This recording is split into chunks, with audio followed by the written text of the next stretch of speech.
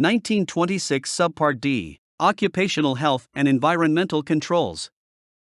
1926.50 A. The employer shall ensure the availability of medical personnel for advice and consultation on matters of occupational health. 1926.50 B. Provision shall be made prior to commencement of the project for prompt medical attention in case of serious injury. 1926.50 C. In the absence of an infirmary, clinic, hospital, or physician that is reasonably accessible in terms of time and distance to the worksite, which is available for the treatment of injured employees, a person who has a valid certificate in first aid training from the U.S. Bureau of Mines, the American Red Cross, or equivalent training that can be verified by documentary evidence, shall be available at the worksite to render first aid. 1926.50 D. 1926.50 D.1. First aid supplies shall be easily accessible when required. 1926.50 D.2. The contents of the first aid kit shall be placed in a weatherproof container with individual sealed packages for each type of item, and shall be checked by the employer before being sent out on each job and at least weekly on each job to ensure that the expended items are replaced. 1926.50 E. Proper equipment for prompt transportation of the injured person to a physician or hospital, or a communication system for contacting necessary ambulance service, shall be provided. 1926.50 Medical Services and First Aid. 1926.50 F. 1926.50 F1. In areas where 911 emergency dispatch services are not available, the telephone numbers of the physicians, hospitals, or ambulances shall be conspicuously posted. 1926.50 F2. In areas where 911 emergency dispatch services are available, and an employer uses a communication system for contacting necessary emergency medical service, the employer must. 1926.50 F2I. Ensure that the communication system is effective in contacting the emergency medical service, and 1926.50 F22. 1926.50 F22A. When using a communication system in an area that does not automatically supply the caller's latitude and longitude information to the 911 emergency dispatcher, the employer must post in a conspicuous location at the worksite either 1926.50 F22A1, the latitude and longitude of the worksite, or 1926.50 F22A2, other location identification information that communicates effectively to employees the location of the worksite. 1926.50 F22B. The requirement specified in paragraph F22A of this section does not apply to worksites with readily available telephone landlines that have 911 emergency service that automatically identifies the location of the caller. 1926.50 G. Where the eyes or body of any person may be exposed to injurious corrosive materials, suitable facilities for quick drenching or flushing of the eyes and body shall be provided within the work area for immediate emergency use. First aid supplies are required to be easily accessible under paragraph section 1926.50 D1. An example of the minimal contents of a generic first aid kit is described in American National Standard, ANSI, Z308.1-1978, Minimum Requirements for Industrial Unit-Type First Aid Kits. The contents of the kit listed in the ANSI standard should be adequate for small work sites. WH. And larger operations or multiple operations are being conducted at the same location, employers should determine the need for additional first aid kits at the worksite, additional types of first aid equipment and supplies, and additional quantities and types of supplies and equipment in the first aid kits. 1926.51 Sanitation. 1926.51 A. Potable water. 1926.51 A1. An adequate supply of potable water shall be provided in all places of employment. 1926.51 A2. Portable containers used to dispense drinking water shall be capable of being tightly closed and equipped with a tap. Water shall not be dipped from containers. 1926.51 A3. Any container used to distribute drinking water shall be clearly marked as to the nature of its contents and not used for any other purpose. 1926.51a.4, the common drinking cup is prohibited. 1926.51a.5, where single-service cups, to be used but once, are supplied. Both a sanitary container for the unused cups and a receptacle for disposing of the used cups shall be provided. 1926.51a.6, potable water means water that meets the standards for drinking purposes of the state or local authority having jurisdiction, or water that meets the quality standards prescribed by the U.S. Environmental Protection Agency's National Primary Drinking Water Regulations, 40 CFR Part 141. 1926.51b, non-potable water. 1926.51b.1, outlets for non-potable water, such as water for industrial or firefighting purposes only, shall be identified by signs meeting the requirements of Subpart G of this part, to indicate clearly that the water is unsafe and is not to be used for drinking, washing, or cooking purposes. 1926.51b.2, there shall be no cross-connection, open or potential, between a system furnishing potable water and a system furnishing non-potable water. 1926.51 Sanitation.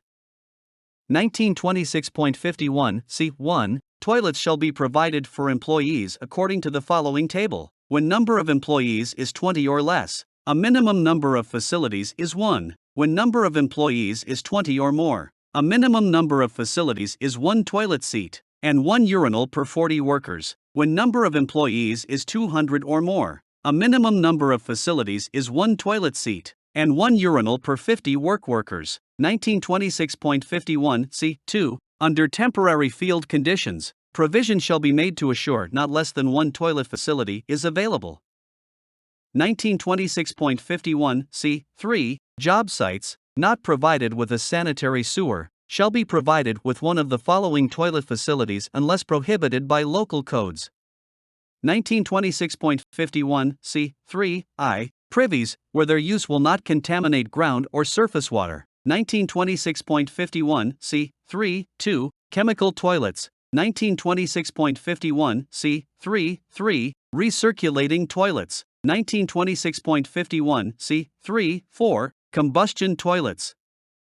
1926.51 C4. The requirements of this paragraph C for sanitation facilities shall not apply to mobile crews having transportation readily available to nearby toilet facilities. 1926.51 D. Food handling. 1926.51 D1. All employees' food service facilities and operations shall meet the applicable laws, ordinances, and regulations of the jurisdictions in which they are located. 1926.51 D2. All employee food service facilities and operations shall be carried out in accordance with sound hygienic principles.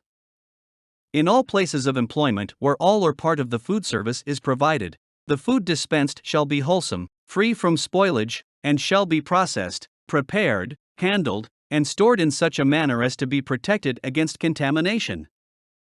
1926.51 E. Temporary sleeping quarters.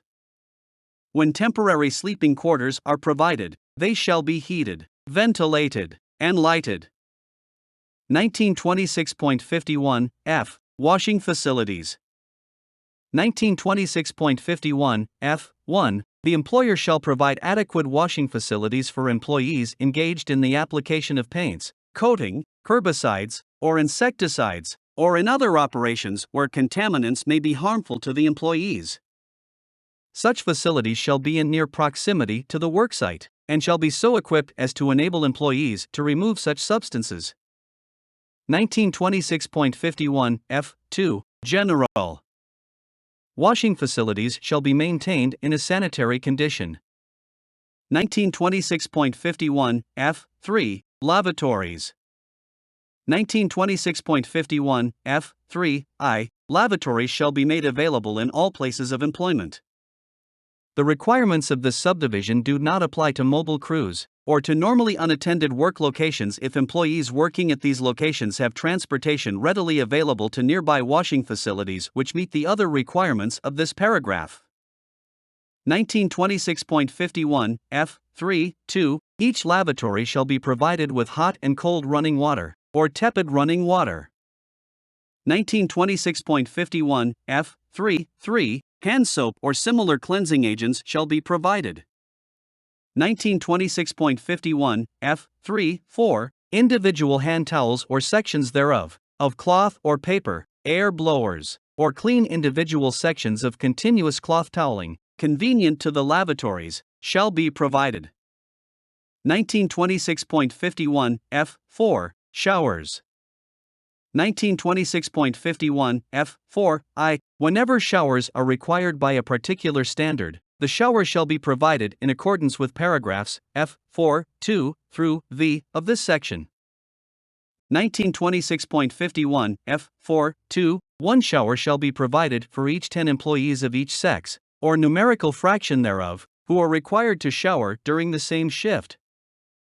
1926.51 F4(3) body soap or other appropriate cleansing agents convenient to the showers shall be provided as specified in paragraph F3(3) of this section. 1926.51 F4(4) showers shall be provided with hot and cold water feeding a common discharge line. 1926.51 F4V employees who use showers shall be provided with individual clean towels. 1926.51 G eating and drinking areas. No employee shall be allowed to consume food or beverages in a toilet room nor in any area exposed to a toxic material. 1926.51 H vermin control. Every enclosed workplace shall be so constructed, equipped, and maintained, so far as reasonably practicable, as to prevent the entrance or harborage of rodents, insects, and other vermin. A continuing and effective extermination program shall be instituted where their presence is detected. 1926.51 I change rooms.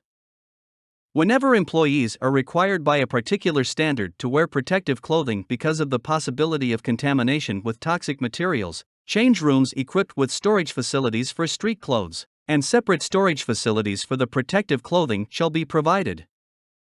1926.52 Occupational noise exposure. 1926.52 A protection against the effects of noise exposure shall be provided when the sound levels exceed those shown in Table D2 of this section when measured on the A scale of a standard sound level meter at slow response. 1926.52 B when employees are subjected to sound levels exceeding those listed in Table D2 of this section, feasible administrative or engineering controls shall be utilized. If such controls fail to reduce sound levels within the levels of the table, personal protective equipment as required in Subpart E shall be provided and used to reduce sound levels within the levels of the table. 1926.52 C. If the variations in noise level involve maxima at intervals of 1 second or less, it is to be considered continuous. 1926.52 D. 1926.52 D1 in all cases where the sound levels exceed the values shown herein, a continuing, effective hearing conservation program shall be administered. Table D2 8-hour duration per day is 90 decibels, 6-hour duration per day is 92 decibels, 4-hour duration per day is 95 decibels, 3-hour duration per day is 97 decibels, 2-hour duration per day is 100 decibels, 1.5-hour duration per day is 102 decibels, 1-hour duration per day is 105 decibels, 1/2-hour duration per day is 110 decibels, 1/4-inch-hour duration per day is 115 decibels. 1926.52 D2 1926.52 D2 I when the daily noise exposure is composed of 2 or more periods of noise exposure of different levels, their combined effect should be considered, rather than the individual effect of each. Exposure to different levels for various periods of time shall be computed according to the formula set forth in paragraph D2(2) of this section. 1926.52 D2(2) a sample computation showing an application of the formula in paragraph D2(2) of this section is as follows. An employee is exposed at these levels for these periods: 110 decibels a quarter hour, 100 decibels a half an hour, 90 decibels a 1.5 hours. 1926.52 E Exposure to impulsive or impact noise should not exceed 140 dB peak sound pressure level. 1926.53 A. In construction and related activities involving the use of sources of ionizing radiation, the pertinent provisions of the Nuclear Regulatory Commission's Standards for Protection Against Radiation, 10 CFR Part 20, relating to protection against occupational radiation exposure, shall apply. 1926.53 B. Any activity which involves the use of radioactive materials or X-rays, whether or not under license from the Nuclear Regulatory Commission, shall be performed by competent persons specially trained in the proper and safe operation of such equipment. In the case of materials used under Commission license, only persons actually licensed, or competent persons under direction and supervision of the licensee, shall perform such work. 1926.53 C to 1926.53 R is reserved.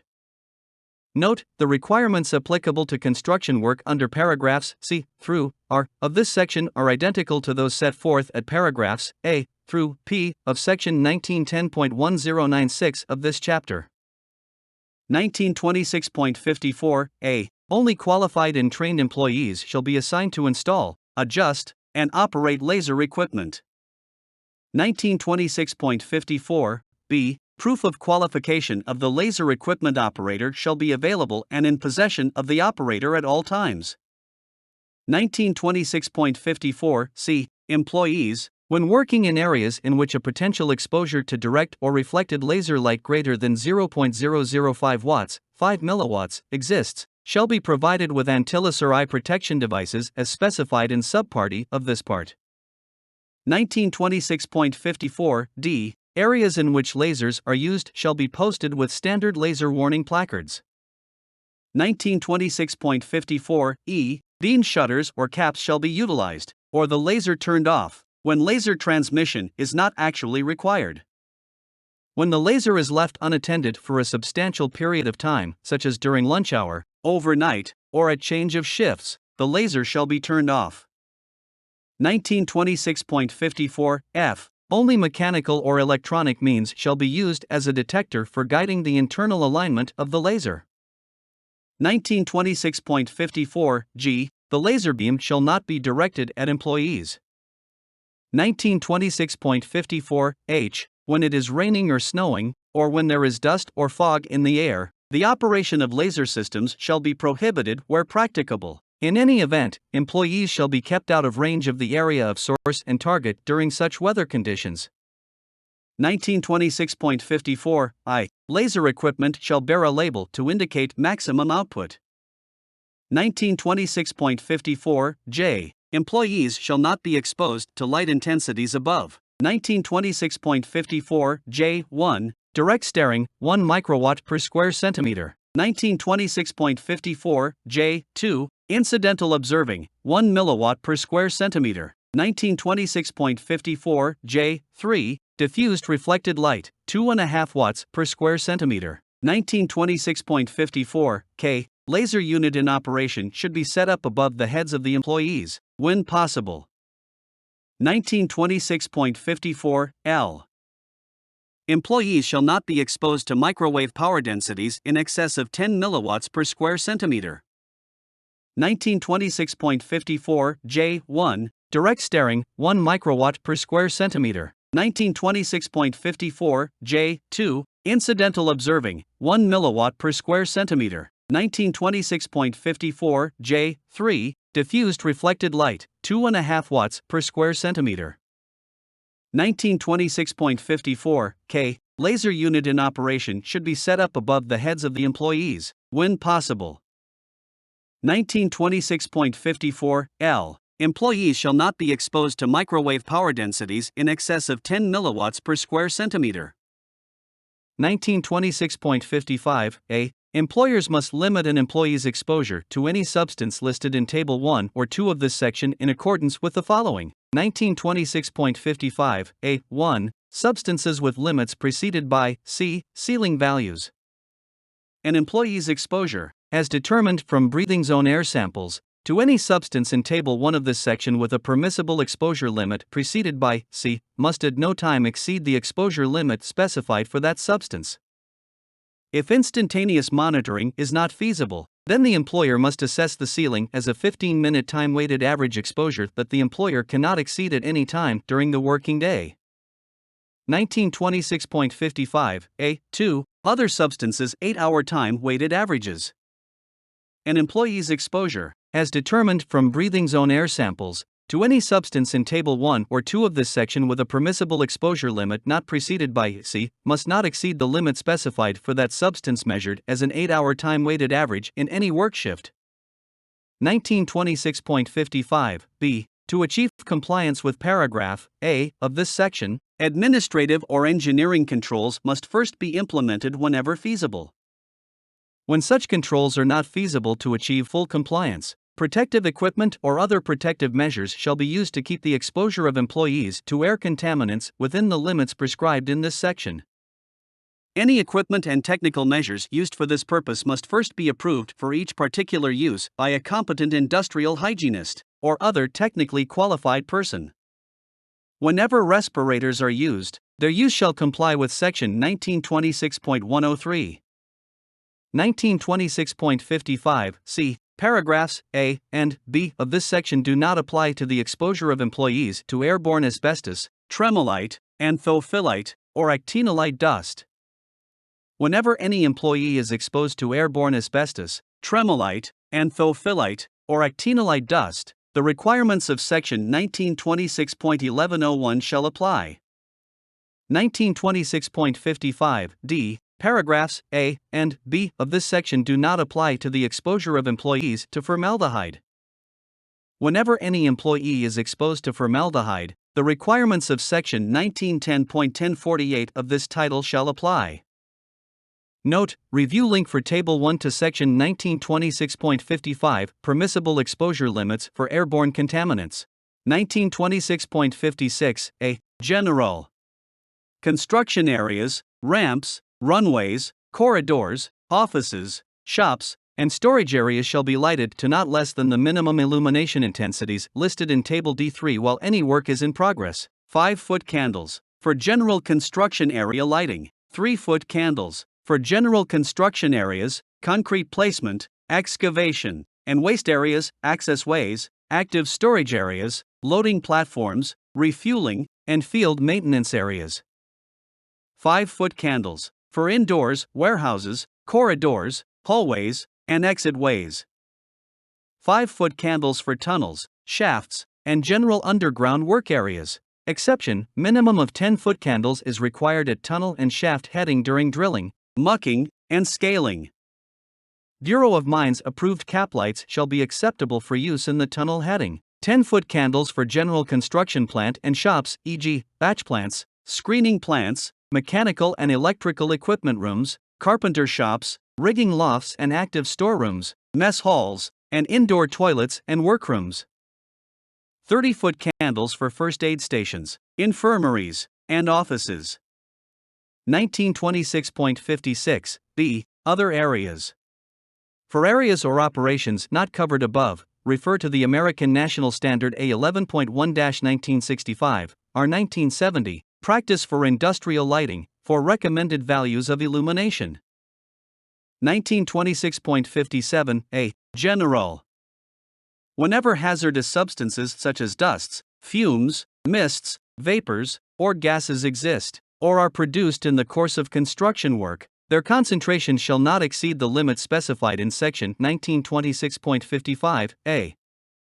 When ventilation is used as an engineering control method, the system shall be installed and operated according to the requirements of this section.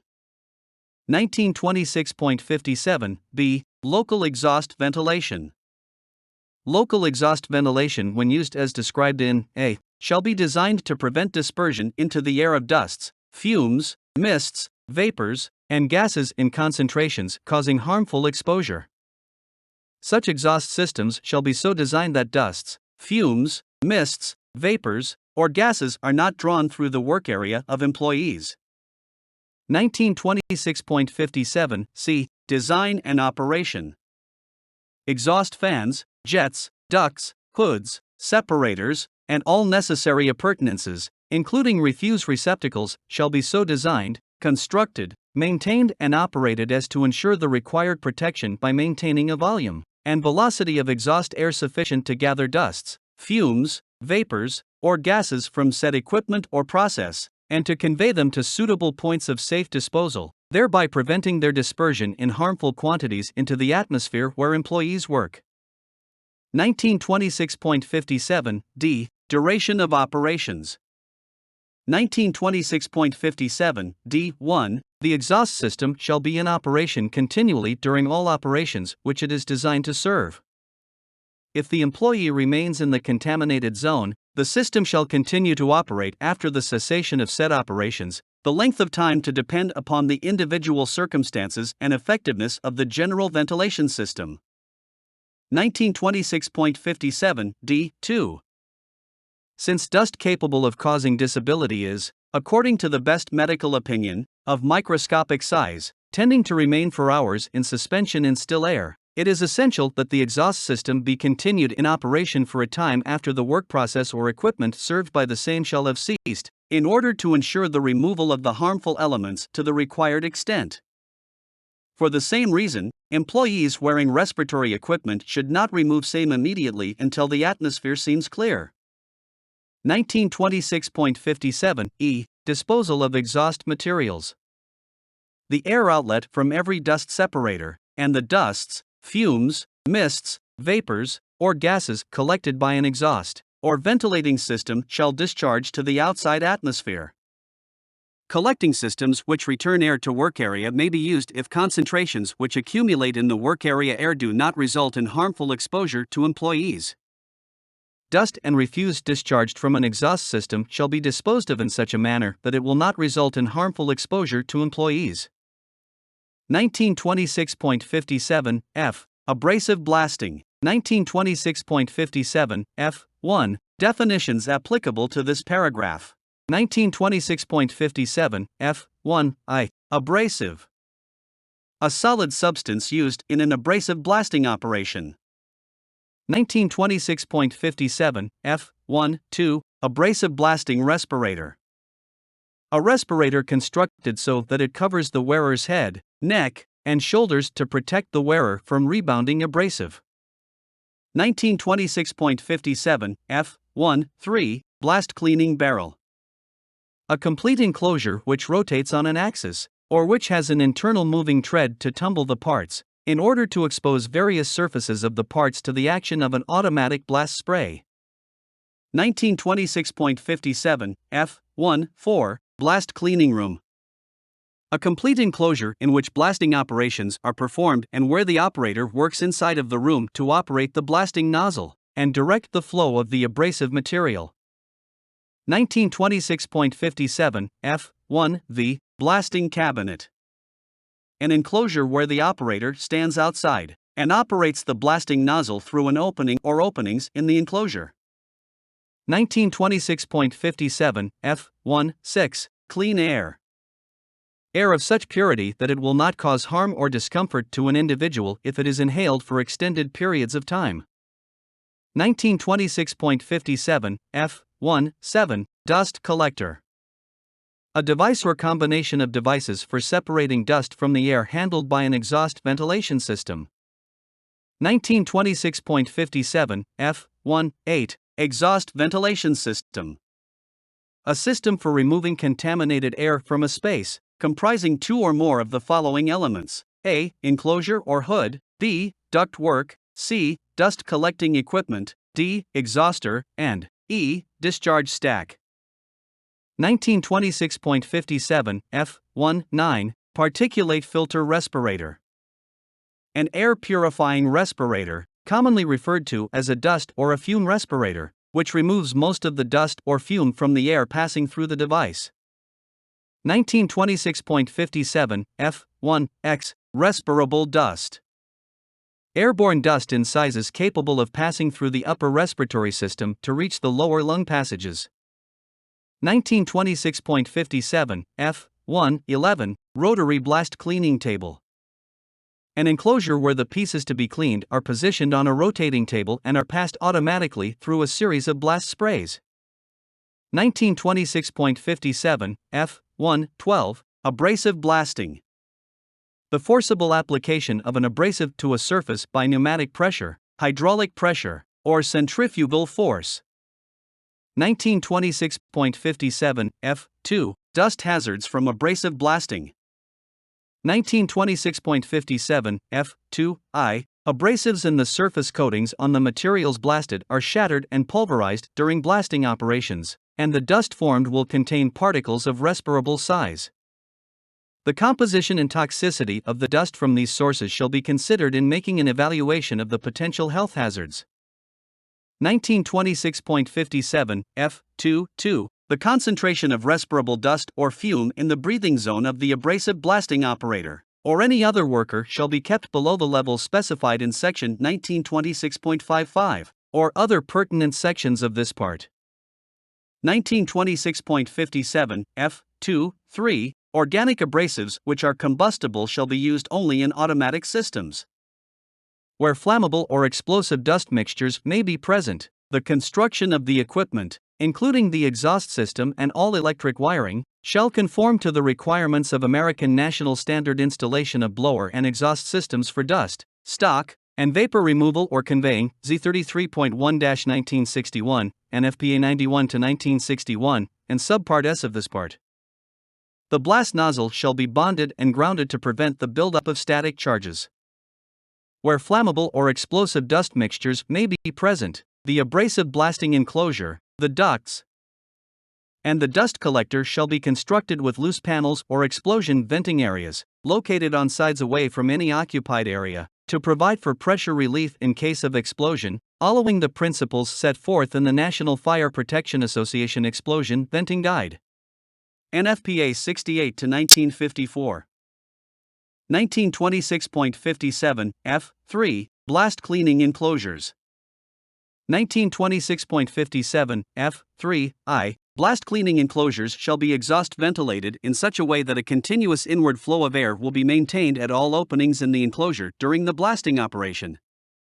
1926.57 F3IA All air inlets and access openings shall be baffled or so arranged that by the combination of inward airflow and baffling the escape of abrasive or dust particles into an adjacent work area will be minimized and visible spurts of dust will not be observed.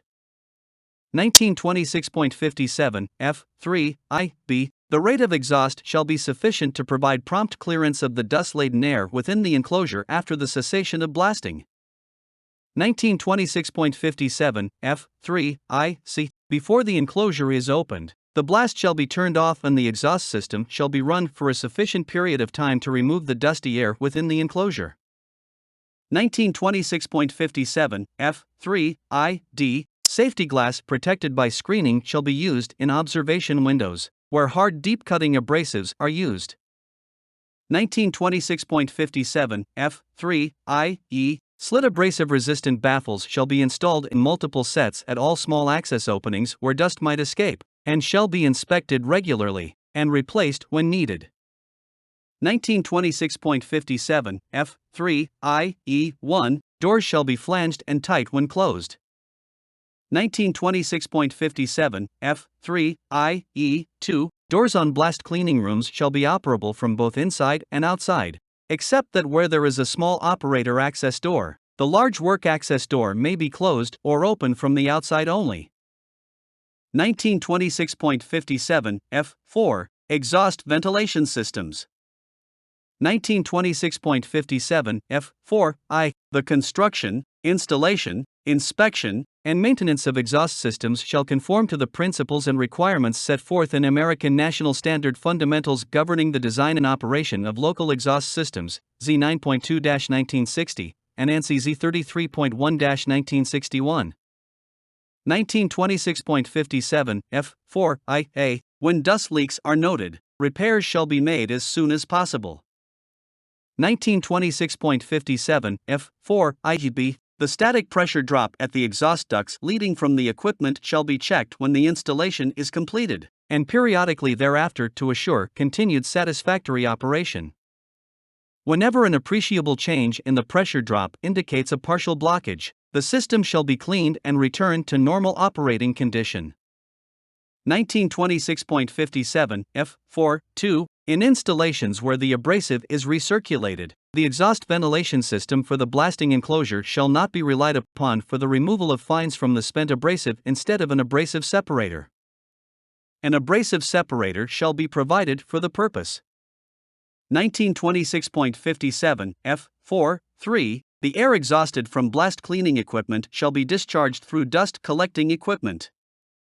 Dust collectors shall be set up so that the accumulated dust can be emptied and removed without contaminating other working areas. 1926.57 F5. Personal protective equipment.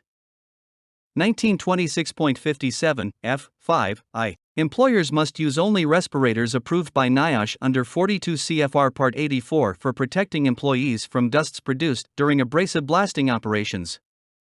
1926.57 F5 2. Abrasive blasting respirators shall be worn by all abrasive blasting operators. 1926.57 F5 2A. When working inside of blast cleaning rooms, or 1926.57 F5 2B. When using silica sand in manual blasting operations where the nozzle and blast are not physically separated from the operator in an exhaust ventilated enclosure, or 1926.57 F5 2C. Where concentrations of toxic dust dispersed by the abrasive blasting may exceed the limits set in section 1926.55, or other pertinent sections of this part, and the nozzle and blast are not physically separated from the operator in an exhaust ventilated enclosure.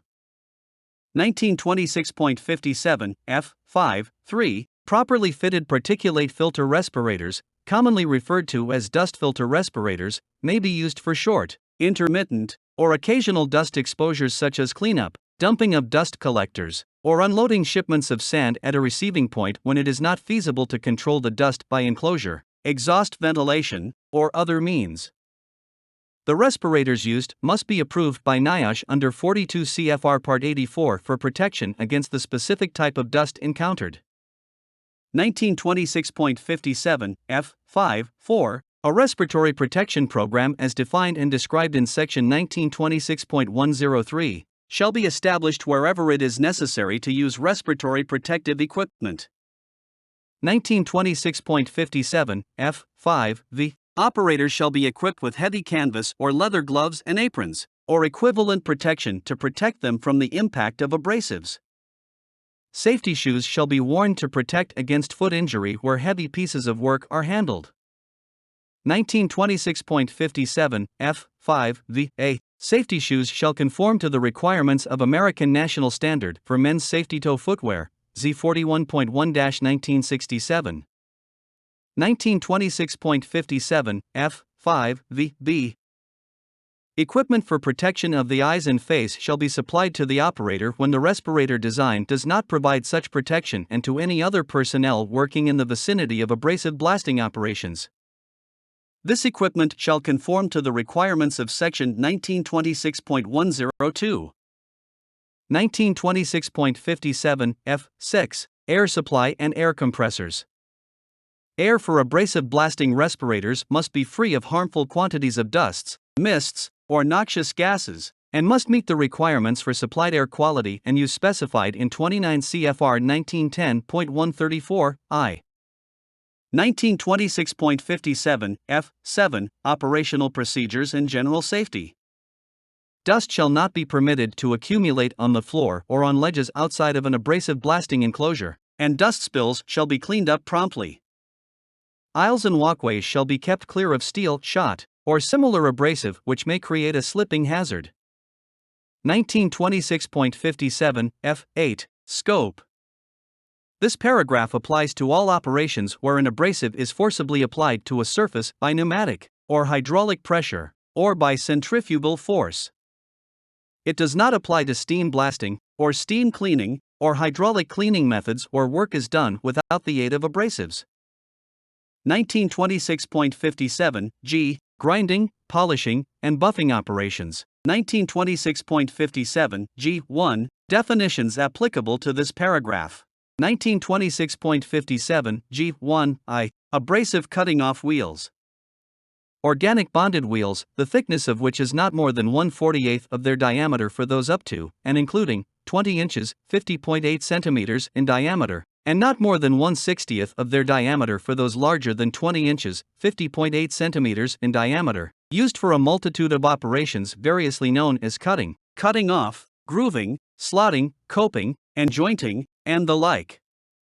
The wheels may be solid, consisting of organic bonded abrasive material throughout, steel-centered consisting of a steel disc with a rim of organic bonded material molded around the periphery, or of the inserted tooth type consisting of a steel disc with organic bonded abrasive teeth, or inserts mechanically secured around the periphery. 1926.57 G1-2 belts. All power-driven, flexible, coated bands used for grinding, polishing, or buffing purposes.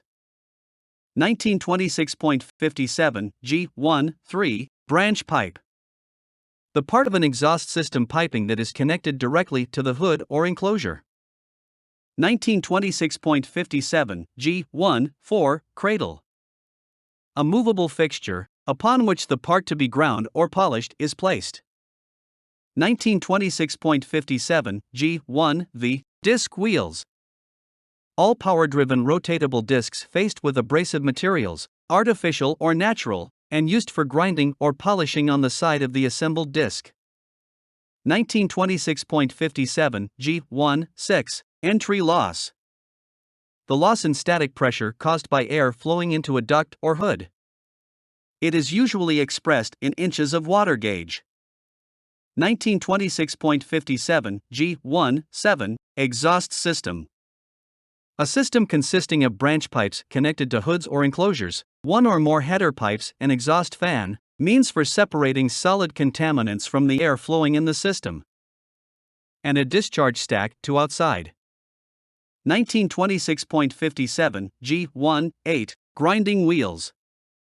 All power-driven rotatable grinding, or abrasive wheels, except disc wheels as defined in this standard, consisting of abrasive particles held together by artificial or natural bonds and used for peripheral grinding. 1926.57 G1-9 header pipe, main pipe. A pipe into which one or more branch pipes enter, and which connects such branch pipes to the remainder of the exhaust system. 1926.57 G1-X hoods and enclosures. The partial or complete enclosure around the wheel, or disc through which air enters an exhaust system during operation. 1926.57 G1-11 horizontal double spindle disc grinder. A grinding machine carrying two power-driven, rotatable, coaxial, horizontal spindles upon the inside ends of which are mounted abrasive disc wheels used for grinding two surfaces simultaneously. 1926.57 G1-12 horizontal single spindle disc grinder. A grinding machine carrying an abrasive disc wheel upon one or both ends of a power-driven, rotatable single horizontal spindle. 1926.57 G1-13 polishing and buffing wheels.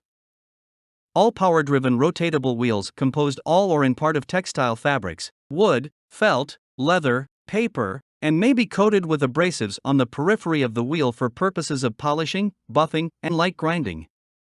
1926.57 G1-14 portable grinder.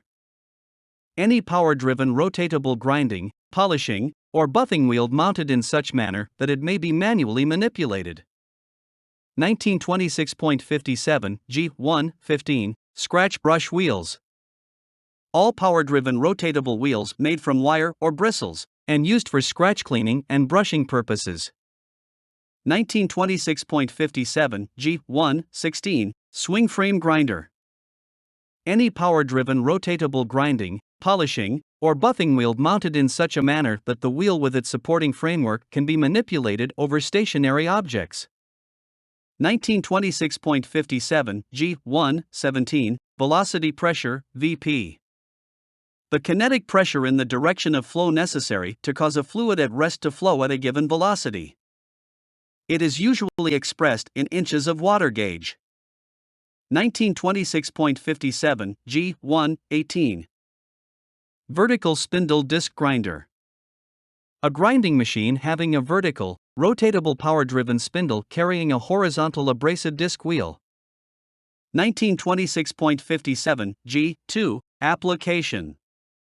Wherever dry grinding, dry polishing, or buffing is performed, and employee exposure, without regard to the use of respirators, exceeds the permissible exposure limits prescribed in Section 1926.55 or other pertinent sections of this part, a local exhaust ventilation system shall be provided and used to maintain employee exposures within the prescribed limits.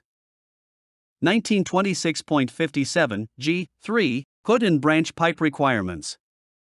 1926.57 G3I Hoods connected to exhaust systems shall be used, and such hoods shall be designed, located, and placed so that the dust or dirt particles shall fall or be projected into the hoods in the direction of the airflow. No wheels, discs, straps, or belts shall be operated in such manner, and in such direction as to cause the dust and dirt particles to be thrown into the operator's breathing zone.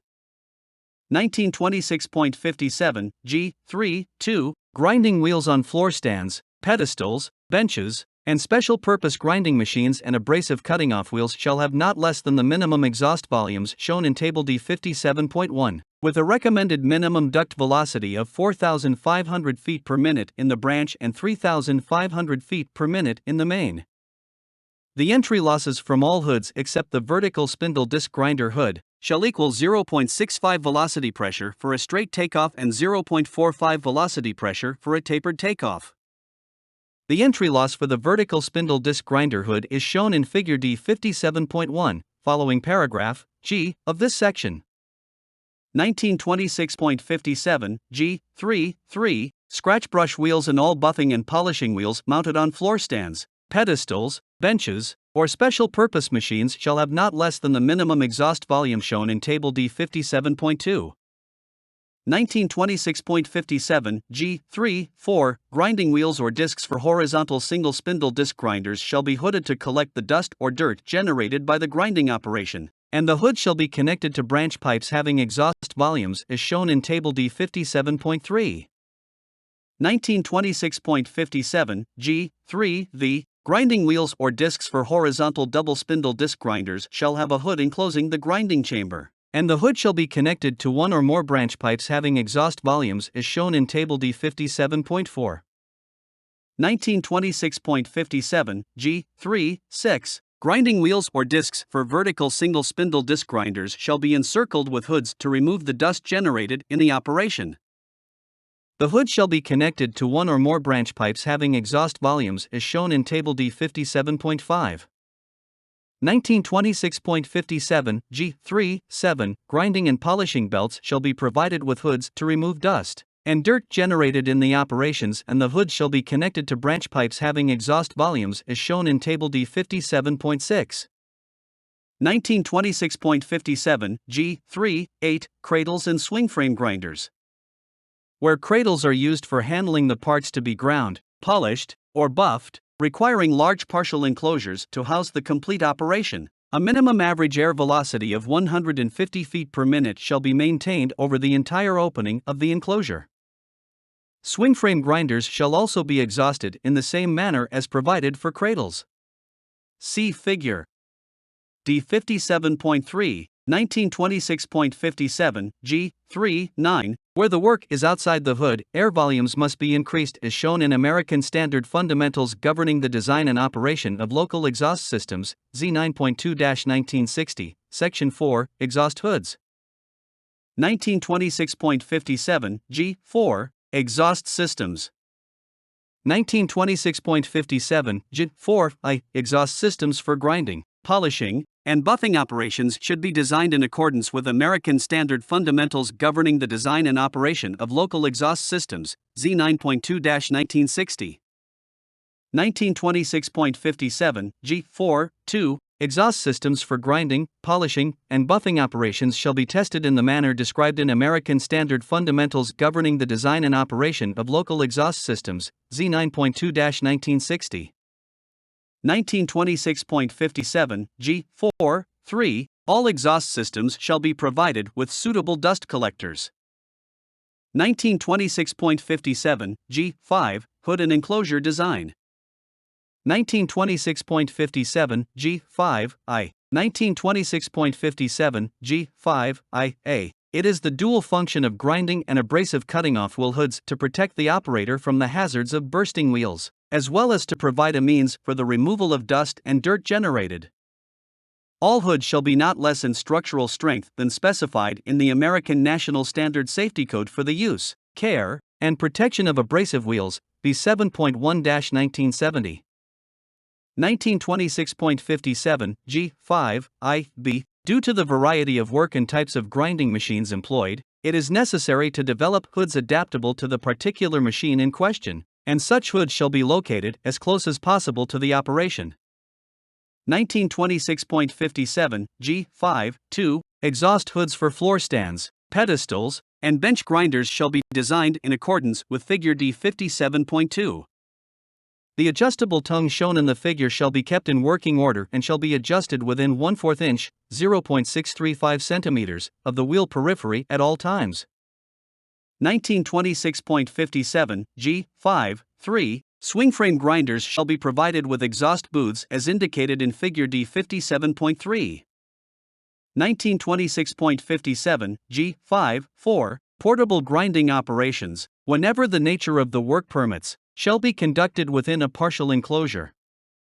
The opening in the enclosure shall be no larger than is actually required in the operation, and an average face air velocity of not less than 200 feet per minute shall be maintained.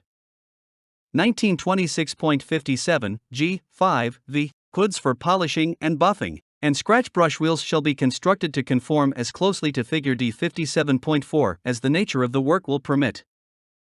1926.57 G5 6. Cradle grinding and polishing operations shall be performed within a partial enclosure similar to Figure D57.5. The operator shall be positioned outside the working face of the opening of the enclosure. The face opening of the enclosure should not be any greater in area than that actually required for the performance of the operation, and the average air velocity into the working face of the enclosure shall not be less than 150 feet per minute. 1926.57 G5 7. Hoods for horizontal single spindle disc grinders shall be constructed to conform as closely as possible to the hood shown in Figure D57.6. It is essential that there be a space between the back of the wheel and the hood, and a space around the periphery of the wheel of at least 1 inch (2.54 centimeters) in order to permit the suction to act around the wheel periphery. The opening on the side of the disc shall be no larger than is required for the grinding operation, but must never be less than twice the area of the branch outlet. 1926.57 G5 8. Horizontal double spindle disc grinders shall have a hood encircling the wheels and grinding chamber similar to that illustrated in Figure D57.7. The openings for passing the work into the grinding chamber should be kept as small as possible, but must never be less than twice the area of the branch outlets. 1926.57 G5 9. Vertical spindle disc grinders shall be encircled with a hood so constructed that the heavy dust is drawn off a surface of the disc, and the lighter dust exhausted through a continuous slot at the top of the hood as shown in Figure D57.1. 1926.57 G5 X. Grinding and polishing belt hoods shall be constructed as close to the operation as possible. The hood should extend almost to the belt, and 1 inch (2.54 centimeters) wide openings should be provided on either side. Figure D57.8 shows a typical hood for a belt operation. 1926.57 G6 Scope. This paragraph, G, prescribes the use of exhaust hood enclosures and systems in removing dust, dirt, fumes, and gases generated through the grinding, polishing, or buffing of ferrous and non-ferrous metals. 1926.57 H. Spray finishing operations. 1926.57 H1. Definitions applicable to this paragraph. 1926.57 H1 I. Spray finishing operations. Spray finishing operations are employment of methods wherein organic or inorganic materials are utilized in dispersed form for deposit on surfaces to be coated, treated, or cleaned. Such methods of deposit may involve either automatic, manual, or electrostatic deposition but do not include metal spraying or metallizing, dipping, flow coating, roller coating, tumbling, centrifuging, or spray washing and degreasing as conducted in self-contained washing and degreasing machines or systems. 1926.57 H1 2 Spray booth.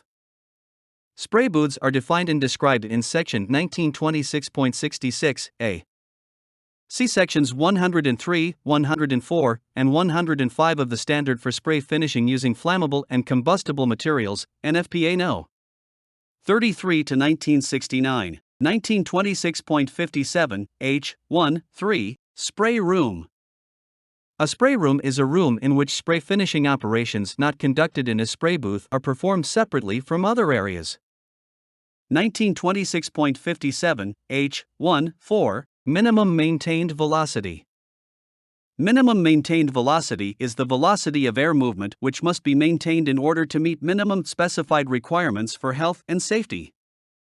1926.57 H2 Location and application. Spray booths or spray rooms are to be used to enclose or confine all operations.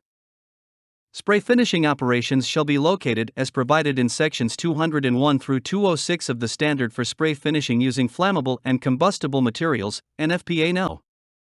33 to 1969, 1926.57 H3 Design and construction of spray booths. 1926.57 H3 I Spray booths shall be designed and constructed in accordance with Section 1926.66 B1 through 4 and 6 through 10. See Sections 301 to 304 and 306 to 310 of the Standard for Spray Finishing Using Flammable and Combustible Materials, NFPA No.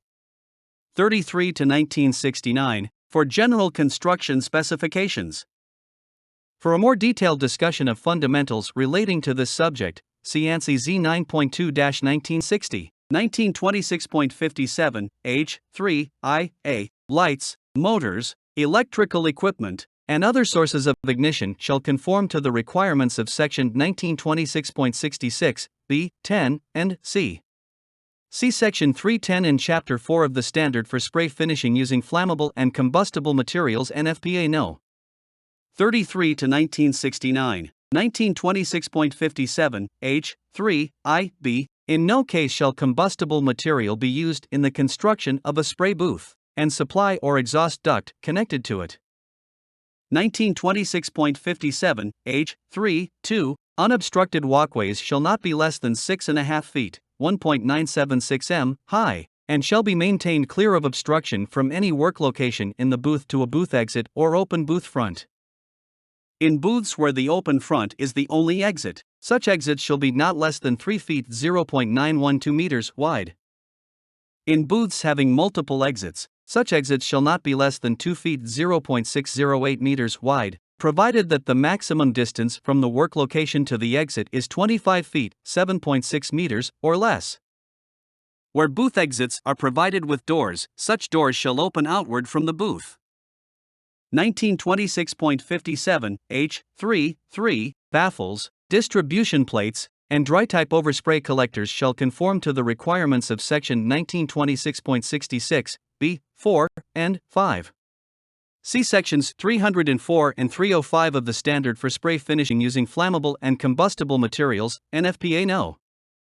33 to 1969. 1926.57 H3 3 A Overspray filters shall be installed and maintained in accordance with the requirements of Section 1926.66 B 5. See Section 305 of the Standard for Spray Finishing Using Flammable and Combustible Materials, NFPA No. 33 to 1969, and shall only be in a location easily accessible for inspection, cleaning, or replacement. 1926.57 H3 3 B Where effective means, independent of the overspray filters, are installed which will result in design air distribution across the booth cross-section, it is permissible to operate the booth without the filters in place. 1926.57 H3 4 1926.57 H3 4 A For wet or water wash spray booths, the water chamber enclosure, within which intimate contact of contaminated air and cleaning water, or other cleaning medium is maintained, if made of steel, shall be 18 gauge or heavier and adequately protected against corrosion. 1926.57 H3 4b Chambers may include scrubber spray nozzles, headers, troughs, or other devices. Chambers shall be provided with adequate means for creating and maintaining scrubbing action for removal of particulate matter from the exhaust airstream. 1926.57 H3v Collecting tanks shall be of welded steel construction or other suitable non-combustible material. If pits are used as collecting tanks, they shall be concrete, masonry, or other material having similar properties. 1926.57 H3v tanks shall be provided with weirs, skimmer plates, or screens to prevent sludge and floating paint from entering the pump suction box. Means for automatically maintaining the proper water level shall also be provided. Fresh water inlets shall not be submerged. They shall terminate at least one pipe diameter above the safety overflow level of the tank. 1926.57 H3v tanks shall be so constructed as to discourage accumulation of hazardous deposits. 1926.57 H3-6 pump manifolds, risers, and headers shall be adequately sized to ensure sufficient water flow to provide efficient operation of the water chamber. 1926.57 H4 design and construction of spray rooms. 1926.57 H4I spray rooms, including floors, shall be constructed of masonry, concrete, or other non-combustible material. 1926.57 H4-2 spray rooms shall have non-combustible fire doors and shutters. 1926.57 H4-3 spray rooms shall be adequately ventilated so that the atmosphere in the breathing zone of the operator shall be maintained in accordance with the requirements of paragraph H6(2) of this section. 1926.57 H4-4 spray rooms used for production spray finishing operations shall conform to the requirements for spray booths. 1926.57 H5 ventilation. 1926.57 H5I ventilation shall be provided in accordance with provisions of section 1926.66 d. See Chapter 5 of the Standard for Spray Finishing Using Flammable or Combustible Materials, NFPA No. 33 to 1969, and in accordance with the following. 1926.57 H5IA where a fan plenum is used to equalize or control the distribution of exhaust air movement through the booth, it shall be of sufficient strength or rigidity to withstand the differential air pressure or other superficially imposed loads for which the equipment is designed, and also to facilitate cleaning. Construction specifications shall be at least equivalent to those of paragraph H5(3) of this section. 1926.57 H5IB reserved. 1926.57 H5(2) inlet or supply ductwork used to transport makeup air to spray booths or surrounding areas shall be constructed of non-combustible materials. 1926.57 H5(2)A if negative pressure exists within inlet ductwork, all seams and joints shall be sealed if there is a possibility of infiltration of harmful quantities of noxious gases, fumes, or mists from areas through which ductwork passes. 1926.57 H5(2)B inlet ductwork shall be sized in accordance with volume flow requirements and provide design air requirements at the spray booth. 1926.57 H5(2)C inlet ductwork shall be adequately supported throughout its length to sustain at least its own weight plus any negative pressure which is exerted upon it under normal operating conditions. 1926.57 H5(3) reserved. 1926.57 H5(3)A exhaust ductwork shall be adequately supported throughout its length to sustain its weight plus any normal accumulation in interior during normal operating conditions and any negative pressure exerted upon it. 1926.57 H5(3)B exhaust ductwork shall be sized in accordance with good design practice, which shall include consideration of fan capacity, length of duct, number of turns and elbows, variation in size, volume, and character of materials being exhausted. See American National Standard Z 9.2-1960 for further details and explanation concerning elements of design. 1926.57 H. 5, 3, C. Longitudinal joints in sheet steel ductwork shall be either lock-seamed, riveted, or welded. For other than steel construction, equivalent securing of joints shall be provided. 1926.57 H. 5, 3, D. Circumferential joints in ductwork shall be substantially fastened together and lapped in the direction of airflow. At least every fourth joint shall be provided with connecting flanges, bolted together, or of equivalent fastening security. 1926.57 H. 5, 3, E. Inspection or clean-out doors shall be provided for every 9 to 12 feet, 2.736 to 3.648 m, of running length for ducts up to 12 inches, 0.304 meters in diameter, but the distance between clean-out doors may be greater for larger pipes. See August 3, 21 of American National Standard Z 9.1-1951. A clean-out door or doors shall be provided for servicing the fan, and where necessary, a drain shall be provided. 1926.57 H. 5, 3, F. Where ductwork passes through a combustible roof or wall, the roof or wall shall be protected at the point of penetration by open space or fire-resistive material between the duct and the roof or wall. When ducts pass through firewalls, they shall be provided with automatic fire dampers on both sides of the wall, except that 3/8-inch steel plates may be used in lieu of automatic fire dampers for ducts not exceeding 18 inches, 45.72 centimeters in diameter.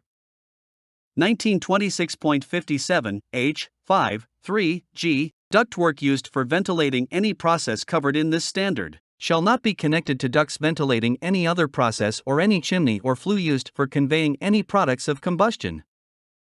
1926.57 H. 6. Velocity and airflow requirements. 1926.57 H. 6, I. Except where a spray booth has an adequate air replacement system, the velocity of air into all openings of a spray booth shall be not less than that specified in Table D 57.7, for the operating conditions specified. An adequate air replacement system is one which introduces replacement air upstream or above the object being sprayed and is so designed that the velocity of air in the booth cross-section is not less than that specified in Table D 57.7, when measured upstream or above the object being sprayed. 1926.57 H. 6, 2. In addition to the requirements in paragraph H. 6, I of this section, the total air volume exhausted through a spray booth shall be such as to dilute solvent vapor to at least 25% of the lower explosive limit of the solvent being sprayed. An example of the method of calculating this volume is given below. Example: to determine the lower explosive limits of the most common solvents used in spray finishing, see Table D 57.8. Column 1 gives the number of cubic feet of vapor per gallon of solvent and column 2 gives the lower explosive limit, L, in percentage by volume of air. Note that the quantity of solvent will be diminished by the quantity of solids and non-flammables contained in the finish. To determine the volume of air in cubic feet necessary to dilute the vapor from 1 gallon of solvent to 25% of the lower explosive limit, apply the following formula. Dilution volume required per gallon of solvent equals 4/100 L cubic feet of vapor per gallon, divided by L. Using toluene as the solvent. 1 L of toluene from Table D 57.8, column 2, is 1.4%. 2 cubic feet of vapor per gallon from Table D 57.8, column 1, is 30.4 cubic feet per gallon. 3. Dilution volume required equals 4/100 to 1.4, 30.4 divided by 1.4 is equal to 8,564 cubic feet. 4. To convert to cubic feet per minute of required ventilation, multiply the dilution volume required per gallon of solvent by the number of gallons of solvent evaporated per minute. 1926.57 H. 6, 3. 1926.57 H. 6, 3, A. When an operator is in a booth downstream of the object being sprayed, an air-supplied respirator or other type of respirator approved by NIOSH under 42 CFR Part 84 for the material being sprayed should be used by the operator. 1926.57 H. 6, 3, B. where downdraft booths are provided with doors. Such doors shall be closed when spray painting. 1926.57 H7 Makeup air.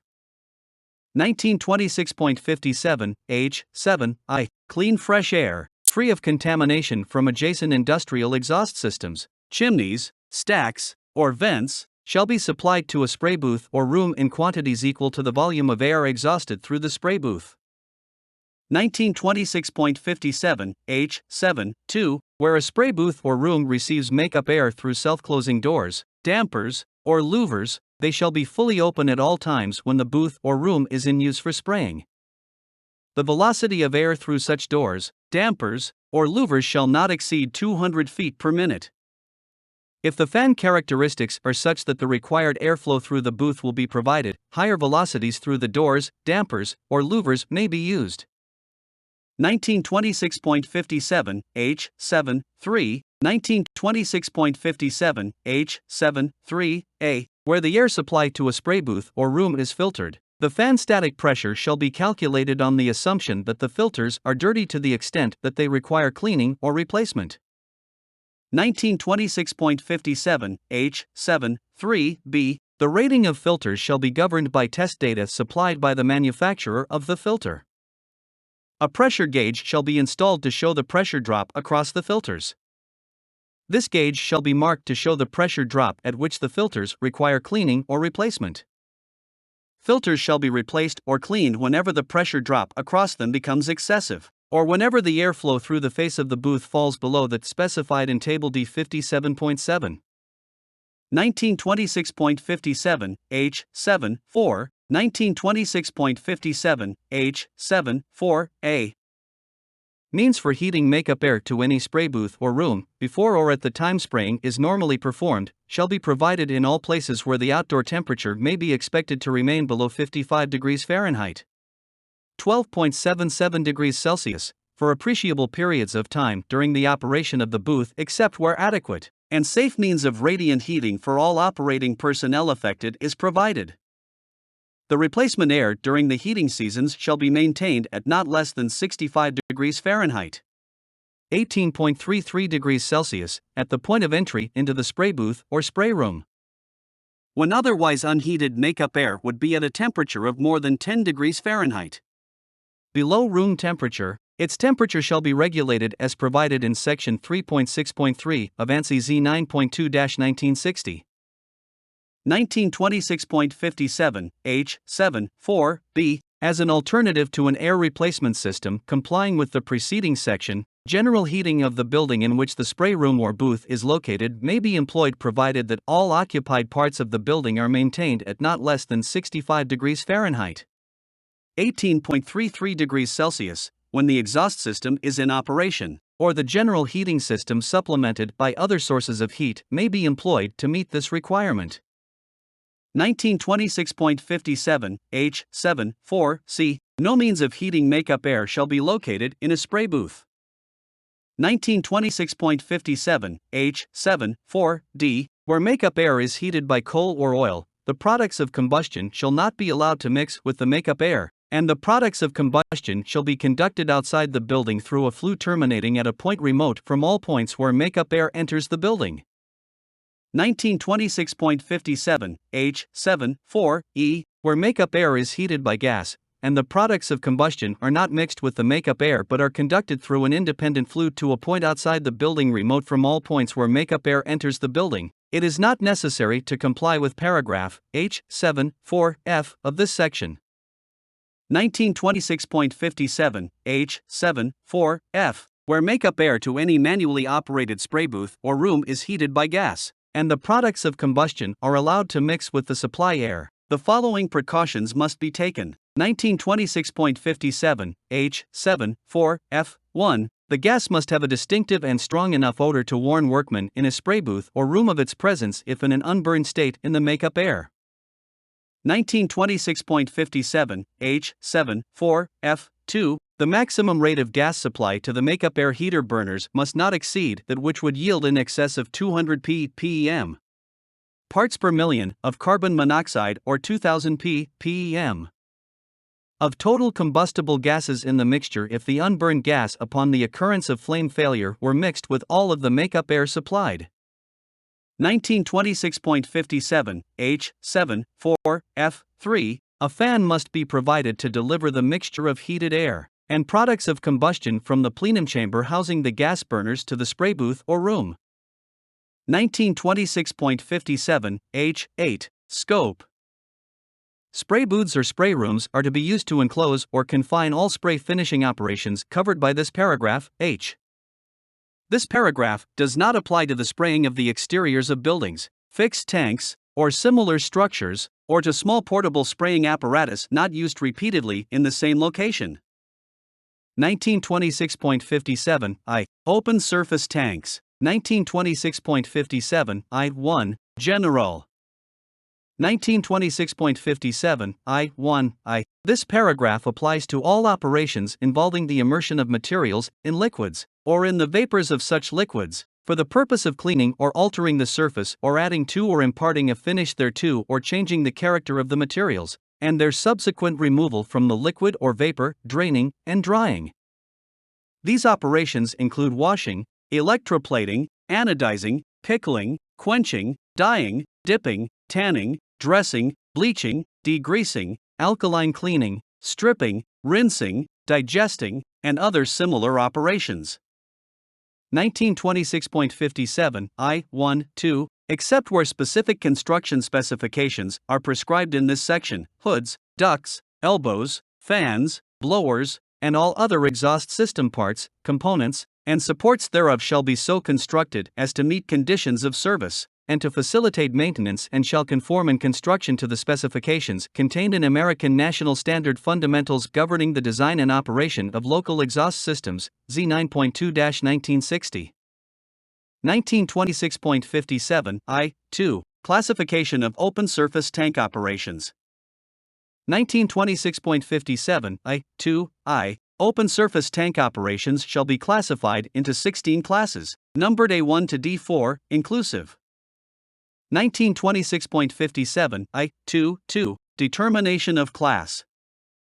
Class is determined by two factors: hazard potential designated by a letter from A to D, inclusive, and rate of gas, vapor, or mist evolution designated by a number from 1 to 4, inclusive, for example, B.3.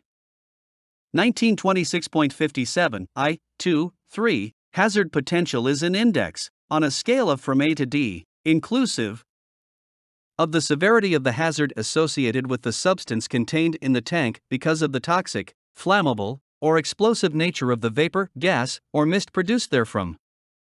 The toxic hazard is determined from the concentration, measured in parts by volume of a gas or vapor, per million parts by volume of contaminated air, ppm, or in milligrams of mist per cubic meter of air, mg/m.3, below which ill effects are unlikely to occur to the exposed worker. The concentrations shall be those in section 1926.55 or other pertinent sections of this part.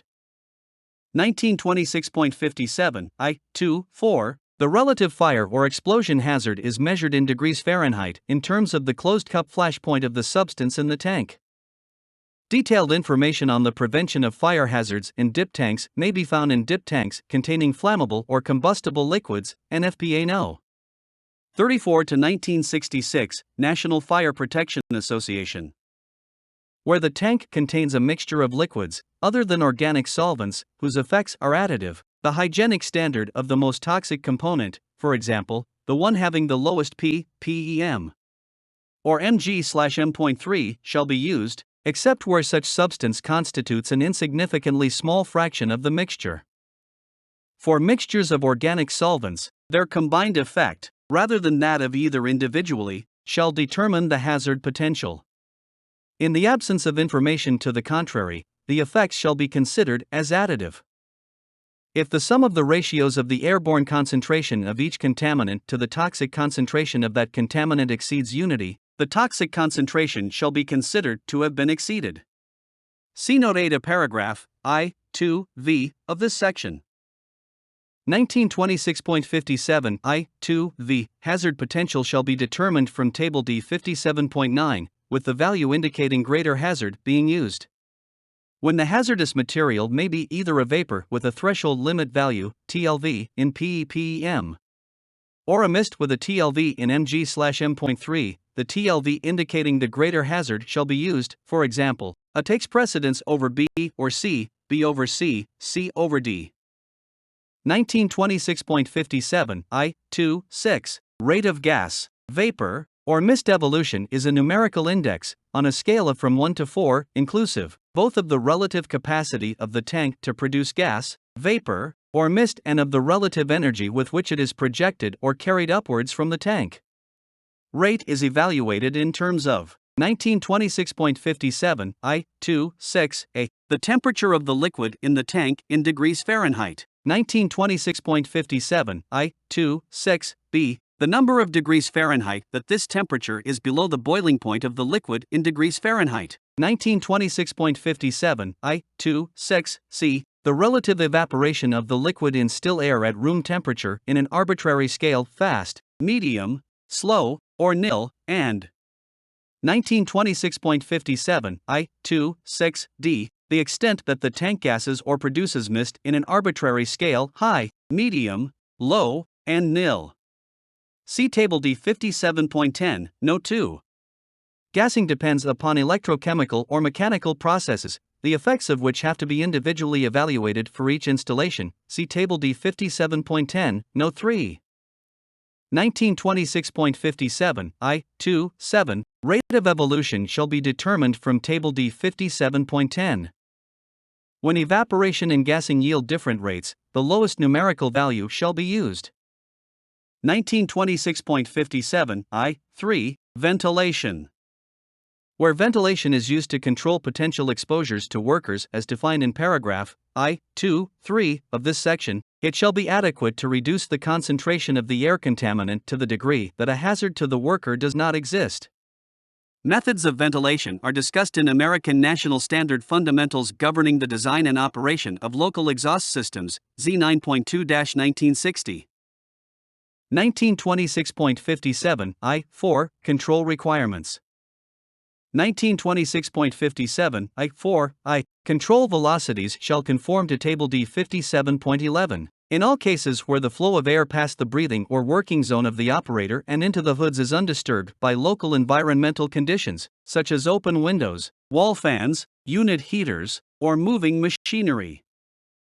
1926.57 I-4 2 All tanks exhausted by means of hoods which 1926.57 I-4 2 A project over the entire tank. 1926.57 I-4 2 B are fixed in position in such a location that the head of the workman, in all his normal operating positions while working at the tank, is in front of all hood openings, and 1926.57 I-4 2 C are completely enclosed on at least two sides, shall be considered to be exhausted through an enclosing hood. 1926.57 I-4 2 D The quantity of air in cubic feet per minute necessary to be exhausted through an enclosing hood shall be not less than the product of the control velocity times the net area of all openings in the enclosure through which air can flow into the hood. 1926.57 I-4 3 All tanks exhausted by means of hoods which do not project over the entire tank, and in which the direction of air movement into the hood or hoods is substantially horizontal, shall be considered to be laterally exhausted. The quantity of air in cubic feet per minute necessary to be laterally exhausted per square foot of tank area in order to maintain the required control velocity shall be determined from Table D 57.12 for all variations in ratio of tank width, W, to tank length $L. The total quantity of air in cubic feet per minute required to be exhausted per tank shall be not less than the product of the area of tank surface times the cubic feet per minute per square foot of tank area, determined from Table D 57.12. 1926.57 I-4 3 A For lateral exhaust hoods over 42 inches, 1.06 meters wide, or where it is desirable to reduce the amount of air removed from the workroom, air supply slots or orifices shall be provided along the side or the center of the tank opposite from the exhaust slots. The design of such systems shall meet the following criteria. 1926.57 I-4 3 A 1 The supply air volume plus the entrained air shall not exceed 50% of the exhaust volume.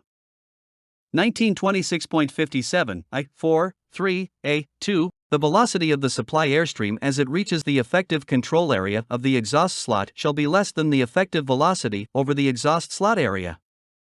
1926.57 I4 3 A3 The vertical height of the receiving exhaust hood, including any baffle, shall not be less than 1/4 the width of the tank. 1926.57 I4 3 A4 The supply airstream shall not be allowed to impinge on obstructions between it and the exhaust slot in such a manner as to significantly interfere with the performance of the exhaust hood. 1926.57 I4 3 A5 Since most failure of push-pull systems result from excessive supply air volumes and pressures, methods of measuring and adjusting the supply air shall be provided. When satisfactory control has been achieved, the adjustable features of the hood shall be fixed so that they will not be altered.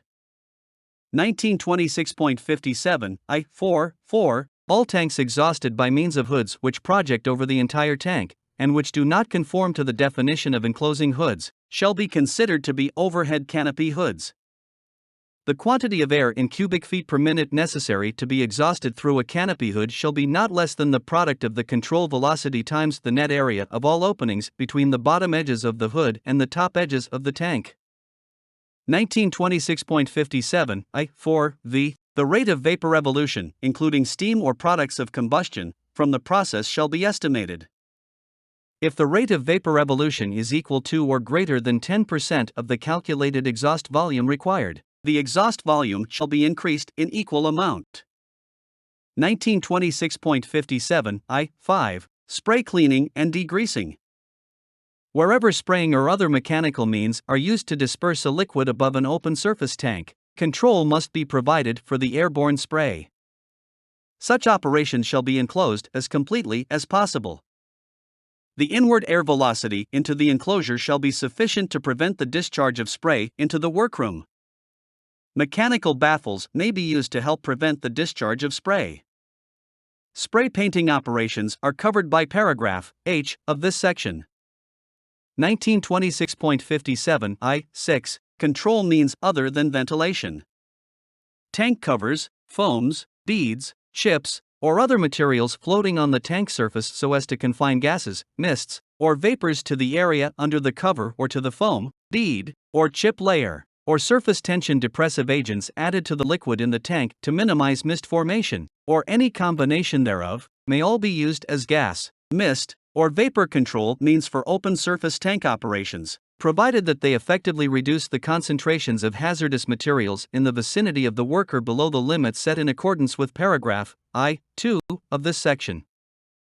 1926.57 I7 System design. 1926.57 I7 The equipment for exhausting air shall have sufficient capacity to produce the flow of air required in each of the hoods and openings of the system. 1926.57 I7 2 The capacity required in paragraph I7 of this section shall be obtained when the airflow producing equipment is operating against the following pressure losses, the sum of which is the static pressure. 1926.57 I7 2a Entrance losses into the hood. 1926.57 I7 2b Resistance to airflow in branch pipe including bends and transformations. 1926.57 I7 2c Entrance loss into the main pipe. 1926.57 I7 2d Resistance to airflow in main pipe including bends and transformations. 1926.57 I7 2e Resistance of mechanical equipment, that is, filters, washers, condensers, absorbers, etc., plus their entrance and exit losses. 1926.57 I7 2f Resistance in outlet duct and discharge stack. 1926.57 I7 3 Two or more operations shall not be connected to the same exhaust system where either one or the combination of the substances removed may constitute a fire, explosion, or chemical reaction hazard in the duct system. Traps or other devices shall be provided to ensure that condensate in ducts does not drain back into any tank. 1926.57 I7 4 The exhaust system, consisting of hoods, ducts, air mover, and discharge outlet, shall be designed in accordance with American National Standard Fundamentals Governing the Design and Operation of Local Exhaust Systems, Z 9.2-1960, or the Manual, Industrial Ventilation, published by the American Conference of Governmental Industrial Hygienists 1970. Airflow and pressure loss data provided by the manufacturer of any air cleaning device shall be included in the design calculations. 1926.57 I-8 operation. 1926.57 I-8 the required airflow shall be maintained at all times during which gas, mist, or vapor is emitted from the tank, and at all times the tank, the draining, or the drying area is in operation or use. When the system is first installed, the airflow from each hood shall be measured by means of a pitot traverse in the exhaust duct and corrective action taken if the flow is less than that required. When the proper flow is obtained, the hood static pressure shall be measured and recorded. At intervals of not more than 3 months operation, or after a prolonged shutdown period, the hoods and duct system shall be inspected for evidence of corrosion or damage. In any case where the airflow is found to be less than required, it shall be increased to the required value. Information on airflow and static pressure measurement and calculations may be found in American National Standard Fundamental Governing the Design and Operation of Local Exhaust Systems, Z 9.2-1960, or in the Manual, Industrial Ventilation, published by the American Conference of Governmental Industrial Hygienists. 1926.57 I-8-2 the exhaust system shall discharge to the outer air in such a manner that the possibility of its effluent entering any building is at a minimum. Recirculation shall only be through a device for contaminant removal which will prevent the creation of a health hazard in the room or area to which the air is recirculated. 1926.57 I-8-3 a volume of outside air in the range of 90% to 110% of the exhaust volume shall be provided to each room having exhaust hoods. The outside air supply shall enter the workroom in such a manner as not to be detrimental to any exhaust hood. The airflow of the makeup air system shall be measured on installation. Corrective action shall be taken when the airflow is below that required. The makeup air shall be uncontaminated.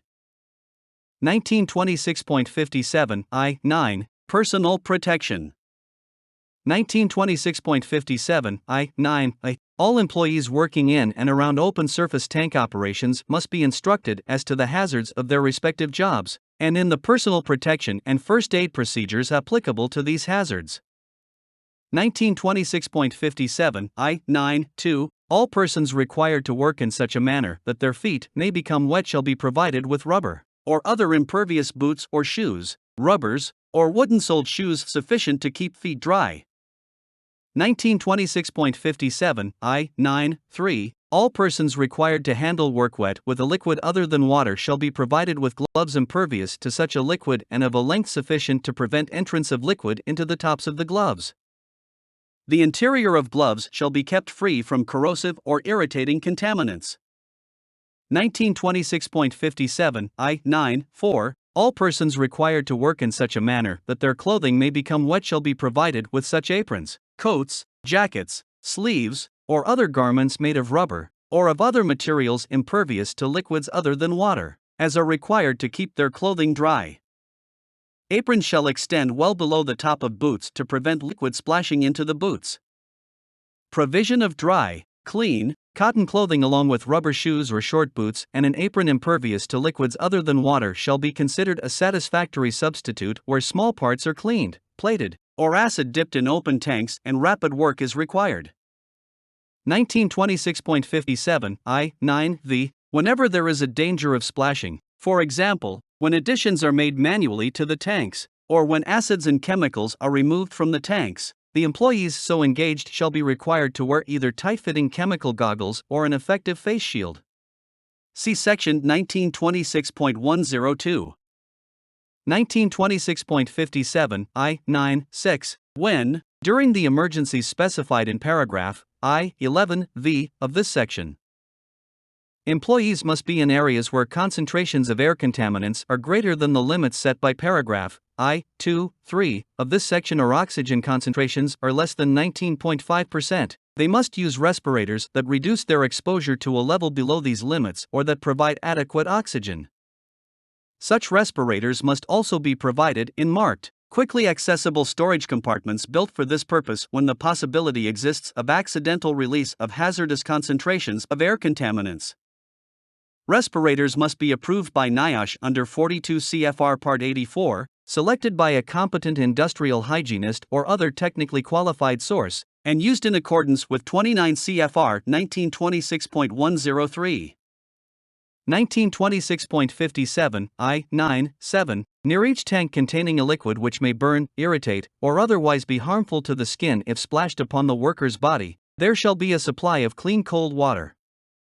The water pipe, carrying a pressure not exceeding 25 pounds, 11.325 kilograms, shall be provided with a quick opening valve and at least 48 inches, 1.216 meters of hose not smaller than 3/4 inch, so that no time may be lost in washing off liquids from the skin or clothing.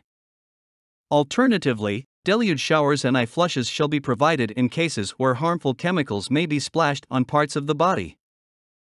1926.57 I-9-8. Operators with sores, burns, or other skin lesions requiring medical treatment shall not be allowed to work at their regular operations until so authorized by a physician. Any small skin abrasions, cuts, rash, or open sores which are found or reported shall be treated by a properly designated person so that chances of exposures to the chemicals are removed. Workers exposed to chromic acids shall have a periodic examination made of the nostrils and other parts of the body to detect incipient ulceration. 1926.57 I-9-9. Sufficient washing facilities, including soap, individual towels, and hot water, shall be provided for all persons required to use or handle any liquids which may burn, irritate, or otherwise be harmful to the skin. On the basis of at least one basin, or its equivalent, with a hot water faucet for every 10 employees. See Section 1926.51 F. 1926.57 I-9-X. Locker space or equivalent clothing storage facilities shall be provided to prevent contamination of street clothing.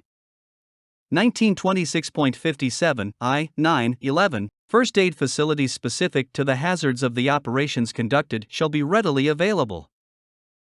1926.57 I-10. Special precautions for cyanide. Dikes or other arrangements shall be provided to prevent the possibility of intermixing of cyanide and acid in the event of tank rupture.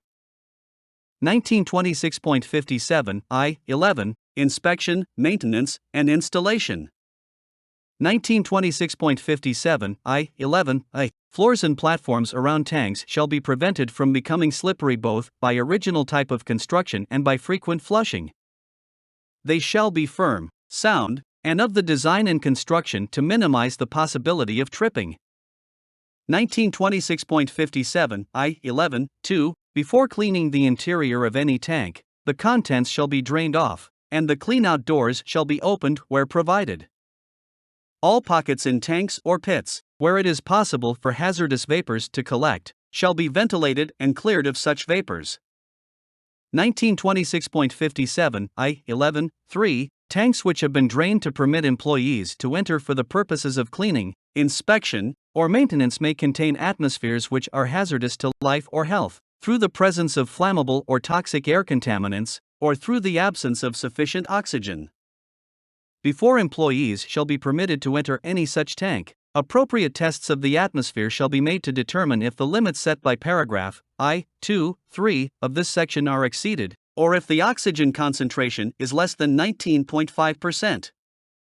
1926.57 I-11 4. If the tests made in accordance with paragraph I-11 3 of this section indicate that the atmosphere in the tank is unsafe, before any employee is permitted to enter the tank shall be ventilated until the hazardous atmosphere is removed, and ventilation shall be continued so as to prevent the occurrence of a hazardous atmosphere as long as an employee is in the tank. 1926.57 I-11 v. If, in emergencies, such as rescue work, it is necessary to enter a tank which may contain a hazardous atmosphere, suitable respirators, such as self-contained breathing apparatus, hose mask with blower, if there is a possibility of oxygen deficiency, or a gas mask, selected and operated in accordance with paragraph I-9-6 of this section, shall be used. If a contaminant in the tank can cause dermatitis, or be absorbed through the skin, the employee entering the tank shall also wear protective clothing. At least one trained standby employee, with suitable respirator, shall be present in the nearest uncontaminated area. The standby employee must be able to communicate with the employee in the tank and be able to haul him out of the tank with a lifeline if necessary. 1926.57 I-11-6 Maintenance work requiring welding or open flame, where toxic metal fumes such as cadmium, chromium, or lead may be evolved, shall be done only with sufficient local exhaust ventilation to prevent the creation of a health hazard, or be done with respirators selected and used in accordance with paragraph I-9-6 of this section. Welding, or the use of open flames near any solvent cleaning equipment shall be permitted only after such equipment has first been thoroughly cleared of solvents and vapors. 1926.57 I-12 Vapor degreasing tanks. 1926.57 I-12 I. In any vapor degreasing tank equipped with a condenser or vapor level thermostat, the condenser or thermostat shall keep the level of vapors below the top edge of the tank by a distance at least equal to 1/2 the tank width, or at least 36 inches (0.912 meters), whichever is shorter. 1926.57 I-12-2 Where gas is used as a fuel for heating vapor degreasing tanks, the combustion chamber shall be of tight construction, except for such openings as the exhaust flue, and those that are necessary for supplying air for combustion. Flues shall be of corrosion-resistant construction and shall extend to the outer air. If mechanical exhaust is used on this flue, a draft diverter shall be used. Special precautions must be taken to prevent solvent fumes from entering the combustion air of this or any other heater when chlorinated or fluorinated hydrocarbon solvents, for example, trichloroethylene, Freon, are used. 1926.57 I-12-3 Heating elements shall be so designed and maintained that their surface temperature will not cause the solvent or mixture to decompose, break down, or be converted into an excessive quantity of vapor. 1926.57 I-12-4 Tanks or machines of more than 4 square feet, 0.368 square meters, of vapor area, used for solvent cleaning or vapor degreasing, shall be equipped with suitable cleanout or sludge doors located near the bottom of each tank or still. These doors shall be so designed and gasketed that there will be no leakage of solvent when they are closed. 1926.57 I-13 Scope. 1926.57 I-13 I. This paragraph, I, applies to all operations involving the immersion of materials in liquids, or in the vapors of such liquids, for the purpose of cleaning or altering their surfaces, or adding or imparting a finish thereto, or changing the character of the materials, and their subsequent removal from the liquids or vapors, draining, and drying. Such operations include washing, electroplating, anodizing, pickling, quenching, dyeing, dipping, tanning, dressing, bleaching, degreasing, alkaline cleaning, stripping, rinsing, digesting, and other similar operations, but do not include molten materials handling operations or surface coating operations. 1926.57 I-13-2 Molten materials handling operations means all operations, other than welding, burning, and soldering operations, involving the use, melting, smelting, or pouring of metals, alloys, salts, or other similar substances in the molten state. Such operations also include heat treating baths, descaling baths, die casting stereotyping, galvanizing, tinning, and similar operations. 1926.57 I-13-3 Surface coating operations means all operations involving the application of protective, decorative, adhesive, or strengthening coating or impregnation to one or more surfaces, or into the interstices of any object or material, by means of spraying, spreading, flowing, brushing, roll coating, pouring, cementing, or similar means, and any subsequent draining or drying operations, excluding open tank operations.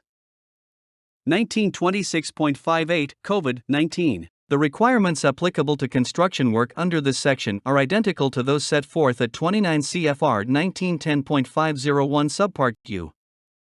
1926.59 Hazard Communication. Note: the requirements applicable to construction work under this section are identical to those set forth at section 1910.1200 of this chapter. 1926.60 A. Scope and application.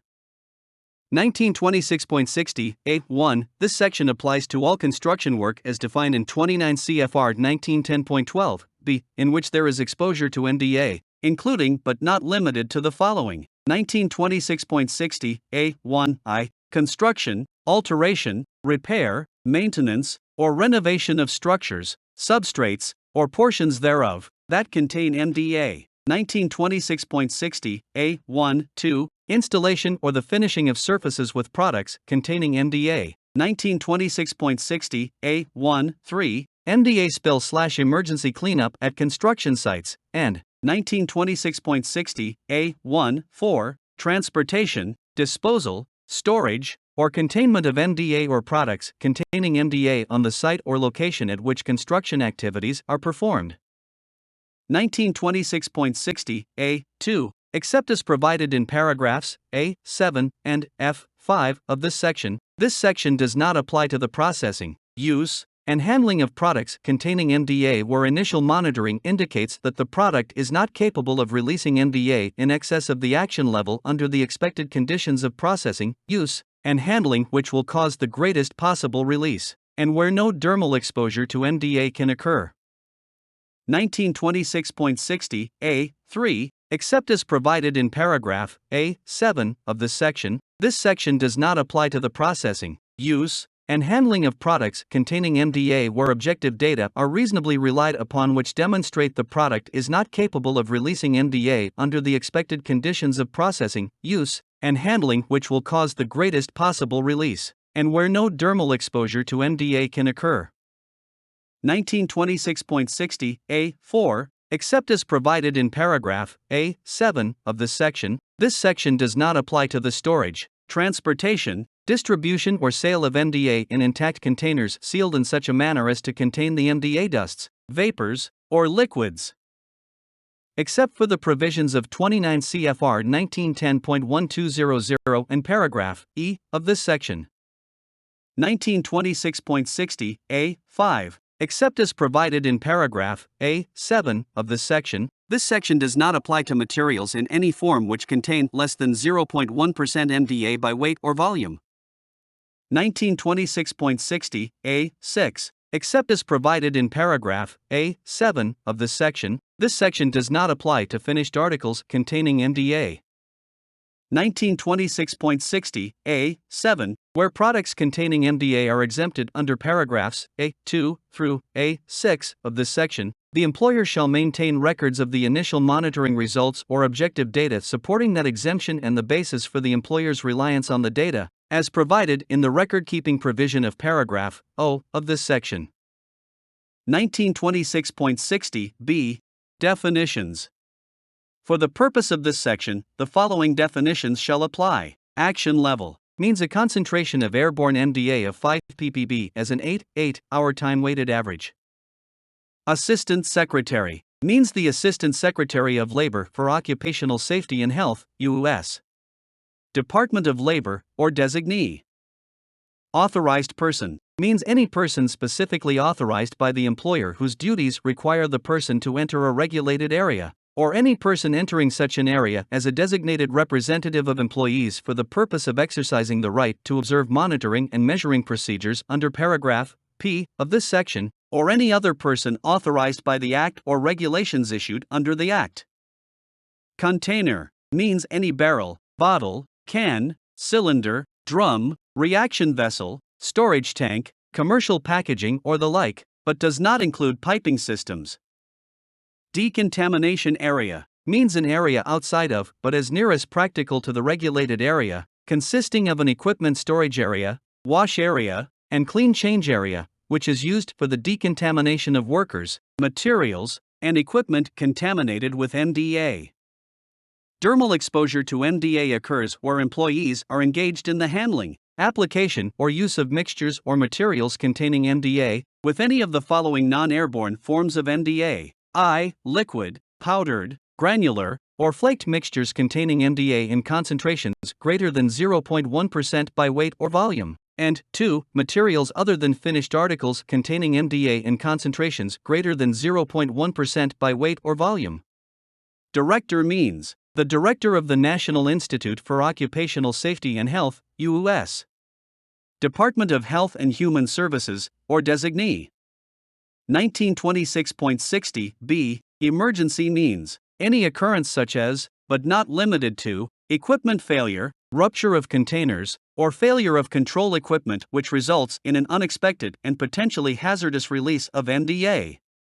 Employee exposure means exposure to MDA which would occur if the employee were not using respirators or protective work clothing and equipment. Finished article containing MDA is defined as a manufactured item, I, which is formed to a specific shape or design during manufacture. 2. Which has end-use functions dependent in whole or part upon its shape or design during end-use. And 3. Where applicable, is an item which is fully cured by virtue of having been subjected to the conditions, temperature, time, necessary to complete the desired chemical reaction. Historical monitoring data means monitoring data for construction jobs that meet the following conditions. I. The data upon which judgments are based are scientifically sound and were collected using methods that are sufficiently accurate and precise. 2. The processes and work practices that were in use when the historical monitoring data were obtained are essentially the same as those to be used during the job for which initial monitoring will not be performed. 3. The characteristics of the MDA containing material being handled when the historical monitoring data were obtained are the same as those on the job for which initial monitoring will not be performed. 4. Environmental conditions prevailing when the historical monitoring data were obtained are the same as those on the job for which initial monitoring will not be performed. And other data relevant to the operations, materials, processing, or employee exposures covered by the exception are substantially similar. The data must be scientifically sound. The characteristics of the MDA containing material must be similar and the environmental conditions comparable. 4,4-foot-methylene-dianiline or MDA means the chemical 4,4-diaminodiphenylmethane, Chemical Abstract Service Registry number 101-77-9, in the form of a vapor, liquid, or solid. The definition also includes the salts of MDA. Regulated areas means areas where airborne concentrations of MDA exceed, or can reasonably be expected to exceed, the permissible exposure limits, or where dermal exposure to MDA can occur. STEL means short-term exposure limit as determined by any 15-minute sample period. 1926.60 C. Permissible exposure limits. The employer shall assure that no employee is exposed to an airborne concentration of MDA in excess of 10 parts per billion, 10 ppb, as an 8-hour time-weighted average and a SAL of 100 parts per billion, 100 ppb. 1926.60 D. Communication among employers. On multi-employer worksites, an employer performing work involving the application of MDA or materials containing MDA for which establishment of one or more regulated areas is required shall inform other employers on the site of the nature of the employer's work with MDA and of the existence of, and requirements pertaining to, regulated areas. 1926.60 E. Emergency situations. 1926.60 E1. Written plan. 1926.60 E1 I. A written plan for emergency situations shall be developed for each construction operation where there is a possibility of an emergency. The plan shall include procedures where the employer identifies emergency escape routes for his employees at each construction site before the construction operation begins. Appropriate portions of the plan shall be implemented in the event of an emergency. 1926.60 E1 2. The plan shall specifically provide that employees engaged in correcting emergency conditions shall be equipped with the appropriate personal protective equipment and clothing as required in paragraphs I and J of this section until the emergency is abated. 1926.60 E1 3. The plan shall specifically include provisions for alerting and evacuating affected employees as well as the applicable elements prescribed in 29 CFR 1910.38 and 29 CFR 1910.39, emergency action plans and fire prevention plans, respectively. 1926.60 E2. Alerting employees. Where there is the possibility of employee exposure to MDA due to an emergency, means shall be developed to promptly alert employees who have the potential to be directly exposed. Affected employees not engaged in correcting emergency conditions shall be evacuated immediately in the event that an emergency occurs. Means shall also be developed for alerting other employees who may be exposed as a result of the emergency. 1926.60 F. Exposure monitoring. 1926.60 F1. General. 1926.60 F1 I. Determinations of employee exposure shall be made from breathing zone air samples that are representative of each employee's exposure to airborne MDA over an 8-hour period. Determination of employee exposure to the SAL shall be made from breathing zone air samples collected over a 15-minute sampling period. 1926.60 F1-2. Representative employee exposure shall be determined on the basis of one or more samples representing full shift exposure for each shift for each job classification in each work area where exposure to MDA may occur. 1926.60 F1-3. Where the employer can document that exposure levels are equivalent for similar operations in different work shifts, the employer shall only be required to determine representative employee exposure for that operation during one shift. 1926.60 F2. Initial monitoring.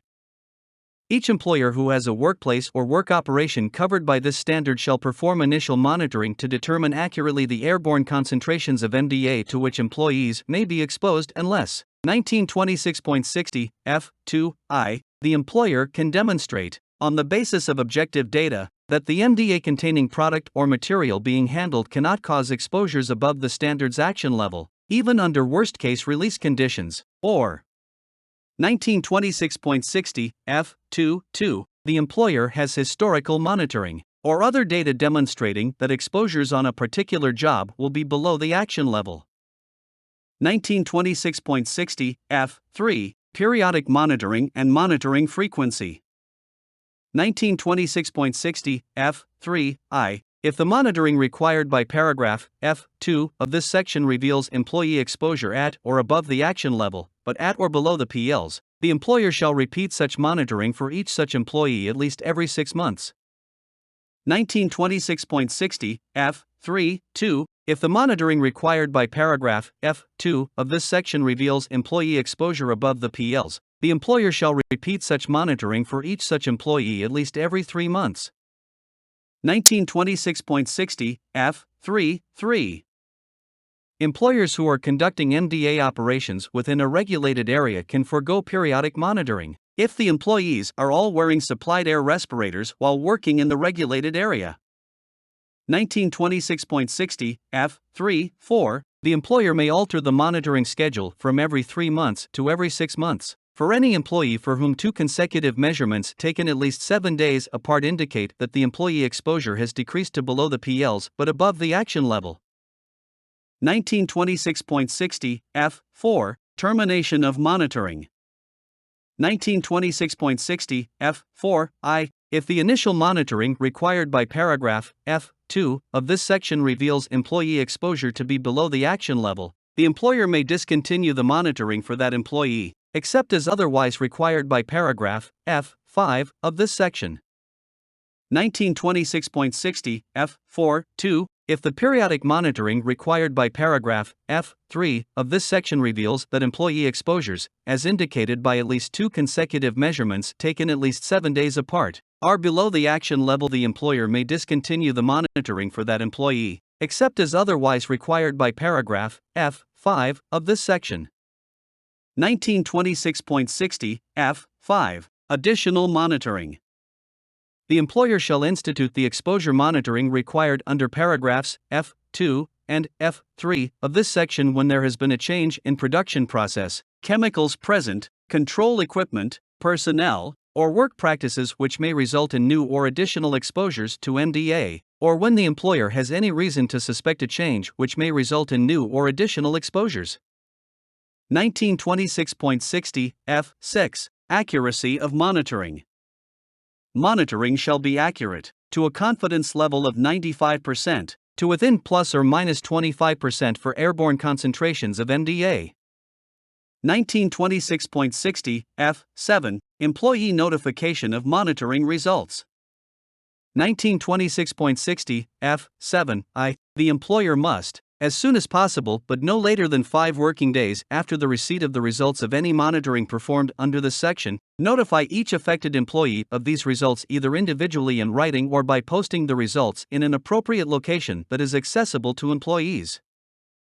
1926.60 F7 2 The written notification required by paragraph F7I of this section shall contain the corrective action being taken by the employer, or any other protective measures which have been implemented to reduce the employee exposure to or below the PELs, wherever the PELs are exceeded.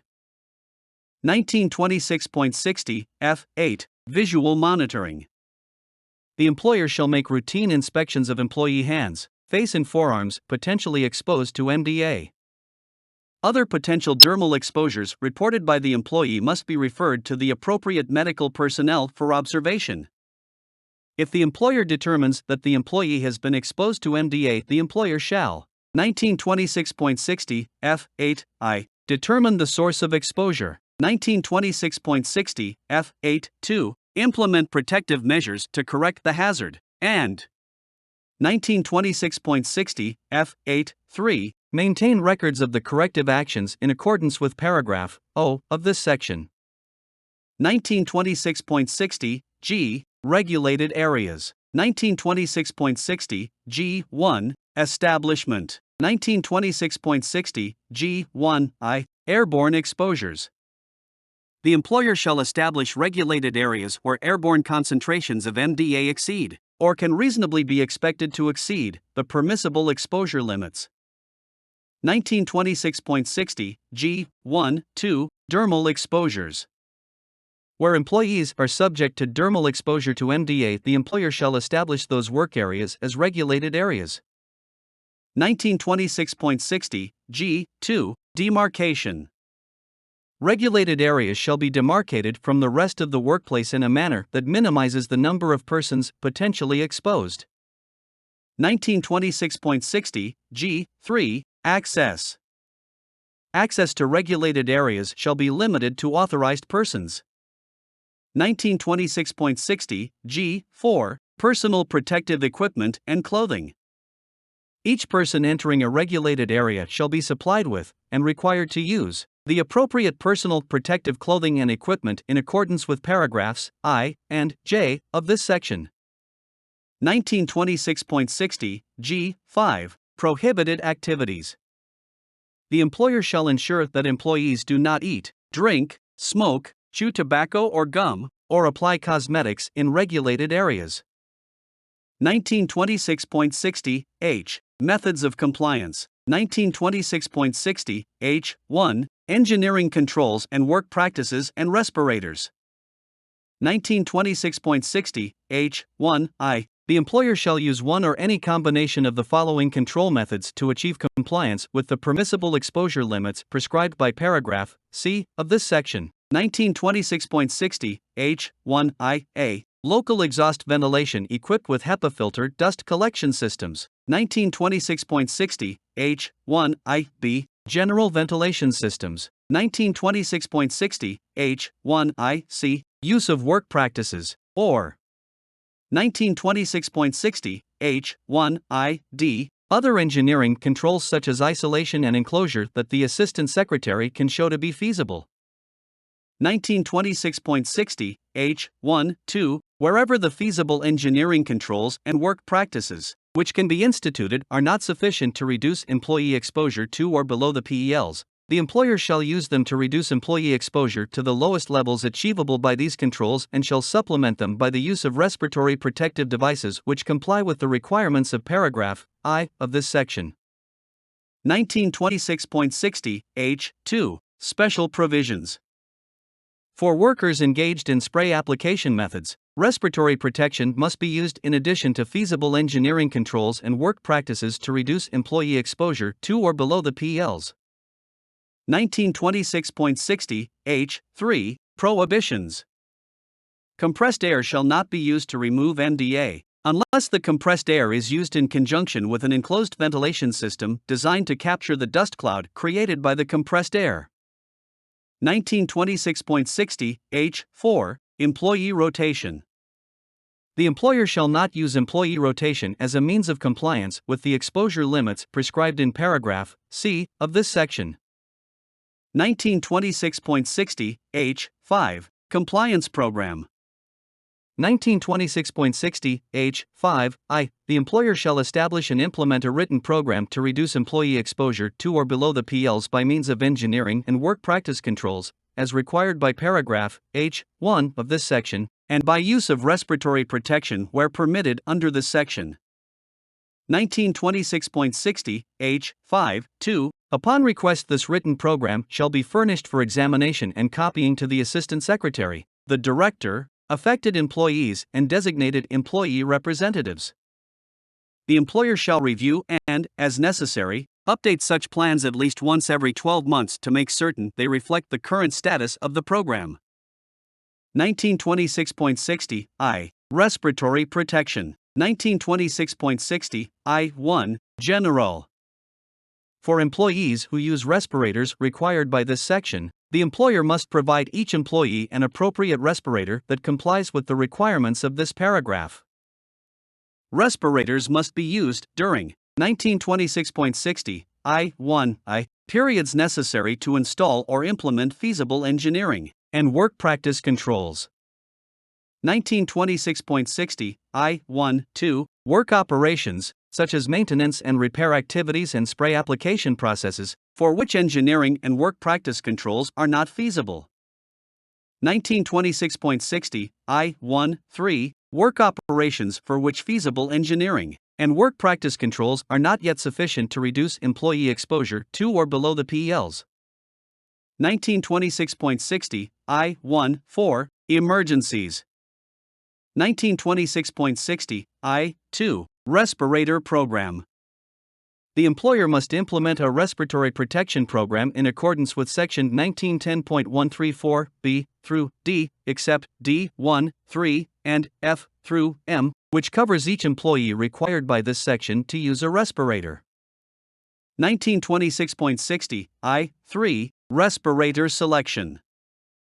1926.60 I3 Employers must 1926.60 I3 select and provide to employees the appropriate respirators specified in paragraph D3 of 29 CFR 1910.134. 1926.60 I3 provide HEPA filters for powered and non-powered air purifying respirators. 1926.60 I3 for escape, provide employees with one of the following respirator options: any self-contained breathing apparatus with a full face piece or hood operated in the positive pressure or continuous flow mode, or a full face piece air purifying respirator. 1926.60 I3 provide a combination HEPA filter and organic vapor canister or cartridge with air purifying respirators when MDA is in liquid form or used as part of a process requiring heat. 1926.60 I3 An employee who cannot use a negative pressure respirator must be given the option of using a positive pressure respirator or a supplied air respirator operated in the continuous flow or pressure demand mode. 1926.60 J. Protective work clothing and equipment. 1926.60 J1 Provision and use.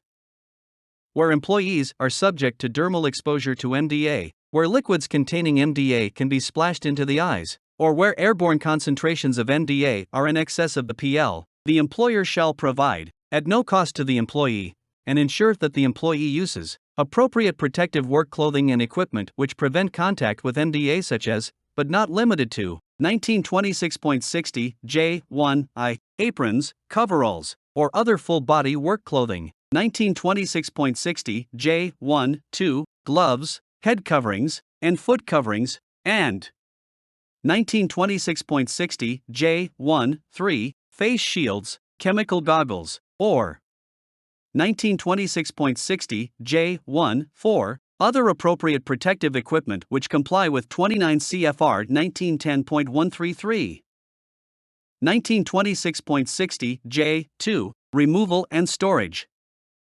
1926.60 J2 I. The employer shall ensure that, at the end of their work shift, employees remove NDA contaminated protective work clothing and equipment that is not routinely removed throughout the day in change areas provided in accordance with the provisions in paragraph K of this section. 1926.60 J2 The employer shall ensure that, during their work shift, employees remove all other NDA contaminated protective work clothing or equipment before leaving a regulated area. 1926.60 J2 The employer shall ensure that no employee takes NDA contaminated work clothing or equipment out of the decontamination areas, except those employees authorized to do so for the purpose of laundering, maintenance, or disposal. 1926.60 J2 NDA contaminated work clothing or equipment shall be placed and stored and transported in sealed, impermeable bags or other closed impermeable containers. 1926.60 J2 The containers of NDA contaminated protective work clothing or equipment which are to be taken out of decontamination areas or the workplace for cleaning, maintenance, or disposal shall bear labels warning of the hazards of NDA.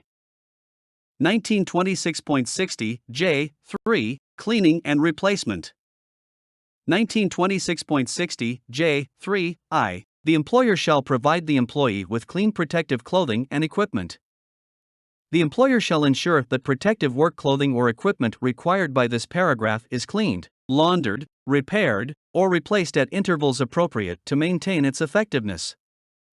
1926.60 J3 The employer shall prohibit the removal of NDA from protective work clothing or equipment by blowing, shaking, or any methods which allow NDA to re-enter the workplace. 1926.60 J3 The employer shall ensure that laundering of NDA contaminated clothing shall be done so as to prevent the release of NDA in the workplace. 1926.60 J3 Any employer who gives NDA contaminated clothing to another person for laundering shall inform such person of the requirement to prevent the release of NDA. 1926.60 J3 The employer shall inform any person who launders or cleans protective clothing or equipment contaminated with NDA of the potentially harmful effects of exposure. 1926.60 J4 Visual examination. 1926.60 J4 I. The employer shall ensure that employees' work clothing is examined periodically for rips or tears that may occur during performance of work.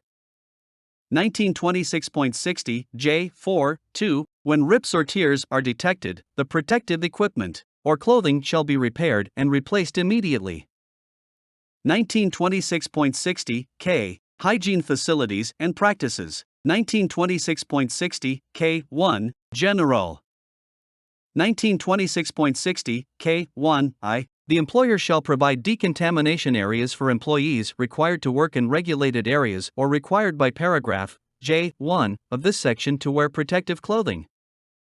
Exception: in lieu of the decontamination area requirement specified in paragraph K1I of this section, the employer may permit employees engaged in small-scale, short-duration operations to clean their protective clothing or dispose of the protective clothing before such employees leave the area where the work was performed. 1926.60 K1 Change areas. The employer shall ensure the change areas are equipped with separate storage facilities for protective clothing and street clothing, in accordance with 29 CFR 1910.141 E. 1926.60 K1 Equipment area. The equipment area shall be supplied with impermeable, labeled bags and containers for the containment and disposal of contaminated protective clothing and equipment. 1926.60 K2 Shower area. 1926.60 K2I Where feasible, shower facilities shall be provided which comply with 29 CFR 1910.141 D3, wherever the possibility of employee exposure to airborne levels of NDA in excess of the permissible exposure limit exists.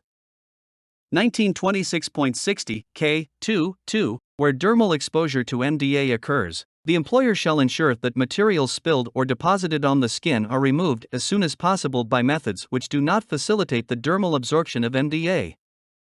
1926.60 K3 Lunch areas.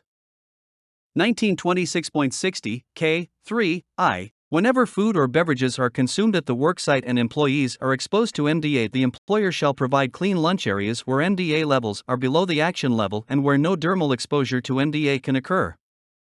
1926.60 K3.2 The employer shall ensure that employees wash their hands and faces with soap and water prior to eating, drinking, smoking, or applying cosmetics. 1926.60 K3.3 The employer shall ensure that employees do not enter lunch facilities with contaminated protective work clothing or equipment. 1926.60 L. Communication of hazards to employees. 1926.60 L1 Hazard communication. The employer shall include methylphenidienylamine (MDA) in the program established to comply with the Hazard Communication Standard (HCS) Section 1910.1200. The employer shall ensure that each employee has access to labels on containers of MDA and safety data sheets, and is trained in accordance with the provisions of HCS and paragraph L3 of this section. The employer shall ensure that at least the following hazards are addressed: cancer, liver effects, and skin sensitization. 1926.60 L2 Signs and labels. 1926.60 L2I Signs.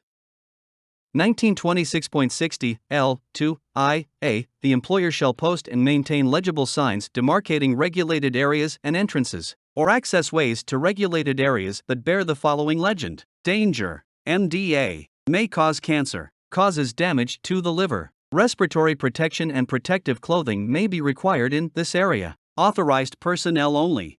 1926.60 L2I-B Prior to June 1, 2016, employers may use the following legend in lieu of that specified in paragraph L2I-A of this section: Danger, MDA, may cause cancer, liver toxin, authorized personnel only. Respirators and protective clothing may be required to be worn in this area. 1926.60 L2 Labels. 1926.60 L2A The employer shall ensure that labels or other appropriate forms of warning are provided for containers of MDA within the workplace. The labels shall comply with the requirements of Section 1910.1200 F and shall include at least the following information for pure MDA and mixtures containing MDA: Danger, contains MDA, may cause cancer, causes damage to the liver. 1926.60 L2B Prior to June 1, 2015, employers may include the following information workplace labels in lieu of the labeling requirements in paragraph L22A of this section. 1926.60 L22B1 for pure MDA: Danger, contains MDA, may cause cancer, liver toxin. 1926.60 L22B2 for mixtures containing MDA: Danger, contains MDA, contains materials which may cause cancer, liver toxin. 1926.60 L3 Information and training. 1926.60 L3I The employer shall provide employees with information and training on MDA in accordance with 29 CFR 1910.1200 H at the time of initial assignment and at least annually thereafter. 1926.60 L3-2 In addition to the information required under 29 CFR 1910.1200, the employer shall 1926.60 L3-2A provide an explanation of the contents of this section, including appendices A and B of this section, and indicate to employees where a copy of the standard is available. 1926.60 L3-2B Describe the medical surveillance program required under paragraph N of this section, and explain the information contained in Appendix C of this section. And 1926.60 L3-2C Describe the medical removal provision required under paragraph N of this section. 1926.60 L. 4. Access to training materials. 1926.60 L. 4 I. The employer shall make readily available to all affected employees, without cost, all written materials relating to the employee training program, including a copy of this regulation. 1926.60 L. 4 2. The employer shall provide to the Assistant Secretary and the Director, upon request, all information and training materials relating to the Employee Information and Training Program. 1926.60 M. Housekeeping. 1926.60 M1. All surfaces shall be maintained as free as practicable of visible accumulations of MDA. 1926.60 M2. The employer shall institute a program for detecting MDA leaks, spills, and discharges, including regular visual inspections of operations involving liquid or solid MDA. 1926.60 M3. All leaks shall be repaired and liquid or dust spills cleaned up promptly. 1926.60 M4. Surfaces contaminated with MDA may not be cleaned by the use of compressed air. 1926.60 M5. Shoveling, dry sweeping, and other methods of dry cleanup of MDA may be used where HEPA-filtered vacuuming, or wet cleaning are not feasible or practical. 1926.60 M6. Waste, scrap, debris, bags, containers, equipment, and clothing contaminated with MDA shall be collected and disposed of in a manner to prevent the re-entry of MDA into the workplace. 1926.60 N. Medical surveillance. 1926.60 N1. General.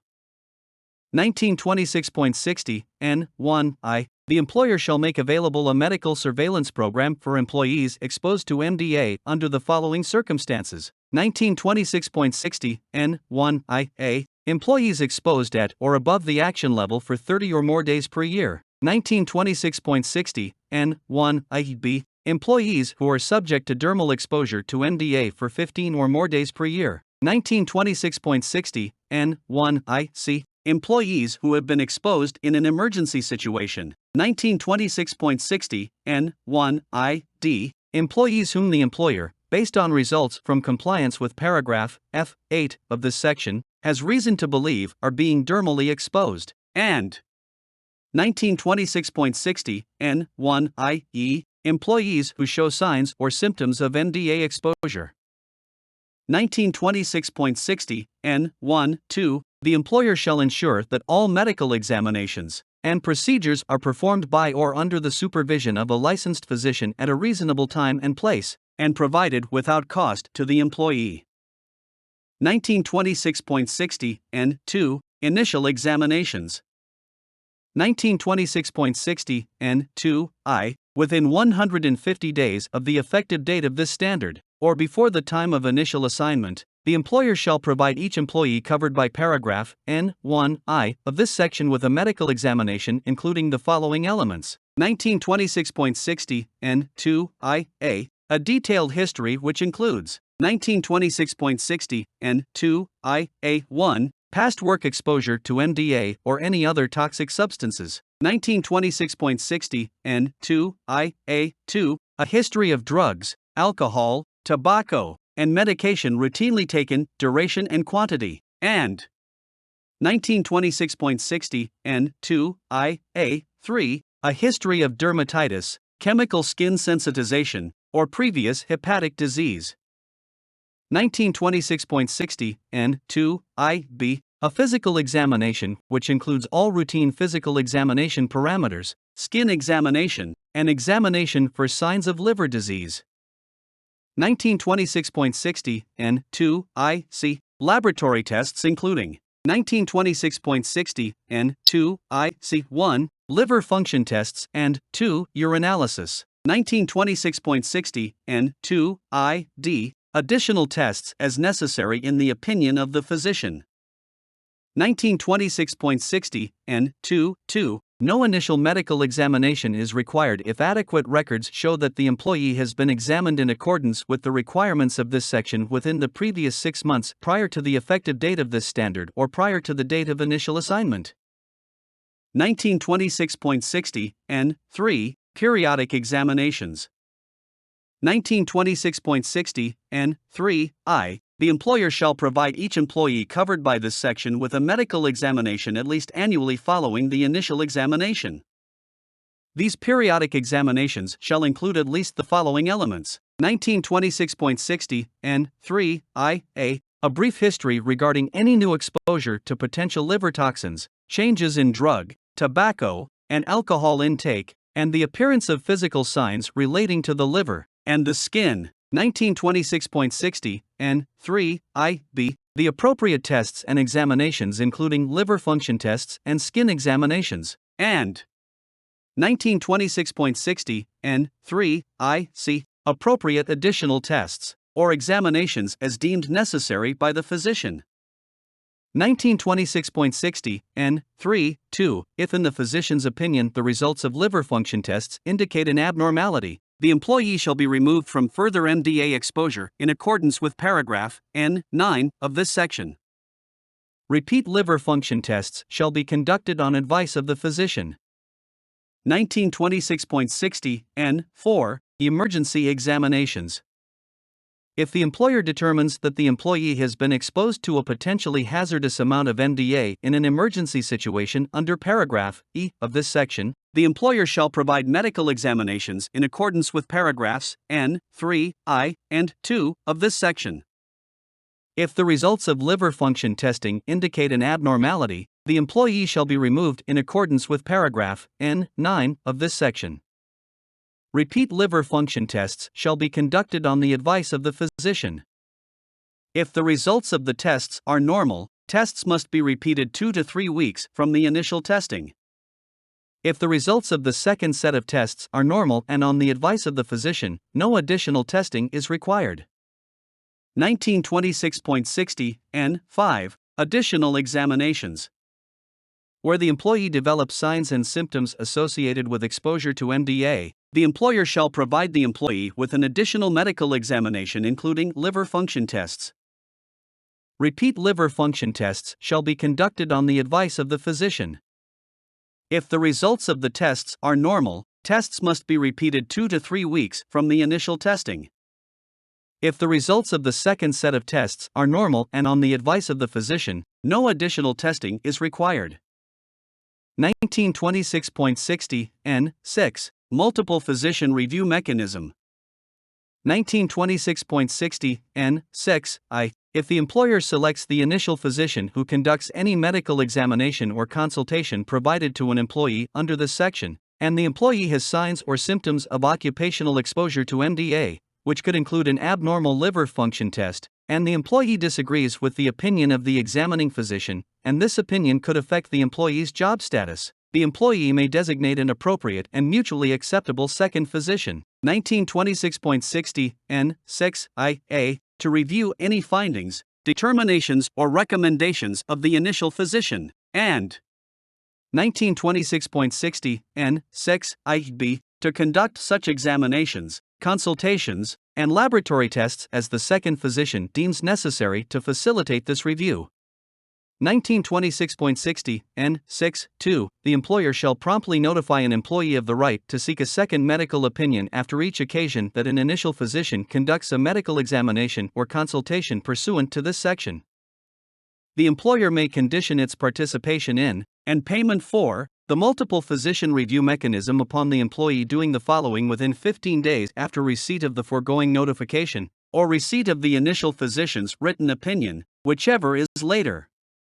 1926.60 N6 2A. The employee informing the employer that he or she intends to seek a second medical opinion, and 1926.60 N6 2B. The employee initiating steps to make an appointment with a second physician. 1926.60 N6 3. If the findings, determinations, or recommendations of the second physician differ from those of the initial physician, then the employer and the employee shall assure that efforts are made for the two physicians to resolve any disagreement. 1926.60 N6 4. If the two physicians have been unable to quickly resolve their disagreement, Then the employer and the employee through their respective physicians shall designate a third physician, 1926.60 N. 6, 4a, to review any findings, determinations, or recommendations of the prior physicians, and 1926.60 N. 6, 4b, to conduct such examinations, consultations, laboratory tests, and discussions with the prior physicians as the third physician deems necessary to resolve the disagreement of the prior physicians. 1926.60 N. 6, the employer shall act consistent with the findings, determinations, and recommendations of the second physician, unless the employer and the employee reach a mutually acceptable agreement. 1926.60 N. 7, information provided to the examining physician. 1926.60 N. 7 I. The employer shall provide the following information to the examining physician. 1926.60 N. 7 I. A. A copy of this regulation and its appendices. 1926.60 N. 7 I. B. A description of the affected employee's duties as they relate to the employee's potential exposure to MDA. 1926.60 N. 7 I. C. The employee's current actual or representative MDA exposure level. 1926.60 N. 7 I. D. A description of any personal protective equipment used or to be used, and 1926.60 N. 7 I. E. Information from previous employment-related medical examinations of the affected employee. 1926.60 N. 7 2. The employer shall provide the foregoing information to a second physician under this section upon request either by the second physician or by the employee. 1926.60 N. 8. Physician's written opinion. 1926.60 N. 8 I. For each examination under this section, the employer shall obtain and provide the employee with a copy of the examining physician's written opinion within 15 days of its receipt. The written opinion shall include the following: 1926.60 N. 8 I. A. The occupationally pertinent results of the medical examination and tests. 1926.60 N. 8 I. B. The physician's opinion concerning whether the employee has any detected medical conditions which would place the employee at increased risk of material impairment of health from exposure to MDA. 1926.60 N. 8 I. C. The physician's recommended limitations upon the employee's exposure to MDA, or upon the employee's use of protective clothing or equipment and respirators, and 1926.60 N. 8 I. D. A statement that the employee has been informed by the physician of the results of the medical examination, and any medical conditions resulting from MDA exposure which require further explanation or treatment.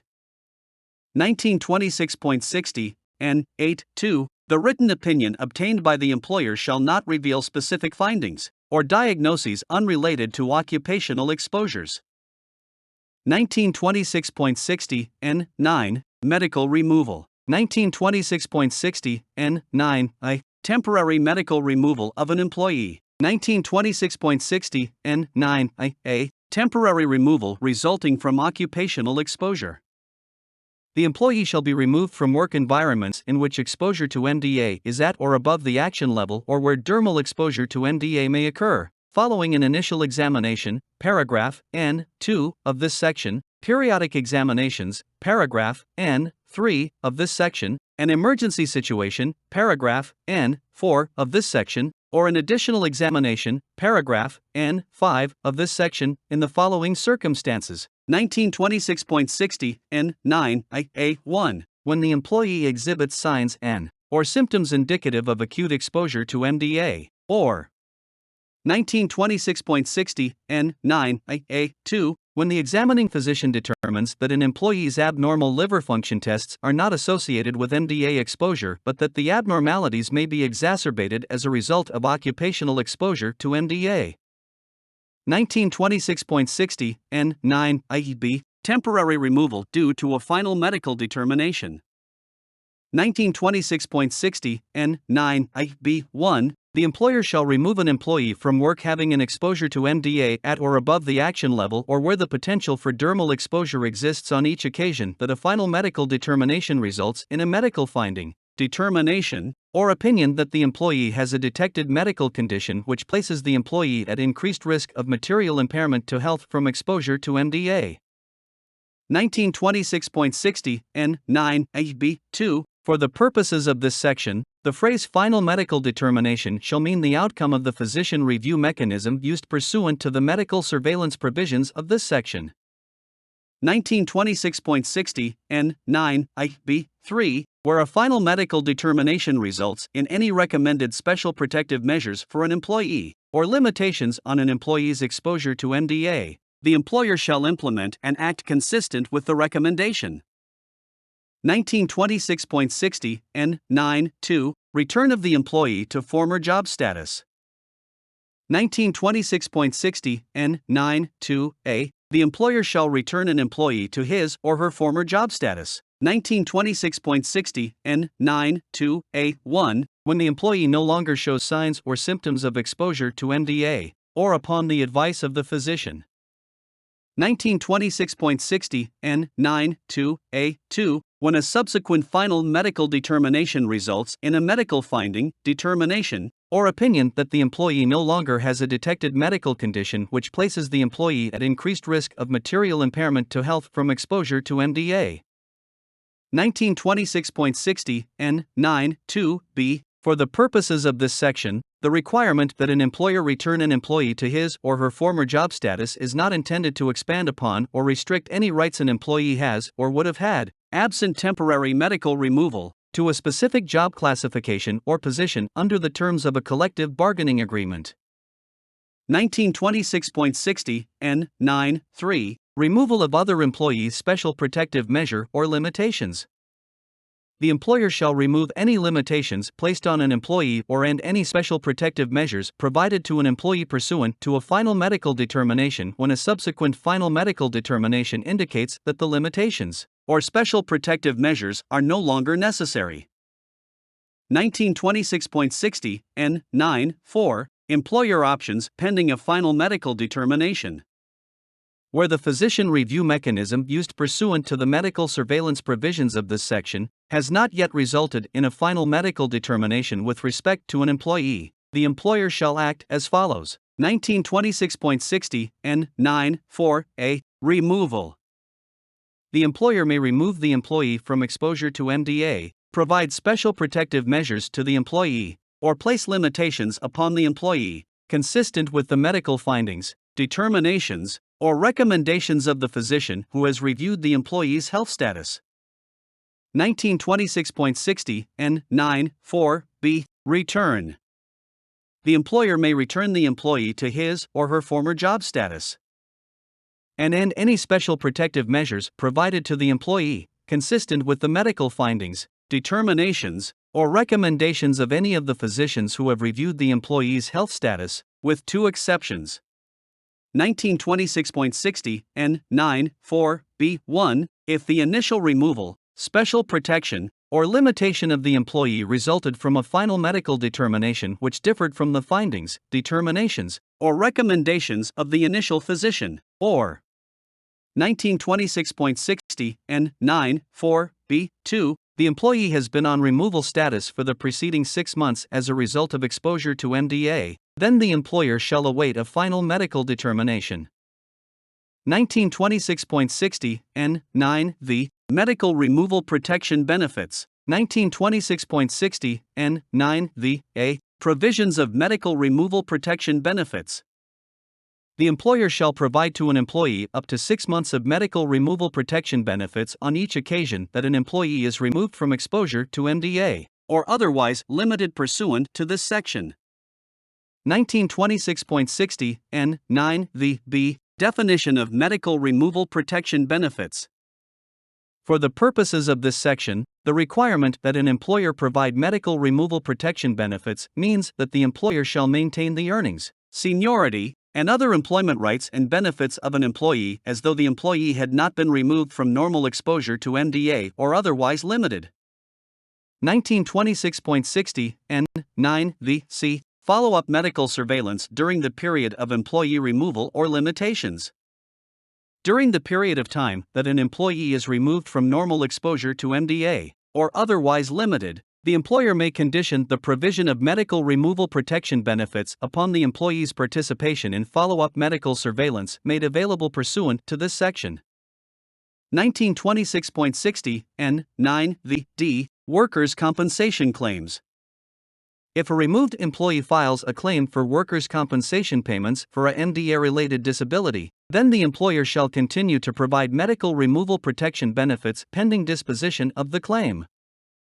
To the extent that an award is made to the employee for earnings lost during the period of removal, the employer's medical removal protection obligation shall be reduced by such amount.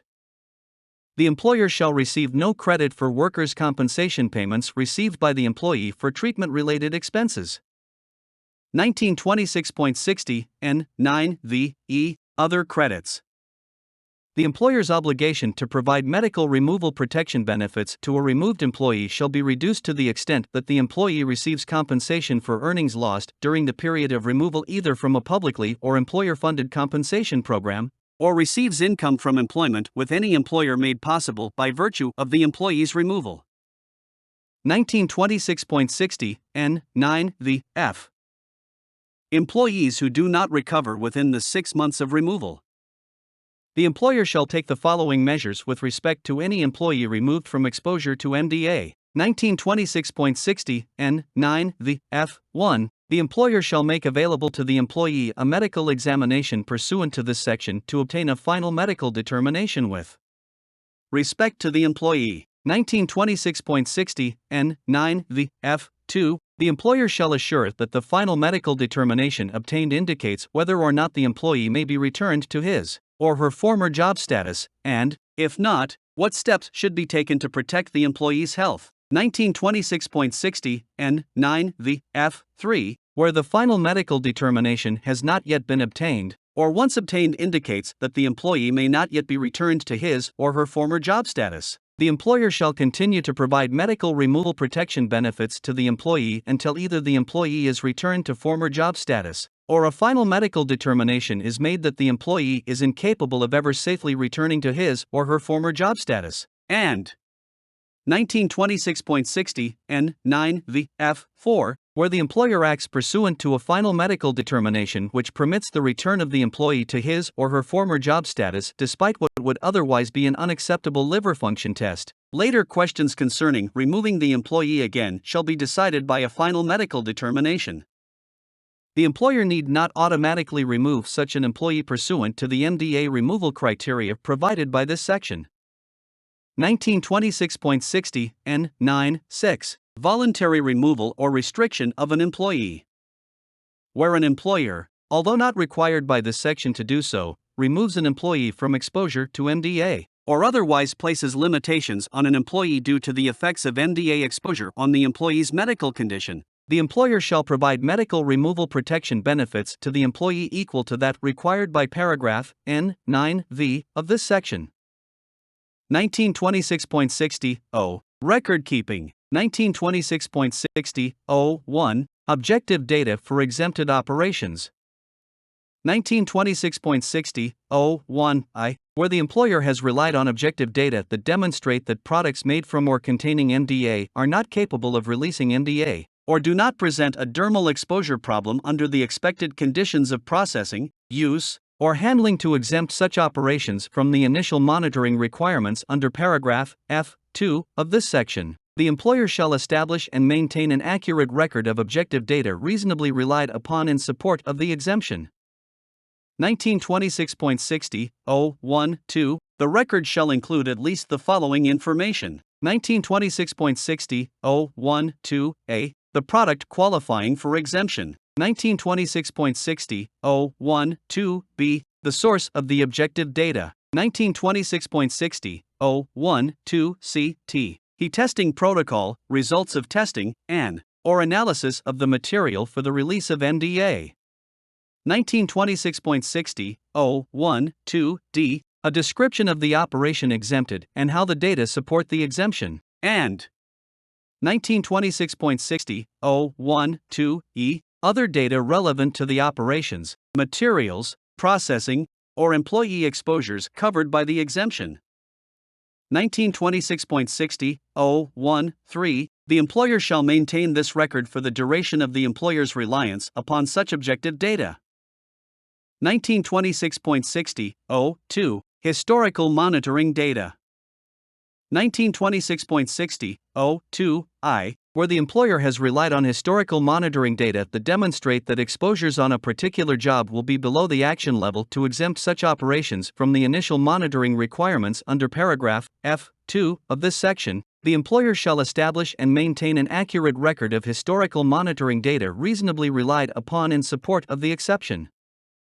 1926.60.022 The record shall include information that reflect the following conditions. 1926.60.022a The data upon which judgments are based are scientifically sound and were collected using methods that are sufficiently accurate and precise. 1926.60.022b The processes and work practices that were in use when the historical monitoring data were obtained are essentially the same as those to be used during the job for which initial monitoring will not be performed. 1926.60.022c The characteristics of the MDA containing material being handled when the historical monitoring data were obtained are the same as those on the job for which initial monitoring will not be performed. 1926.60.022d Environmental conditions prevailing when the historical monitoring data were obtained are the same as those on the job for which initial monitoring will not be performed. And 1926.60.022e Other data relevant to the operations, materials, processing, or employee exposures covered by the exception.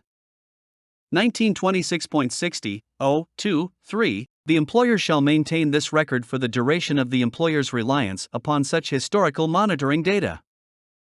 1926.60.03 The employer may utilize the services of competent organizations such as industry trade associations and employee associations to maintain the records required by this section. 1926.60.04 Exposure measurements. 1926.60.04 The employer shall keep an accurate record of all measurements taken to monitor employee exposure to MDA. 1926.60.042 This record shall include at least the following information. 1926.60.042a The date of measurement. 1926.60.042b The operation involving exposure to MDA. 1926.60.042c Sampling and analytical methods used, and evidence of their accuracy. 1926.60.042d Number, duration, and results of samples taken. 1926.60.042e Type of protective devices worn, if any. And 1926.60.042f Name and exposure of the employees whose exposures are represented. 1926.60.043 The employer shall maintain this record for at least 30 years, in accordance with 29 CFR 1910.33. 1926.60.05 Medical surveillance.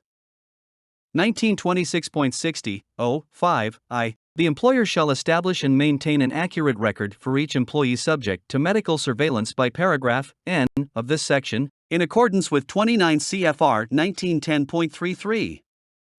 1926.60.052 The record shall include at least the following information. 1926.60.052a The name of the employee. 1926.60.052b A copy of the employee's medical examination results, including the medical history, questionnaire responses, results of any tests, and physician's recommendations. 1926.60.052c Physician's written opinions. 1926.60.052d Any employee medical complaints related to exposure to MDA. And 1926.60.052e A copy of the information provided to the physician as required by paragraph N of this section. 1926.60.053 The employer shall ensure that this record is maintained for the duration of employment plus 30 years, in accordance with 29 CFR 1910.33. 1926.60.054 A copy of the employee's medical removal and return to work status. 1926.60.06 Training Records. The employer shall maintain all employee training records for 1 year beyond the last date of employment. 1926.60.07 Availability. 1926.60.07 I. The employer, upon written request, shall make all records required to be maintained by this section available to the Assistant Secretary and the Director for examination and copying. 1926.60.07 2. The employer, upon request, shall make any exposure records required by paragraphs F and N of this section available for examination and copying to affected employees, former employees, designated representatives, and the Assistant Secretary, in accordance with 29 CFR 1910.33 A-E and G-I. 1926.60.07 3. The employer, upon request, shall make employee medical records required by paragraphs N and O of this section available for examination and copying to the subject employee, anyone having the specific written consent of the subject employee, and the Assistant Secretary, in accordance with 29 CFR 1910.33. 1926.60.08 Transfer of records.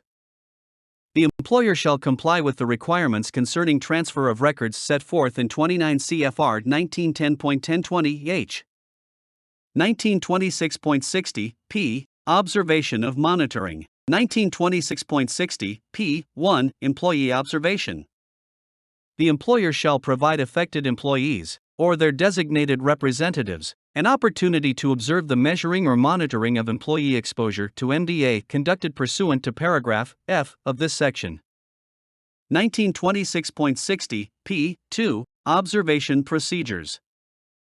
When observation of the measuring or monitoring of employee exposure to MDA requires entry into areas where the use of protective clothing and equipment or respirators is required, the employer shall provide the observer with personal protective clothing and equipment or respirators required to be worn by employees working in the area, assure the use of such clothing and equipment or respirators, and require the observer to comply with all other applicable safety and health procedures.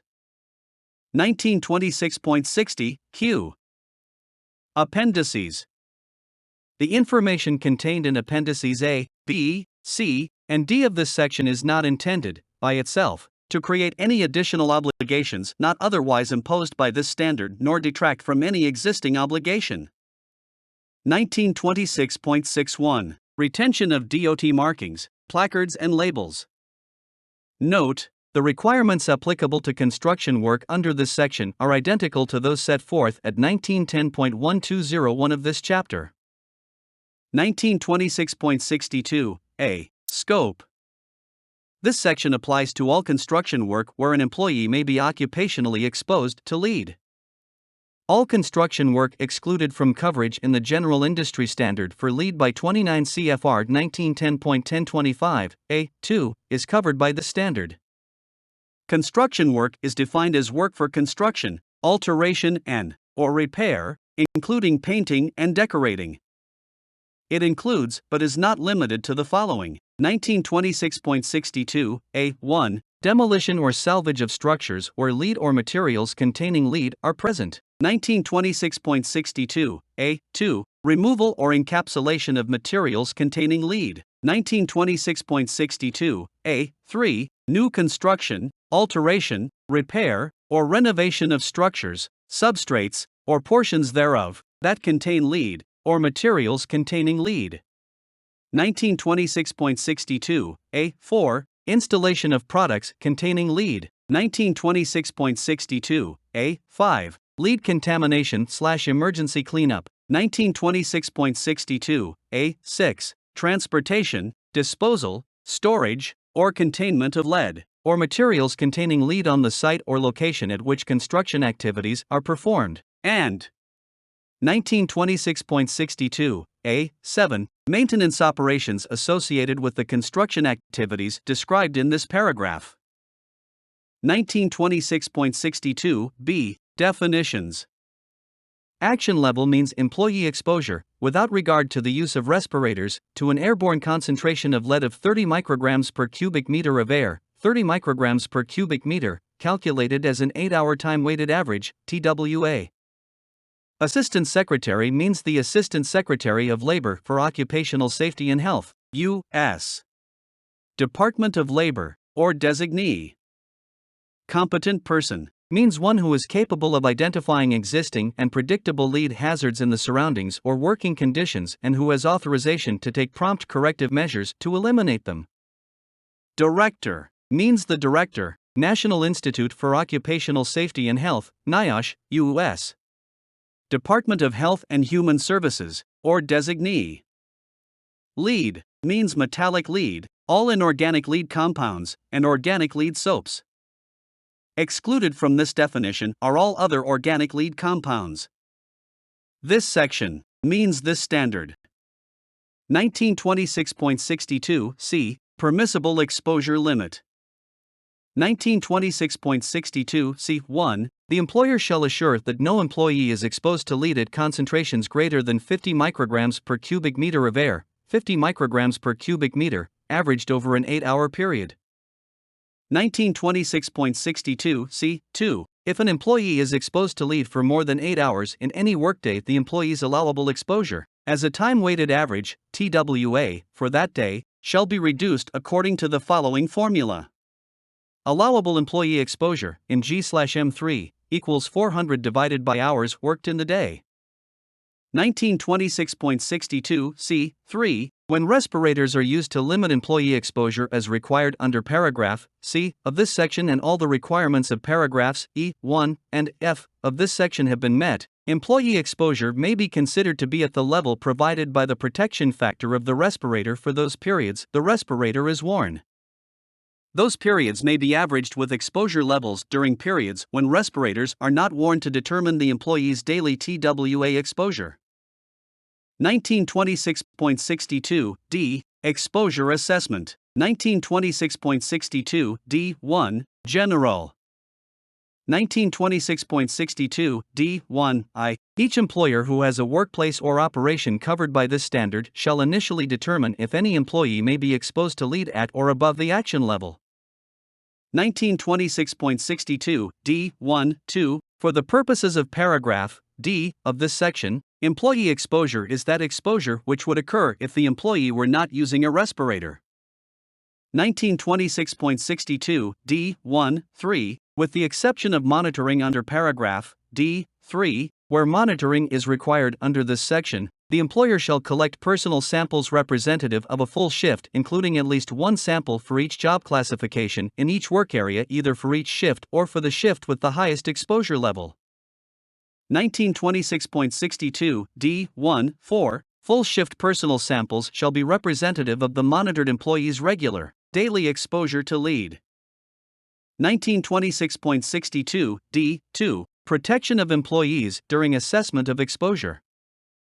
1926.62 D.2 I. With respect to the lead-related tasks listed in paragraph D.2 I of this section, where lead is present, until the employer performs an employee exposure assessment as required in paragraph D of this section and documents that the employee performing any of the listed tasks is not exposed above the PL, the employer shall treat the employee as if the employee were exposed above the PL, and not in excess of 10 times the PL, and shall implement employee protective measures prescribed in paragraph D.2v of this section.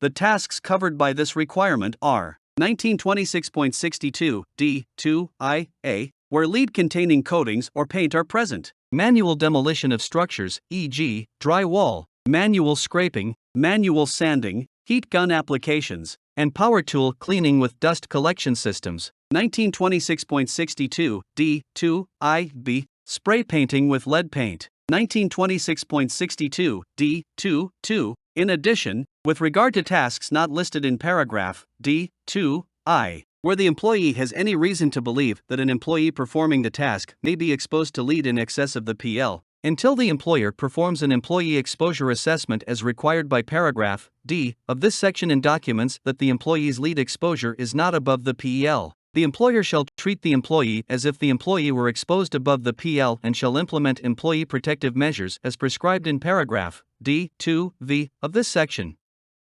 1926.62 D2 3. With respect to the tasks listed in this paragraph, D2 3 of this section, where lead is present, until the employer performs an employee exposure assessment as required in this paragraph, D, and documents that the employee performing any of the listed tasks is not exposed in excess of 500 μg/m3. The employer shall treat the employee as if the employee were exposed to lead in excess of 500 μg/m3 and shall implement employee protective measures as prescribed in paragraph D2V of this section. Where the employer does establish that the employee is exposed to levels of lead below 500 μg/m3, the employer may provide the exposed employee with the appropriate respirator prescribed for such use at such lower exposures, in accordance with paragraph F of this section. The tasks covered by this requirement are 1926.62 D2 3A, using lead-containing mortar, lead burning, 1926.62 D2 3B, where lead-containing coatings or paint are present, rivet busting, power tool cleaning without dust collection systems, cleanup activities where dry expendable abrasives are used, and abrasive blasting enclosure movement and removal.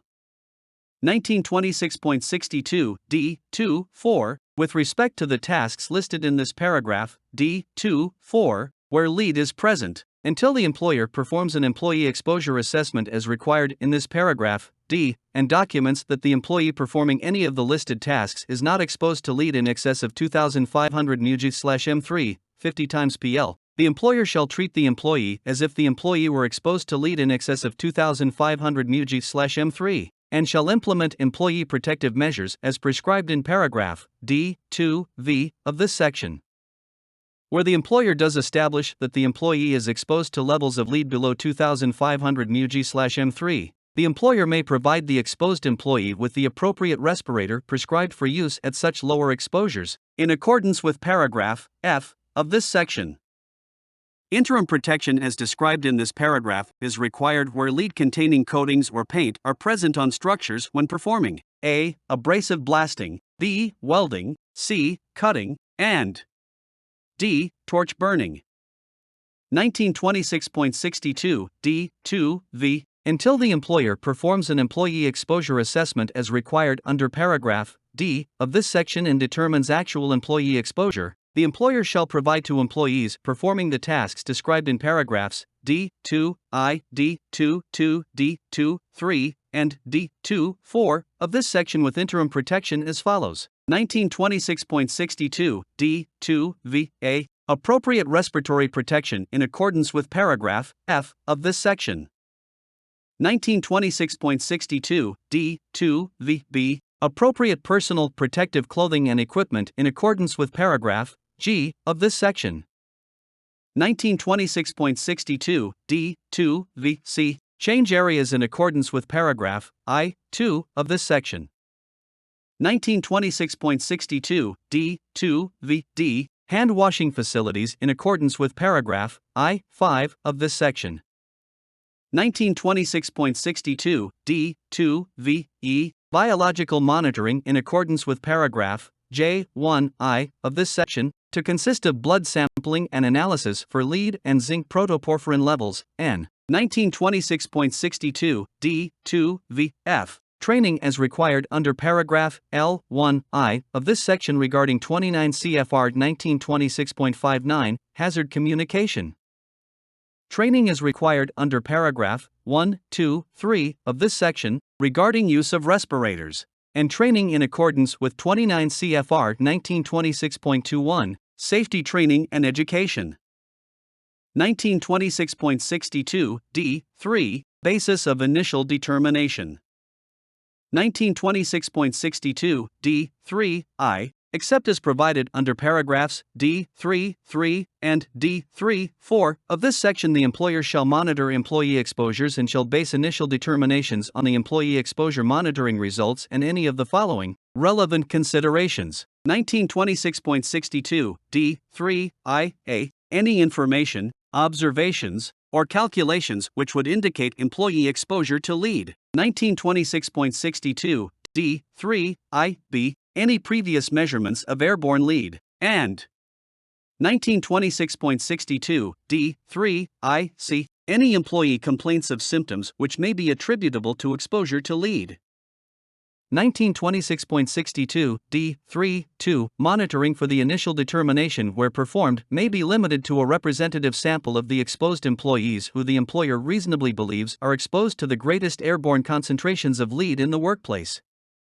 1926.62 D3.3 Where the employer has previously monitored for lead exposures, and the data were obtained within the past 12 months during work operations conducted under workplace conditions closely resembling the processes, type of material, control methods, work practices, and environmental conditions used and prevailing in the employer's current operations. The employer may rely on such earlier monitoring results to satisfy the requirements of paragraphs D3I and D6 of this section if the sampling and analytical methods meet the accuracy and confidence levels of paragraph D9 of this section. 1926.62 D3.4 Where the employer has objective data demonstrating that a particular product or material containing lead or a specific process, operation, or activity involving lead cannot result in employee exposure to lead at or above the action level during processing, use, or handling, the employer may rely upon such data instead of implementing initial monitoring. 1926.62 D3.4a The employer shall establish and maintain an accurate record documenting the nature and relevancy of objective data as specified in paragraph N4 of this section, were used in assessing employee exposure in lieu of exposure monitoring. 1926.62 D3.4b Objective data, as described in paragraph D3.4 of this section, is not permitted to be used for exposure assessment in connection with paragraph D2 of this section. 1926.62 D4 Positive initial determination and initial monitoring. 1926.62 D4I Where a determination conducted under paragraphs D1, 2, and 3 of this section shows the possibility of any employee exposure at or above the action level, the employer shall conduct monitoring which is representative of the exposure for each employee in the workplace who is exposed to lead. 1926.62 D4.2 Where the employer has previously monitored for lead exposure, and the data were obtained within the past 12 months during work operations conducted under workplace conditions closely resembling the processes, type of material, control methods, work practices, and environmental conditions used and prevailing in the employer's current operations. The employer may rely on such earlier monitoring results to satisfy the requirements of paragraph D4I of this section if the sampling and analytical methods meet the accuracy and confidence levels of paragraph D9 of this section. 1926.62 D5 Negative initial determination. Where a determination, conducted under paragraphs D1, 2, and 3 of this section is made that no employee is exposed to airborne concentrations of lead at or above the action level, the employer shall make a written record of such determination. The record shall include at least the information specified in paragraph D3I of this section and shall also include the date of determination, location within the worksite, and the name of each employee monitored. 1926.62 D6 Frequency. 1926.62 D6I If the initial determination reveals employee exposure to be below the action level, further exposure determination need not be repeated except as otherwise provided in paragraph D7 of this section. 1926.62 D6.2 If the initial determination or subsequent determination reveals employee exposure to be at or above the action level but at or below the PL, the employer shall perform monitoring in accordance with this paragraph at least every 6 months. The employer shall continue monitoring at the required frequency until at least 2 consecutive measurements, taken at least 7 days apart, are below the action level, at which time the employer may discontinue monitoring for that employee except as otherwise provided in paragraph D7 of this section. 1926.62 D6.3 If the initial determination reveals that employee exposure is above the PL, the employer shall perform monitoring quarterly. The employer shall continue monitoring at the required frequency until at least 2 consecutive measurements, taken at least 7 days apart, are at or below the PL but at or above the action level at which time the employer shall repeat monitoring for that employee at the frequency specified in paragraph D6(2) of this section, except as otherwise provided in paragraph D7 of this section. The employer shall continue monitoring at the required frequency until at least 2 consecutive measurements, taken at least 7 days apart, are below the action level, at which time the employer may discontinue monitoring for that employee except as otherwise provided in paragraph D7 of this section. 1926.62 D7 Additional exposure assessments. Whenever there has been a change of equipment, process, control, personnel, or a new task has been initiated that may result in additional employees being exposed to lead at or above the action level, or may result in employees already exposed at or above the action level being exposed above the PL, the employer shall conduct additional monitoring in accordance with this paragraph. 1926.62 D8 Employee notification. 1926.62 D8I The employer must, as soon as possible, but no later than 5 working days after the receipt of the results of any monitoring performed under this section, notify each affected employee of these results either individually in writing, or by posting the results in an appropriate location that is accessible to employees. 1926.62 D8(2) Whenever the results indicate that the representative employee exposure, without regard to respirators, is at or above the PL, the employer shall include in the written notice a statement that the employee's exposure was at or above that level and a description of the corrective action taken or to be taken to reduce exposure to below that level. 1926.62 D9 Accuracy of measurement. The employer shall use a method of monitoring and analysis which has an accuracy to a confidence level of 95%, of not less than plus or minus 25% for airborne concentrations of lead equal to or greater than 30 micrograms per cubic meter. 1926.62 E. Methods of compliance. 1926.62 E1. Engineering and work practice controls. The employer shall implement engineering and work practice controls, including administrative controls, to reduce and maintain employee exposure to lead to or below the permissible exposure limit to the extent that such controls are feasible. Wherever all feasible engineering and work practices controls that can be instituted are not sufficient to reduce employee exposure to or below the permissible exposure limit prescribed in paragraph C of this section, the employer shall nonetheless use them to reduce employee exposure to the lowest feasible level and shall supplement them by the use of respiratory protection that complies with the requirements of paragraph F of this section.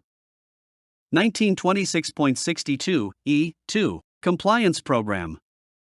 1926.62 E2I Prior to commencement of the job, each employer shall establish and implement a written compliance program to achieve compliance with paragraph C of this section. 1926.62 E2 Written plans for these compliance programs shall include at least the following. 1926.62 E2A A description of each activity in which lead is emitted, e.g.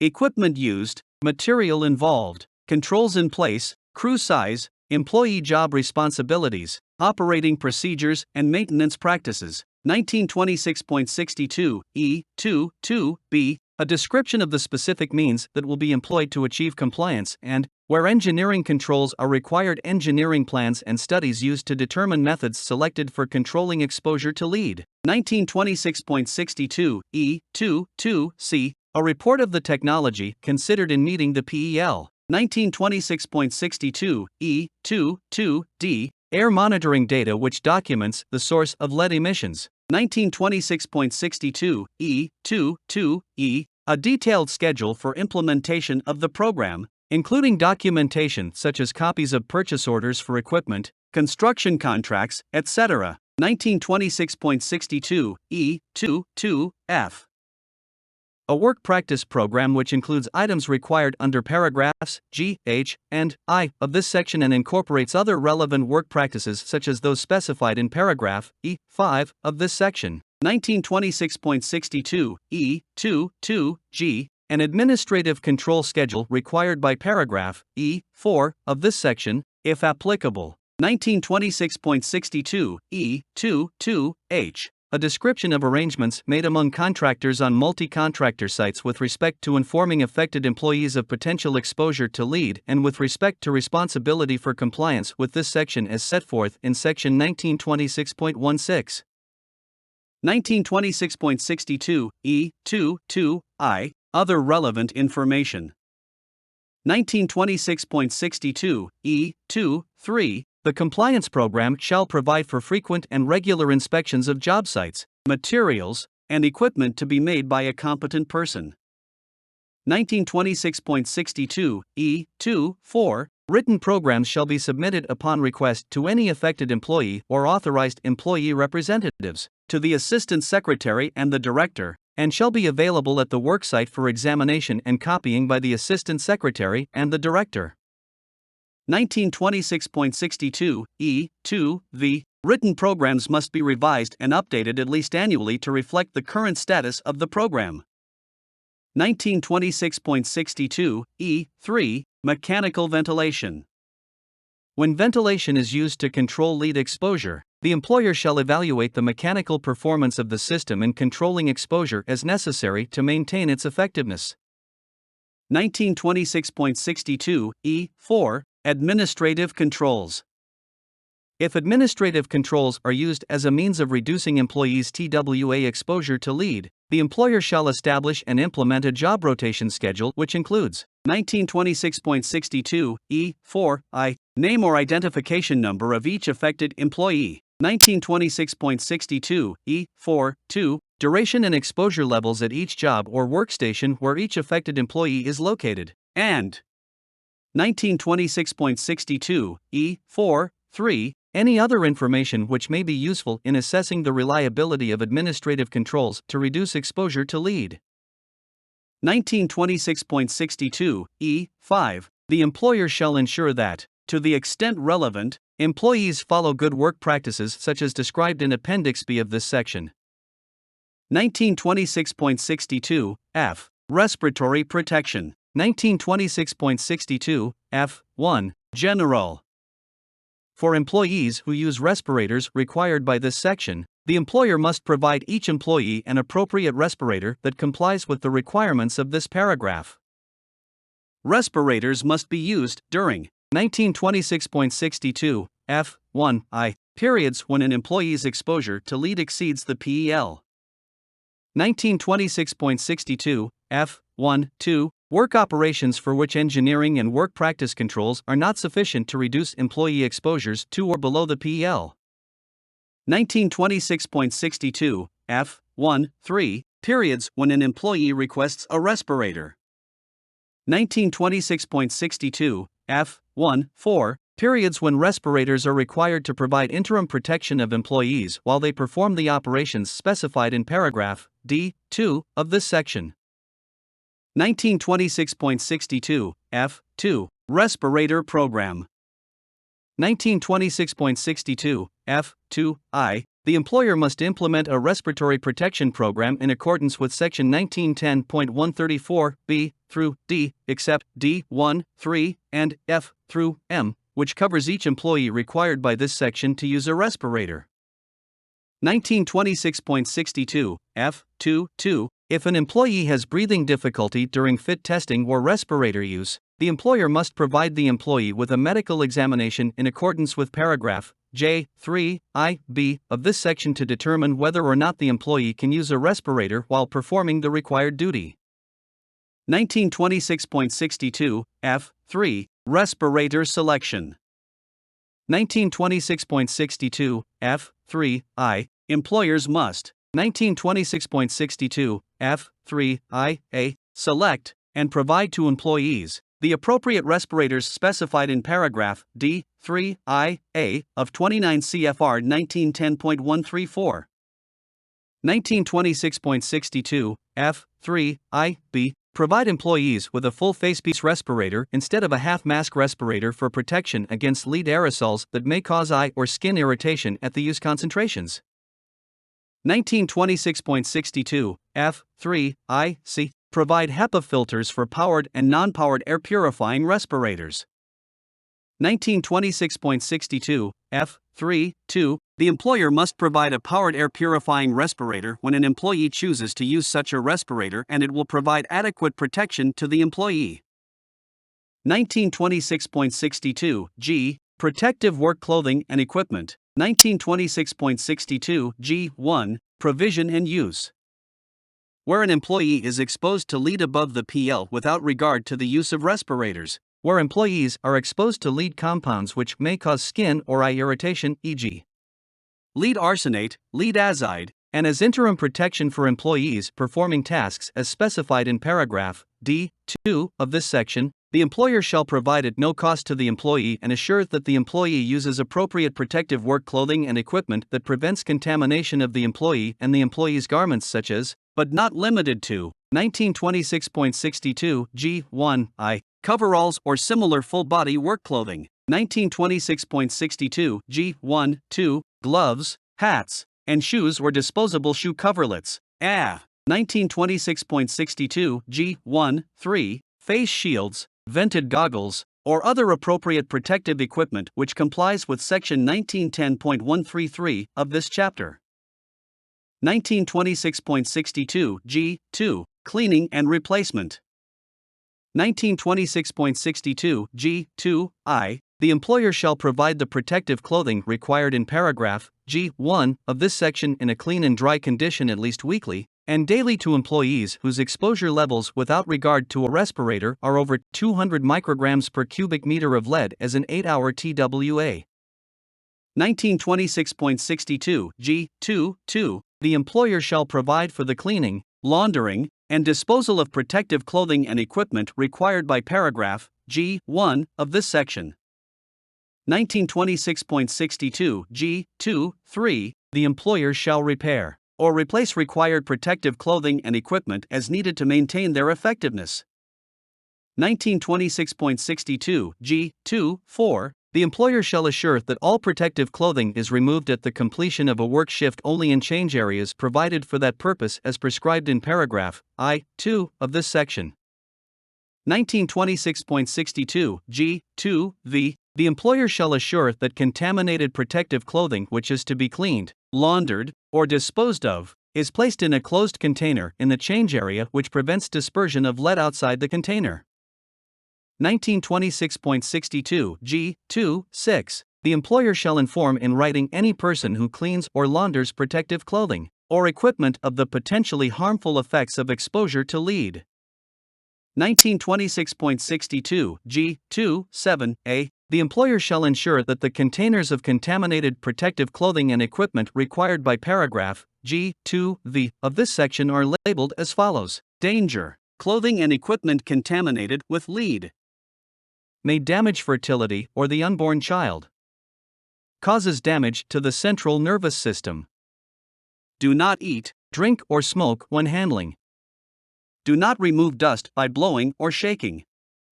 Dispose of lead-contaminated wash water in accordance with applicable local, state, or federal regulations. 1926.62 G2 7 B. Prior to June 1, 2015. Employers may include the following information on bags or containers of contaminated protective clothing and equipment required by paragraph G2 V in lieu of the labeling requirements in paragraph G2 7 A of this section. Caution: clothing contaminated with lead. Do not remove dust by blowing or shaking. Dispose of lead-contaminated wash water in accordance with applicable local, state, or federal regulations. 1926.62 G2 8. The employer shall prohibit the removal of lead from protective clothing or equipment by blowing, shaking, or any other means which disperses lead into the air. 1926.62 H. Housekeeping. 1926.62 H1. All surfaces shall be maintained as free as practicable of accumulations of lead. 1926.62 H2. Cleanup of floors and other surfaces where lead accumulates shall, wherever possible, be cleaned by vacuuming or other methods that minimize the likelihood of lead becoming airborne. 1926.62 H3. Shoveling, dry or wet sweeping, and brushing may be used only where vacuuming or other equally effective methods have been tried and found not to be effective. 1926.62 H4. Where vacuuming methods are selected, the vacuums shall be equipped with HEPA filters and used and emptied in a manner which minimizes the re-entry of lead into the workplace.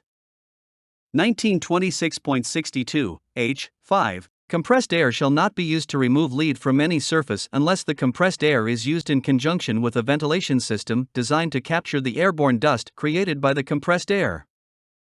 1926.62 I. Hygiene facilities and practices. 1926.62 I1. The employer shall assure that in areas where employees are exposed to lead above the PL without regard to the use of respirators, food or beverage is not present or consumed, tobacco products are not present or used, and cosmetics are not applied. 1926.62 I2. Change areas.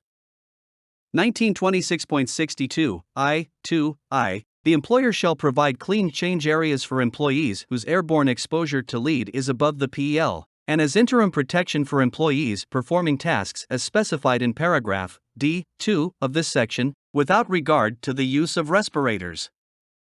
1926.62 I2 The employer shall assure that change areas are equipped with separate storage facilities for protective work clothing and equipment and for street clothes which prevent cross-contamination.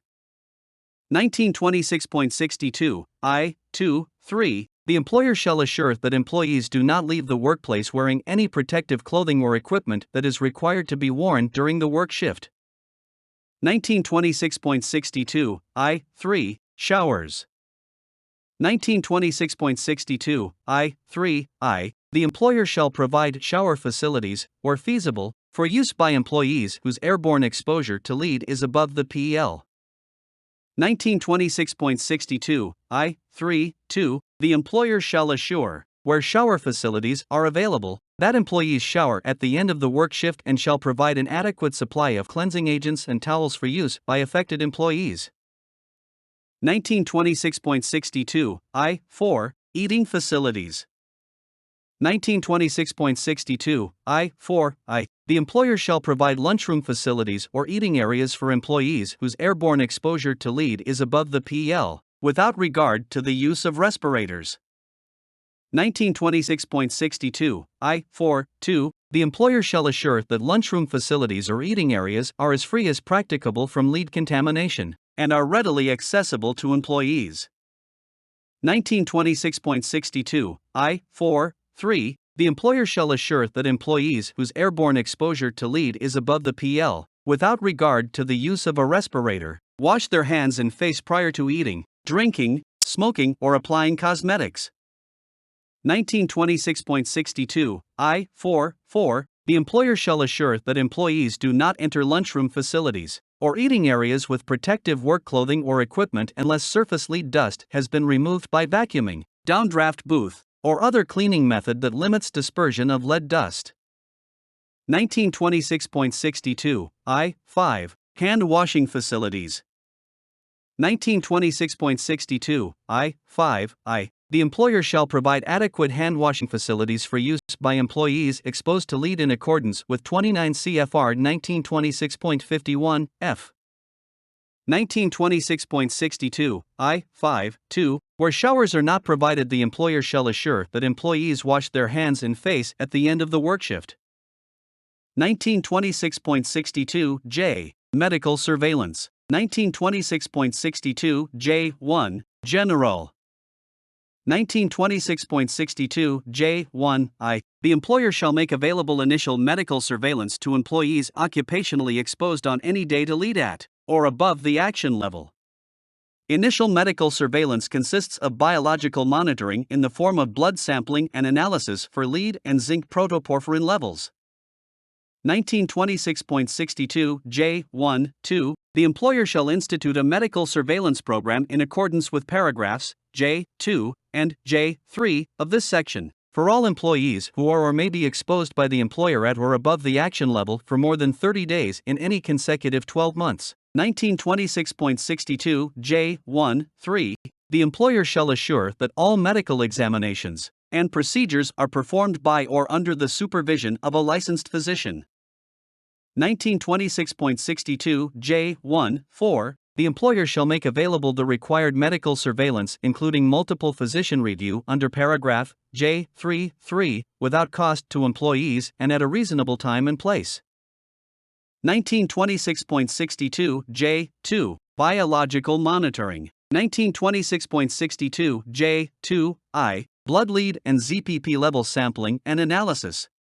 T. The employer shall make available biological monitoring in the form of blood sampling and analysis for lead and zinc protoporphyrin levels to each employee covered under paragraphs J1I and 2 of this section on the following schedule. 1926.62 J2IA. For each employee covered under paragraph J1 2 of this section, at least every 2 months for the first 6 months and every 6 months thereafter. 1926.62 J2IB. For each employee covered under paragraphs J1I or 2 of this section whose last blood sampling and analysis indicated a blood lead level at or above 40 G/DL, at least every 2 months. This frequency shall continue until 2 consecutive blood samples and analyses indicate a blood lead level below 40 G/DL. And 1926.62 J2IC. For each employee who is removed from exposure to lead due to an elevated blood lead level at least monthly during the removal period. 1926.62 J22. Follow-up blood sampling tests.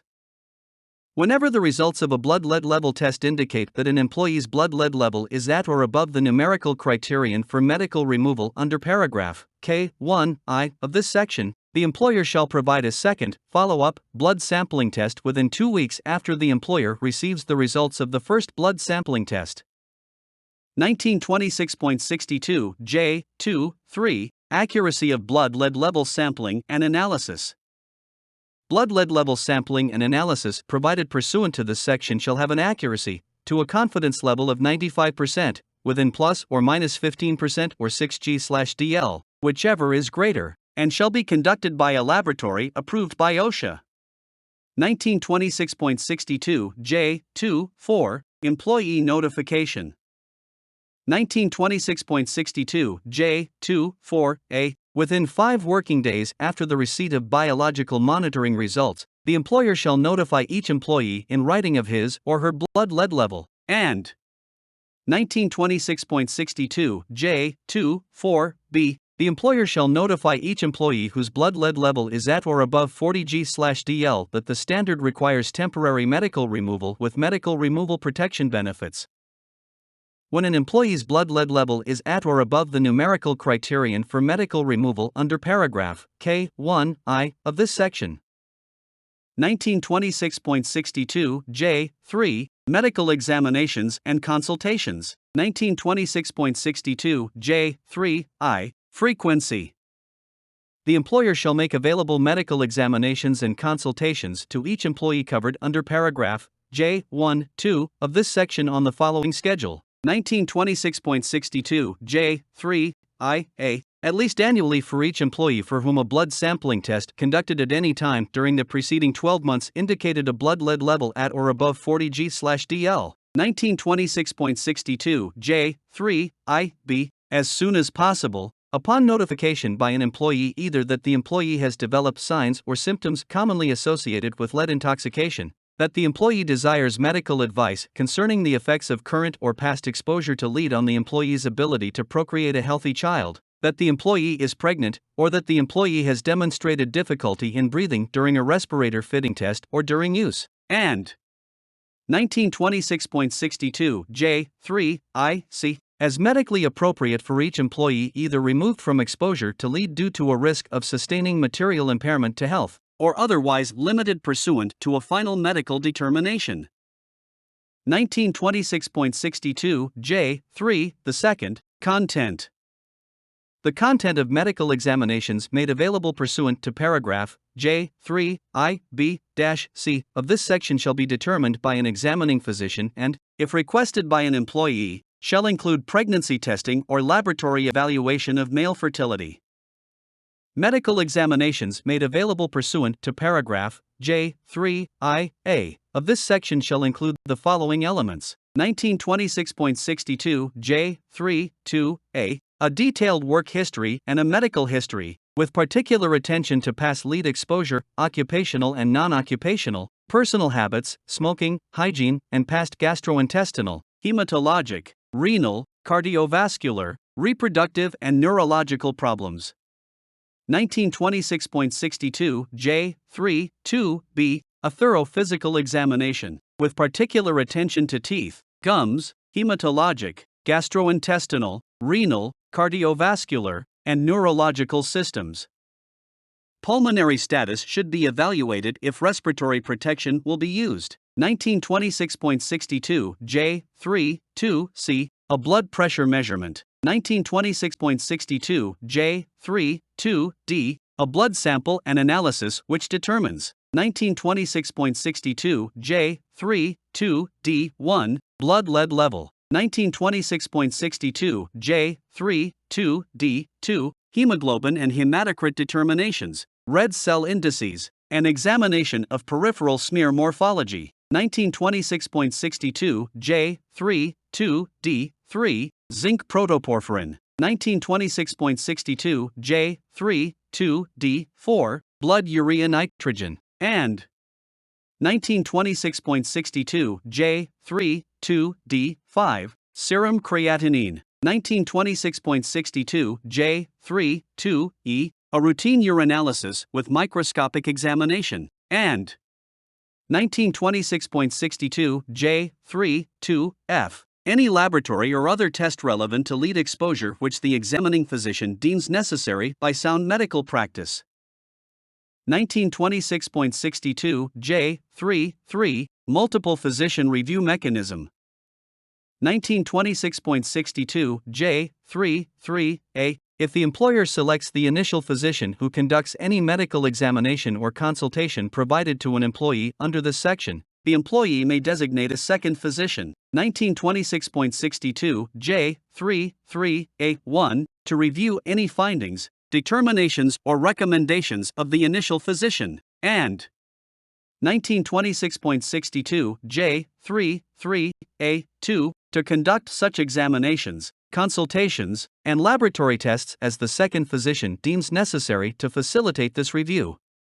1926.62 J33B, the employer shall promptly notify an employee of the right to seek a second medical opinion after each occasion that an initial physician conducts a medical examination or consultation pursuant to this section. The employer may condition its participation in, and payment for, the multiple physician review mechanism upon the employee doing the following within 15 days after receipt of the foregoing notification, or receipt of the initial physician's written opinion, whichever is later. 1926.62 J33B1, the employee informing the employer that he or she intends to seek a second medical opinion. And 1926.62 J33B2, the employee initiating steps to make an appointment with a second physician.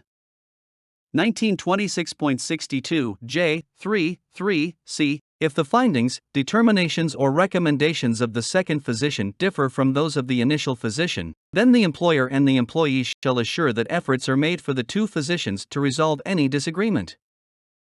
1926.62 J33D, if the two physicians have been unable to quickly resolve their disagreement, then the employer and the employee through their respective physicians shall designate a third physician. 1926.62 J33D1, to review any findings, determinations, or recommendations of the prior physicians. And 1926.62 J33D2, to conduct such examinations, consultations, laboratory tests, and discussions with the prior physicians as the third physician deems necessary to resolve the disagreement of the prior physicians. 1926.62 J33E, the employer shall act consistent with the findings, determinations, and recommendations of the third physician, unless the employer and the employee reach an agreement which is otherwise consistent with the recommendations of at least one of the three physicians. 1926.62 J34, information provided to examining and consulting physicians. 1926.62 J. 3, 4a. The employer shall provide an initial physician conducting a medical examination or consultation under this section with the following information. 1926.62 J. 3, 4a. 1. A copy of this regulation for lead including all appendices. 1926.62 J. 3, 4a. 2. A description of the affected employee's duties as they relate to the employee's exposure. 1926.62 J. 3, 4a. 3. The employee's exposure level or anticipated exposure level to lead and to any other toxic substance, if applicable. 1926.62 J. 3, 4a. 4. A description of any personal protective equipment used or to be used. 1926.62 J. 3, 4a. 5. Prior blood lead determinations. And 1926.62 J. 3, 4a. 6. All prior written medical opinions concerning the employee in the employer's possession or control. 1926.62 J. 3, 4b. The employer shall provide the foregoing information to a second or third physician conducting a medical examination or consultation under this section upon request either by the second or third physician or by the employee. 1926.62 J. 4. Chelation. 1926.62 J. 4i. The employer shall assure that any person whom he retains, employs, supervises or controls does not engage in prophylactic chelation of any employee at any time. 1926.62 J. 4. 2. If therapeutic or diagnostic chelation is to be performed by any person in paragraph J. 4i of this section, the employer shall assure that it be done under the supervision of a licensed physician in a clinical setting with thorough and appropriate medical monitoring and that the employee is notified in writing prior to its occurrence. 1926.62 J. 4. Chelation. 1926.62 J. 4i. The employer shall assure that any person whom he retains, employs, supervises or controls does not engage in prophylactic chelation of any employee at any time. 1926.62 J. 4. 2. If therapeutic or diagnostic chelation is to be performed by any person in paragraph J. 4i of this section, the employer shall assure that it be done under the supervision of a licensed physician in a clinical setting with thorough and appropriate medical monitoring and that the employee is notified in writing prior to its occurrence. 1926.62 K. Medical removal protection. 1926.62 K. 1. Temporary medical removal and return of an employee. 1926.62 K. 1. I. Temporary removal due to elevated blood lead level. The employer shall remove an employee from work having an exposure to lead at or above the action level on each occasion that a periodic and a follow-up blood sampling test conducted pursuant to this section indicate that the employee's blood lead level is at or above 50 g/dl. And 1926.62 K. 1. 2. Temporary removal due to a final medical determination.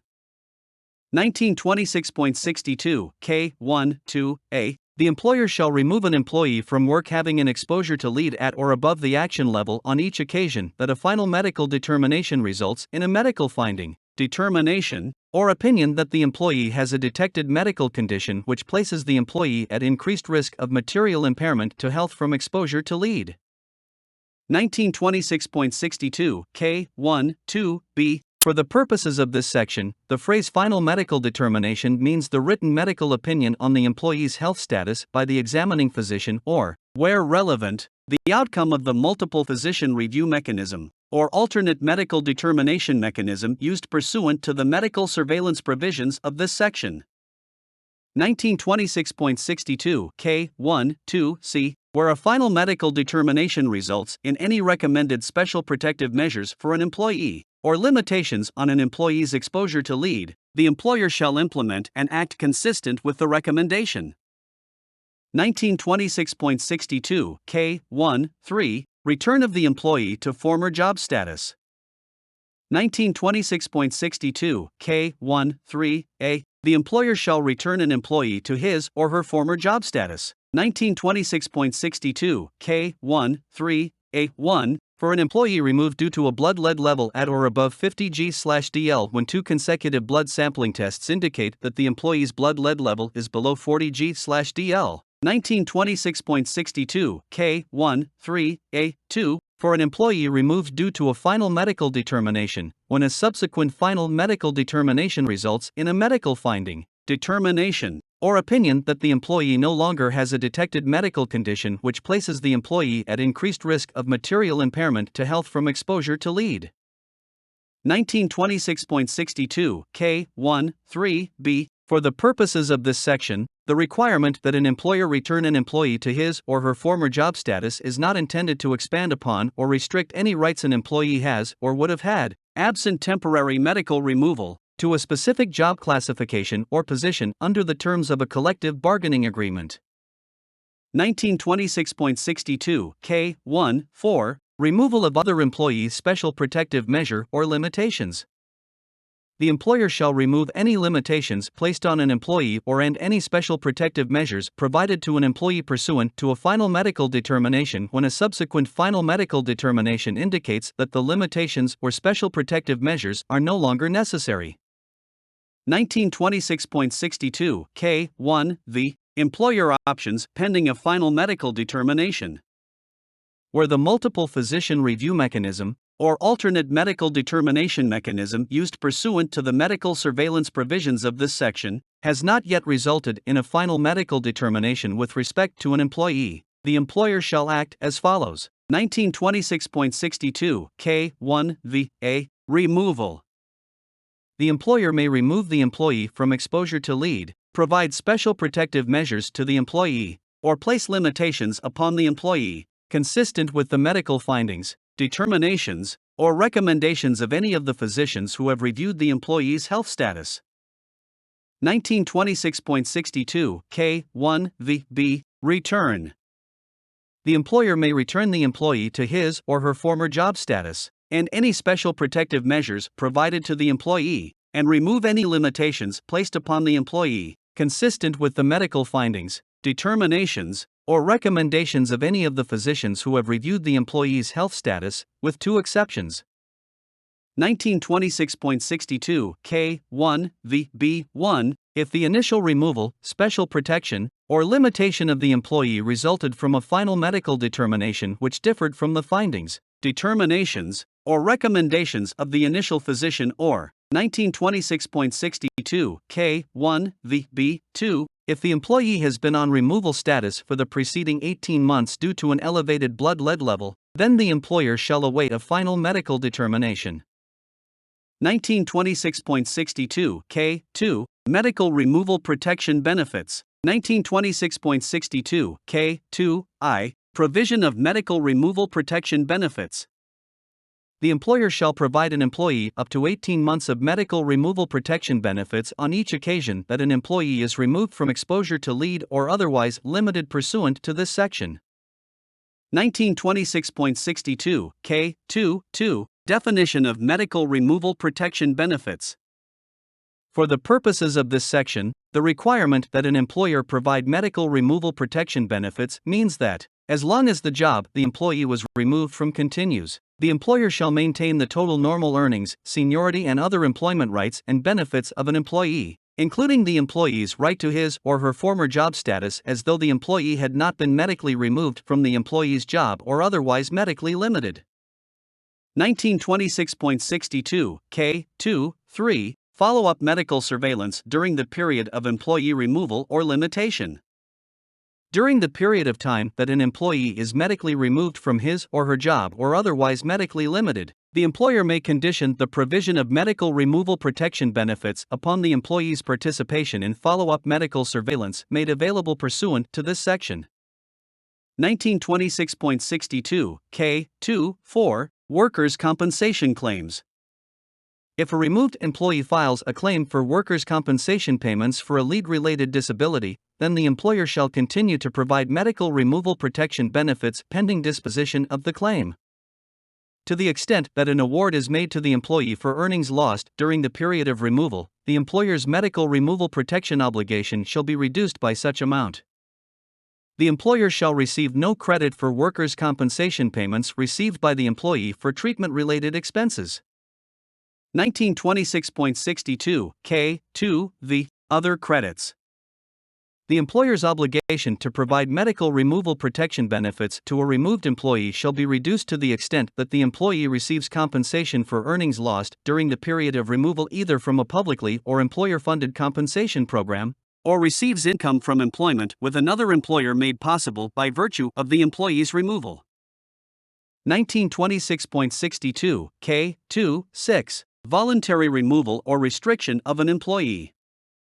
Where an employer, although not required by this section to do so, removes an employee from exposure to lead or otherwise places limitations on an employee due to the effects of lead exposure on the employee's medical condition, the employer shall provide medical removal protection benefits to the employee equal to that required by paragraph K2 I and 2 of this section. 1926.62 L. Communication of hazards. 1926.62 L1 General. 1926.62 L1I Hazard communication. The employer shall include lead in the program established to comply with the Hazard Communication Standard, HCS, Section 1910.1200. The employer shall ensure that each employee has access to labels on containers of lead and safety data sheets, and is trained in accordance with the provisions of HCS in paragraph L of this section. The employer shall ensure that at least the following hazards are addressed. 1926.62 L1IA Reproductive/developmental toxicity. 1926.62 L1IB Central nervous system effects. 1926.62 L1IC Kidney effects. 1926.62 L1ID Blood effects. And 1926.62 L1IE Acute toxicity effects. 1926.62 L12 The employer shall train each employee who is subject to exposure to lead at or above the action level on any day, or who is subject to exposure to lead compounds which may cause skin or eye irritation, e.g., lead arsenate, lead azide, in accordance with the requirements of this section. The employer shall institute a training program and ensure employee participation in the program. 1926.62 L13 The employer shall provide the training program as initial training prior to the time of job assignment or prior to the startup date for this requirement, whichever comes last. 1926.62 L14 The employer shall also provide the training program at least annually for each employee who is subject to lead exposure at or above the action level on any day. 1926.62 L2 Training Program. The employer shall assure that each employee is trained in the following. 1926.62 L2I The content of this standard and its appendices. 1926.62 L22 The specific nature of the operations which could result in exposure to lead above the action level. 1926.62 L23 The purpose, proper selection, fitting, use, and limitations of respirators. 1926.62 L24 The purpose and a description of the medical surveillance program and the medical removal protection program, including information concerning the adverse health effects associated with excessive exposure to lead, with particular attention to the adverse reproductive effects on both males and females and hazards to the fetus and additional precautions for employees who are pregnant. 1926.62 L2V The engineering controls and work practices associated with the employee's job assignment, including training of employees to follow relevant good work practices described in Appendix B of this section. 1926.62 L26 The contents of any compliance plan in effect. 1926.62 L27 Instructions to employees that chelating agents should not routinely be used to remove lead from their bodies, and should not be used at all except under the direction of a licensed physician. And 1926.62 L28 The employee's right of access to records under 29 CFR 1910.20. 1926.62 L3 Access to information and training materials. 1926.62 L3I The employer shall make readily available to all affected employees a copy of this standard and its appendices. 1926.62, L. 3.2, the employer shall provide, upon request, all materials relating to the employee information and training program to affected employees and their designated representatives, and to the Assistant Secretary and the Director. 1926.62, M. Signs. 1926.62, M1, General. 1926.62, M1I, the employer shall post the following warning signs in each work area where an employee's exposure to lead is above the PL. Danger. Lead work area may damage fertility or the unborn child, causes damage to the central nervous system. Do not eat, drink, or smoke in this area. 1926.62, M1-2, the employer shall ensure that no statement appears on or near any sign required by this paragraph, M, that contradicts or detracts from the meaning of the required sign.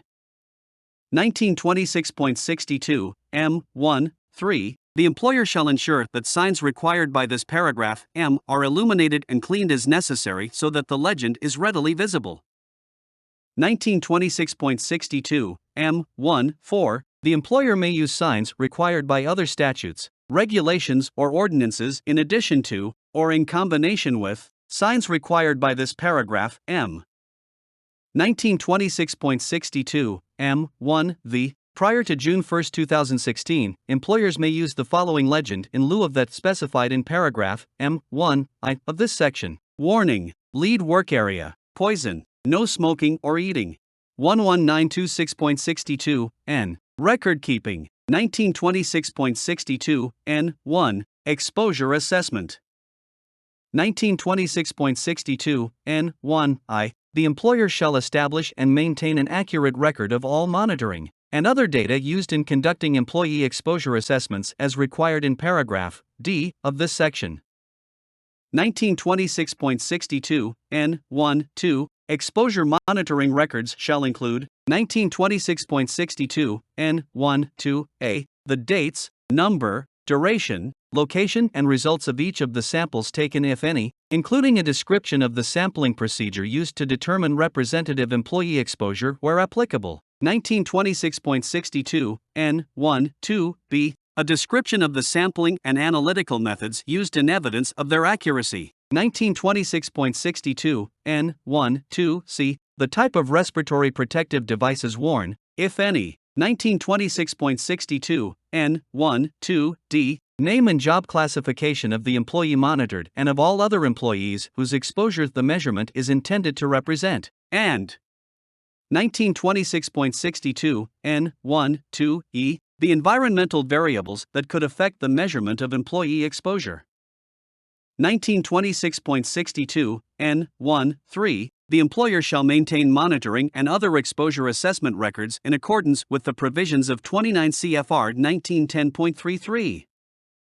1926.62, N2, medical surveillance. 1926.62, N2I, the employer shall establish and maintain an accurate record for each employee subject to medical surveillance as required by paragraph J of this section.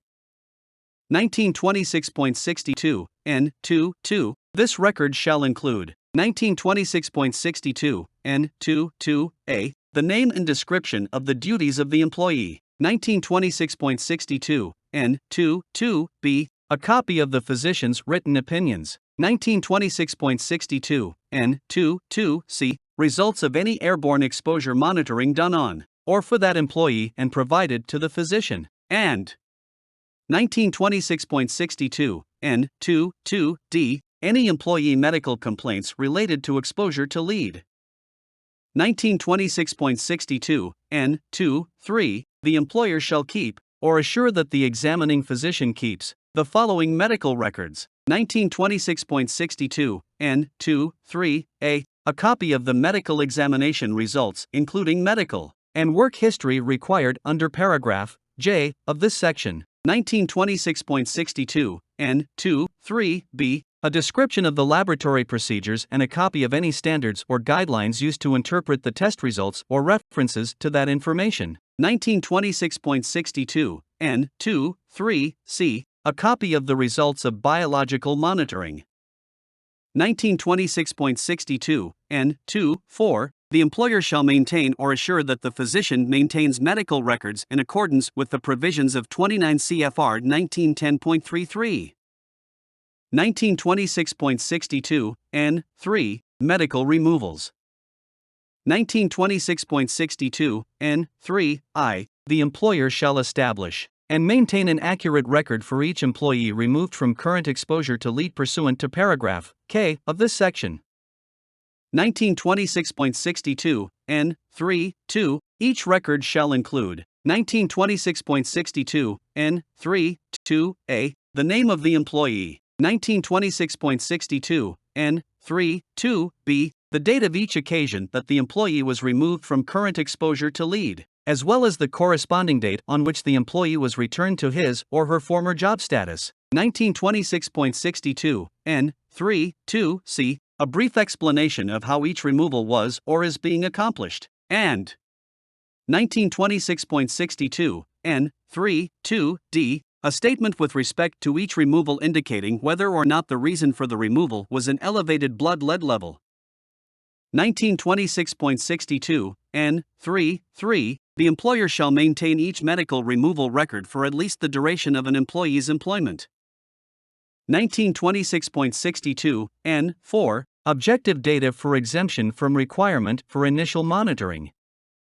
1926.62, N. 4, I. For purposes of this section, objective data are information demonstrating that a particular product or material containing lead or a specific process, operation, or activity involving lead cannot release dust or fumes in concentrations at or above the action level under any expected conditions of use.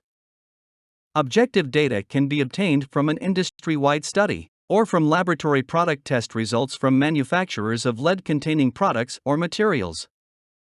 The data the employer uses from an industry-wide survey must be obtained under workplace conditions closely resembling the processes, types of material, control methods, work practices, and environmental conditions in the employer's current operations. 1926.62, N. 4, 2. The employer shall maintain the record of the objective data relied upon for at least 30 years. 1926.62, N. 5. Availability. The employer shall make available upon request all records required to be maintained by paragraph N of this section to affected employees, former employees, and their designated representatives, and to the Assistant Secretary and the Director for examination and copying. 1926.62, N. 6. Transfer of records. 1926.62, N. 6, I. Whenever the employer ceases to do business, the successor employer shall receive and retain all records required to be maintained by paragraph N of this section. 1926.62, N. 6, 2. The employer shall also comply with any additional requirements involving the transfer of records set forth in 29 CFR 1910.1020 H. I. Substance identification. A. Substance. Pure lead, Pb, is a heavy metal at room temperature and pressure and is a basic chemical element. It can combine with various other substances to form numerous lead compounds. B. Compounds covered by the standard. The word lead, when used in this interim final standard, means elemental lead, all inorganic lead compounds, and a class of organic lead compounds called lead soaps. This standard does not apply to other organic lead compounds. C. Uses. Exposure to lead occurs in several different occupations in the construction industry, including demolition or salvage of structures where lead or lead-containing materials are present, removal or encapsulation of lead-containing materials, new construction, alteration, repair, or renovation of structures that contain lead or materials containing lead, installation of products containing lead. In addition, there are construction-related activities where exposure to lead may occur, including transportation, disposal, storage, or containment of lead or materials containing lead on construction sites, and maintenance operations associated with construction activities. D. Permissible exposure. The permissible exposure limit, PL, set by the standard is 50 micrograms of lead per cubic meter of air, 50 micrograms per cubic meter, averaged over an 8-hour workday. E. Action level. The interim final standard establishes an action level of 30 micrograms of lead per cubic meter of air, 30 micrograms per cubic meter, averaged over an 8-hour workday. The action level triggers several ancillary provisions of the standard, such as exposure monitoring, medical surveillance, and training. 2. Health hazard data. A. Ways in which lead enters your body. When absorbed into your body in certain doses, lead is a toxic substance. The object of the lead standard is to prevent absorption of harmful quantities of lead. The standard is intended to protect you not only from the immediate toxic effects of lead, but also from the serious toxic effects that may not become apparent until years of exposure have passed. Lead can be absorbed into your body by inhalation, breathing, and ingestion, eating. Lead, except for certain organic lead compounds not covered by the standard, such as tetraethyl lead, is not absorbed through your skin. When lead is scattered in the air as a dust, fume respiratory tract. Inhalation of airborne lead is generally the most important source of occupational lead absorption. You can also absorb lead through your digestive system if lead gets into your mouth and is swallowed. If you handle food, cigarettes, chewing tobacco, or makeup which have lead on them or handle them with hands contaminated with lead, this will contribute to ingestion. A significant portion of the lead that you inhale or ingest gets into your bloodstream. Once in your bloodstream, lead is circulated throughout your body and stored in various organs and body tissues. Some of this lead is quickly filtered out of your body and excreted, but some remains in the blood and other tissues. As exposure to lead continues, the amount stored in your body will increase if you are absorbing more lead than your body is excreting. Even though you may not be aware of any immediate symptoms of disease, this lead stored in your tissues can be slowly causing irreversible damage, first to individual cells, then to your organs and whole body systems.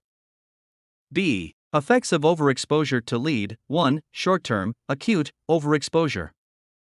Lead is a potent, systemic poison that serves no known useful function once absorbed by your body. Taken in large enough doses, lead can kill you in a matter of days. A condition affecting the brain called acute encephalopathy may arise, which develops quickly to seizures, coma, and death from cardiorespiratory arrest. A short-term dose of lead can lead to acute encephalopathy. Short-term occupational exposures of this magnitude are highly unusual, but not impossible. Similar forms of encephalopathy may, however, arise from extended, chronic exposure to lower doses of lead. There is no sharp dividing line between rapidly developing acute effects of lead and chronic effects which take longer to acquire. Lead adversely affects numerous body systems and causes forms of health impairment and disease which arise after periods of exposure as short as days or as long as several years. 2. Long-term, chronic, overexposure. Chronic overexposure to lead may result in severe damage to your blood-forming, nervous, urinary, and reproductive systems. Some common symptoms of chronic overexposure include loss of appetite, metallic taste in the mouth, anxiety, constipation, nausea, pallor, excessive tiredness, weakness, insomnia, headache, nervous irritability, muscle and joint pain or soreness, fine tremors, numbness, dizziness, hyperactivity, and colic. In lead colic, there may be severe abdominal pain. Damage to the central nervous system in general and the brain, encephalopathy, in particular, is one of the most severe forms of lead poisoning. The most severe, often fatal, form of encephalopathy may be preceded by vomiting, a feeling of dullness progressing to drowsiness and stupor, poor memory, restlessness, irritability, tremor, and convulsions. It may arise suddenly with the onset of seizures, followed by coma and death. There is a tendency for muscular weakness to develop at the same time. This weakness may progress to paralysis, often observed as a characteristic wrist drop or foot drop, and is a manifestation of a disease to the nervous system called peripheral neuropathy. Chronic overexposure to lead also results in kidney disease with few, if any, symptoms appearing until extensive and most likely permanent kidney damage has occurred. Routine laboratory tests reveal the presence of this kidney disease only after about 2/3 of kidney function is lost. When overt symptoms of urinary dysfunction arise, it is often too late to correct or prevent worsening conditions, and progression to kidney dialysis or death is possible. Chronic overexposure to lead impairs the reproductive systems of both men and women. Overexposure to lead may result in decreased sex drive, impotence, and sterility in men.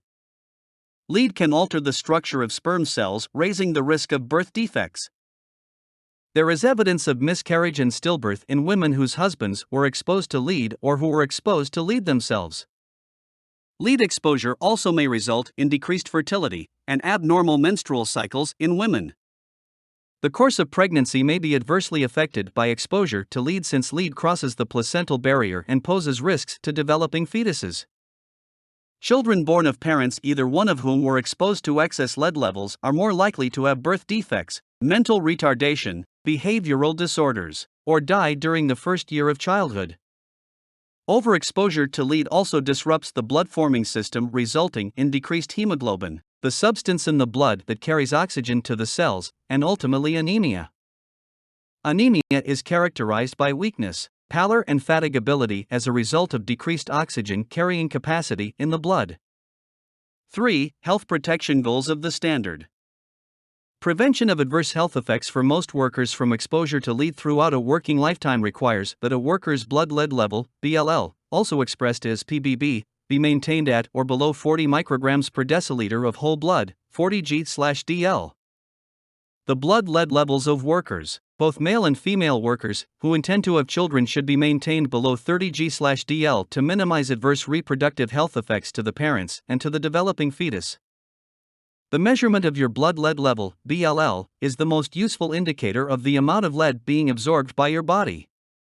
Blood lead levels are most often reported in units of milligrams, mg, or micrograms, g, of lead. 1 milligram equals 1000 g per 100 grams, 100 g, 100 milliliters, 100 milliliters, or deciliter, dl, of blood. These three units are essentially the same. Sometimes BLLs are expressed in the form of mg% or g%. This is a shorthand notation for 100 g, 100 milliliters, or dl. References to BLL measurements in this standard are expressed in the form of g/dl. Once your blood lead level climbs above 40 g/dl, your risk of disease increases. There is a wide variability of individual response to lead, thus it is difficult to say that a particular BLL in a given person will cause a particular effect. Studies have associated fatal encephalopathy with BLLs as low as 150 g/dl. Other studies have shown other forms of diseases in some workers with BLLs well below 80 g/dl. Your BLL is a crucial indicator of the risks to your health, but one other factor is also extremely important. This factor is the length of time you have had elevated BLLs. The longer you have an elevated BLL, the greater the risk that large quantities of lead are being gradually stored in your organs and tissues. Body burden. The greater your overall body burden, the greater the chances of substantial permanent damage. The best way to prevent all forms of lead-related impairments and diseases, both short-term and long-term, is to maintain your BLL below 40 g/dl. The provisions of the standard are designed with this end in mind. Your employer has prime responsibility to assure that the provisions of the standard are complied with both by the company and by individual workers. You, as a worker, however, also have a responsibility to assist your employer in complying with the standard. You can play a key role in protecting your own health by learning about the lead hazards and their control, learning what the standard requires, following the standard where it governs your own actions, and seeing that your employer complies with provisions governing his or her actions. 4. Reporting signs and symptoms of health problems. You should immediately notify your employer if you develop signs or symptoms associated with lead poisoning, or if you desire medical advice concerning the effects of current or past exposure to lead or your ability to have a healthy child. You should also notify your employer if you have difficulty breathing during a respirator fit test or while wearing a respirator. In each of these cases, your employer must make available to you appropriate medical examinations or consultations. These must be provided at no cost to you and at a reasonable time and place. The standard contains a procedure whereby you can obtain a second opinion by a physician of your choice if your employer selected the initial physician. This appendix summarizes key provisions of the interim final standard for lead in construction that you as a worker should become familiar with. A permissible exposure limit, PL, paragraph C. The standard sets a permissible exposure limit, PL, of 50 micrograms of lead per cubic meter of air, 50 μg/m3, averaged over an 8-hour workday, which is referred to as a time-weighted average, TWA. This is the highest level of lead in air to which you may be permissibly exposed over an 8-hour workday. However, since this is an 8-hour average, short exposures above the PL are permitted so long as for each 8-hour workday your average exposure does not exceed this level. This interim final standard, however, takes into account the fact that your daily exposure to lead can extend beyond a typical 8-hour workday as the result of overtime or other alterations in your work schedule. To deal with this situation, the standard contains a formula which reduces your permissible exposure when you are exposed more than 8 hours. For example, if you are exposed to lead for 10 hours a day, the maximum permitted average exposure would be 40 μg/m3. 2. Exposure assessment, paragraph D. If lead is present in your workplace in any quantity, your employer is required to make an initial determination of whether any employee's exposure to lead exceeds the action level, 30 μg/m3 averaged over an 8-hour day. Employee exposure is that exposure which would occur if the employee were not using a respirator. This initial determination requires your employer to monitor workers' exposures unless he or she has objective data which can demonstrate conclusively that no employee will be exposed to lead in excess of the action level. Where objective data is used in lieu of actual monitoring, the employer must establish and maintain an accurate record, documenting its relevancy in assessing exposure levels for current job conditions. If such objective data is available, the employer need proceed no further on employee exposure assessment until such time that conditions have changed and the determination is no longer valid. Objective data may be compiled from various sources, e.g., insurance companies and trade associations, and information from suppliers, or exposure data collected from similar operations. Objective data may also comprise previously collected sampling data, including area monitoring. If it cannot be determined through using objective data that worker exposure is less than the action level, your employer must conduct monitoring or must rely on relevant previous personal sampling, if available. Where monitoring is required for the initial determination, it may be limited to a representative number of employees who are reasonably expected to have the highest exposure levels. If your employer has conducted appropriate air sampling for lead in the past 12 months, he or she may use these results, provided they are applicable to the same employee tasks and exposure conditions and meet the requirements for accuracy as specified in the standard. As with objective data, if such results are relied upon for the initial determination, your employer must establish and maintain a record as to the relevancy of such data to current job conditions. If there have been any employee complaints of symptoms which may be attributable to exposure to lead, or if there is any other information or observations which would indicate employee exposure to lead, this must also be considered as part of the initial determination. If this initial determination shows that a reasonable possibility exists that any employee may be exposed, without regard to respirators, over the action level, your employer must set up an air monitoring program to determine the exposure level representative of each employee exposed to lead at your workplace. In carrying out this air monitoring program, your employer is not required to monitor the exposure of every employee, but he or she must monitor a representative number of employees and job types. Enough sampling must be done to enable each employee's exposure level to be reasonably represent full shift exposure. In addition, these air samples must be taken under conditions which represent each employee's regular, daily exposure to lead. Sampling performed in the past 12 months may be used to determine exposures above the action level if such sampling was conducted during work activities essentially similar to present work conditions. The standard lists certain tasks which may likely result in exposures to lead in excess of the PL and, in some cases, exposures in excess of 50 times the PL. If you are performing any of these tasks, your employer must provide you with appropriate respiratory protection, protective clothing and equipment, change areas, hand washing facilities, biological monitoring, and training until such time that an exposure assessment is conducted which demonstrates that your exposure level is below the PL. If you are exposed to lead and air sampling is performed, your employer is required to notify you in writing within 5 working days of the air monitoring results which represent your exposure. If the results indicate that your exposure exceeds the PL, without regard to your use of a respirator, then your employer must also notify you of this in writing, and provide you with a description of the corrective action that has been taken or will be taken to reduce your exposure. Your exposure must be rechecked by monitoring, at least every 6 months if your exposure is at or over the action level but below the PL. Your employer may discontinue monitoring for you if 2 consecutive measurements, taken at least 7 days apart, are at or below the action level. Air monitoring must be repeated every 3 months if you are exposed over the PL. Your employer must continue monitoring for you at this frequency until 2 consecutive measurements, taken at least 7 days apart, are below the PL but above the action level, at which time your employer must repeat monitoring of your exposure every 6 months, and may discontinue monitoring only after your exposure drops to or below the action level. However, whenever there is a change of equipment, process, control, or personnel or a new type of job is added at your workplace which may result in new or additional exposure to lead, your employer must perform additional monitoring. 3 Methods of compliance. Paragraph E. Your employer is required to assure that no employee is exposed to lead in excess of the PL as an 8-hour TWA.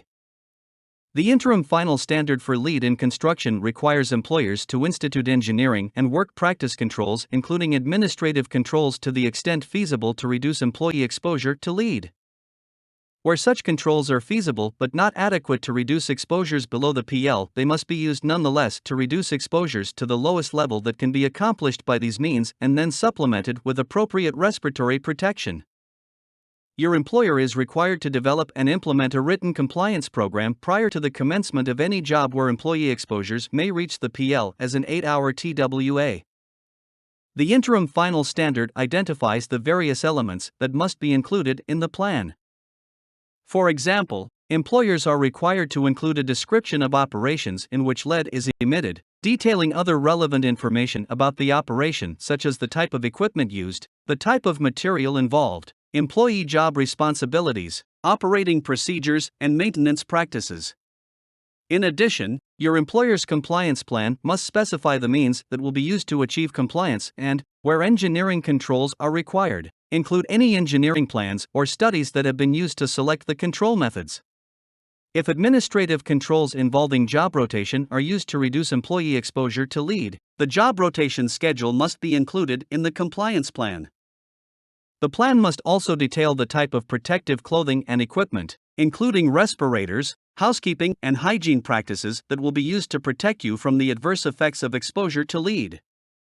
The written compliance program must be made available, upon request, to affected employees and their designated representatives, the assistant secretary, and the director.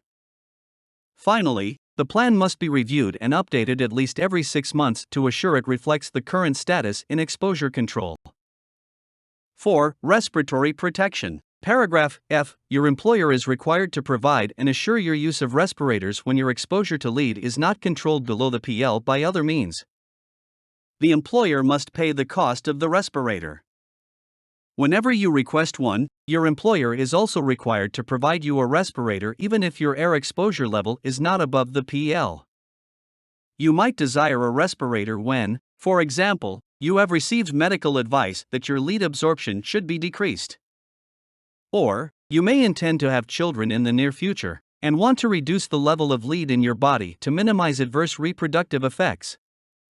While respirators are the least satisfactory means of controlling your exposure, they are capable of providing significant protection if properly chosen, fitted, worn, cleaned, maintained, and replaced when they stop providing adequate protection.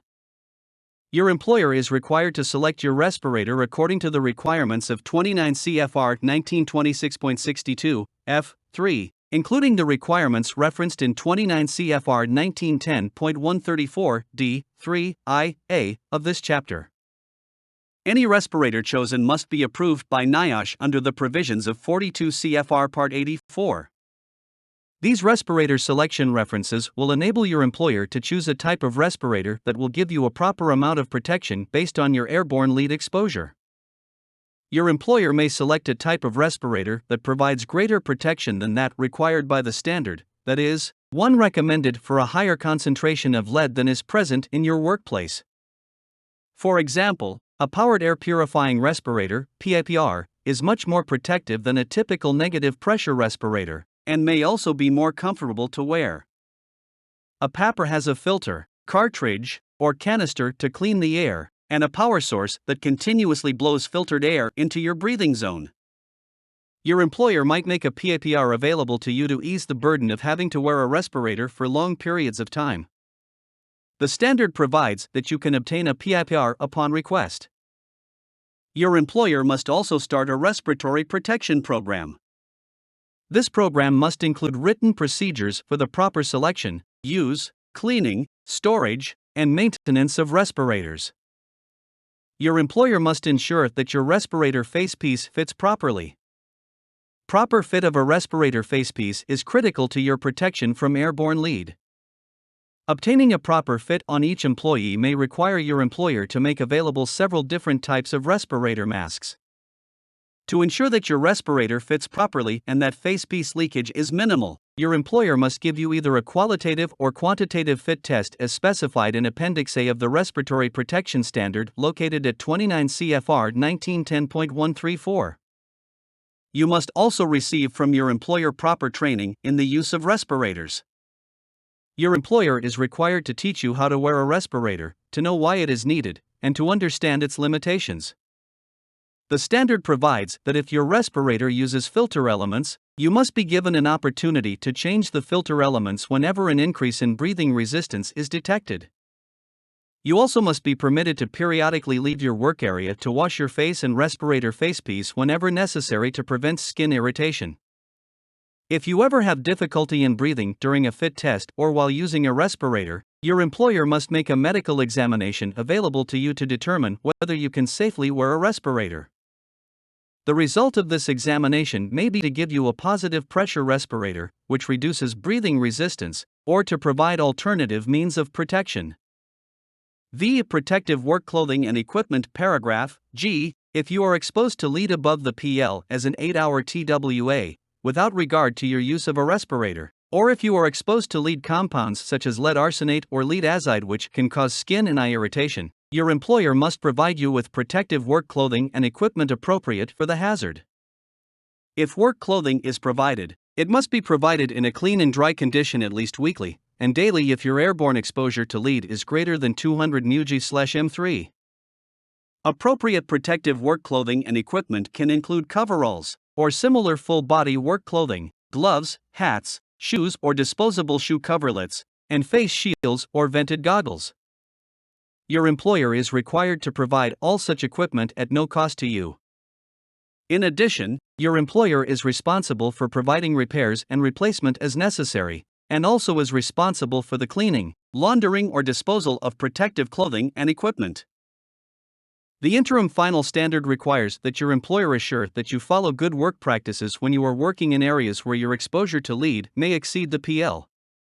With respect to protective clothing and equipment, where appropriate, the following procedures should be observed prior to beginning work. 1. Change into work clothing and shoe covers in the clean section of the designated changing areas. 2. Use work garments of appropriate protective gear, including respirators, before entering the work area. And 3. Store any clothing not worn under protective clothing in the designated changing area.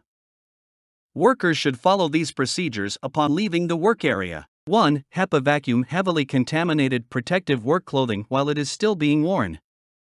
At no time may lead be removed from protective clothing by any means which result in uncontrolled dispersal of lead into the air. 2. Remove shoe covers and leave them in the work area. 3. Remove protective clothing and gear in the dirty area of the designated changing area.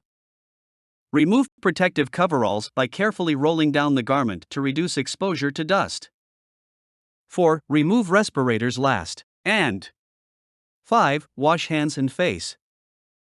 Workers should follow these procedures upon finishing work for the day, in addition to procedures described above. 1. Where applicable, Place disposal coveralls and shoe covers with the abatement waste. 2. Contaminated clothing which is to be cleaned, laundered, or disposed of must be placed in closed containers in the change room. 3. Clean protective gear, including respirators, according to standard procedures. 4. Wash hands and face again. If showers are available, take a shower and wash hair. If shower facilities are not available at the work site, shower immediately at home and wash hair. 6. Housekeeping. Paragraph H. Your employer must establish a housekeeping program sufficient to maintain all surfaces as free as practicable of accumulations of lead dust. Vacuuming is the preferred method of meeting this requirement, and the use of compressed air to clean floors and other surfaces is generally prohibited unless removal with compressed air is done in conjunction with ventilation systems designed to contain dispersal of the lead dust. Dry or wet sweeping, shoveling, or brushing may not be used except where vacuuming or other equally effective methods have been tried and do not work. Vacuums must be used equipped with a special filter called a high-efficiency particulate air (HEPA) filter and emptied in a manner which minimizes the re-entry of lead into the workplace.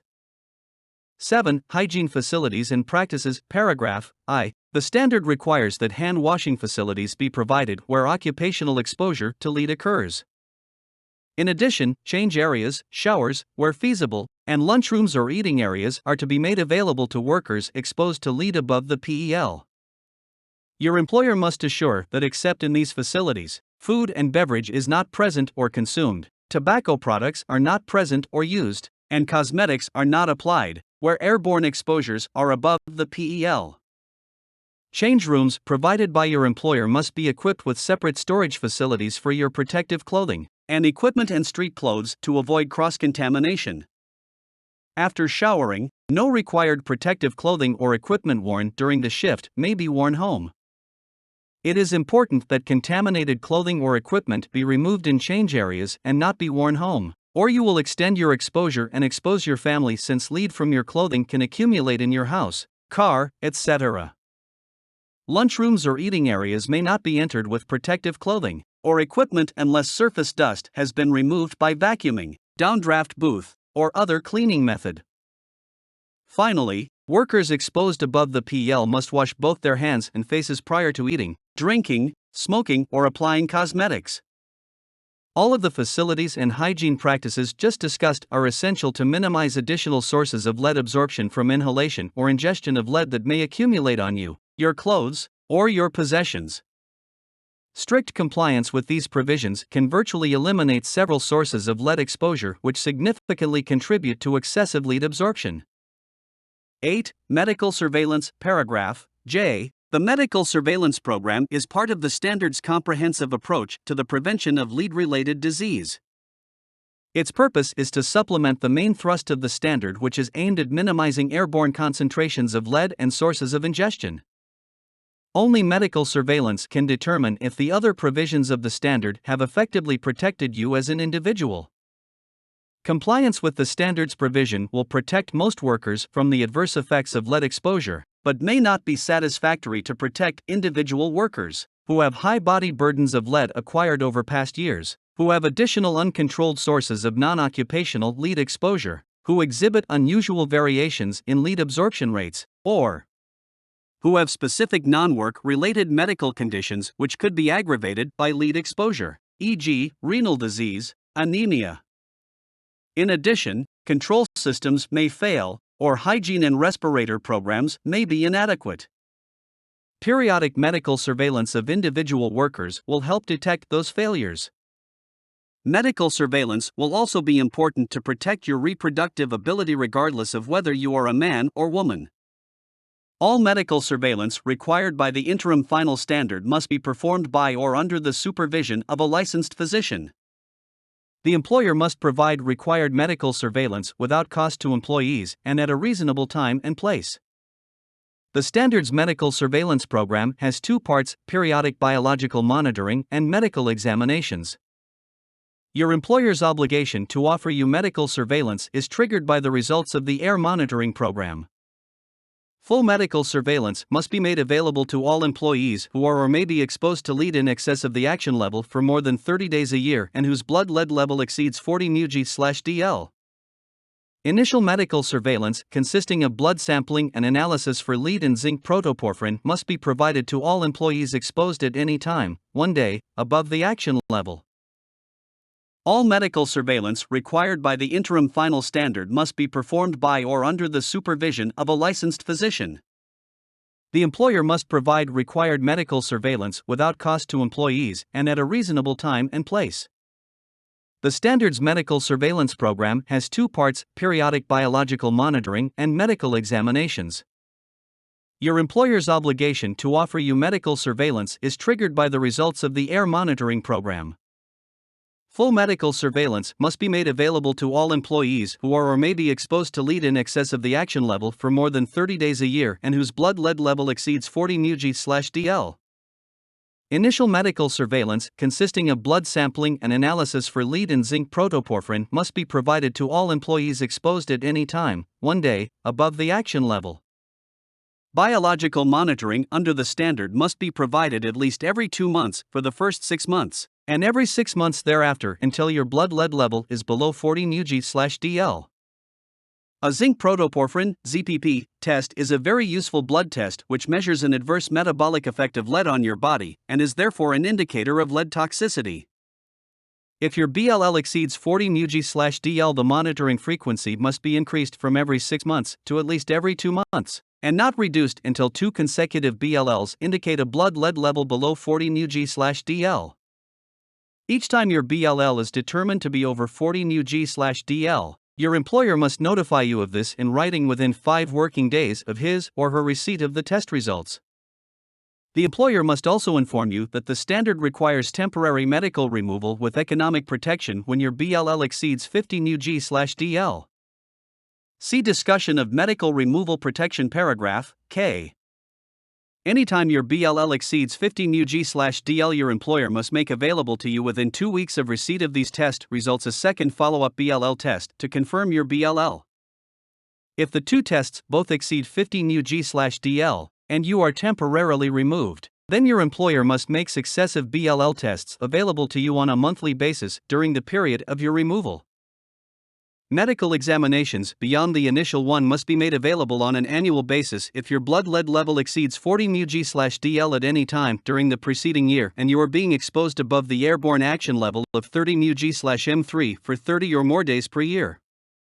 The initial examination will provide information to establish a baseline to which subsequent data can be compared. An initial medical examination to consist of blood sampling and analysis for lead and zinc protoporphyrin must also be made available, prior to assignment, for each employee being assigned for the first time to an area where the airborne concentration of lead equals or exceeds the action level at any time. In addition, a medical examination or consultation must be made available as soon as possible if you notify your employer that you are experiencing signs or symptoms commonly associated with lead poisoning, or that you have difficulty breathing while wearing a respirator or during a respirator fit test. You must also be provided a medical examination or consultation if you notify your employer that you desire medical advice concerning the effects of current or past exposure to lead on your ability to procreate a healthy child. Finally, appropriate follow-up medical examinations or consultations may also be provided for employees who have been temporarily removed from exposure under the medical removal protection provisions of the standard. See Part 9, below. The standard specifies the minimum content of pre-assignment and annual medical examinations. The content of other types of medical examinations and consultations is left up to the sound discretion of the examining physician. Pre-assignment and annual medical examinations must include a detailed work history and medical history, a thorough physical examination, including an evaluation of your pulmonary status if you will be required to use a respirator, a blood pressure measurement, and a series of laboratory tests designed to check your blood chemistry and your kidney function. In addition, at any time upon your request, a laboratory evaluation of male fertility will be made, microscopic examination of a sperm sample, or a pregnancy test will be given. The standard does not require that you participate in any of the medical procedures, tests, etc., which your employer is required to make available to you. Medical surveillance can, however, play a very important role in protecting your health. You are strongly encouraged therefore, to participate in a meaningful fashion. The standard contains a multiple physician review mechanism which will give you a chance to have a physician of your choice directly participate in the medical surveillance program. If you are dissatisfied with an examination by a physician chosen by your employer, you can select a second physician to conduct an independent analysis. The two doctors would attempt to resolve any differences of opinion, and select a third physician to resolve any firm dispute. Generally, your employer will choose the physician who conducts medical surveillance under the lead standard unless you and your employer can agree on the choice of a physician or physicians. Some companies and unions have agreed in advance, for example, to use certain independent medical laboratories or panels of physicians.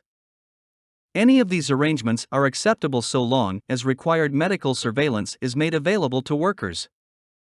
The standard requires your employer to provide certain information to a physician to aid in his or her examination of you.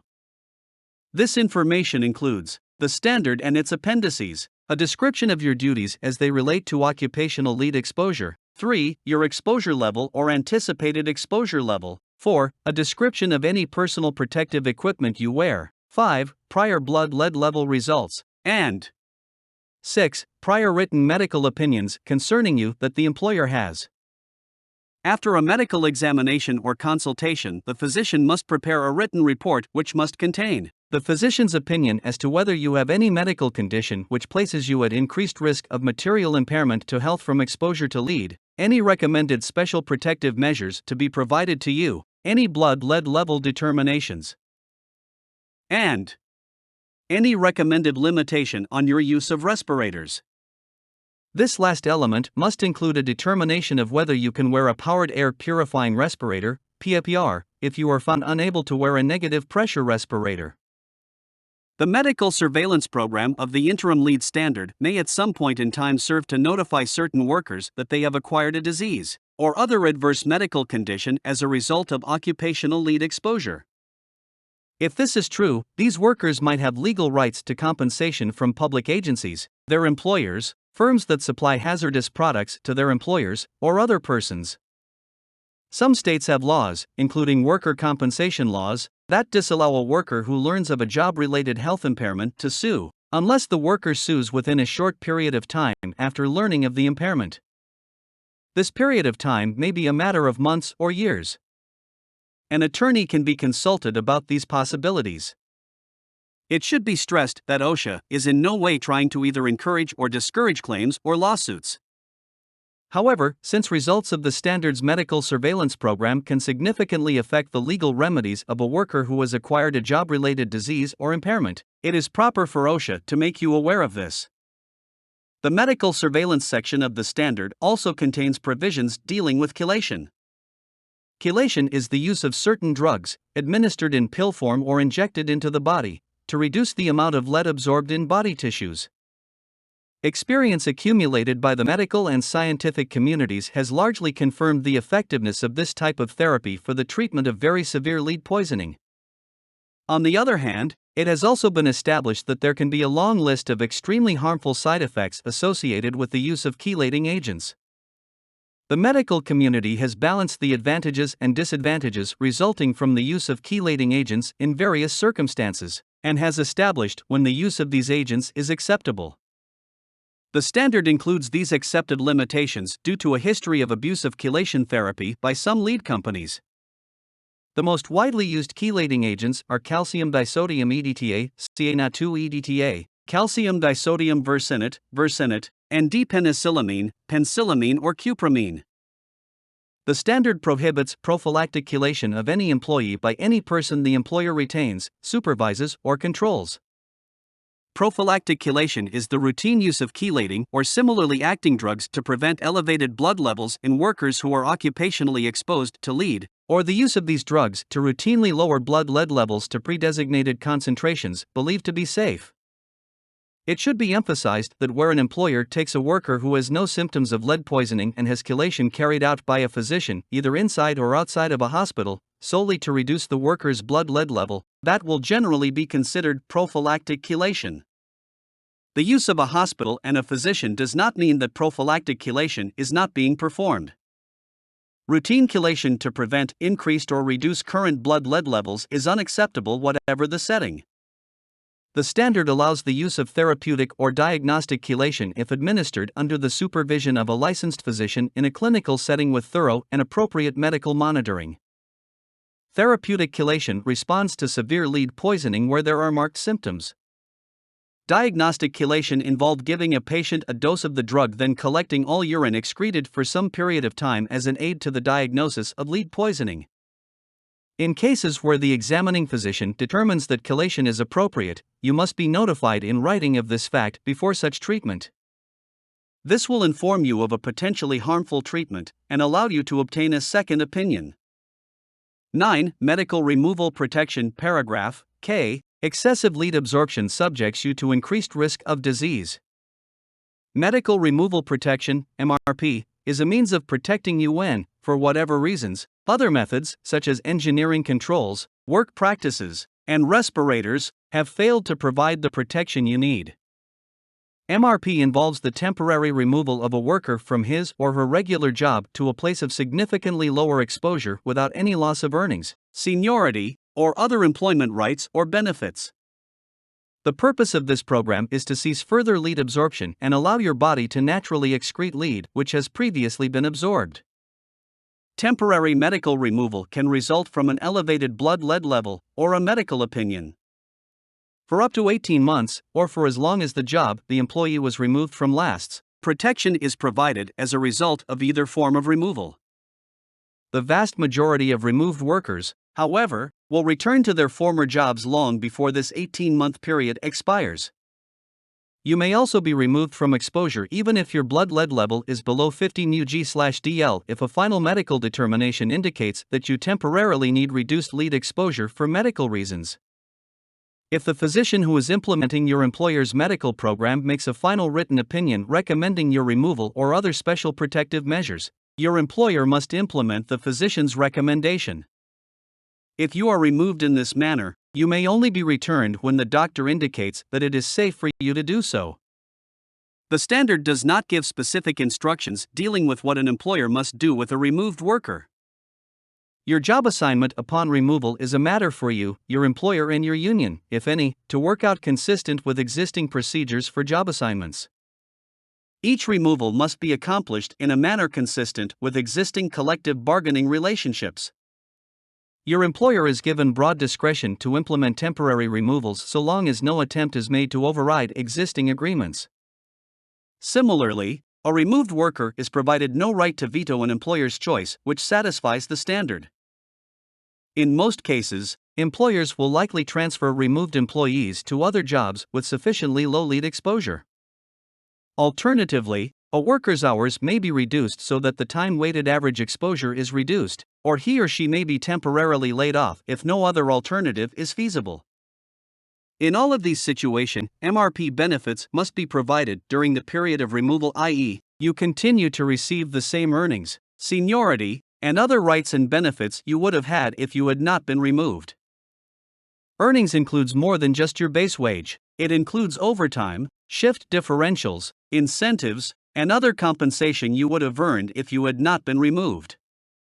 During the period of removal, you must also be provided with appropriate follow-up medical surveillance.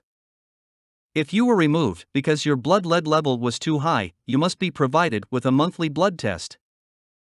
If a medical opinion caused your removal, you must be provided medical tests or examinations that the doctor believes to be appropriate. If you do not participate in this follow-up medical surveillance, you may lose your eligibility for MRP benefits. When you are medically eligible to return to your former job, your employer must return you to your former job status. This means that you are entitled to the position, wages, benefits, etc. you would have had if you had not been removed. If you would still be in your old job if no removal had occurred, that is where you go back. If not, you are returned consistent with whatever job assignment discretion your employer would have had if no removal had occurred. MRP only seeks to maintain your rights, not expand them or diminish them. If you are removed under MRP and you are also eligible for worker compensation or other compensation for lost wages, your employer's MRP benefits obligation is reduced by the amount that you actually receive from these other sources. This is also true if you obtain other employment during the time you are laid off with MRP benefits. The standard also covers situations where an employer voluntarily removes a worker from exposure to lead due to the effects of lead on the employee's medical condition, even though the standard does not require removal. In these situations, MRP benefits must still be provided as though the standard required removal. Finally, it is important to note that in all cases where removal is required, respirators cannot be used as a substitute. Respirators may be used before removal becomes necessary, but not as an alternative to a transfer to a low-exposure job or to a layoff with MRP benefits. X. Employee Information and Training. Paragraph L. Your employer is required to provide an information and training program for all employees exposed to lead above the action level or who may suffer skin or eye irritation from lead compounds such as lead arsenate or lead azide. The program must train these employees regarding the specific hazards associated with their work environment, protective measures which can be taken, including the contents of any compliance plan in effect, the danger of lead to their bodies, including their reproductive systems, and their rights under the standard. All employees must be trained prior to initial assignment to areas where there is a possibility of exposure over the action level. This training program must also be provided at least annually thereafter unless further exposure above the action level will not occur. 11. Signs. Paragraph M. The standard requires that the following warning sign be posted in work areas when the exposure to lead is above the PL. Danger. Lead work area may damage fertility or the unborn child, causes damage to the central nervous system. Do not eat, drink, or smoke in this area. Prior to June 1, 2016, employers may use the following legend in lieu of that specified above. Warning. Lead work area. Poison. No smoking or eating. 12. Record keeping. Paragraph N. Your employer is required to keep all records of exposure monitoring for airborne lead. These records must include the name and job classification of employees measured, details of the sampling and analytical techniques, the results of this sampling, and the type of respiratory protection being worn by the person sampled. Such records are to be retained for at least 30 years. Your employer is also required to keep all records of biological monitoring and medical examination results. These records must include the names of the employees, the physician's written opinion, and a copy of the results of the examination. Medical records must be preserved and maintained for the duration of employment plus 30 years. However, if the employee's duration of employment is less than 1 year, the employer need not retain that employee's medical records beyond the period of employment if they are provided to the employee upon termination of employment. Record keeping is also required if you are temporarily removed from your job under the Medical Removal Protection Program. This record must include your name, the date of your removal and return, how the removal was or is being accomplished, and whether or not the reason for the removal was an elevated blood lead level. Your employer is required to keep each medical removal record only for as long as the duration of an employee's employment. The standard requires that if you request to see or copy environmental monitoring, blood lead level monitoring, or medical removal records, they must be made available to you or to a representative that you authorize. Your union also has access to these records. Medical records other than BLLs must also be provided upon request to you, to your physician, or to any other person whom you may specifically designate. Your union does not have access to your personal medical records unless you authorize their access. 13. Observation of monitoring. Paragraph O. When air monitoring for lead is performed at your workplace as required by this standard, your employer must allow you or someone you designate to act as an observer of the monitoring. Observers are entitled to an explanation of the measurement procedure and to record the results obtained. Since results will not normally be available at the time of the monitoring, observers are entitled to record or receive the results of the monitoring when returned by the laboratory. Your employer is required to provide the observer with any personal protective devices required to be worn by employees working in the area that is being monitored.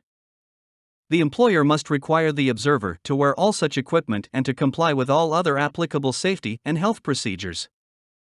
14. For additional information, a copy of the interim standard for lead in construction can be obtained free of charge by calling or writing the OSHA Office of Publications, Room N 3101, United States Department of Labor, Washington, D.C. 20210, telephone 20221946667. Additional information about the standard, its enforcement, and your employer's compliance can be obtained from the nearest OSHA area office listed in your telephone directory under United States Government/Department of Labor. 1926.62, Lead, Appendix C. Introduction. The primary purpose of the Occupational Safety and Health Act of 1970 is to assure, so far as possible, safe and healthful working conditions for every working man and woman. The interim final occupational health standard for lead in construction is designed to protect workers exposed to inorganic lead, including metallic lead, all inorganic lead compounds, and organic lead soaps. Under this interim final standard, occupational exposure to inorganic lead is to be limited to 50 micrograms per cubic meter, based on an 8-hour time-weighted average, TWA. This permissible exposure limit, PL, must be achieved through a combination of engineering, work practice, and administrative controls to the extent feasible. Where these controls are in place but are found not to reduce employee exposures to or below the PL, they must be used nonetheless, and supplemented with respirators to meet the 50 micrograms per cubic meter exposure limit. The standard also provides for a program of biological monitoring for employees exposed to lead above the action level at any time, and additional medical surveillance for all employees exposed to levels of inorganic lead above 30 micrograms per cubic meter, TWA, for more than 30 days per year and whose BLL exceeds 40 G/DL. The purpose of this document is to outline the medical surveillance provisions of the interim standard for inorganic lead in construction, and to provide further information to the physician regarding the examination and evaluation of workers exposed to inorganic lead. Section 1 provides a detailed description of the monitoring procedure, including the required frequency of blood testing for exposed workers, provisions for medical removal protection, MRP, the recommended right of the employee to a second medical opinion, and notification and record-keeping requirements of the employer. A discussion of the requirements for respirator use and respirator monitoring and OSHA's position on prophylactic chelation therapy are also included in this section. Section 2 discusses the toxic effects and clinical manifestations of lead poisoning and effects of lead intoxication on enzymatic pathways in heme synthesis. The adverse effects on both male and female reproductive capacity and on the fetus are also discussed. Section 3 outlines the recommended medical evaluation of the worker exposed to inorganic lead, including details of the medical history, physical examination, and recommended laboratory tests, which are based on the toxic effects of lead as discussed in Section 2. Section 4 provides detailed information concerning the laboratory tests available for the monitoring of exposed workers. Included also is a discussion of the relative value of each test and the limitations and precautions which are necessary in the interpretation of the laboratory results. Medical surveillance and monitoring requirements for workers exposed to inorganic lead. Under the interim final standard for inorganic lead in the construction industry, initial medical surveillance consisting of biological monitoring to include blood lead and ZPP level determination shall be provided to employees exposed to lead at or above the action level on any one day. In addition, a program of biological monitoring is to be made available to all employees exposed above the action level at any time, and additional medical surveillance is to be made available to all employees exposed to lead above 30 micrograms per cubic meter TWA for more than 30 days each year and whose BLL exceeds 40 G/DL. This program consists of periodic blood sampling and medical evaluation to be performed on a schedule which is defined by previous laboratory results, worker complaints or concerns, and the clinical assessment of the examining physician. Under this program, the blood lead level, BLL, of all employees who are exposed to lead above 30 micrograms per cubic meter for more than 30 days per year or whose blood lead is above 40 G/DL but exposed for no more than 30 days per year is to be determined at least every 2 months for the first 6 months of exposure, and every 6 months thereafter. The frequency is increased to every 2 months for employees whose last blood lead level was 40 G/dl or above. For employees who are removed from exposure to lead due to an elevated blood lead, a new blood lead level must be measured monthly. A zinc protoporphyrin (ZPP) measurement is strongly recommended on each occasion that a blood lead level measurement is made. An annual medical examination and consultation performed under the guidelines discussed in Section 3 is to be made available to each employee exposed above 30 micrograms per cubic meter for more than 30 days per year for whom a blood test conducted at any time during the preceding 12 months indicated a blood lead level at or above 40 G/dl. Also, an examination is to be given to all employees prior to their assignment to an area in which airborne lead concentrations reach or exceed the 30 micrograms per cubic meter for more than 30 days per year.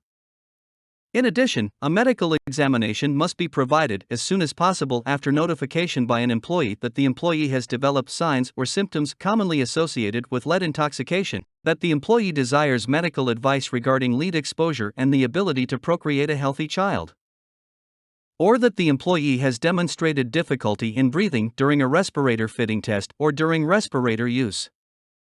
An examination is also to be made available to each employee removed from exposure to lead due to a risk of sustaining material impairment to health, or otherwise limited or specially protected pursuant to medical recommendations. Results of biological monitoring or the recommendations of an examining physician may necessitate removal of an employee from further lead exposure pursuant to the Standards Medical Removal Protection (MRP) program. The object of the MRP program is to provide temporary medical removal to workers either with substantially elevated blood lead levels or otherwise at risk of sustaining material health impairment from continued substantial exposure to lead.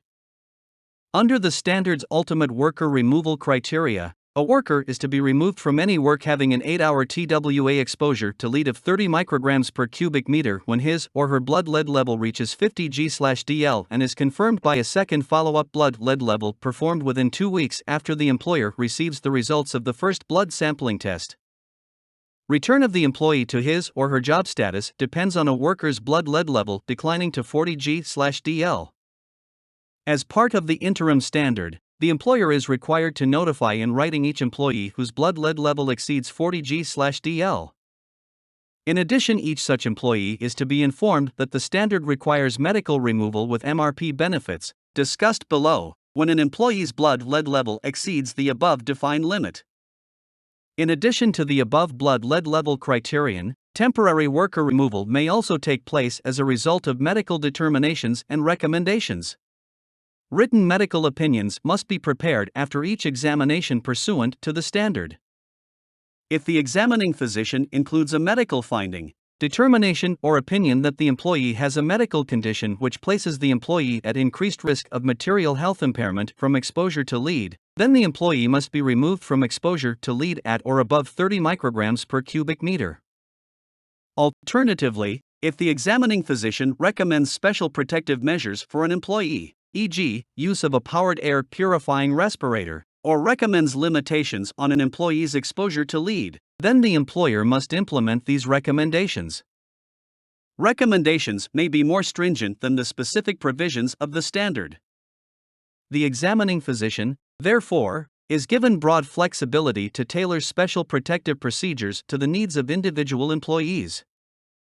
This flexibility extends to the evaluation and management of pregnant workers and male and female workers who are planning to raise children. Based on the history, physical examination, and laboratory studies, the physician might recommend special protective measures or medical removal for an employee who is pregnant or who is planning to conceive a child when, in the physician's judgment, continued exposure to lead at the current job would pose a significant risk. The return of the employee to his or her former job status, or the removal of special protections or limitations, depends upon the examining physician determining that the employee is no longer at increased risk of material impairment or that special measures are no longer needed. During the period of any form of special protection or removal, the employer must maintain the worker's earnings, seniority, and other employment rights and benefits, as though the worker had not been removed, for a period of up to 18 months or for as long as the job the employee was removed from lasts if less than 18 months. This economic protection will maximize meaningful worker participation in the medical surveillance program, and is appropriate as part of the employer's overall obligation to provide a safe and healthful workplace. The provisions of MRP benefits during the employee's removal period may, however, be conditioned upon participation in medical surveillance. The lead standard provides for a multiple physician review in cases where the employee wishes a second opinion concerning potential lead poisoning or toxicity. If an employee wishes a second opinion, he or she can make an appointment with a physician of his or her choice. This second physician will review the findings, recommendations, or determinations of the first physician and conduct any examinations, consultations, or tests deemed necessary in an attempt to make a final medical determination. If the first and second physicians do not agree in their assessment, they must try to resolve their differences. If they cannot reach an agreement, then they must designate a third physician to resolve the dispute. The employer must provide examining and consulting physicians with the following specific information: a copy of the lead regulations and all appendices, a description of the employee's duties as related to exposure, the exposure level or anticipated level to lead and any other toxic substances, if applicable, a description of personal protective equipment used, blood lead levels, and all prior written medical opinions regarding the employee in the employer's possession or control. The employer must also obtain from the physician and provide the employee with a written medical opinion containing blood lead levels, the physician's opinion as to whether the employee is at risk of material impairment to health, any recommended protective measures for the employee if further exposure is permitted, as well as any recommended limitations upon an employee's use of respirators. Employers must instruct each physician not to reveal to the employer in writing or in any other way his or her findings, laboratory results, or diagnoses which are felt to be unrelated to occupational lead exposure. They must also instruct each physician to advise the employee of any occupationally or non-occupationally related medical condition requiring further treatment or evaluation. The standard provides for the use of respirators where engineering and other primary controls are not effective. However, the use of respirator protection shall not be used in lieu of temporary medical removal due to elevated blood lead levels or findings that an employee is at risk of material health impairment.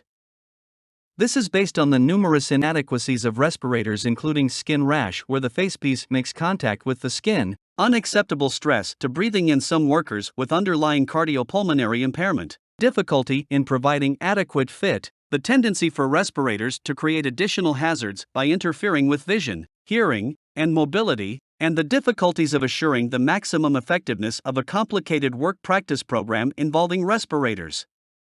Respirators do, however, serve a useful function where engineering and work practice controls are inadequate by providing supplementary, interim, or short-term protection, provided they are properly selected for the environment in which the employee will be working, properly fitted to the employee, maintained and cleaned periodically, and worn by the employee when required.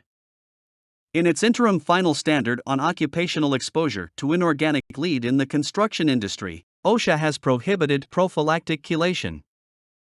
Diagnostic and therapeutic chelation are permitted only under the supervision of a licensed physician with appropriate medical monitoring in an acceptable clinical setting. The decision to initiate chelation therapy must be made on an individual basis and take into account the severity of symptoms felt to be a result of lead toxicity along with blood lead levels, ZPP levels, and other laboratory tests as appropriate. EDTA and penicillamine, which are the primary chelating agents used in the therapy of occupational lead poisoning, have significant potential side effects, and their use must be justified on the basis of expected benefits to the worker. Unless frank and severe symptoms are present, therapeutic chelation is not recommended, given the opportunity to remove a worker from exposure and allow the body to naturally excrete accumulated lead.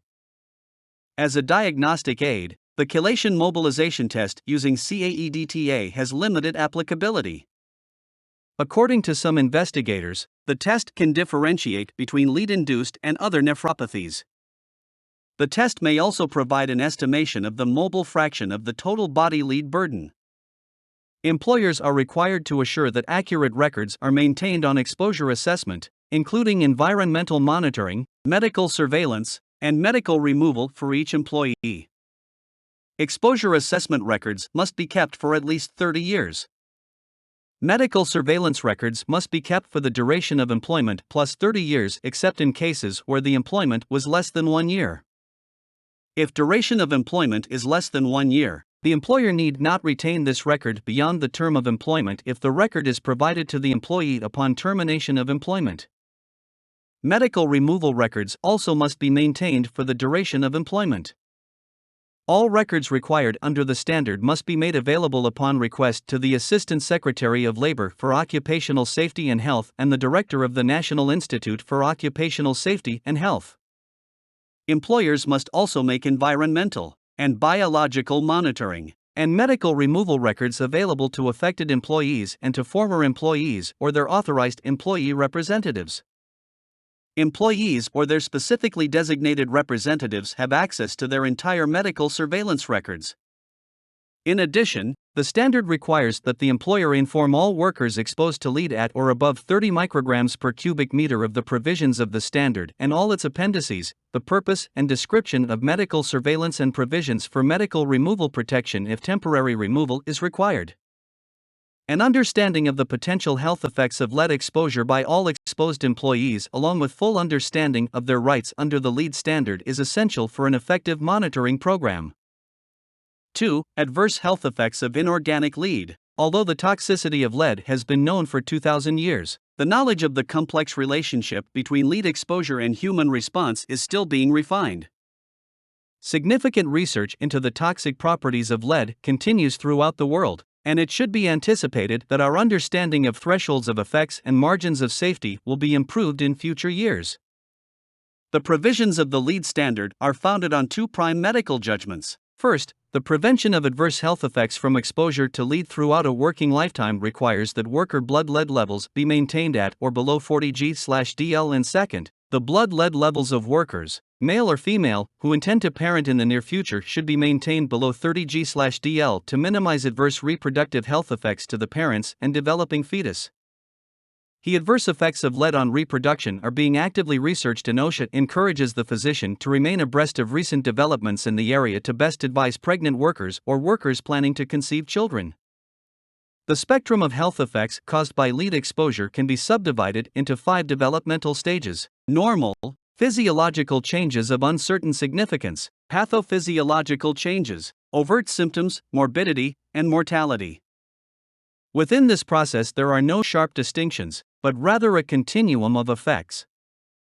Boundaries between categories overlap due to the wide variation of individual responses and exposures in the working population.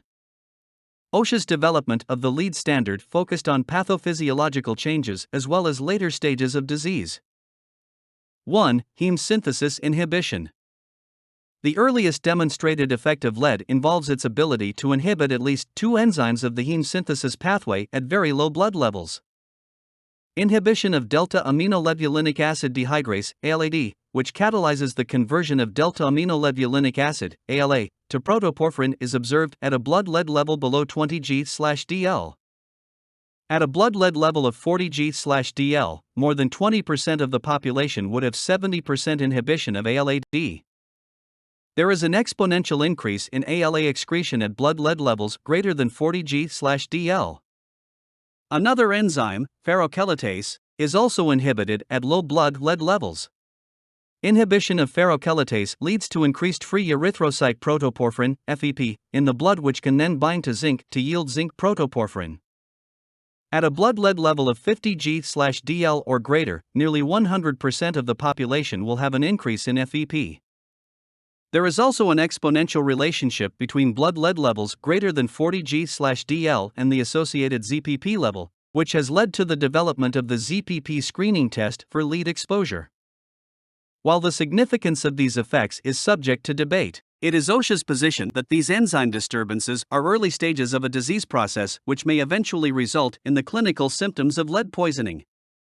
Whether or not the effects do progress to the later stages of clinical disease, disruption of these enzyme processes over a working lifetime is considered to be a material impairment of health. One of the eventual results of lead-induced inhibition of enzymes in the heme synthesis pathway is anemia, which can be asymptomatic if mild but associated with a wide array of symptoms including dizziness, fatigue, and tachycardia when more severe. Studies have indicated that lead levels as low as 50 g/dl can be associated with a definite decreased hemoglobin, although most cases of lead-induced anemia, as well as shortened red cell survival times, occur at lead levels exceeding 80 g/dl. Inhibited hemoglobin synthesis is more common in chronic cases, whereas shortened erythrocyte lifespan is more common in acute cases. In lead-induced anemias, there is usually a reticulocytosis along with the presence of basophilic stippling and ringed sideroblasts. Although none of the above are pathognomonic for lead-induced anemia. 2. Neurological effects. Inorganic lead has been found to have toxic effects on both the central and peripheral nervous systems. The earliest stages of lead-induced central nervous system effects first manifest themselves in the form of behavioral disturbances and central nervous system symptoms including irritability, restlessness, insomnia and other sleep disturbances, fatigue, vertigo, headache, poor memory, tremor, depression, apathy. With more severe exposure, symptoms can progress to drowsiness, stupor, hallucinations, delirium, convulsions, and coma. The most severe and acute form of lead poisoning, which usually follows ingestion or inhalation of large amounts of lead, is acute encephalopathy, which may arise precipitously with the onset of intractable seizures, coma, cardiorespiratory arrest, and death within 48 hours.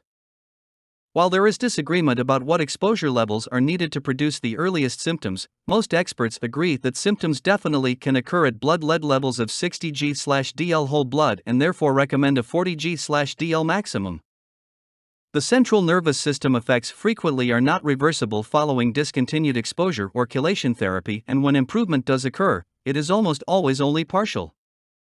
The peripheral neuropathy resulting from lead exposure characteristically involves only motor function with minimal sensory damage and has a marked predilection for the extensor muscles of the most active extremity. The peripheral neuropathy can occur with varying degrees of severity. The earliest and mildest form, which can be detected in workers with blood lead levels as low as 50 g/dl, is manifested by slowing of motor nerve conduction velocity, often without clinical symptoms. With progression of the neuropathy, there is development of painless extensor muscle weakness, usually involving the extensor muscles of the fingers and hand in the most active upper extremity, followed in severe cases by wrist drop or, much less commonly, foot drop.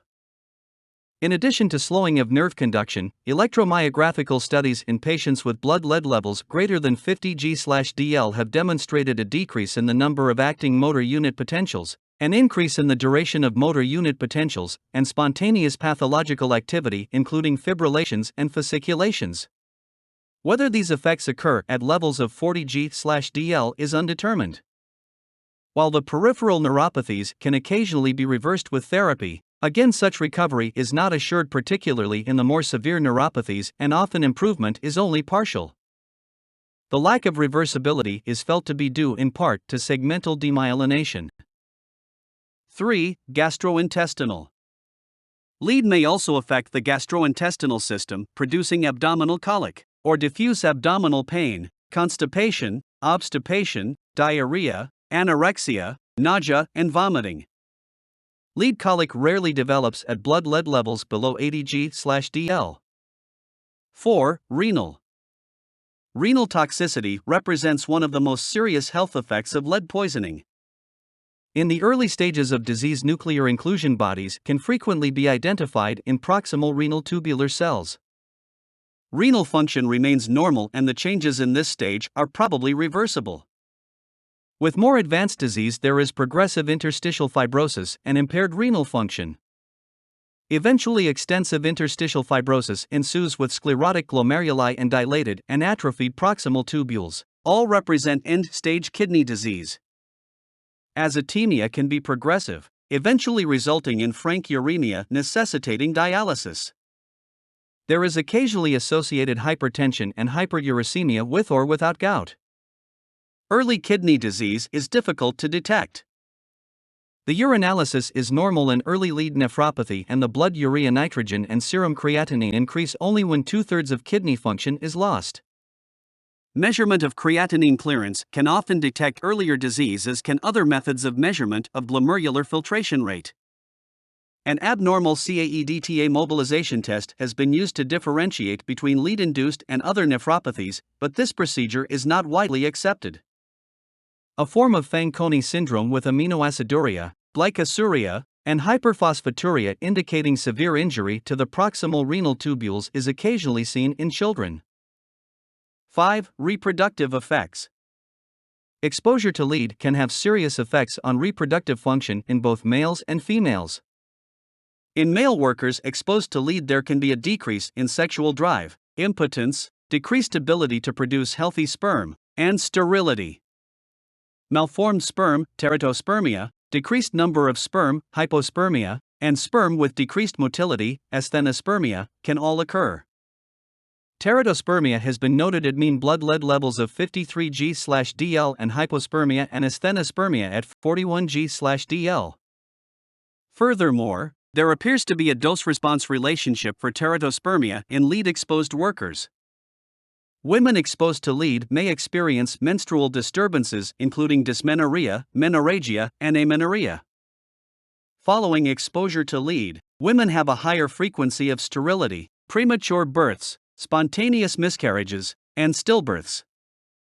Germ cells can be affected by lead and cause genetic damage in the egg or sperm cells before conception and result in failure to implant, miscarriage, stillbirth, or birth defects.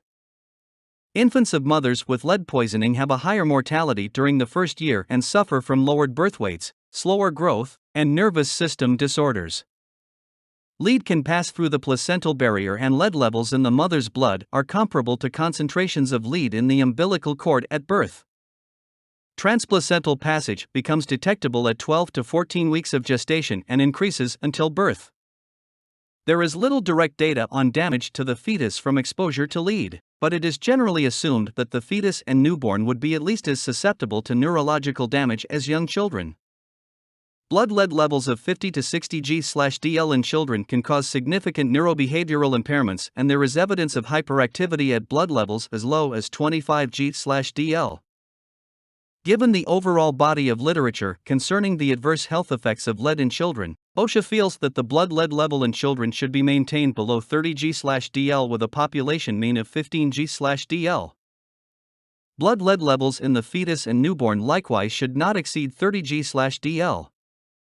Because of lead's ability to pass through the placental barrier and also because of the demonstrated adverse effects of lead on reproductive function in both the male and female, as well as the risk of genetic damage of lead on both the ovum and sperm, OSHA recommends a 30 g/dl maximum permissible blood lead level in both males and females who wish to bear children.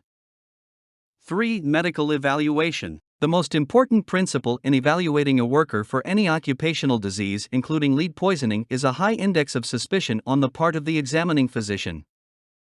As discussed in Section 2, lead can affect numerous organ systems and produce a wide array of signs and symptoms, most of which are nonspecific and subtle in nature, at least in the early stages of disease. Unless serious concern for lead toxicity is present, many of the early clues to diagnosis may easily be overlooked.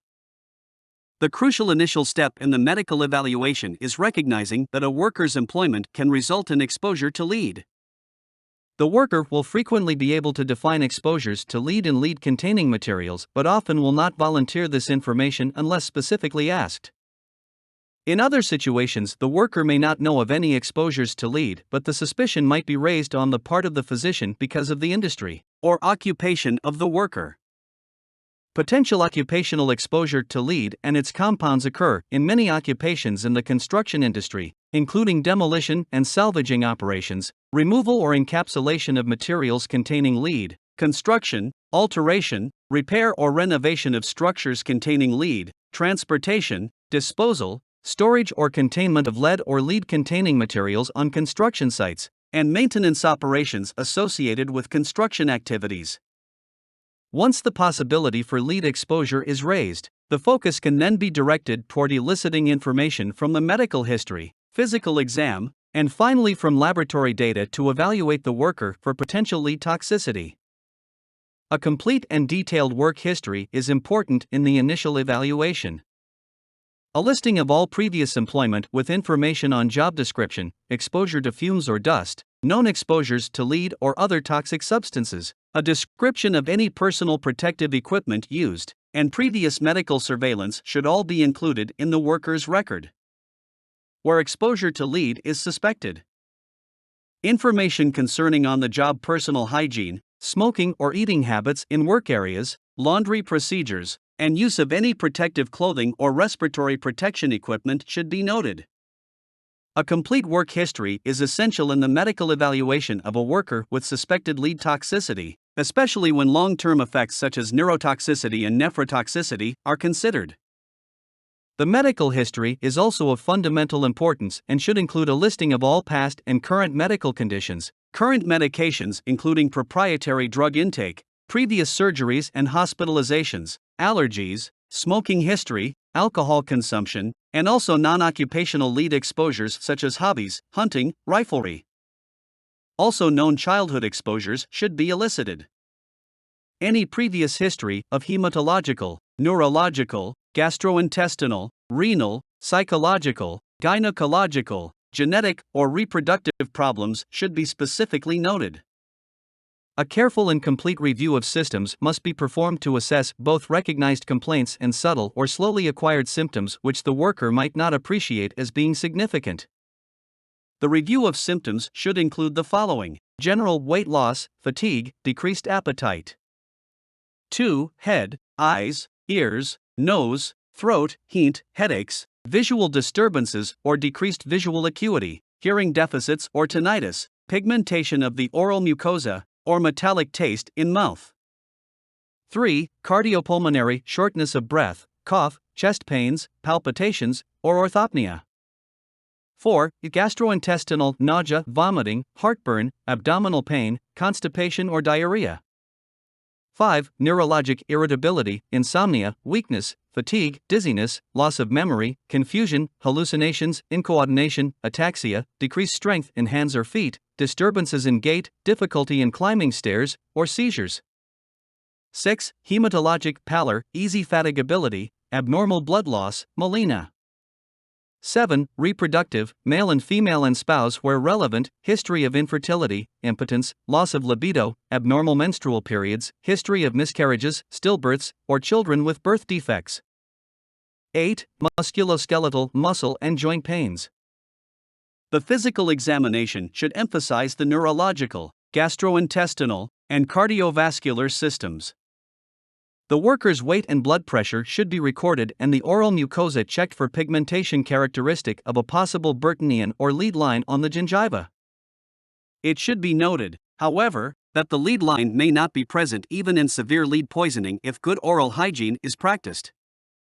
The presence of pallor on skin examination may indicate an anemia which, if severe, might also be associated with a tachycardia.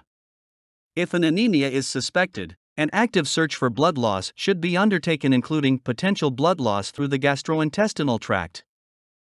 A complete neurological examination should include an adequate mental status evaluation, including a search for behavioral and psychological disturbances, memory testing, evaluation for irritability, insomnia, hallucinations, and mental clouding. Gait and coordination should be examined along with close observation for tremor. A detailed evaluation of peripheral nerve function, including careful sensory and motor function testing, is warranted. Strength testing, particularly of extensor muscle groups of all extremities, is of fundamental importance. Cranial nerve evaluation should also be included in the routine examination. The abdominal examination should include auscultation for bowel sounds and abdominal brutes and palpation for organomegaly, masses, and diffuse abdominal tenderness. Cardiovascular examination should evaluate possible early signs of congestive heart failure. Pulmonary status should be addressed, particularly if respirator protection is contemplated. As part of the medical evaluation, the interim lead standard requires the following laboratory studies: 1. Blood lead level. 2. Hemoglobin and hematocrit determinations, red cell indices, and examination of the peripheral blood smear to evaluate red blood cell morphology. 3. Blood urea nitrogen. 4. Serum creatinine. 5. Routine urinalysis with microscopic examination. 6. A zinc protoporphyrin level. In addition to the above, the physician is authorized to order any further laboratory or other tests which he or she deems necessary in accordance with sound medical practice. The evaluation must also include pregnancy testing or laboratory evaluation of male fertility if requested by the employee. Additional tests, which are probably not warranted on a routine basis but may be appropriate when blood lead and ZPP levels are equivocal, include delta-aminolevulinic acid and coproporphyrin concentrations in the urine, and dark field illumination for detection of basophilic stippling in red blood cells. If an anemia is detected, further studies, including a careful examination of the peripheral smear, respiratory count, stool for occult blood, serum iron, total iron binding capacity, bilirubin, and, if appropriate, vitamin B12 and folate may be of value in attempting to identify the cause of the anemia. If a peripheral neuropathy is suspected, nerve conduction studies are warranted both for diagnosis and as a basis to monitor any therapy. If renal disease is questioned, a 24-hour urine collection for creatinine clearance, protein, and electrolytes may be indicated. Elevated uric acid levels may result from lead-induced renal disease, and a serum uric acid level might be performed. An electrocardiogram and chest X-ray may be obtained as deemed appropriate. Sophisticated and highly specialized testing should not be done routinely, and where indicated should be under the direction of a specialist. 4. Laboratory evaluation. The blood lead level at present remains the single most important test to monitor lead exposure and is the test used in the medical surveillance program under the lead standard to guide employee medical removal. The ZPP has several advantages over the blood lead level. Because of its relatively recent development and the lack of extensive data concerning its interpretation, the ZPP currently remains an ancillary test. This section will discuss the blood lead level and ZPP in detail and will outline their relative advantages and disadvantages. Other blood tests currently available to evaluate lead exposure will also be reviewed. The blood lead level is a good index of current or recent lead absorption when there is no anemia present and when the worker has not taken any chelating agents. However, blood lead levels along with urinary lead levels do not necessarily indicate the total body burden of lead and are not adequate measures of past exposure. One reason for this is that lead has a high affinity for bone and up to 90% of the body's total lead is deposited there. A very important component of the total lead body burden is lead in soft tissue, liver, kidney, and brain. This fraction of the lead body burden, the biologically active lead, is not entirely reflected by blood lead levels since it is a function of the dynamics of lead absorption, distribution, deposition in bone, and excretion.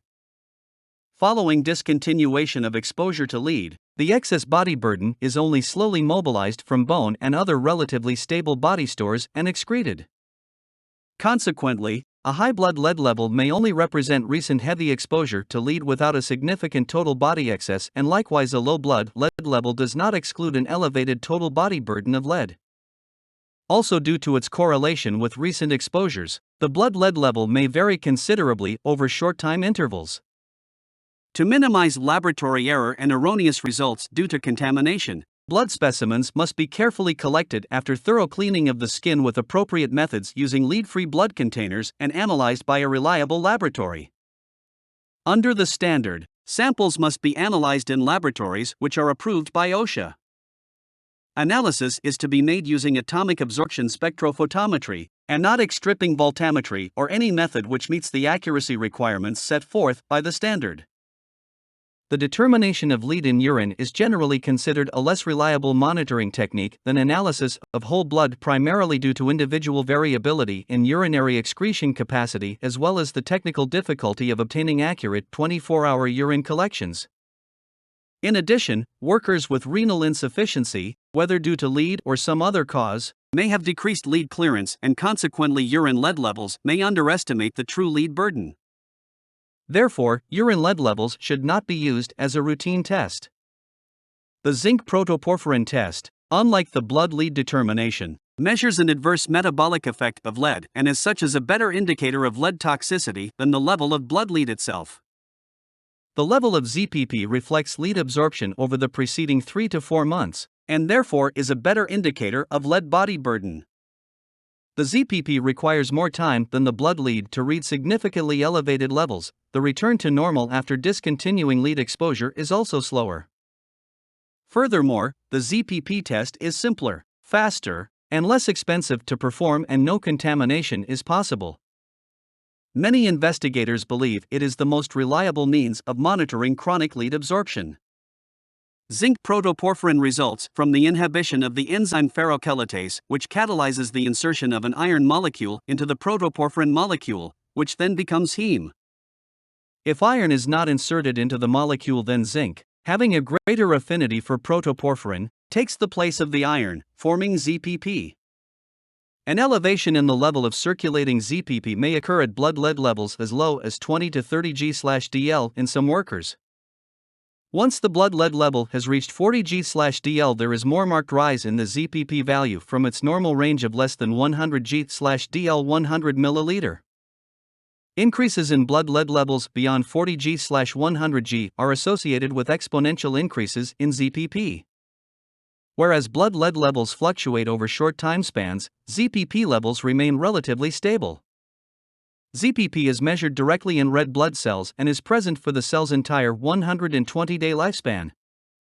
Therefore, the ZPP level in blood reflects the average ZPP production over the previous 3 to 4 months and consequently the average lead exposure during that time interval. It is recommended that a hematocrit be determined whenever a confirmed ZPP of 50 g/100 ml whole blood is obtained to rule out a significant underlying anemia.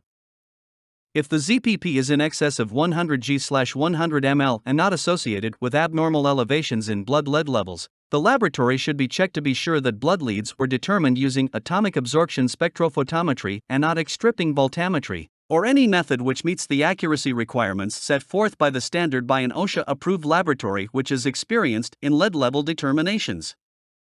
Repeat periodic blood lead studies should be obtained in all individuals with elevated ZPP levels to be certain that an associated elevated blood lead level has not been missed due to transient fluctuations in blood leads.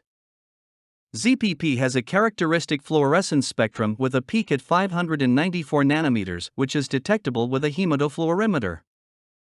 The hematofluorimeter is accurate and portable and can provide on-site, instantaneous results for workers who can be frequently tested via a finger prick. However, careful attention must be given to calibration and quality control procedures. Limited data on blood lead ZPP correlations and the ZPP levels which are associated with the adverse health effects discussed in Section 2 are the major limitations of the test. Also, it is difficult to correlate ZPP levels with environmental exposure, and there is some variation of response with age and sex. Nevertheless, the ZPP promises to be an important diagnostic test for the early detection of lead toxicity, and its value will increase as more data is collected regarding its relationship to other manifestations of lead poisoning. Levels of delta-aminolebulinic acid, ALA, in the urine are also used as a measure of lead exposure. Increasing concentrations of ALA are believed to result from the inhibition of the enzyme delta-aminolebulinic acid dehydrase, ALAD. Although the test is relatively easy to perform, inexpensive, and rapid, the disadvantages include variability in results, the necessity to collect a complete 24-hour urine sample which has a specific gravity greater than 1.010, and also the fact that ALA decomposes in the presence of light. The pattern of porphyrin excretion in the urine can also be helpful in identifying lead intoxication. With lead poisoning, the urine concentrations of copper porphyrins 1 and 2, porphobilinogen and uroporphyrin I rise. The most important increase, however, is that of copper porphyrin 3. Levels may exceed 5,000 g/L in the urine in lead poison individuals, but its correlation with blood lead levels and ZPP are not as good as those of ALA. Increases in urinary porphyrins are not diagnostic of lead toxicity and may be seen in porphyria, some liver diseases, and in patients with high respiratory counts. Summary: the Occupational Safety and Health Administration's interim standard for inorganic lead in the construction industry places significant emphasis on the medical surveillance of all workers exposed to levels of inorganic lead above 30 micrograms per cubic meter TWA.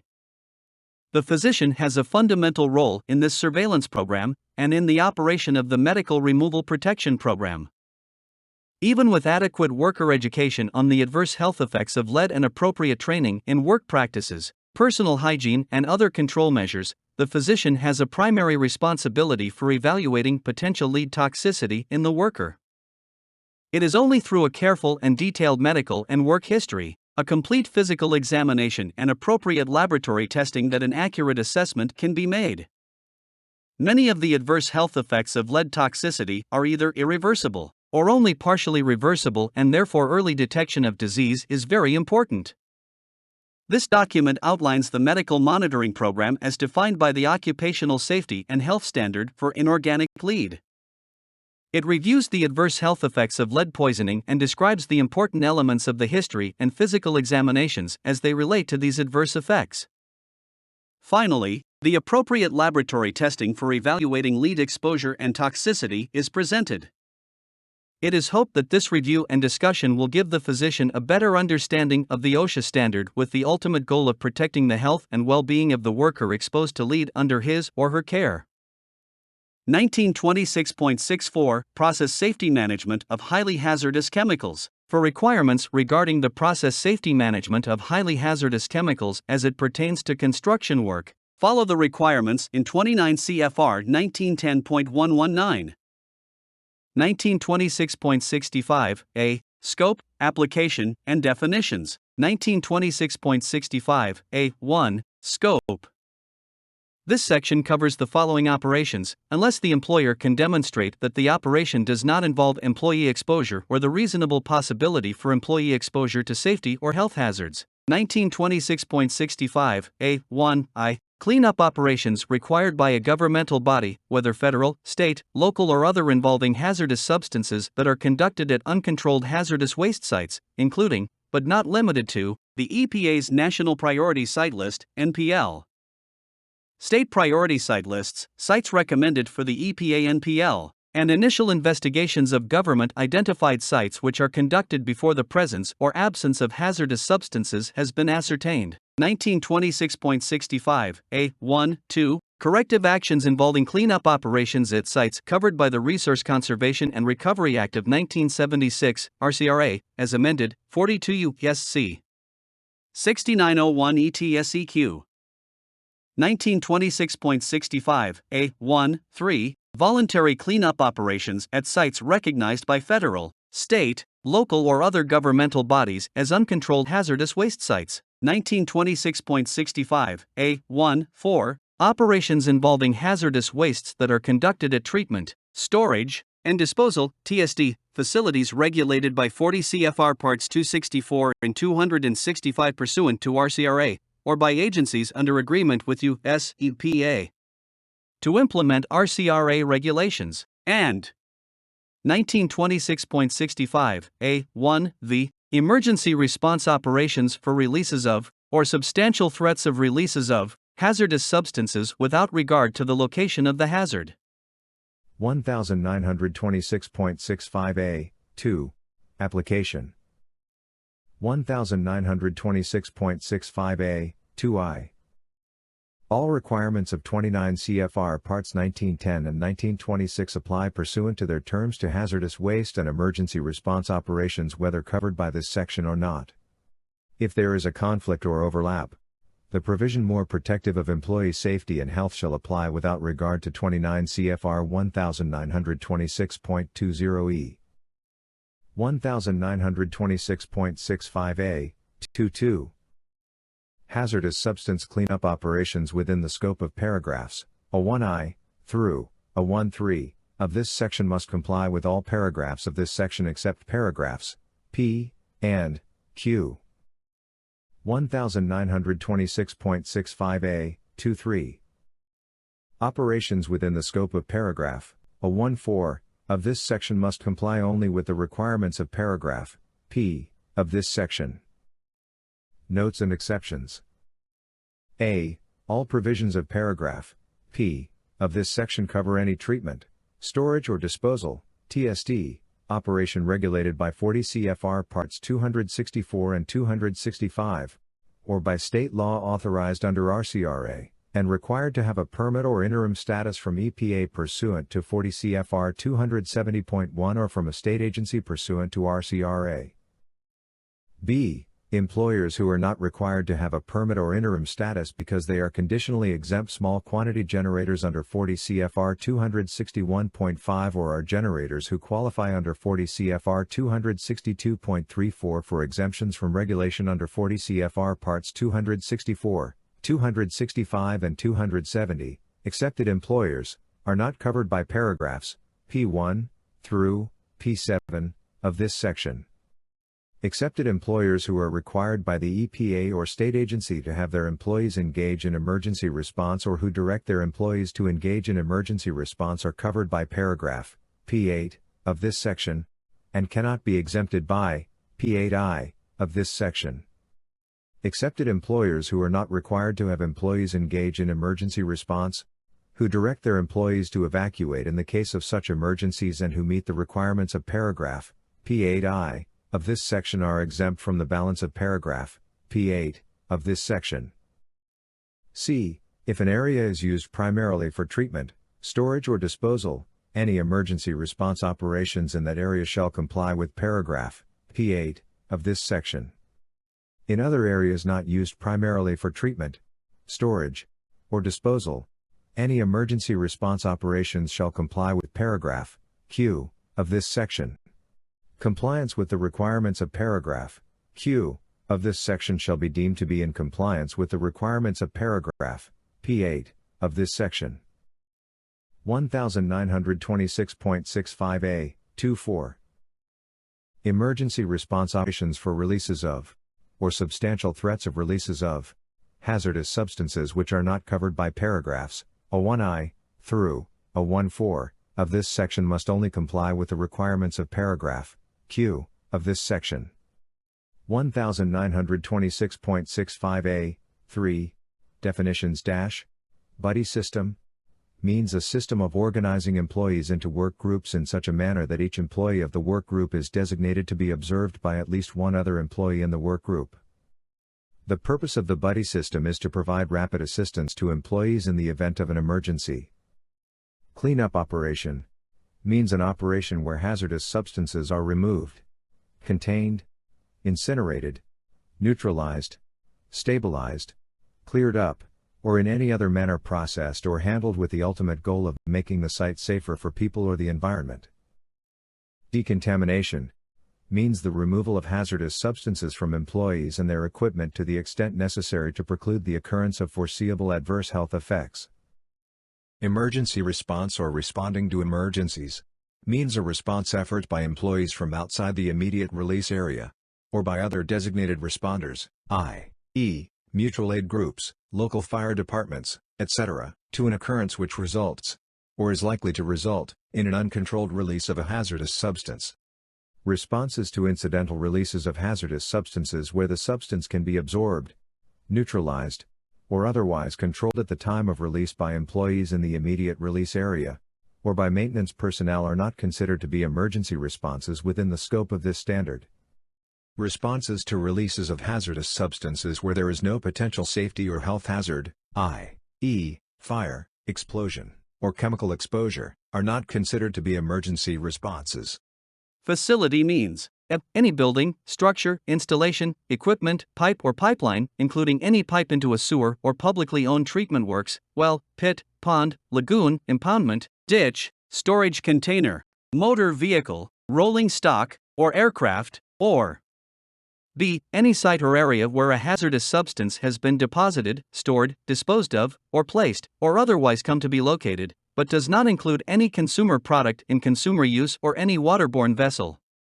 Hazardous Materials Response (HAZMAT) team means an organized group of employees, designated by the employer, who are expected to perform work to handle and control actual or potential leaks or spills of hazardous substances requiring possible close approach to the substance. The team members perform responses to releases or potential releases of hazardous substances for the purpose of control or stabilization of the incident. A hazmat team is not a fire brigade, nor is a typical fire brigade a hazmat team. A hazmat team, however, may be a separate component of a fire brigade or fire department.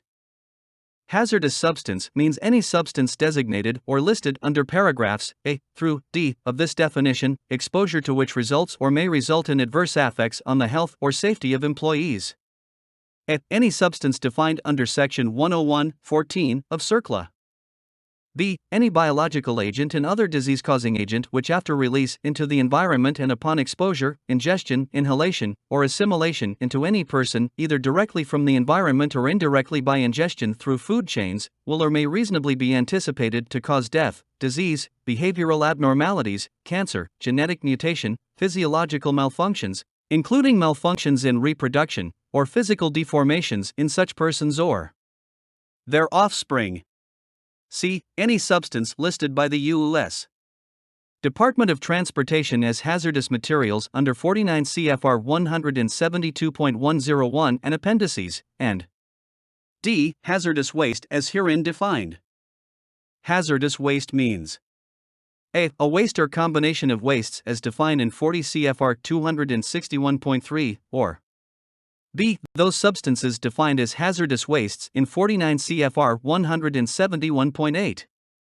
Hazardous waste operation means any operation conducted within the scope of this standard. Hazardous waste site or site means any facility or location within the scope of this standard at which hazardous waste operations take place. Health hazard means a chemical or a pathogen where acute or chronic health effects may occur in exposed employees. It also includes stress due to temperature extremes. The term health hazard includes chemicals that are classified in accordance with the Hazard Communication Standard, Section 1910.1200, as posing one of the following hazardous effects: acute toxicity, any route of exposure, skin corrosion or irritation, serious eye damage or eye irritation, respiratory or skin sensitization, germ cell mutagenicity, carcinogenicity, reproductive toxicity, specific target organ toxicity, single or repeated exposure, aspiration toxicity, or simple asphyxiant. See Appendix A to Section 1910.1200 Health Hazard Criteria, mandatory, for the criteria for determining whether a chemical is classified as a health hazard.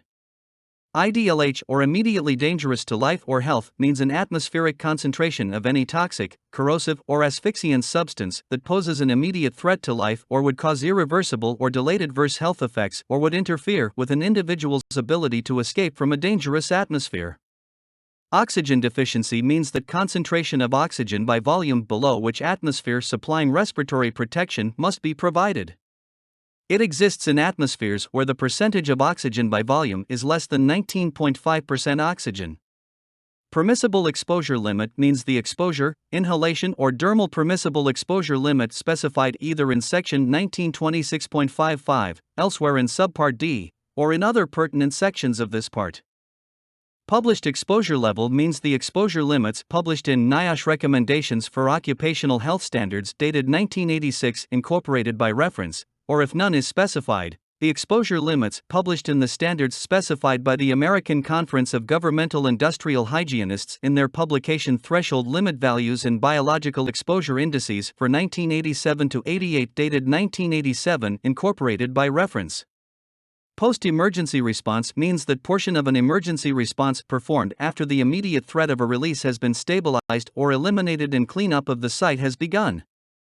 If post-emergency response is performed by an employer's own employees who were part of the initial emergency response, it is considered to be part of the initial response and not post-emergency response. However, if a group of an employer's own employees, separate from the group providing initial response, performs the cleanup operation, then the separate group of employees would be considered to be performing post-emergency response and subject to paragraph Q 11 of this section. Qualified person means a person with specific training, knowledge, and experience in the area for which the person has the responsibility and the authority to control. Site safety and health supervisor, or official, means the individual located on a hazardous waste site who is responsible to the employer and has the authority and knowledge necessary to implement the site safety and health plan and verify compliance with applicable safety and health requirements. Small quantity generator means a generator of hazardous wastes who in any calendar month generates no more than 1,000 kilograms, 2,205 pounds, of hazardous waste in that month.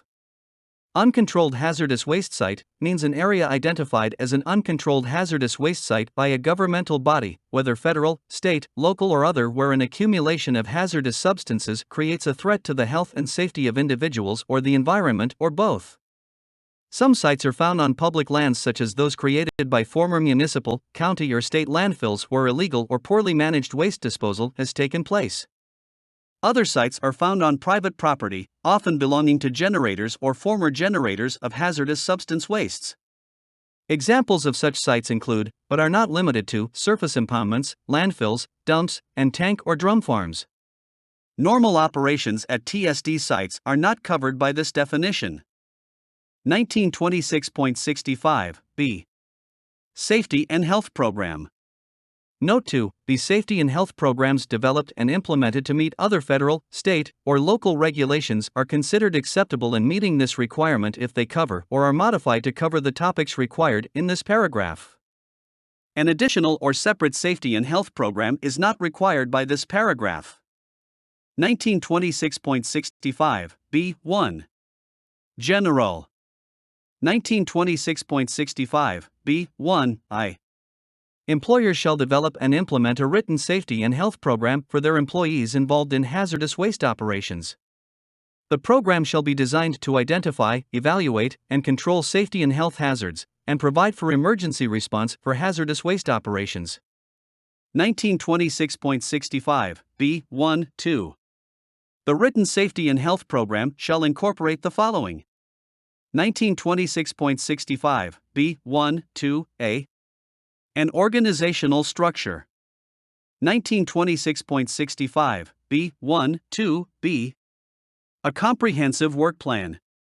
1926.65 B1 2 C. A site-specific safety and health plan which need not repeat the employer's standard operating procedures required in paragraph B1 2 F of this section. 1926.65 B1 2 D. The Safety and Health Training Program. 1926.65 B1 2 E. The Medical Surveillance Program. 1926.65 B1 2 F. The Employer's Standard Operating Procedures for Safety and Health, and 1926.65 B1 2 G. Any necessary interface between general program and site-specific activities. 1926.65 B1 3. Site excavation. Site excavations created during initial site preparation or during hazardous waste operations shall be shored or sloped as appropriate to prevent accidental collapse in accordance with Subpart B of 29 CFR Part 1926. 1926.65 B1 4. Contractors and subcontractors. An employer who retains contractor or subcontractor services for work in hazardous waste operations shall inform those contractors, subcontractors, or their representatives of the site emergency response procedures and any potential fire, explosion, health, safety, or other hazards of the hazardous waste operation that have been identified by the employer, including those identified in the employer's information program. 1926.65 B1 V. Program availability. The written safety and health program shall be made available to any contractor or subcontractor or their representative who will be involved with the hazardous waste operation, to employees, to employee-designated representatives, to OSHA personnel, and to personnel of other federal, state, or local agencies with regulatory authority over the site. 1926.65 B2. Organizational structure part of the site program. 1926.65 B2 I. The organization of one structure part of the program shall establish the specific chain of command and specify the overall responsibilities of supervisors and employees. It shall include, at a minimum, the following elements. 1926.65 B2 I A. A general supervisor who has the responsibility and authority to direct all hazardous waste operations. 1926.65 B2 I B. A site safety and health supervisor who has the responsibility and authority to develop and implement the site safety and health plan and verify compliance. 1926.65 B2 I C. all other personnel needed for hazardous waste site operations and emergency response and their general functions and responsibilities. 1926.65, B, 2, I, D. The lines of authority, responsibility, and communication. 1926.65, B, 2, 2. The organizational structure shall be reviewed and updated as necessary to reflect the current status of waste site operations. 1926.65, B, 3. Comprehensive Work Plan part of the site program. The comprehensive work plan part of the program shall address the tasks and objectives of the site operations and the logistics and resources required to reach those tasks and objectives. 1926.65, B, 3, I. The comprehensive work plan shall address anticipated cleanup activities as well as normal operating procedures which need not repeat the employer's procedures available elsewhere. 1926.65, B, 3, 2. The comprehensive work plan shall define work tasks and objectives and identify the methods for accomplishing those tasks and objectives. 1926.65, B, 3, 3. The comprehensive work plan shall establish personnel requirements for implementing the plan. 1926.65, B, 3, 4. The comprehensive work plan shall provide for the implementation of the training required in paragraph E of this section.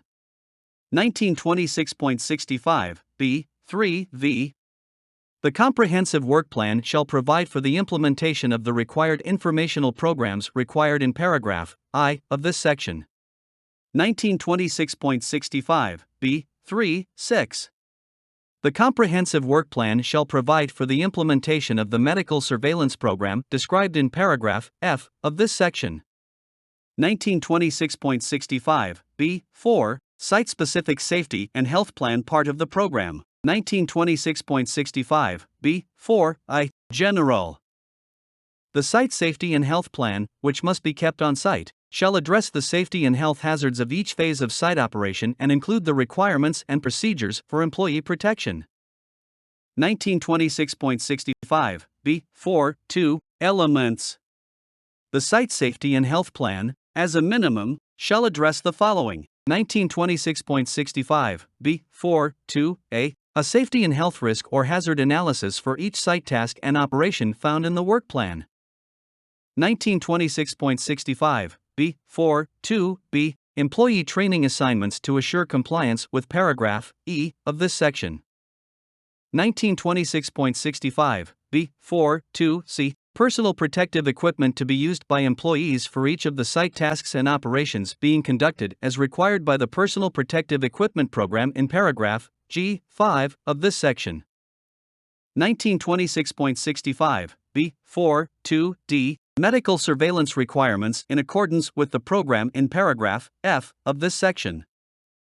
1926.65, B, 4, 2, E. Frequency and types of air monitoring, personnel monitoring, and environmental sampling techniques and instrumentation to be used, including methods of maintenance and calibration of monitoring and sampling equipment to be used.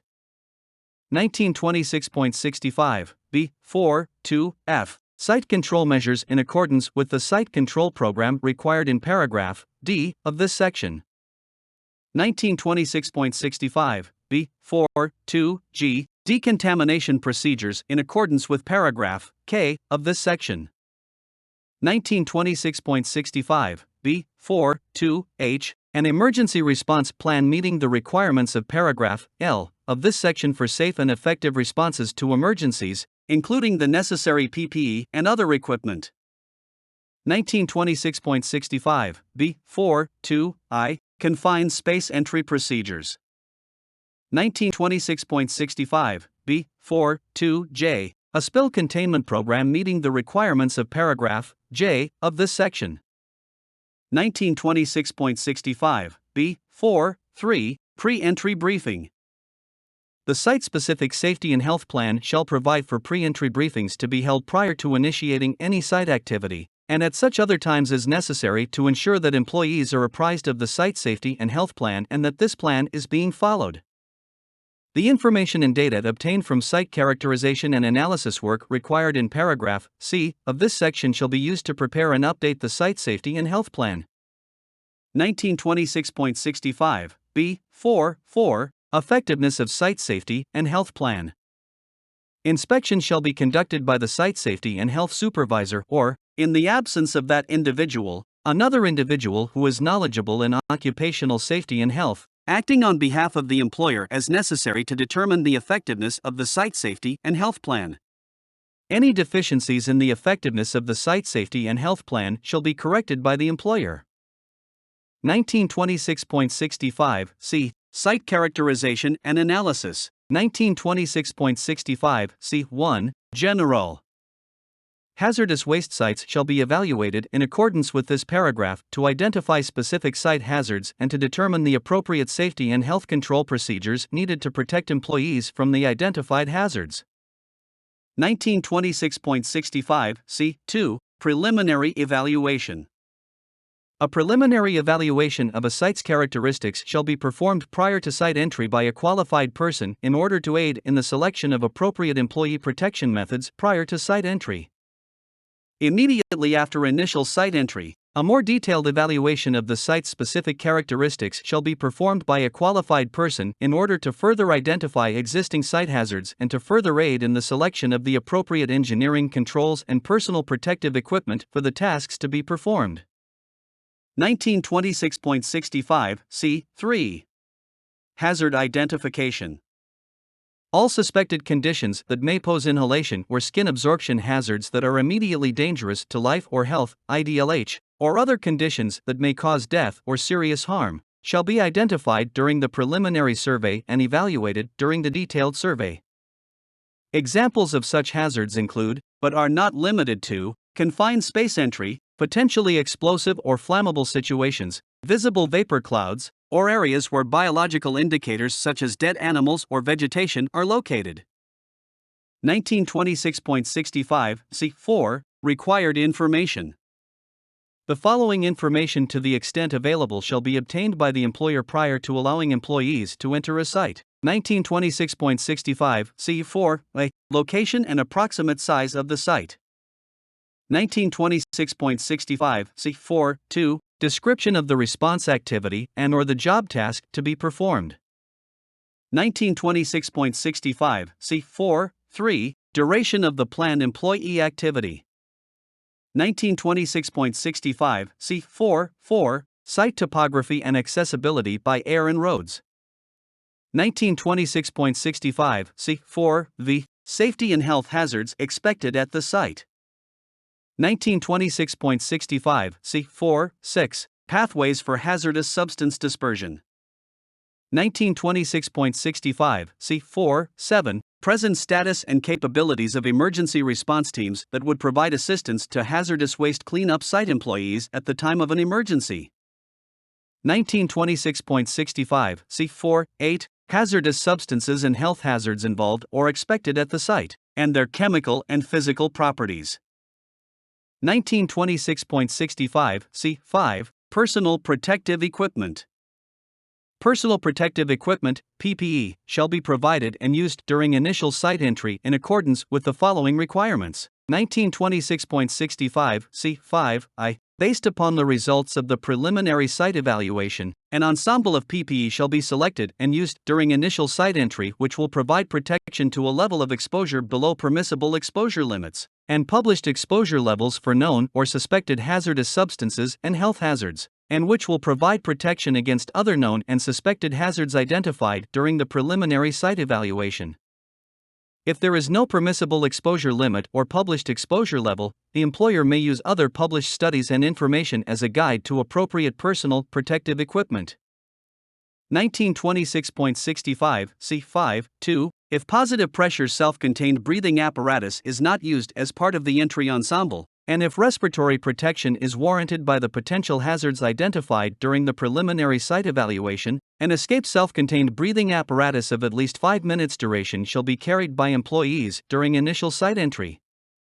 1926.65 C5 3 If the preliminary site evaluation does not produce sufficient information to identify the hazards or suspected hazards of the site, an ensemble providing protection equivalent to Level B PPE shall be provided as minimum protection, and direct reading instruments shall be used as appropriate for identifying IDLH conditions. See Appendix B for a description of Level B hazards and the recommendations for Level B protective equipment. 1926.65, C. 5.4. Once the hazards of the site have been identified, the appropriate PPE shall be selected and used in accordance with paragraph G of this section. 1926.65, C. 6. Monitoring. The following monitoring shall be conducted during initial site entry when the site evaluation produces information that shows the potential for ionizing radiation or IDLH conditions, or when the site information is not sufficient reasonably to eliminate these possible conditions. 1926.65, C. 6. I. Monitoring with direct reading instruments for hazardous levels of ionizing radiation. 1926.65, C. 6. 2. Monitoring the air with appropriate direct reading test equipment, i.e., combustible gas meters, detector tubes, for IDLH and other conditions that may cause death or serious harm, combustible or explosive atmospheres, oxygen deficiency, toxic substances. 1926.65, C. 6. 3. Visually observing for signs of actual or potential IDLH or other dangerous conditions.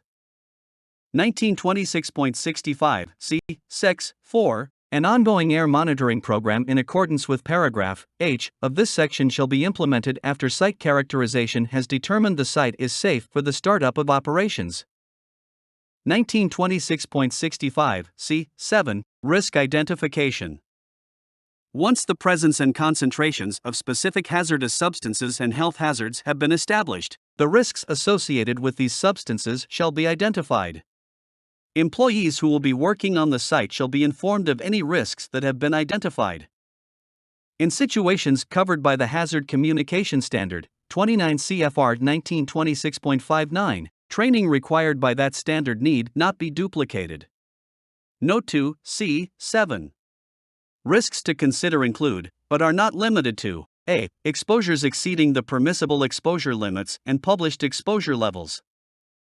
B. IDLH concentrations. C. Potential skin absorption and irritation sources. D. Potential eye irritation sources. E. Explosion sensitivity and flammability ranges. F. Oxygen deficiency. 1926.65, C. 8. Employee notification. Any information concerning the chemical, physical, and toxicologic properties of each substance known or expected to be present on site that is available to the employer and relevant to the duties an employee is expected to perform shall be made available to the affected employees prior to the commencement of their work activities. The employer may utilize information developed for the Hazard Communication Standard for this purpose. 1926.65, D. Site control. 1926.65, D1, General. Appropriate site control procedures shall be implemented to control employee exposure to hazardous substances before cleanup work begins.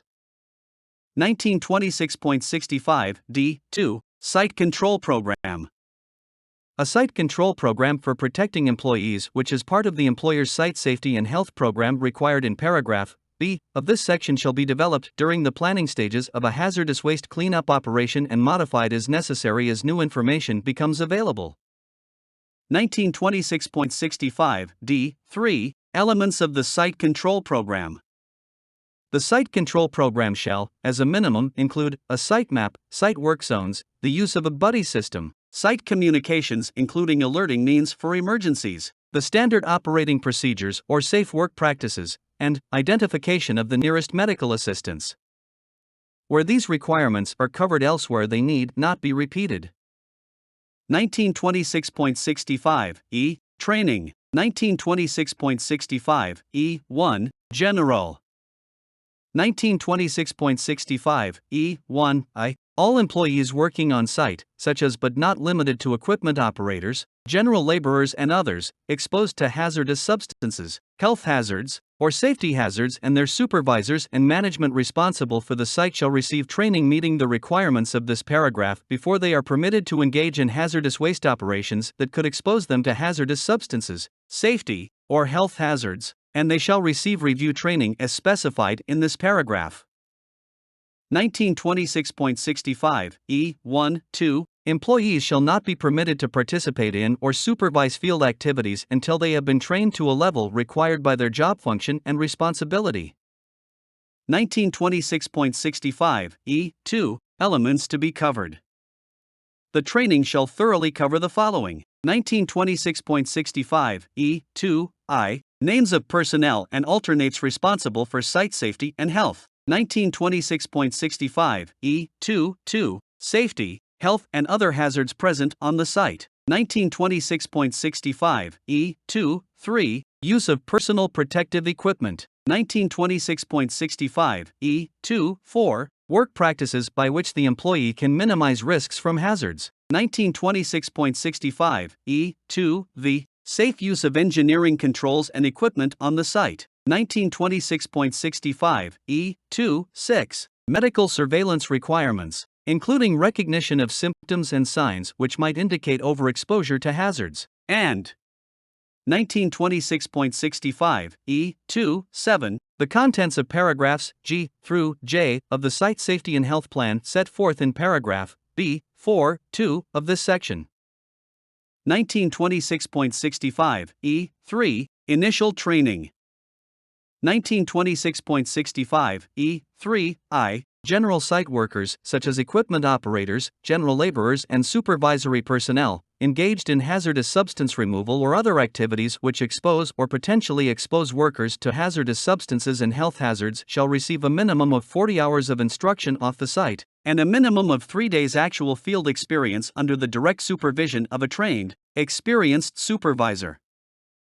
1926.65 E3 2. Workers on site only occasionally for a specific limited task, such as, but not limited to, groundwater monitoring, land surveying, or geophysical surveying, and who are unlikely to be exposed over permissible exposure limits and published exposure limits, shall receive a minimum of 24 hours of instruction off the site, and the minimum of 1 day actual field experience under the direct supervision of a trained, experienced supervisor. 1926.65 E3 3. Workers regularly on site who work in areas which have been monitored and fully characterized, indicating that exposures are under permissible exposure limits and published exposure limits where respirators are not necessary, and the characterization indicates that there are no health hazards, or the possibility of an emergency developing, shall receive a minimum of 24 hours of instruction off the site and the minimum of 1 day actual field experience under the direct supervision of a trained, experienced supervisor. 1926.65 E3 4. Workers with 24 hours of training who are covered by paragraphs E3 2 and E3 3 of this section, and who become general site workers or who are required to wear respirators, shall have the additional 16 hours and 2 days of training necessary to total the training specified in paragraph E3 I. 1926.65 E4. Management and supervisor training. On-site management and supervisors directly responsible for, or who supervise employees engaged in, hazardous waste operations shall receive 40 hours initial training and 3 days of supervised field experience. The training may be reduced to 24 hours in 1 day if the only area of their responsibility is employees covered by paragraphs E3 2 and E3 3, and at least 8 additional hours of specialized training at the time of job assignment on such topics as, but not limited to, the Employer Safety and Health Program and the associated Employee Training Program, Personal Protective Equipment Program, Spill Containment Program, and Health Hazard Monitoring Procedure and Techniques.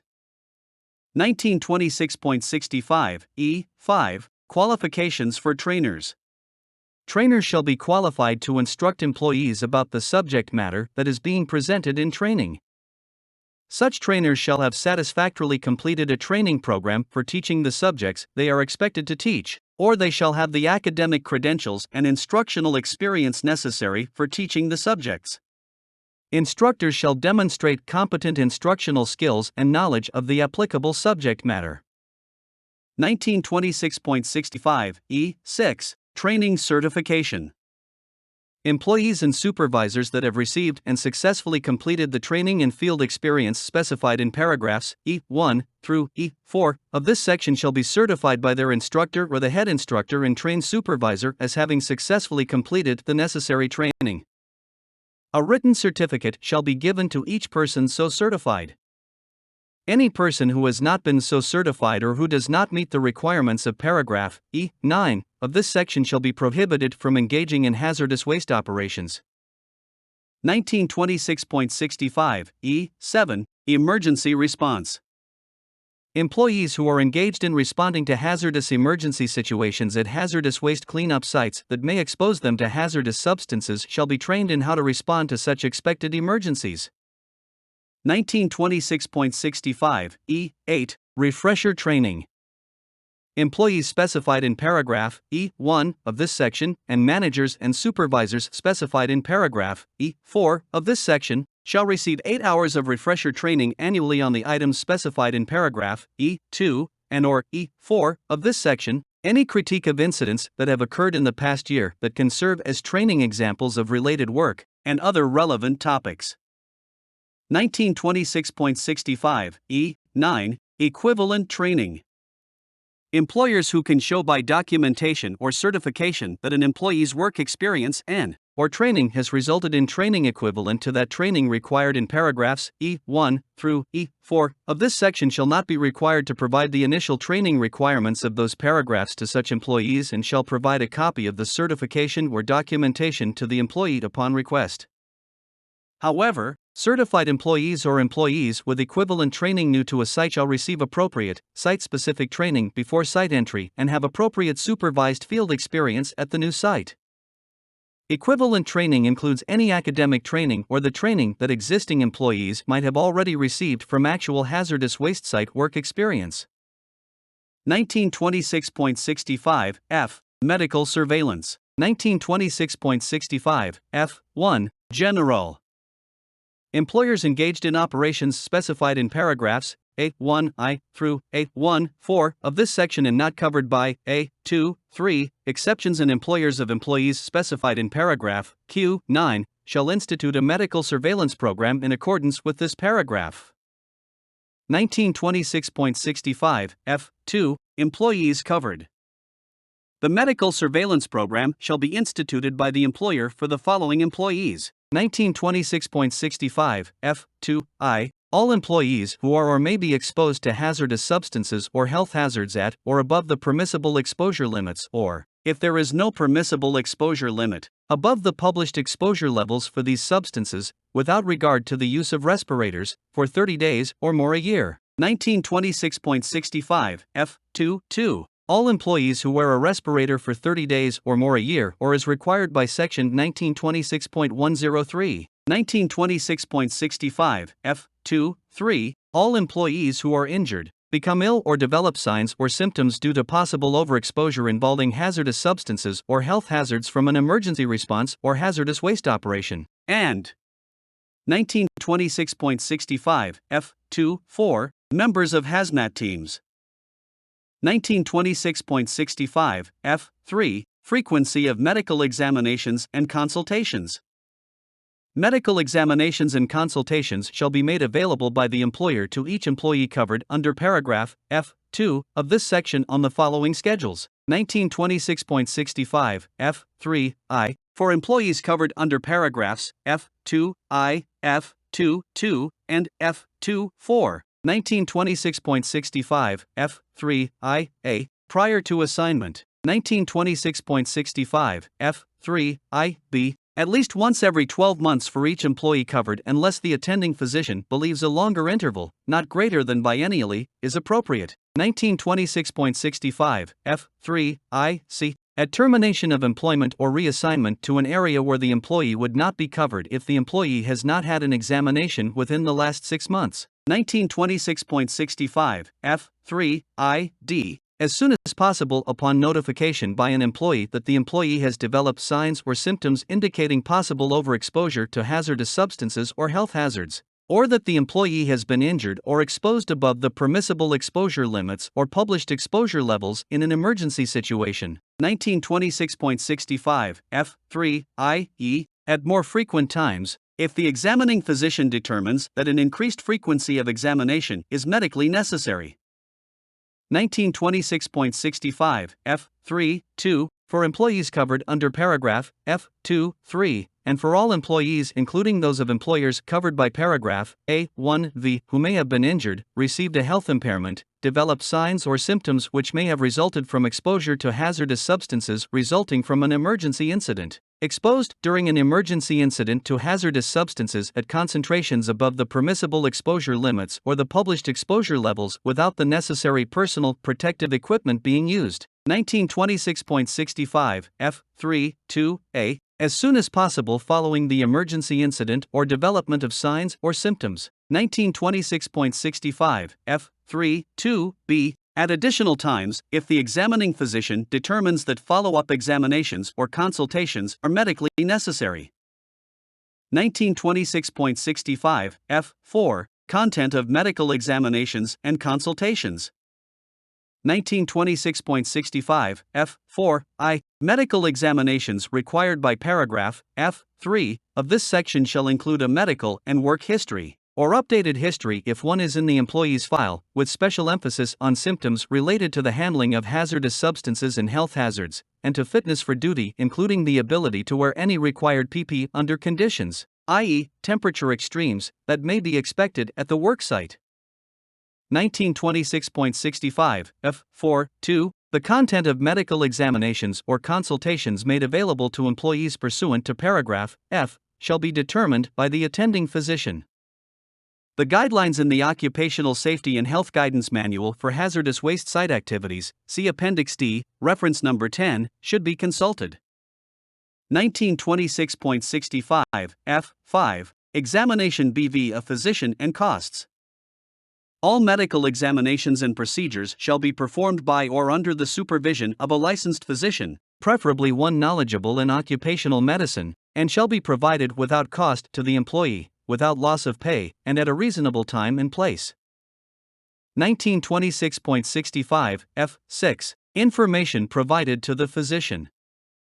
The employer shall provide one copy of this standard and its appendices to the attending physician, and in addition the following for each employee. 1926.65 F6 I a description of the employee's duties as they relate to the employee's exposures.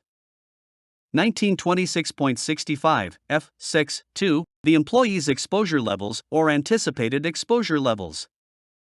1926.65 F6 3 a description of any personal protective equipment used or to be used. 1926.65 F6 4 information from previous medical examinations of the employee which is not readily available to the examining physician. 1926.65 F6 v information required by section 1926.103. 1926.65 F7 physician's written opinion. 1926.65 F7 I the employer shall obtain and furnish the employee with a copy of a written opinion from the attending physician containing the following. 1926.65 F7 I.A. The physician's opinion as to whether the employee has any detected medical conditions which would place the employee at increased risk of material impairment of the employee's health from work in hazardous waste operations or emergency response, or from respirator use. 1926.65 F7 I.B. The physician's recommended limitations upon the employee's assigned work. 1926.65 F7 I.C. The results of the medical examination and tests if requested by the employee. 1926.65 F7 I.D. A statement that the employee has been informed by the physician of the results of the medical examination and any medical conditions which require further examination or treatment. 1926.65 F7 2 The written opinion obtained by the employer shall not reveal specific findings or diagnoses unrelated to occupational exposures. 1926.65 F8 Record keeping. 1926.65 F8 I An accurate record of the medical surveillance required by paragraph F of this section shall be retained.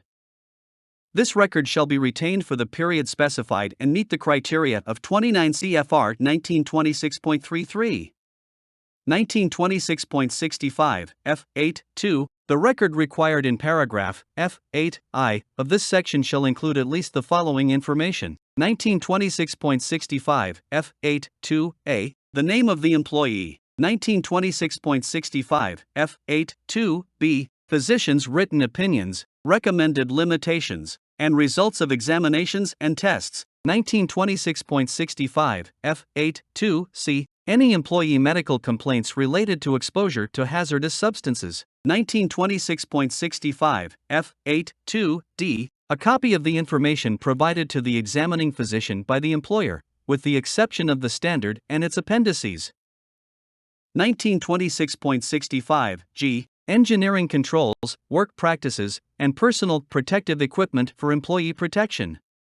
Engineering controls, work practices, personal protective equipment, or a combination of these shall be implemented in accordance with this paragraph to protect employees from exposure to hazardous substances and safety and health hazards. 1926.65 G1. Engineering controls, work practices and PP for substances regulated either in Section 1926.55, elsewhere in Subpart D, or in other pertinent sections of this part. 1926.65 G1I. Engineering controls and work practices shall be instituted to reduce and maintain employee exposure to or below the permissible exposure limits for substances regulated either in Section 1926.55 or other pertinent sections of this part, except to the extent that such controls and practices are not feasible. Note 2, G1. Engineering controls which may be feasible include the use of pressurized cabs or control booths on equipment, or the use of remotely operated material handling equipment. Work practices which may be feasible are removing all non-essential employees from potential exposure during opening of drums, wetting down dusty operations and locating employees upwind of possible hazards. 2. Whenever engineering controls and work practices are not feasible or not required, any reasonable combination of engineering controls, work practices, and PPE shall be used to reduce and maintain employee exposures to or below the permissible exposure limits or dose limits for substances regulated either in Section 1926.55 or other pertinent sections of this part. 3. The employer shall not implement a schedule of employee rotation as a means of compliance with permissible exposure limits or dose limits except when there is no other feasible way of complying with the airborne or dermal dose limits for ionizing radiation. 4. The provisions of Subpart D shall be followed. 1926.65 G2. Engineering controls, work practices, and PPE for substances not regulated either in Section 1926.55, elsewhere in Subpart D, or in other pertinent sections of this part. An appropriate combination of engineering controls, work practices, and personal protective equipment shall be used to reduce and maintain employee exposure to or below published exposure levels for hazardous substances and health hazards not regulated either in Section 1926.55, elsewhere in Subpart D, or in other pertinent sections of this part. The employer may use the published literature and safety data sheets, SDS, as a guide in making the employer's determination as to what level of protection the employer believes is appropriate for hazardous substances and health hazards for which there is no permissible exposure limit or published exposure limit. 1926.65 G3. Personal protective equipment selection. 1926.65 G3I. Personal protective equipment, PPE, shall be selected and used which will protect employees from the hazards and potential hazards they are likely to encounter as identified during the site characterization and analysis. 1926.65 G3.2. Personal protective equipment selection shall be based on an evaluation of the performance characteristics of the PPE relative to the requirements and limitations of the site, the task-specific conditions and duration, and the hazards and potential hazards identified at the site. 1926.65 G3.3. Positive pressure self-contained breathing apparatus, or positive pressure airline respirators equipped with an escape air supply, shall be used when chemical exposure levels present will create a substantial possibility of immediate death, immediate serious illness or injury, or impair the ability to escape. 1926.65 G3.4. totally encapsulating chemical protective suits, protection equivalent to Level A protection as recommended in Appendix B, shall be used in conditions where skin absorption of a hazardous substance may result in a substantial possibility of immediate death, immediate serious illness or injury, or impair the ability to escape. 1926.65 G. 3. The level of protection provided by PPE selection shall be increased when additional information on site conditions indicates that increased protection is necessary to reduce employee exposures below permissible exposure limits and published exposure levels for hazardous substances and health hazards. See Appendix B for guidance on selecting PPE ensembles. Note 2, G. 3. The level of employee protection provided may be decreased when additional information or site conditions show that decreased protection will not result in hazardous exposures to employees. 1926.65 G. 3. 6. Personal protective equipment shall be selected and used to meet the requirements of Subpart E of this part and additional requirements specified in this section. 1926.65 G. 4. Totally encapsulating chemical protective suits. 1926.65 G. 4. Totally encapsulating suits shall protect employees from the particular hazards which are identified during site characterization and analysis. 1926.65 G. 4. 2. Totally encapsulating suits shall be capable of maintaining positive air pressure. See Appendix A for a test method which may be used to evaluate this requirement. 1926.65 G. 4. 3. Totally encapsulating suits shall be capable of preventing inward test gas leakage of more than 0.5%. See Appendix A for a test method which may be used to evaluate this requirement. 1926.65 G. 5. Personal Protective Equipment (PPE) Program. A written personal protective equipment program, which is part of the employer's safety and health program required in paragraph B of this section or required in paragraph P1 of this section and which is also a part of the site-specific safety and health plan shall be established. The PPE program shall address the elements listed below. When elements, such as donning and doffing procedures, are provided by the manufacturer of a piece of equipment and are attached to the plan, they need not be rewritten into the plan as long as they adequately address the procedure or element. 1926.65 G. 5 PPE selection based upon site hazards. 1926.65 G. 5. 2. PPE use and limitations of the equipment. 1926.65 G. 5. 3. Work mission duration. 1926.65 G. 5. 4. PPE maintenance and storage. 1926.65 G. 5. PPE decontamination and disposal. 1926.65 G. 5. 6. PPE training and proper fitting. 1926.65 G. 5. 7. PPE donning and doffing procedures. 1926.65 G. 5. 8. PPE inspection procedures prior to, during, and after use. 1926.65 G. 5. 9. Evaluation of the effectiveness of the PPE program, and 1926.65 G. 5. X. Limitations during temperature extremes, heat stress, and other appropriate medical considerations. 1926.65 H. Monitoring. 1926.65 H. 1. General. 1926.65 H. 1. Monitoring shall be performed in accordance with this paragraph where there may be a question of employee exposure to hazardous concentrations of hazardous substances in order to assure proper selection of engineering controls, work practices and personal protective equipment so that employees are not exposed to levels which exceed permissible exposure limits, or published exposure levels if there are no permissible exposure limits for hazardous substances. 1926.65 H. 1. 2. Air monitoring shall be used to identify and quantify airborne levels of hazardous substances and safety and health hazards in order to determine the appropriate level of employee protection needed on site. 1926.65 H. 2. Initial entry. Upon initial entry, representative air monitoring shall be conducted to identify any IDLH condition, exposure over permissible exposure limits or published exposure levels, exposure over a radioactive materials dose limits, or other dangerous condition such as the presence of flammable atmospheres or oxygen-deficient environments. 1926.65 H3 Periodic monitoring. Periodic monitoring shall be conducted when the possibility of an IDLH condition or flammable atmosphere has developed or when there is indication that exposures may have risen over permissible exposure limits or published exposure levels since prior monitoring. Situations where it shall be considered whether the possibility that exposures have risen are as follows. 1926.65 H3 I when work begins on a different portion of the site. 1926.65 H3 2 when contaminants other than those previously identified are being handled.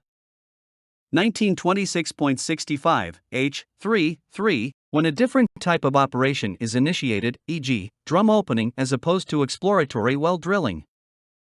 1926.65 H3 4 when employees are handling leaking drums or containers or working in areas with obvious liquid contamination, e.g., a spill or lagoon. 1926.65 H4 Monitoring of high-risk employees. After the actual cleanup phase of any hazardous waste operation commences, for example, when soil, surface water, or containers are moved or disturbed, the employer shall monitor those employees likely to have the highest exposures to hazardous substances and health hazards likely to be present above permissible exposure limits or published exposure levels by using personal sampling frequently enough to characterize employee exposures. If the employees likely to have the highest exposure are over permissible exposure limits or published exposure limits, then monitoring shall continue to determine all employees likely to be above those limits. The employer may utilize a representative sampling approach by documenting that the employees and chemicals chosen for monitoring are based on the criteria stated above. Note 2. It is not required to monitor employees engaged in site characterization operations covered by paragraph C of this section. 1926.65 I. Informational programs. Employers shall develop and implement a program, which is part of the employer's safety and health program required in paragraph B of this section, to inform employees, contractors, and subcontractors, or their representative, actually engaged in hazardous waste operations of the nature, level, and degree of exposure likely as a result of participation in such hazardous waste operations. Employees, contractors, and subcontractors working outside of the operations part of a site are not covered by this standard. 1926.65 J. Handling drums and containers. 1926.65 J1 General. 1926.65 J1 I. Hazardous substances and contaminated soils, liquids, and other residues shall be handled, transported, labeled, and disposed of in accordance with this paragraph. 1926.65 J1 2 Drums and containers used during the cleanup shall meet the appropriate DOT, OSHA, and EPA regulations for the wastes that they contain. 1926.65 J1 3 When practical, drums and containers shall be inspected and their integrity shall be assured prior to being moved. Drums or containers that cannot be inspected before being moved because of storage conditions, i.e., buried beneath the earth, stacked behind other drums, stacked several tiers high in a pile, etc., shall be moved to an accessible location and inspected prior to further handling.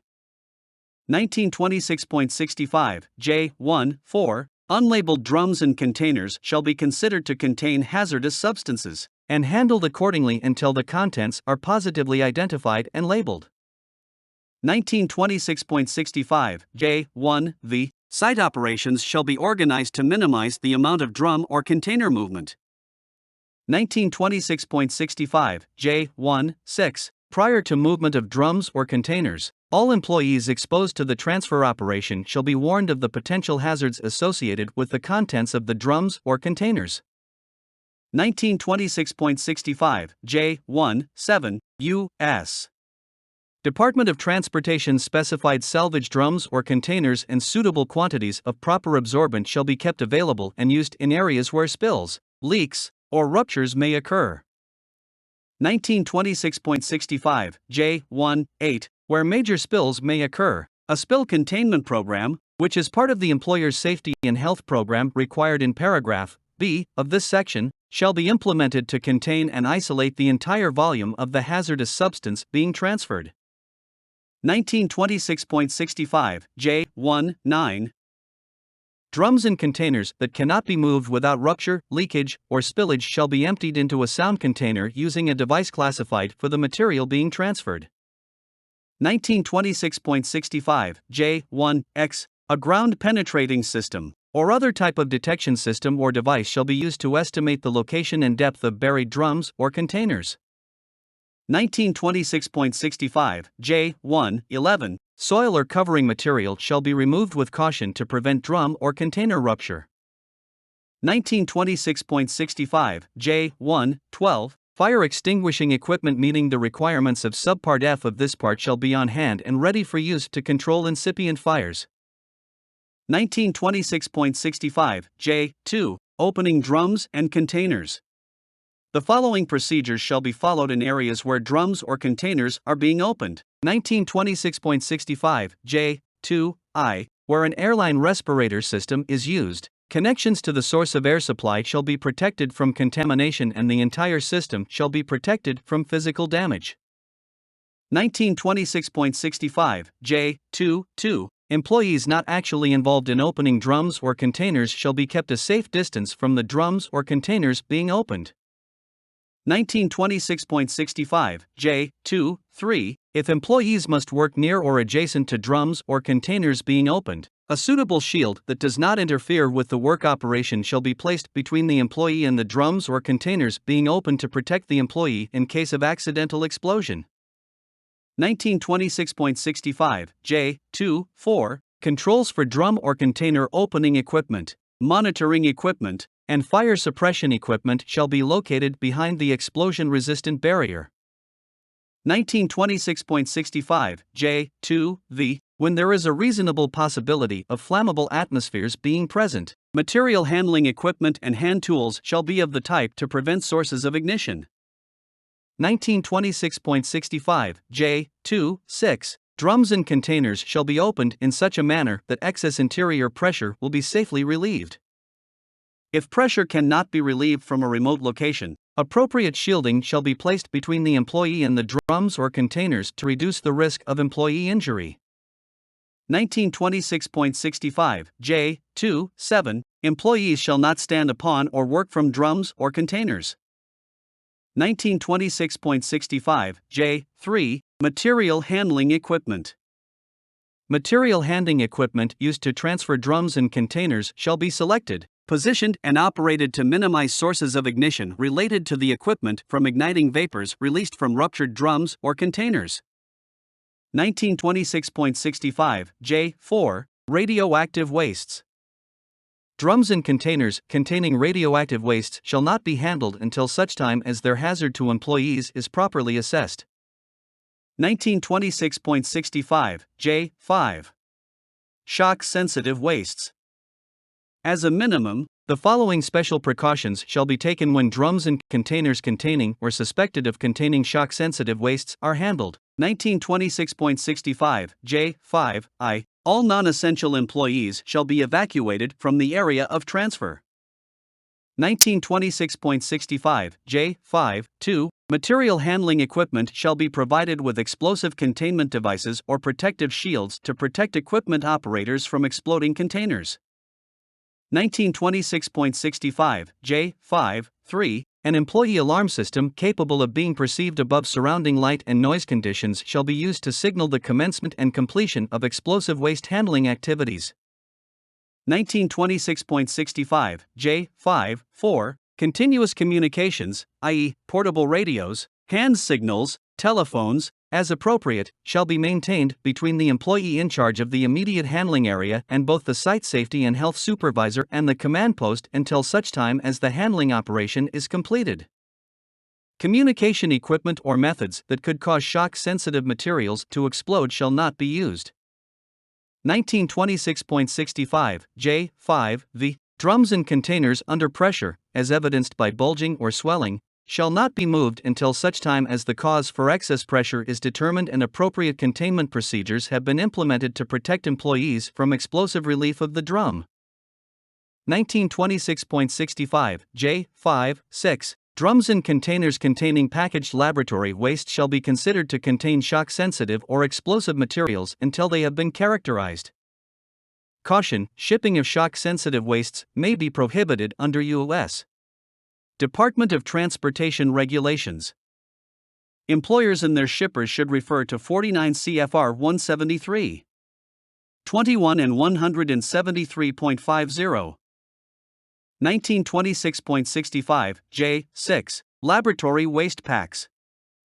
In addition to the requirements of paragraph J5 of this section, the following precautions shall be taken, as a minimum, in handling laboratory waste packs, lab packs. 1926.65 J6 I. Lab pack shall be opened only when necessary and then only by an individual knowledgeable in the inspection, classification, and segregation of the containers within the pack according to the hazards of the wastes. 1926.65 J6 2. If crystalline material is noted on any container, the contents shall be handled as a shock-sensitive waste until the contents are identified. 1926.65 J7 Sampling of drum and container contents. Sampling of containers and drums shall be done in accordance with a sampling procedure which is part of the site safety and health plan developed for and available to employees and others at the specific worksite. 1926.65 J8 Shipping and transport. 1926.65 J8 I. Drums and containers shall be identified and classified prior to packaging for shipment. 1926.65 J8 2. Drum or container staging areas shall be kept to the minimum number necessary to identify and classify materials safely and prepare them for transport.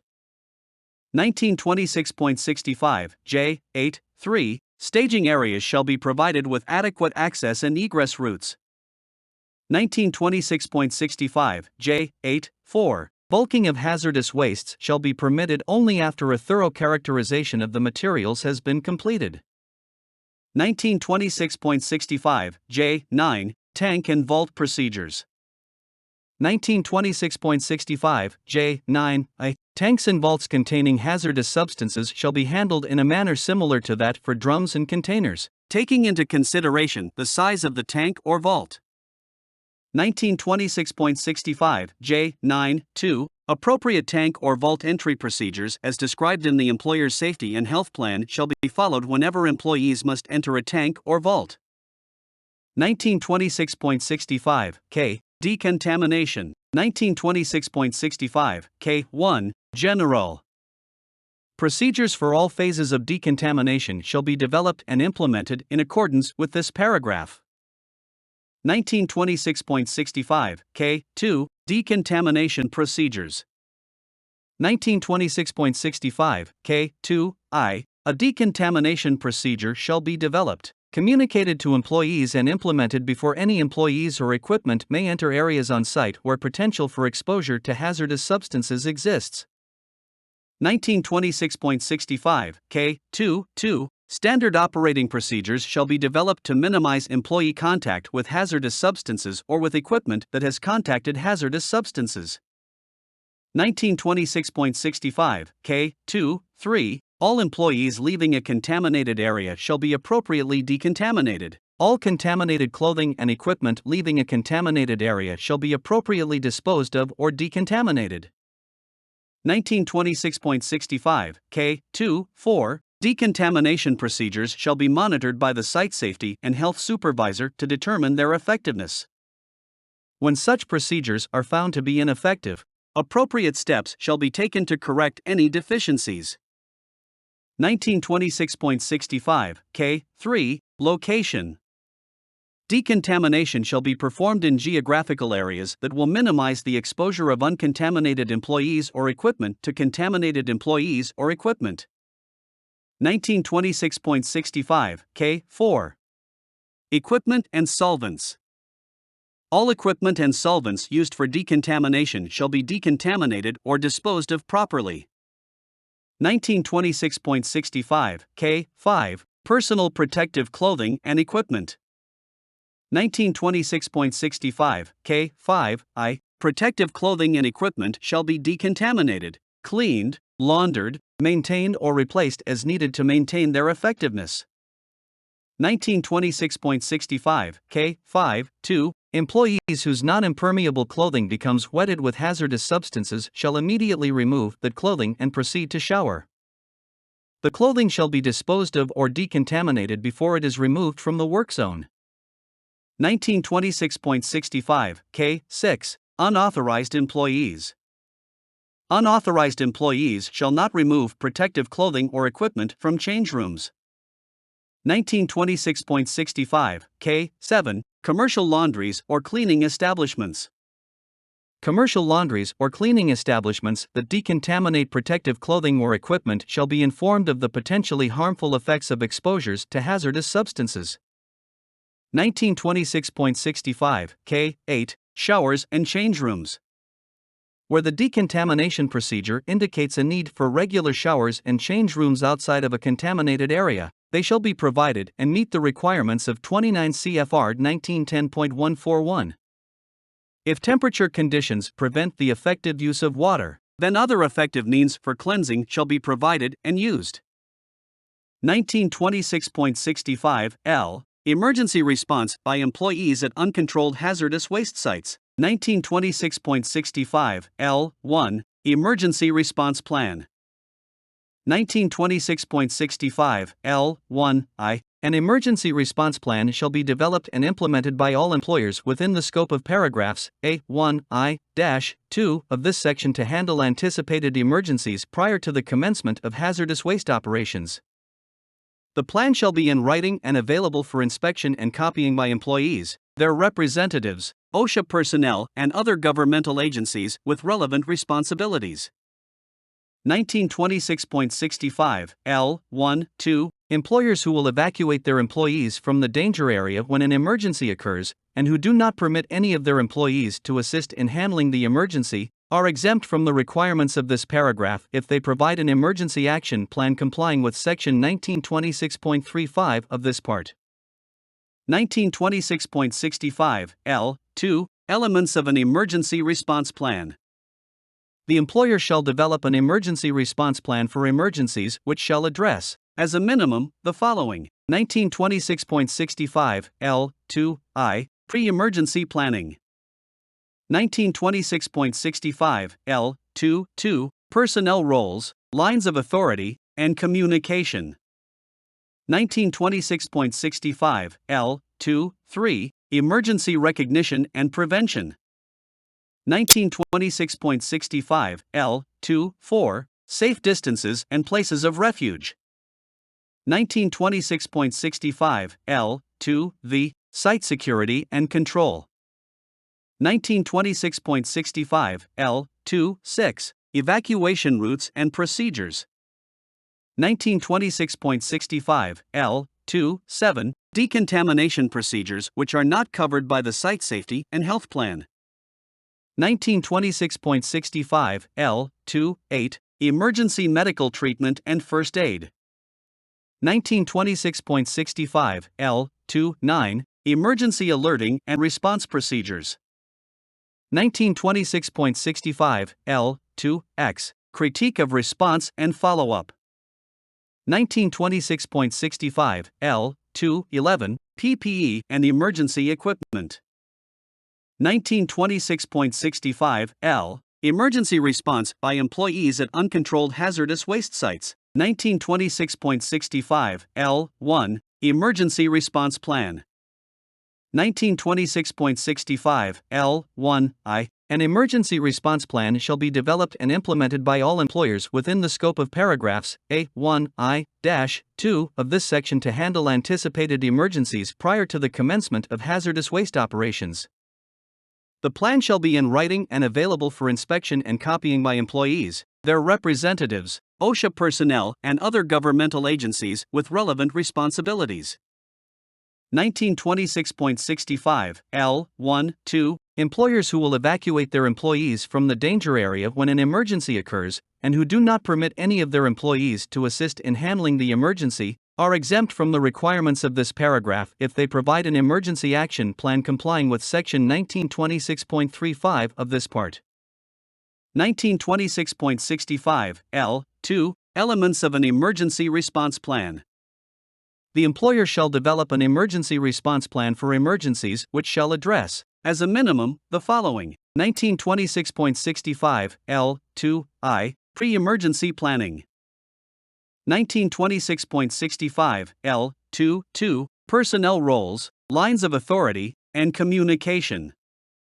1926.65 L23, emergency recognition and prevention. 1926.65 L24, safe distances and places of refuge. 1926.65 L2V, site security and control.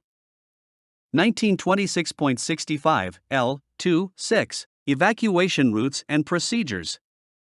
1926.65 L27, decontamination procedures which are not covered by the Site Safety and Health Plan. 1926.65 L28, emergency medical treatment and first aid. 1926.65 L29, emergency alerting and response procedures. 1926.65 L2X, critique of response and follow-up. 1926.65 L211, PPE and emergency equipment. 1926.65 L3, procedures for handling emergency incidents. 1926.65 L3I, in addition to the elements for the emergency response plan required in paragraph 1-2 of this section, the following elements shall be included for emergency response plans. 1926.65 L3IA, site topography, layout, and prevailing weather conditions. 1926.65 L3IB, procedures for reporting incidents to local, state, and federal governmental agencies. 1926.65 L3-2, the emergency response plan shall be a separate section of the Site Safety and Health Plan. 1926.65 L3-3, the emergency response plan shall be compatible and integrated with the disaster, fire, and or emergency response plans of local, state, and federal agencies. 1926.65 L3-4, the emergency response plan shall be rehearsed regularly as part of the overall training program for site operations. 1926.65 L3V, the site emergency response plan shall be reviewed periodically and, as necessary, be amended to keep it current with new or changing site conditions or information. 1926.65 L3-6, an employee alarm system shall be installed to notify employees of an emergency situation, to stop work activities if necessary, to lower background noise in order to speed communication, and to begin emergency procedures. 1926.65 L3-7, based upon the information available at time of the emergency, the employer shall evaluate the incident and the site response capabilities and proceed with the appropriate steps to implement the site emergency response plan. 1926.65 N, sanitation at temporary workplaces. 1926.65 N1, potable water. 1926.65 N1 I, an adequate supply of potable water shall be provided on the site.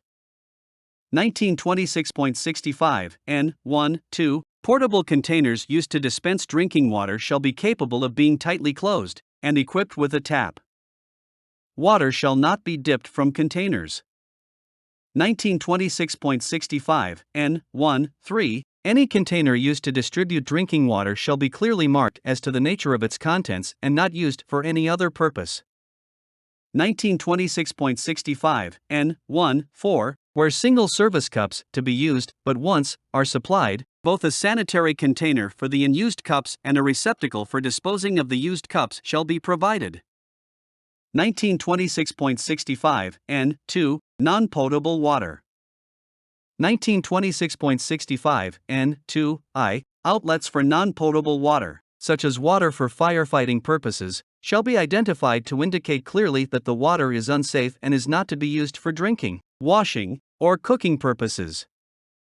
1926.65 N2 2, there shall be no cross-connection, open or potential, between a system furnishing potable water and a system furnishing non-potable water.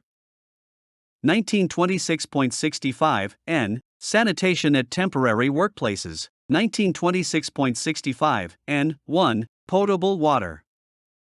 1926.65 N. 1. I. An adequate supply of potable water shall be provided on the site. 1926.65 N. 1. 2. Portable containers used to dispense drinking water shall be capable of being tightly closed and equipped with a tap. Water shall not be dipped from containers. 1926.65 N. 1. 3. Any container used to distribute drinking water shall be clearly marked as to the nature of its contents and not used for any other purpose. 1926.65 N. 1. 4. Where single-service cups, to be used but once, are supplied, both a sanitary container for the unused cups and a receptacle for disposing of the used cups shall be provided. 1926.65 N. 2. Non-potable water. 1926.65 N. 2. I. Outlets for non-potable water, such as water for firefighting purposes, shall be identified to indicate clearly that the water is unsafe and is not to be used for drinking, washing, or cooking purposes. 1926.65 N. 2. 2. There shall be no cross-connection, open or potential, between a system furnishing potable water and a system furnishing non-potable water. 1926.65 N. 3. Toilet facilities. 1926.65 N. 3. I. Toilets shall be provided for employees according to the following table D65.2. Number of employees. 20 or fewer. A minimum of 1 toilet facility is required. More than 20, fewer than 200. A minimum of 1 toilet seat and 1 urinal per 40 employees. More than 200. A minimum of 1 toilet seat and 1 urinal per 50 employees. 1926.65 N. 3. 2. Under temporary field conditions, provision shall be made to assure that at least 1 toilet facility is available. 1926.65 N. 3. 3. Hazardous waste sites not provided with a sanitary sewer shall be provided with the following toilet facilities unless prohibited by local codes. 1926.65 N. 3. 3. A. Chemical toilets. 1926.65 N. 3. 3. B. Recirculating toilets. 1926.65 N. 3. 3. C. Combustion toilets. Or 1926.65 N. 3. 3. D. Flush toilets. 1926.65 N. 3. 4. The requirements of this paragraph for sanitation facilities shall not apply to mobile crews having transportation readily available to nearby toilet facilities. 1926.65 N. 3. The doors entering toilet facilities shall be provided with entrance locks controlled from inside the facility. 1926.65 O. New technology programs. 1926.65 O.1. The employer shall develop and implement procedures for the introduction of effective new technologies and equipment developed for the improved protection of employees working with hazardous waste cleanup operations, and the same shall be implemented as part of the site safety and health program to assure that employee protection is being maintained. 1926.65 O.2. New technologies, equipment or control measures available to the industry, such as the use of foams, absorbents, adsorbents, neutralizers, or other means to suppress the level of air contaminants while excavating the site or for spill control, shall be evaluated by employers or their representatives. Such an evaluation shall be done to determine the effectiveness of the new methods, materials, or equipment before implementing their use on a large scale for enhancing employee protection. Information and data from manufacturers or suppliers may be used as part of the employer's evaluation effort. Such evaluation shall be made available to OSHA upon request. 1926.65 O. New technology programs. 1926.65 O.1. The employer shall develop and implement procedures for the introduction of effective new technologies and equipment developed for the improved protection of employees working with hazardous waste cleanup operations, and the same shall be implemented as part of the site safety and health program to assure that employee protection is being maintained. 1926.65.02 New technologies, equipment or control measures available to the industry, such as the use of foams, absorbents, adsorbents, neutralizers, or other means to suppress the level of air contaminants while excavating the site or for spill control, shall be evaluated by employers or their representatives. Such an evaluation shall be done to determine the effectiveness of the new methods, materials, or equipment before implementing their use on a large scale for enhancing employee protection. Information and data from manufacturers or suppliers may be used as part of the employer's evaluation effort. Such evaluation shall be made available to OSHA upon request. 1926.65 p. Certain operations conducted under the Resource Conservation and Recovery Act of 1976, RCRA. Employers conducting operations at treatment, storage and disposal, TSD, facilities specified in paragraph A.1.4 of this section shall provide and implement the program specified in this paragraph. See the notes and exceptions to paragraph A.2.3 of this section for employers not covered. 1926.65 P.1 Safety and Health Program. The employer shall develop and implement a written safety and health program for employees involved in hazardous waste operations that shall be available for inspection by employees, their representatives, and OSHA personnel. The program shall be designed to identify, evaluate, and control safety and health hazards in their facilities for the purpose of employee protection, to provide for emergency response meeting the requirements of paragraph P8 of this section, and to address as appropriate site analysis, engineering controls, maximum exposure limits, hazardous waste handling procedures, and uses of new technologies. 1926.65 P2 Hazard Communication Program. The employer shall implement a hazard communication program meeting the requirements of 29 CFR 1926.59 as part of the employer's safety and program. Note to 1926.65, the exemption for hazardous waste provided in section 1926.59 is applicable to this section. 1926.65 P3 Medical Surveillance Program. The employer shall develop and implement a medical surveillance program meeting the requirements of paragraph F of this section. 1926.65 P4 Decontamination Program. The employer shall develop and implement a decontamination procedure meeting the requirements of paragraph K of this section. 1926.65 P5 New Technology Program. The employer shall develop and implement procedures meeting the requirements of paragraph O of this section for introducing new and innovative equipment into the workplace. 1926.65 P6 Material Handling Program. Where employees will be handling drums or containers. The employer shall develop and implement procedures meeting the requirements of paragraphs J1, 2, through 8, and 11 of this section, as well as J3 and J8 of this section prior to starting such work. 1926.65 P7 Training Program. 1926.65 P7I New Employees. The employer shall develop and implement a training program, which is part of the employer's safety and health program, for employees exposed to health hazards or hazardous substances at TSD operations to enable the employees to perform their assigned duties and functions in a safe and healthful manner so as not endanger themselves or other employees. The initial training shall be for 24 hours and refresher training shall be for 8 hours annually.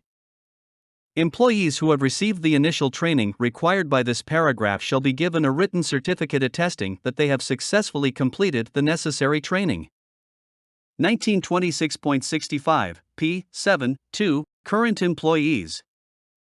Employers who can show by an employee's previous work experience and/or training that the employee has had training equivalent to the initial training required by this paragraph shall be considered as meeting the initial training requirements of this paragraph as to that employee.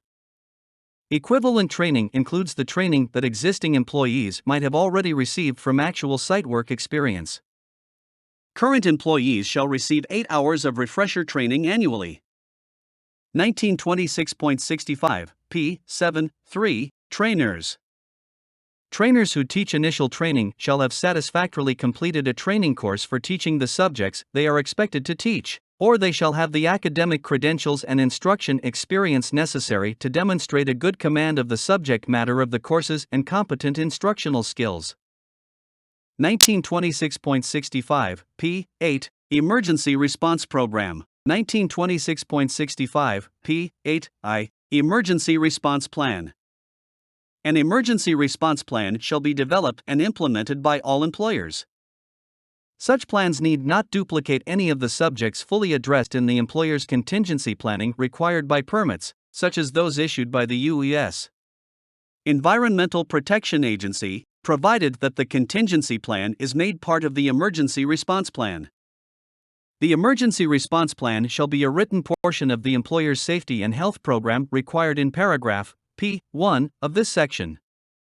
Employers who will evacuate their employees from the worksite location when an emergency occurs and who do not permit any of their employees to assist in handling the emergency are exempt from the requirements of paragraph P8 if they provide an emergency action plan complying with section 1926.35 of this part. 1926.65, p. 8.2, Elements of an emergency response plan. The employer shall develop an emergency response plan for emergencies which shall address, as a minimum, the following areas to the extent that they are not addressed in any specific program required in this paragraph. 1926.65, p. 8.2a, Pre-emergency planning and coordination with outside parties. 1926.65, p. 8.2b, Personnel roles, lines of authority, and communication. 1926.65, p. 8.2c, Emergency recognition and prevention. 1926.65, p. 8.2d, Safe distances and places of refuge. 1926.65, p. 8.2e, Site security and control. 1926.65, p. 8.2f, Evacuation routes and procedures. 1926.65, p. 8.2g, Decontamination procedures. 1926.65, p. 8.2h, Emergency medical treatment and first aid. 1926.65, p. 8.2i, Emergency alerting and response procedures. 1926.65, p. 8.2j, Critique of response and follow-up. 1926.65, p. 8.2k, PPE and emergency equipment. 1926.65, p. 8.4, Procedures for handling emergency incidents. 1926.65, p. 8.4a. In addition to the elements for the emergency response plan required in paragraph p. 8.2 of this section, the following elements shall be included for emergency response plans to the extent that they do not repeat any information already contained in the emergency response plan. 1926.65, p. 8.4a1. Site topography, layout, and prevailing weather conditions. 1926.65, p. 8.4a2. Procedures for reporting incidents to local, state, and federal governmental agencies. 1926.65, p. 8.4b. The emergency response plan shall be compatible and integrated with the disaster, fire, or emergency response plans of local, state, and federal agencies. 1926.65, p. 8.4c. The emergency response plan shall be rehearsed regularly as part of the overall training program for site operations. 1926.65, p. 8.4d. The site emergency response plan shall be reviewed periodically and, as necessary, be amended to keep it current with new or changing site conditions or information. 1926.65, p. 8.4e. An employee alarm system shall be installed to notify employees of an emergency situation, to stop work activities if necessary, to lower background noise in order to speed communication, and to begin emergency procedures. 1926.65, p. 8.4f. Based upon the information available at time of the emergency, the employer shall evaluate the incident and the site response capabilities and proceed with the appropriate steps to implement the site emergency response plan. 1926.65 Q. Emergency response to hazardous substance releases. This paragraph covers employers whose employees are engaged in emergency response no matter where it occurs, except that it does not cover employees engaged in operations specified in paragraphs A1I through A1-4 of this section. Those emergency response organizations who have developed and implemented programs equivalent to this paragraph for handling releases of hazardous substances pursuant to Section 303 of the Superfund Amendments and Reauthorization Act of 1986, Emergency Planning and Community Right to Know Act of 1986, 42 U.S.C. 11003, shall be deemed to have met the requirements of this paragraph. 1926.65 Q1. Emergency Response Plan. An emergency response plan shall be developed and implemented to handle anticipated emergencies prior to the commencement of emergency response operations. The plan shall be in writing and available for inspection and copying by employees, their representatives, and OSHA personnel. Employers who will evacuate their employees from the danger area when an emergency occurs, and who do not permit any of their employees to assist in handling the emergency, are exempt from the requirements of this paragraph if they provide an emergency action plan in accordance with Section 1926.35 of this part. 1926.65 Q2. Elements of an emergency response plan. The employer shall develop an emergency response plan for emergencies which shall address, as a minimum, the following to the extent that they are not addressed elsewhere. 1926.65 Q2I. Pre-emergency planning and coordination with outside parties.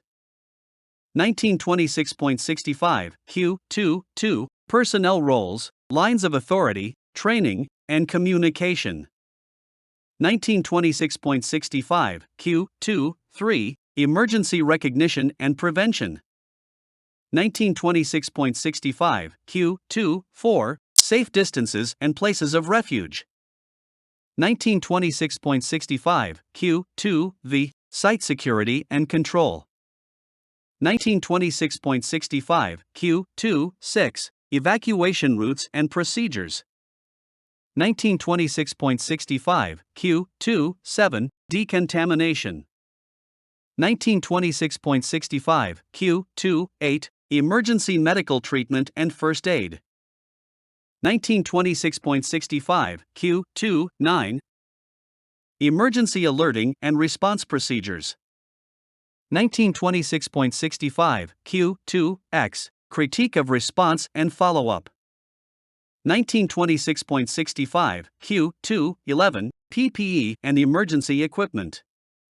1926.65 Q2 Emergency response organizations may use the local emergency response plan or the state emergency response plan or both as part of their emergency response plan to avoid duplication.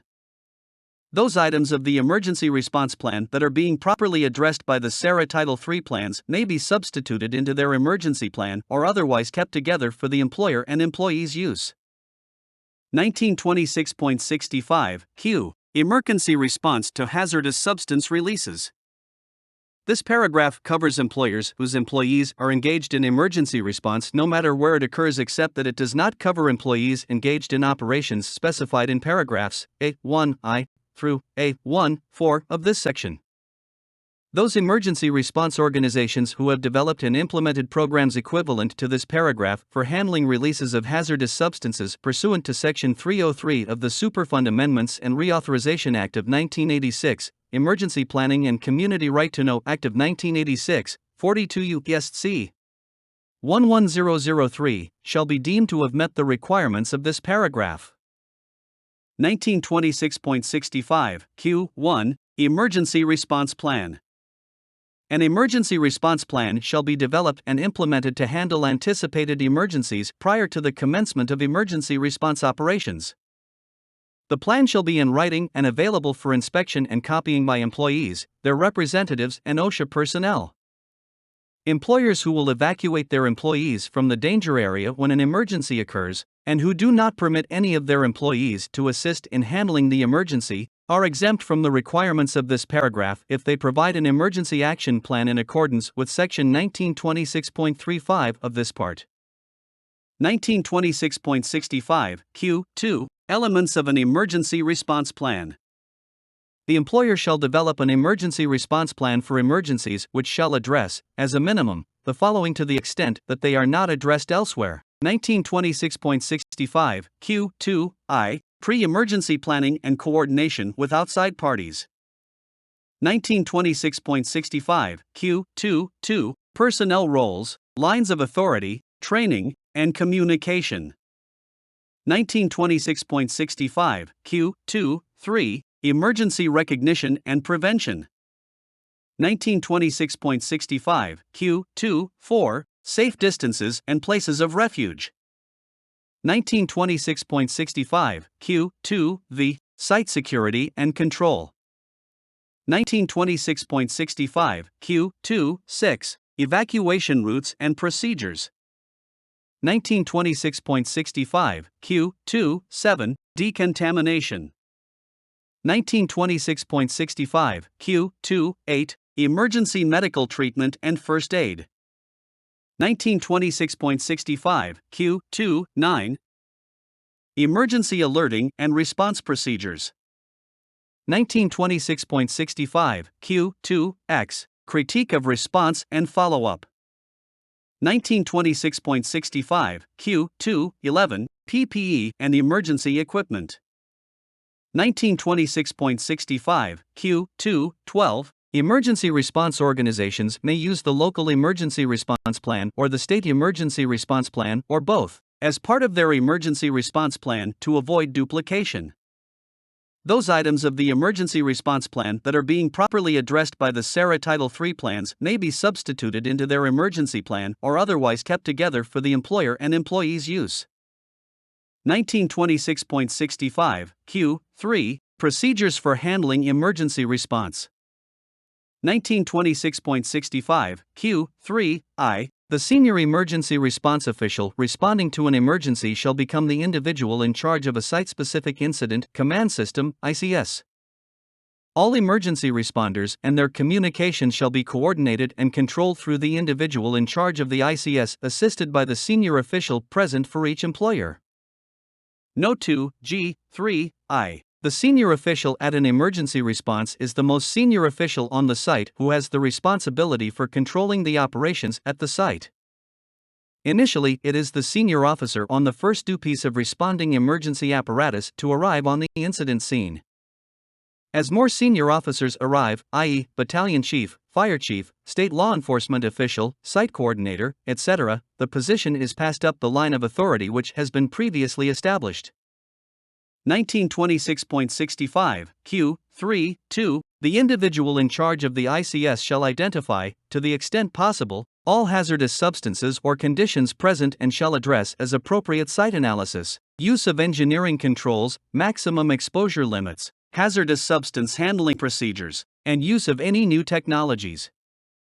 1926.65 Q3 3 Based on the hazardous substances and or conditions present, the individual in charge of the ICS shall implement appropriate emergency operations and assure that the personal protective equipment worn is appropriate for the hazards to be encountered. 1926.65 Q3 4 Employees engaged in emergency response and exposed to hazardous substances presenting an inhalation hazard or potential inhalation hazard shall wear positive pressure self-contained breathing apparatus while engaged in emergency response, until such time that the individual in charge of the ICS determines through the use of air monitoring that a decreased level of respiratory protection will not result in hazardous exposures to employees. 1926.65 Q3 The individual in charge of the ICS shall limit the number of emergency response personnel at the emergency site, in those areas of potential or actual exposure to incident or site hazards, to those who are actively performing emergency operations. However, operations in hazardous areas shall be performed using the buddy system in groups of 2 or more. 1926.65 Q3 6 Backup personnel shall stand by with equipment ready to provide assistance or rescue. First aid support personnel, a minimum, shall also stand by with medical equipment and transportation capability. 1926.65, Q. 3, 7. The individual in charge of the ICS shall designate a safety official, who is knowledgeable in the operations being implemented at the emergency response site, with specific responsibility to identify and evaluate hazards and to provide direction with respect to the safety of operations for the emergency at hand. 1926.65, Q. 3, 8. When activities are judged by the safety official to be an IDLH condition or to involve an imminent danger condition, the safety official shall have the authority to alter, suspend, or terminate those activities. The safety official shall immediately inform the individual in charge of the ICS of any actions needed to be taken to correct these hazards at the emergency scene. 1926.65, Q. 3, 9. After emergency operations have terminated, the individual in charge of the ICS shall implement appropriate decontamination procedures. 1926.65, Q. 3, X. When deemed necessary for meeting the tasks at hand, approved self-contained compressed air breathing apparatus may be used with approved cylinders from other approved self-contained compressed air breathing apparatus provided that such cylinders are of the same capacity and pressure rating. All compressed air cylinders used with self-contained breathing apparatus shall meet U.S.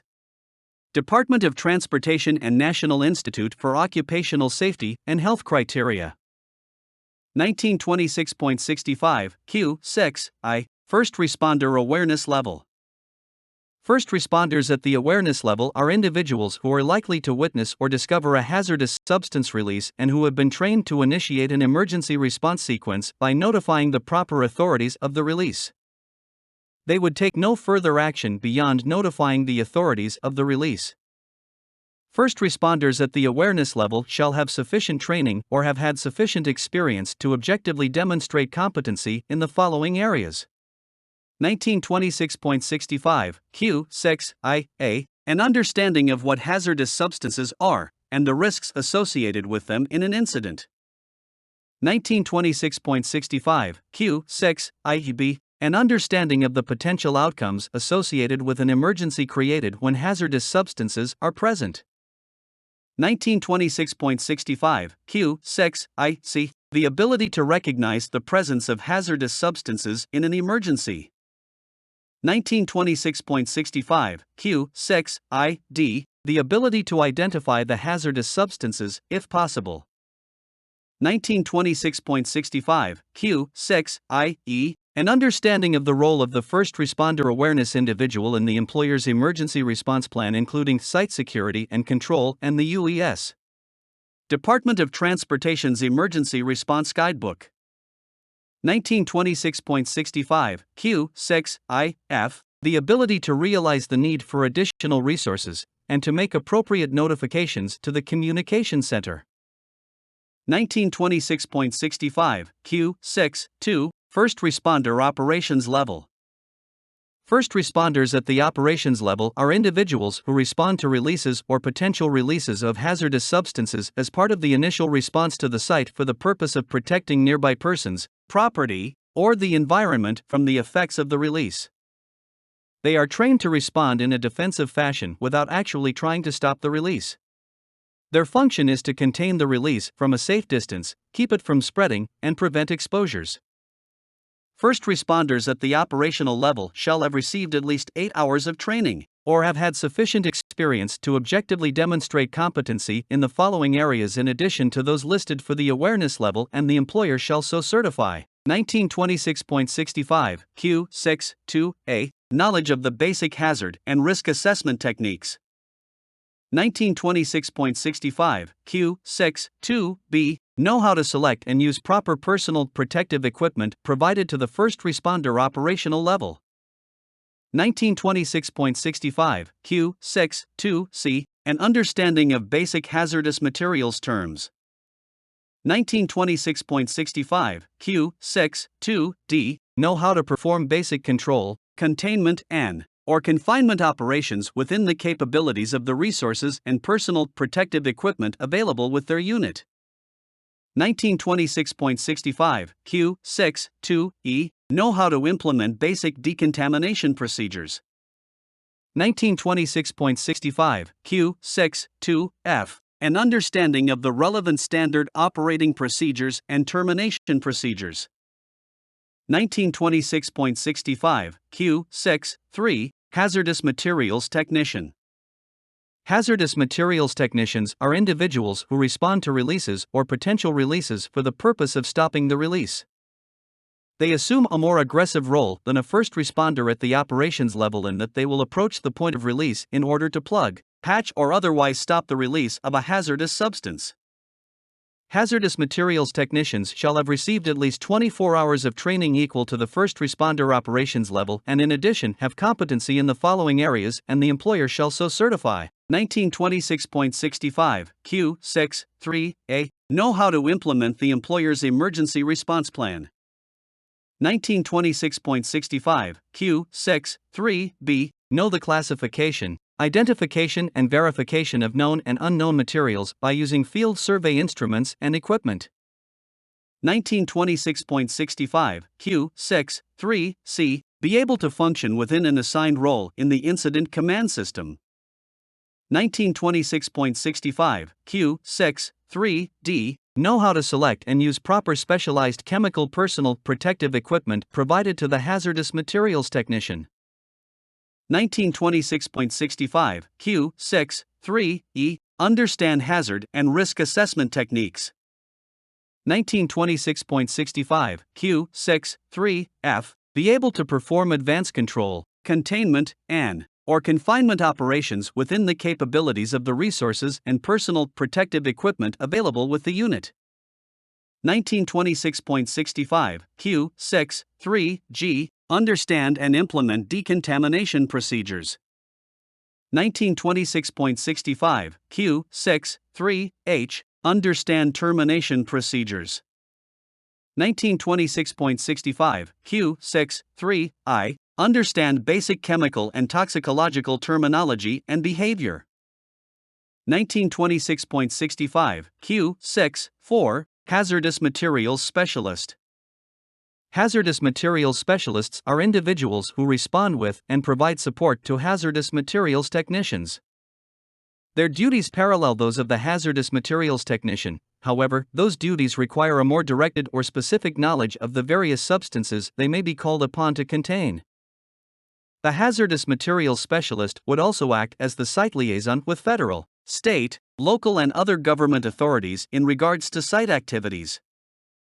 Hazardous materials specialists shall have received at least 24 hours of training equal to the technician level and in addition have competency in the following areas and the employer shall so certify. 1926.65 Q6 4A. Know how to implement the local emergency response plan. 1926.65 Q6 4B. Understand classification, identification and verification of known and unknown materials by using advanced survey instruments and equipment. 1926.65 Q6 4C. Know of the State Emergency Response Plan. 1926.65 Q6 4D. Be able to select and use proper specialized chemical personal protective equipment provided to the hazardous materials specialist. 1926.65 Q6 4E. Understand in-depth hazard and risk techniques. 1926.65 Q6 4F. Be able to perform specialized control, containment, or confinement operations within the capabilities of the resources and personal protective equipment available. 1926.65 Q6 4G. Be able to determine and implement decontamination procedures. 1926.65 Q6 4H. Have the ability to develop a site safety and control plan. 1926.65 Q6 4I. Understand chemical, radiological and toxicological terminology and behavior. 1926.65 Q6 V. On-scene incident commander. Incident commanders, who will assume control of the incident scene beyond the first responder awareness level, shall receive at least 24 hours of training equal to the first responder operations level and in addition have competency in the following areas and the employer shall so certify. 1926.65 Q6 V. A. know and be able to implement the employer's incident command system. 1926.65 Q 6 V B know how to implement the employer's emergency response plan. 1926.65 Q 6 V C know and understand the hazards and risks associated with employees working in chemical protective clothing. 1926.65 Q 6 V D know how to implement the local emergency response plan. 1926.65 Q 6 V E know of the state emergency response plan and of the federal regional response team. 1926.65 Q 6 V F know and understand the importance of decontamination procedures. 1926.65 Q 7 Trainers. Trainers who teach any of the above training subjects shall have satisfactorily completed a training course for teaching the subjects they are expected to teach, such as the courses offered by the U.S. National Fire Academy, or they shall have the training and/or academic credentials and instructional experience necessary to demonstrate competent instructional skills and a good command of the subject matter of the courses they are to teach. 1926.65 Q 8 Refresher Training.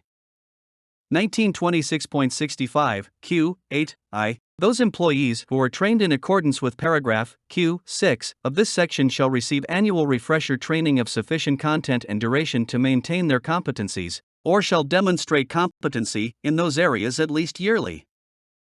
1926.65 Q 8 2 a statement shall be made of the training or competency, and if a statement of competency is made, the employer shall keep a record of the methodology used to demonstrate competency. 1926.65 Q 9 Medical Surveillance and Consultation.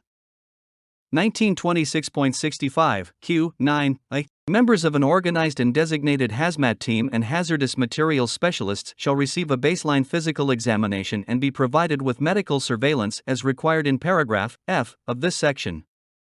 1926.65 Q 9 2 any emergency response employees who exhibit signs or symptoms which may have resulted from exposure to hazardous substances during the course of an emergency incident, either immediately or subsequently, shall be provided with medical consultation as required in paragraph F 3 2 of this section.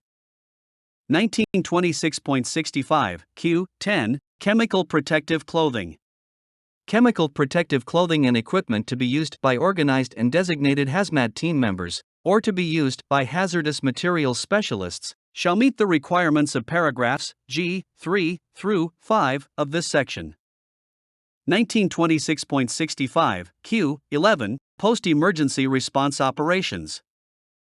Upon completion of the emergency response, if it is determined that it is necessary to remove hazardous substances, health hazards, and materials contaminated with them, such as contaminated soil or other elements of the natural environment, from the site of the incident, the employer conducting the cleanup shall comply with one of the following. 1926.65 Q 11 I meet all of the requirements of paragraphs B through O of this section, or 1926.65 Q 11 2 where the cleanup is done on plant property using plant or workplace employees, such employees shall have completed the training requirements of the following: 29 CFR 1926.35, 1926.59, and 1926.103, and other appropriate safety and health training made necessary by the tasks that they are expected to be performed, such as personal protective equipment and decontamination procedures. All equipment to be used in the performance of the cleanup work shall be in serviceable condition and shall have been inspected prior to use.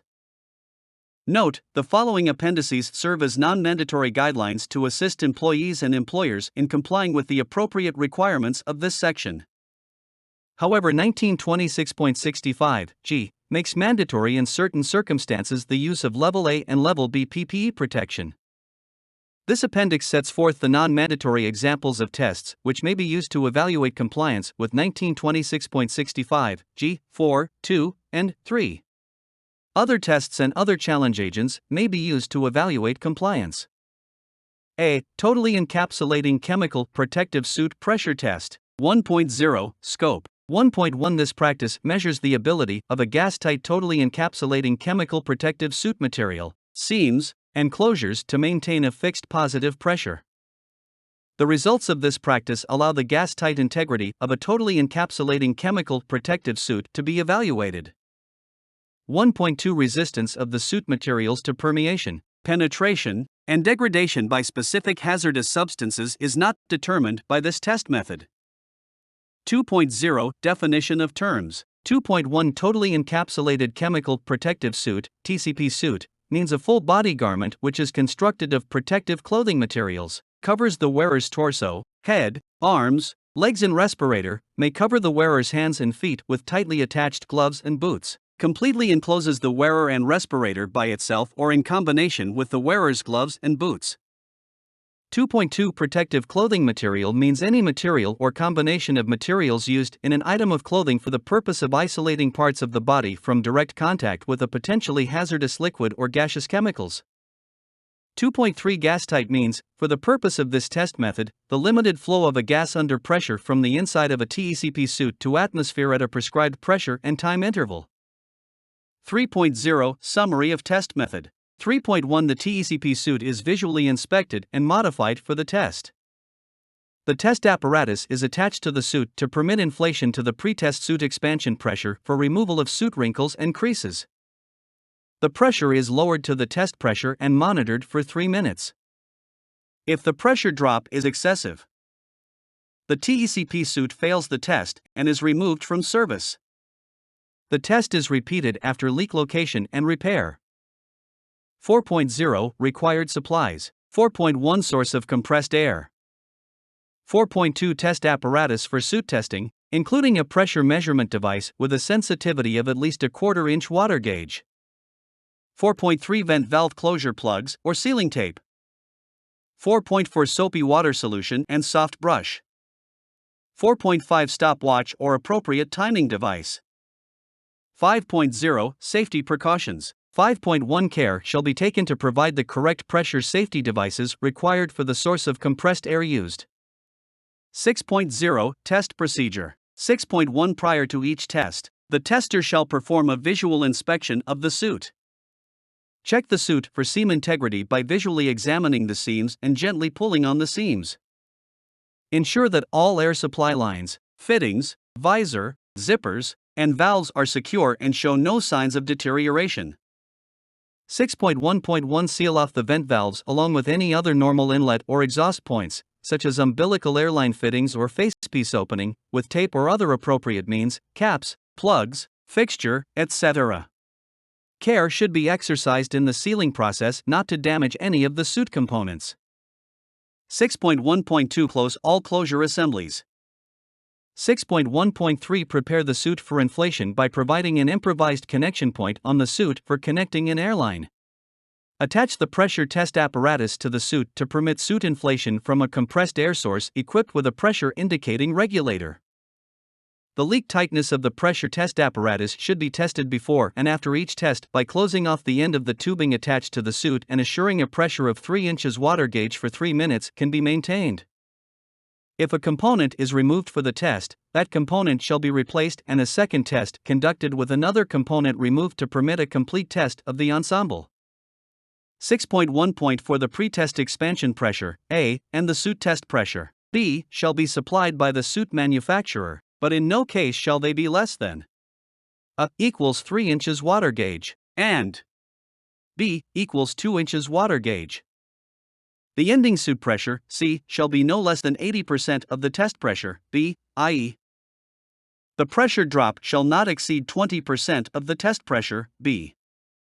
6.1.5 Inflate the suit until the pressure inside is equal to pressure, A, the pretest expansion suit pressure.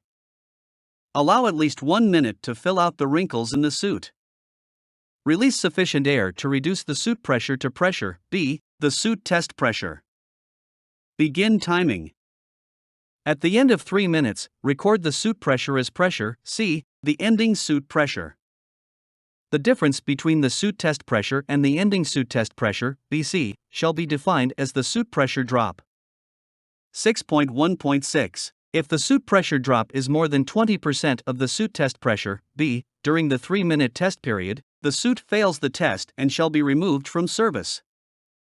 7.0 Retest Procedure. 7.1 If the suit fails the test, check for leaks by inflating the suit to pressure A and brushing or wiping the entire suit, including seams, closures, lens gaskets, glove-to-sleeve joints, etc., with a mild soap and water solution. Observe the suit for the formation of soap bubbles, which is an indication of a leak. Repair all identified leaks. 7.2 Retest the TECP suit as outlined in Test Procedure 6.0. 8.0 Report. 8.1 Each TECP suit tested by this practice shall have the following information recorded. 8.1.1 Unique Identification Number, identifying brand name, date of purchase, material of construction, and unique fit features, e.g., special breathing apparatus. 8.1.2 The actual values for test pressures A, B, and C shall be recorded along with the specific observation times. If the ending pressure, C, is less than 80% of the test pressure, B, the suit shall be identified as failing the test. When possible, the specific leak location shall be identified in the test records. Retest pressure data shall be recorded as an additional test. 8.1.3 The source of the test apparatus used shall be identified and the sensitivity of the pressure gauge shall be recorded. 8.1.4 Records shall be kept for each pressure test even if repairs are being made at the test location.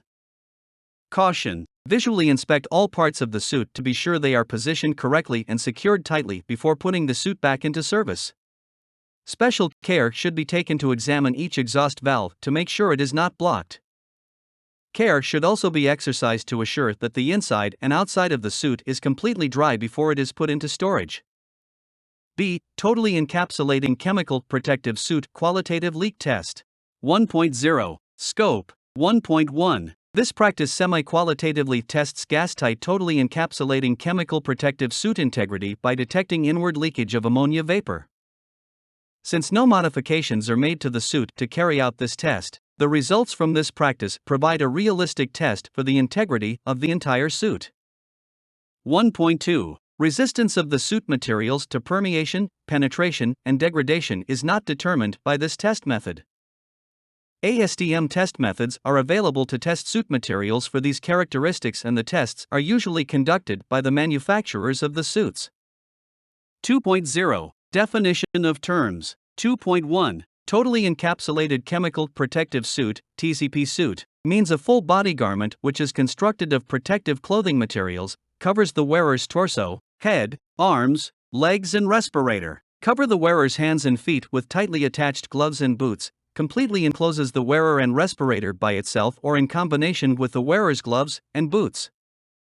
2.2 Protective clothing material means any material or combination of materials used in an item of clothing for the purpose of isolating parts of the body from direct contact with a potentially hazardous liquid or gaseous chemicals.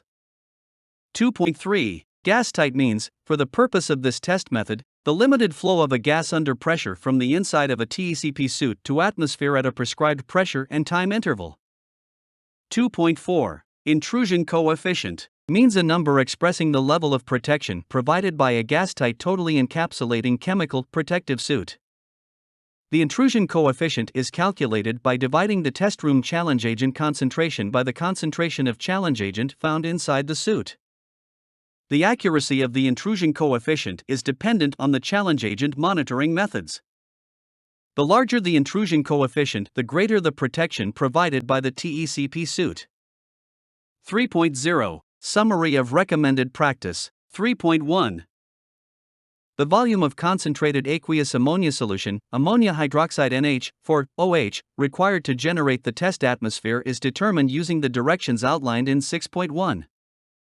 The suit is donned by a person wearing the appropriate respiratory equipment, either a positive pressure self-contained breathing apparatus or a positive pressure supplied air respirator, and worn inside the enclosed test room. The concentrated aqueous ammonia solution is taken by the suited individual into the test room and poured into an open plastic pan. A 2-minute evaporation period is observed before the test room concentration is measured, using a high-range ammonia length of stain detector tube. When the ammonia vapor reaches a concentration of between 1000 and 1200 ppm, the suited individual starts a standardized exercise protocol to stress and flex the suit. After this protocol is completed, the test room concentration is measured again. The suited individual exits the test room and his standby person measures the ammonia concentration inside the suit using a low-range ammonia length of stain detector tube or other more sensitive ammonia detector. A standby person is required to observe the test individual during the test procedure, aid the person in donning and doffing the TECP suit, and monitor the suit interior. The intrusion coefficient of the suit can be calculated by dividing the average test area concentration by the interior suit concentration. A colorimetric ammonia indicator strip of bromophenol blue or equivalent is placed on the inside of the suit facepiece lens so that the suited individual is able to detect a color change and know if the suit has a significant leak. If a color change is observed, the individual shall leave the test room immediately. 4.0 Required supplies. 4.1 A supply of concentrated aqueous ammonium hydroxide, 58% by weight. 4.2 A supply of bromophenol/blue indicating paper or equivalent, sensitive to 5 to 10 ppm ammonia or greater over a 2-minute period of exposure. pH 3.0 yellow to pH 4.6 blue. 4.3 A supply of high range 0.5 to 10 volume percent and low range 5 to 700 ppm detector tubes for ammonia and the corresponding sampling pump. More sensitive ammonia detectors can be substituted for the low-range detector tubes to improve the sensitivity of this practice. 4.4 A shallow plastic pan, PVC, at least 12-inch a 14 to 1.5 pint plastic container, PVC, with tightly closing lid. 4.5 A graduated cylinder or other volumetric measuring device of at least 50 milliliters in volume with an accuracy of at least plus or minus milliliters. 5.0 Safety precautions. 5.1 Concentrated aqueous ammonium hydroxide, NH4OH, is a corrosive volatile liquid requiring eye, skin, and respiratory protection. The person conducting the test shall review the safety data sheet, SDS, for aqueous ammonia. 5.2 Since the established permissible exposure limit for ammonia is 35 ppm as a 15-minute SCL, only persons wearing a positive pressure self-contained breathing apparatus or a positive pressure supplied air respirator shall be in the chamber. Normally only the person wearing the totally encapsulating suit will be inside the chamber. A standby person shall have a positive pressure self-contained breathing apparatus or a positive pressure supplied air respirator available to enter the test area should the suited individual need assistance. 5.3 A method to monitor the suited individual must be used during this test. Visual contact is the simplest, but other methods using communication devices are acceptable. 5. For the test room shall be large enough to allow the exercise protocol to be carried out and then to be ventilated to allow for easy exhaust of the ammonia test atmosphere after the tests are completed. 5.5 Individuals shall be medically screened for the use of respiratory protection and checked for allergies to ammonia before participating in this test procedure. 6.0 Test procedure. 6.1.1 Measure the test area to the nearest foot and calculate its volume in cubic feet. Multiply the test area volume by 0.2 milliliters of concentrated aqueous ammonia solution per cubic foot of test area volume to determine the approximate volume of concentrated aqueous ammonia required to generate 1000 ppm in the test area. 6.1.2 Measure this volume from the supply of concentrated aqueous ammonia and place it into a closed plastic container. 6.1.3 Place the container, several high-range ammonia detector tubes, and the pump in the clean test pan and locate it near the test area entry door so that the suited individual has easy access to these supplies. 6.2.1 In a non-contaminated atmosphere, open a pre-sealed ammonia indicator strip and fasten one end of the strip to the inside of the suit face shield lens where it can be seen by the wearer. Moisten the indicator strip with distilled water. Care shall be taken not to contaminate the detector part of the indicator paper by touching it. A small piece of masking tape or equivalent should be used to attach the indicator strip to the interior of the suit face shield. 6.2.2 If problems are encountered with this method of attachment, the indicator strip can be attached to the outside of the respirator face piece lens being used during the test. 6.3. Don the respiratory protective device normally used with the suit, and then don the TECP suit to be tested. Check to be sure all openings which are intended to be sealed, zippers, gloves, etc., are completely sealed. Do not, however, plug off any venting valves. 6.4. Step into the enclosed test room such as a closet, bathroom, or test booth, equipped with an exhaust fan. No air should be exhausted from the chamber during the test because this will dilute the ammonia challenge concentrations. 6.5. Open the container with the pre-measured volume of concentrated aqueous ammonia within the enclosed test room and pour the liquid into the empty plastic test pan. Wait 2 minutes to allow for adequate volatilization of the concentrated aqueous ammonia. A small mixing fan can be used near the evaporation pan to increase the evaporation rate of the ammonia solution. 6.6. After 2 minutes, a determination of the ammonia concentration within the chamber should be made using the high-range colorimetric detector tube. A concentration of 1000 ppm ammonia or greater shall be generated before the exercises are started. 6.7. To test the integrity of the suit, the following 4-minute exercise protocol should be followed. 6.7.1. Raising the arms above the head with at least 15 raising motions completed in 1 minute. 6.7.2. Walking in place for 1 minute with at least 15 raising motions of each leg in a 1-minute period. 6.7.3. Touching the toes with at least 10 complete motions of the arms from above the head to touching of the toes in a 1-minute period. 6.7.4. Knee bends with at least 10 complete standing and squatting motions in a 1-minute period. 6.8. If at any time during the test the colorimetric indicating paper should change colors, the test should be stopped and sections 6.10 and 6.12 initiated, see paragraph 4.2. 6.9. After completion of the test exercise, the test area concentration should be measured again using the high-range colorimetric detector tube. 6.10. Exit the test area. 6.11. The opening created by the suit zipper or other appropriate suit penetration should be used to determine the ammonia concentration in the suit with the low-range length of stain detector tube or other ammonia monitor. The internal TECP suit air should be sampled far enough from the enclosed test area to prevent a false ammonia reading. 6.12. After completion of the measurement of the suit interior ammonia concentration, the test is concluded and the suit is doffed and the respirator removed. 6.13. The ventilating fan for the test room should be turned on and allowed to run for enough time to remove the ammonia gas. The fan shall be vented to the outside of the building. 6.14. Any detectable ammonia in the suit interior, 5 ppm ammonia, NH3, or more for the length of stain detector tube, indicates that the suit has failed the test. When other ammonia detectors are used, a lower level of detection is possible, and it should be specified as the pass/fail criteria. 6.15. By following this test method, an intrusion coefficient of approximately 200 or more can be measured with the suit in a completely operational condition. If the intrusion coefficient is 200 or more, then the suit is suitable for emergency response and field use. 7.0. Retest procedures. 7.1. If the suit fails this test, check for leaks by following the pressure test in Test A above. 7.2. Retest the TECP suit as outlined in the test procedure 6.0. 8.0. Report. 8.1. Each gas-tight totally encapsulating chemical protective suit tested by this practice shall have the following information recorded.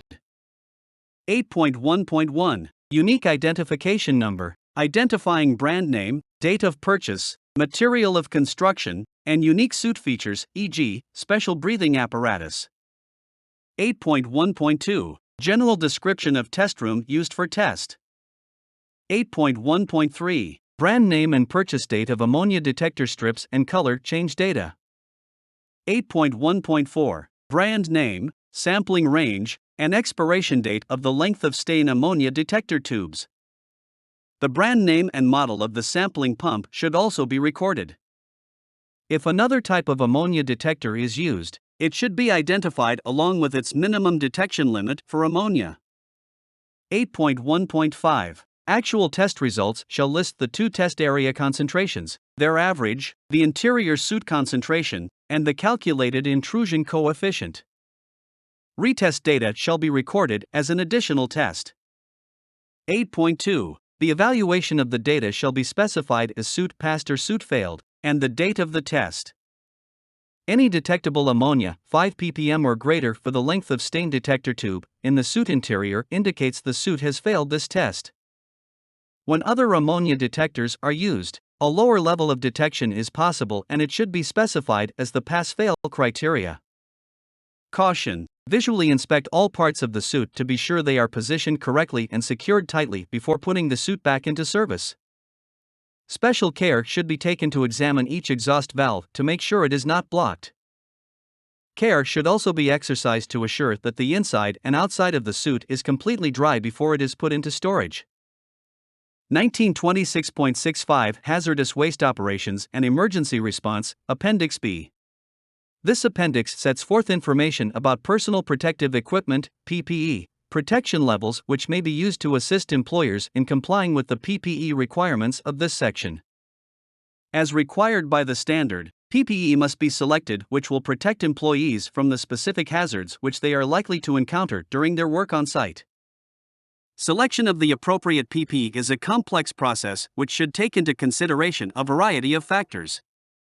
Key factors involved in this process are identification of the hazards, or suspected hazards, their routes of potential hazard to employees, inhalation, skin absorption, ingestion, and eye or skin contact, and the performance of the PPE materials and seams in providing a barrier to these hazards. The amount of protection provided by PPE is material hazard specific. That is, protective equipment materials will protect well against some hazardous substances and poorly, or not at all, against others. In many instances, protective equipment materials cannot be found which will provide continuous protection from the particular hazardous substance. In these cases, the breakthrough time of the protective material should exceed the work durations. Other factors in this selection process to be considered are matching the PPE to the employee's work requirements and task-specific conditions. The durability of PPE materials, such as tear strength and seam strength, should be considered in relation to the employee's tasks. The effects of PPE in relation to heat stress and task duration are a factor in selecting and using PPE. In some cases, layers of PPE may be necessary to provide sufficient protection, or to protect expensive PPE inner garments, suits, or equipment. The more that is known about the hazards at the site, the easier the job of PPE selection becomes. As more information about the hazards and conditions at the site becomes available, the site supervisor can make decisions to upgrade or downgrade the level of PPE protection to match the tasks at hand. The following are guidelines which an employer can use to begin the selection of the appropriate PPE. As noted above, the site information may suggest the use of combinations of PPE selected from the different protection levels, i.e., A, B, C, or D, as being more suitable to the hazards of the work. It should be cautioned that the listing below does not fully address the performance of the specific PPE material in relation to the specific hazards at the job site, and that PPE selection, evaluation and reselection is an ongoing process until sufficient information about the hazards and PPE performance is obtained. Part A. Personal protective equipment is divided into 4 categories based on the degree of protection afforded. See Part B of this appendix for further explanation of levels A, B, C, and D hazards. Level A to be selected when the greatest level of skin, respiratory, and eye protection is required. The following constitute Level A equipment. It may be used as appropriate. 1. Positive pressure, full facepiece self-contained breathing apparatus SCBA, or positive pressure supplied air respirator with escape SCBA, approved by the National Institute for Occupational Safety and Health, NIOSH. 2. Totally encapsulating chemical protective suit. 3. Coveralls. 4. Long underwear. 5. Gloves, outer, chemical resistant. 6. Gloves, inner, chemical resistant. 7. Boots, chemical resistant. steel toe and shank. 8. Hard hat, undersuit. 9. Disposable protective suit, gloves and boots, depending on suit construction, may be worn over totally encapsulating suit. Level A to be selected when the greatest level of skin, respiratory, and eye protection is required. The following constitute Level A equipment. It may be used as appropriate. 1. Positive pressure, full face-piece self-contained breathing apparatus SCBA, or positive pressure supplied air respirator with escape SCBA, approved by the National Institute for Occupational Safety and Health, NIOSH.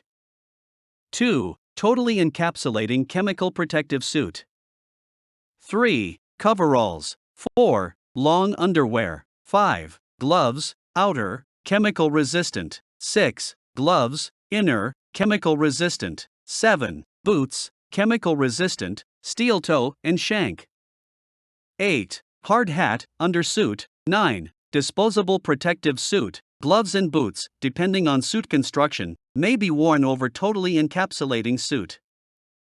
3. Level C. The concentrations and types of airborne substances is known and the criteria for using air purifying respirators are met.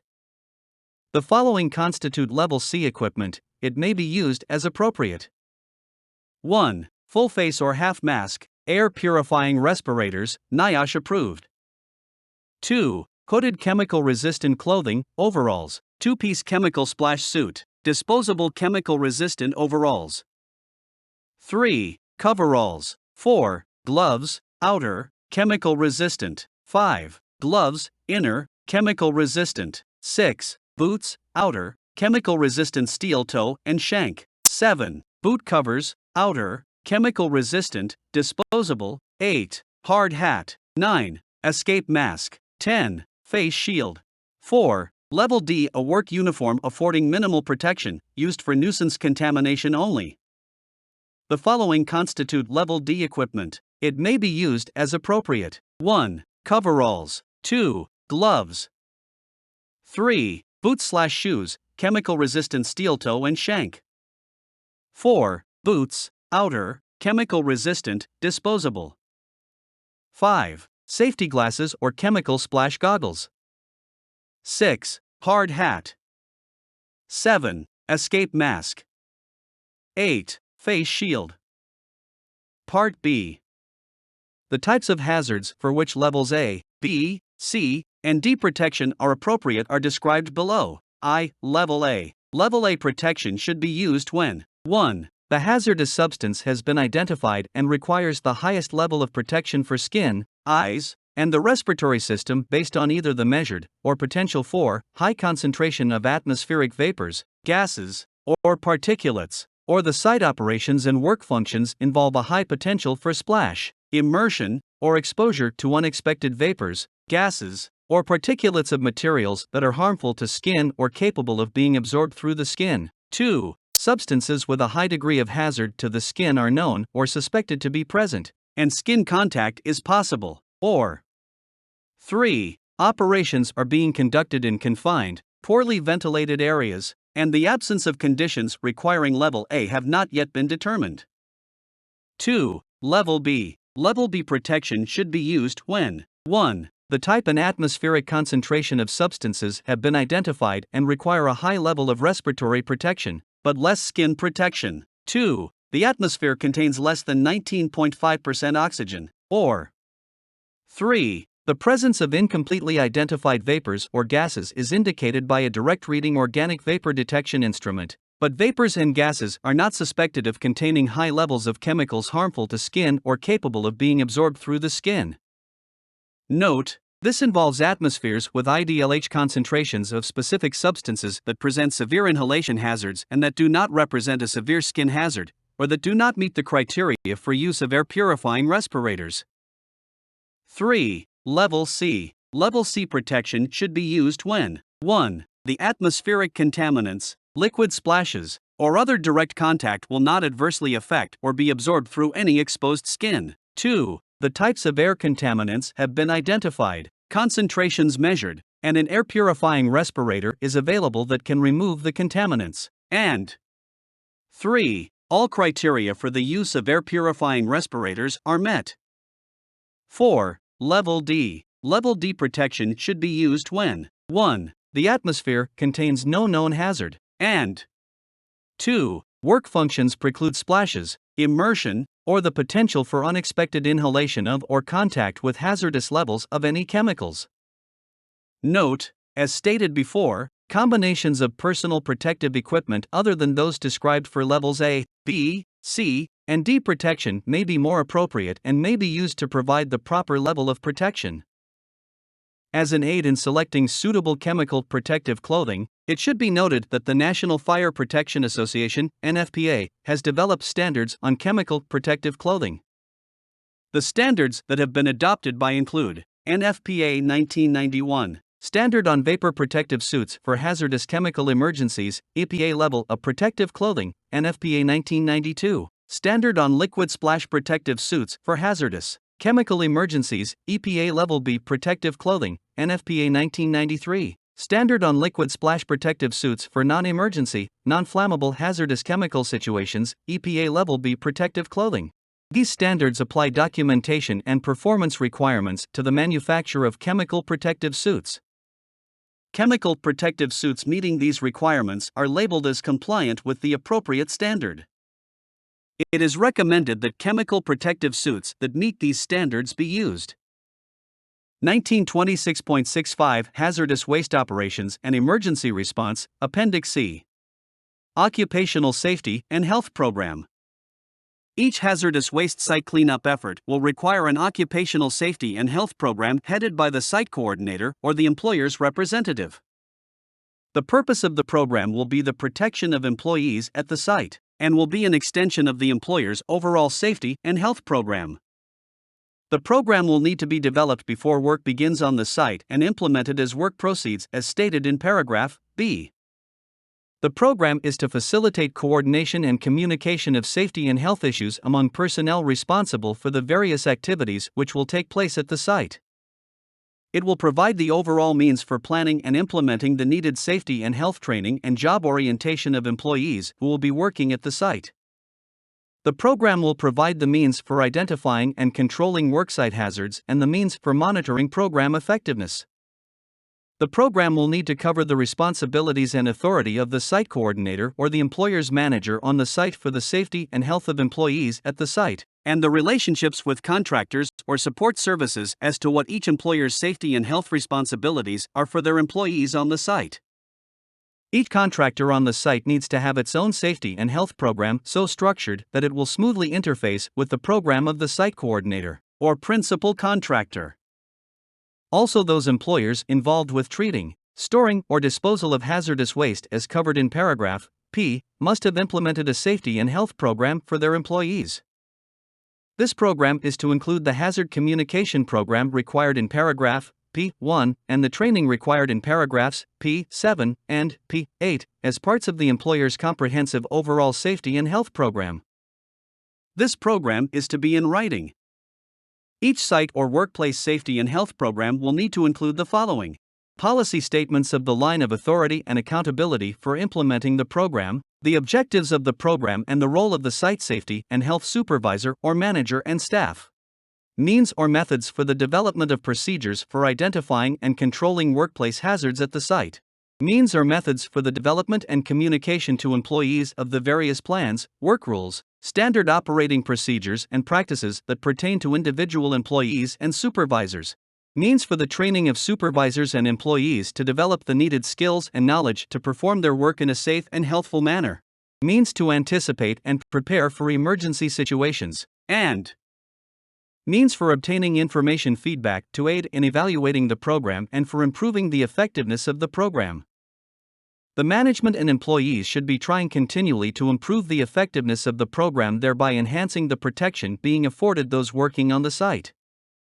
Accidents on the site or workplace should be investigated to provide information on how such occurrences can be avoided in the future.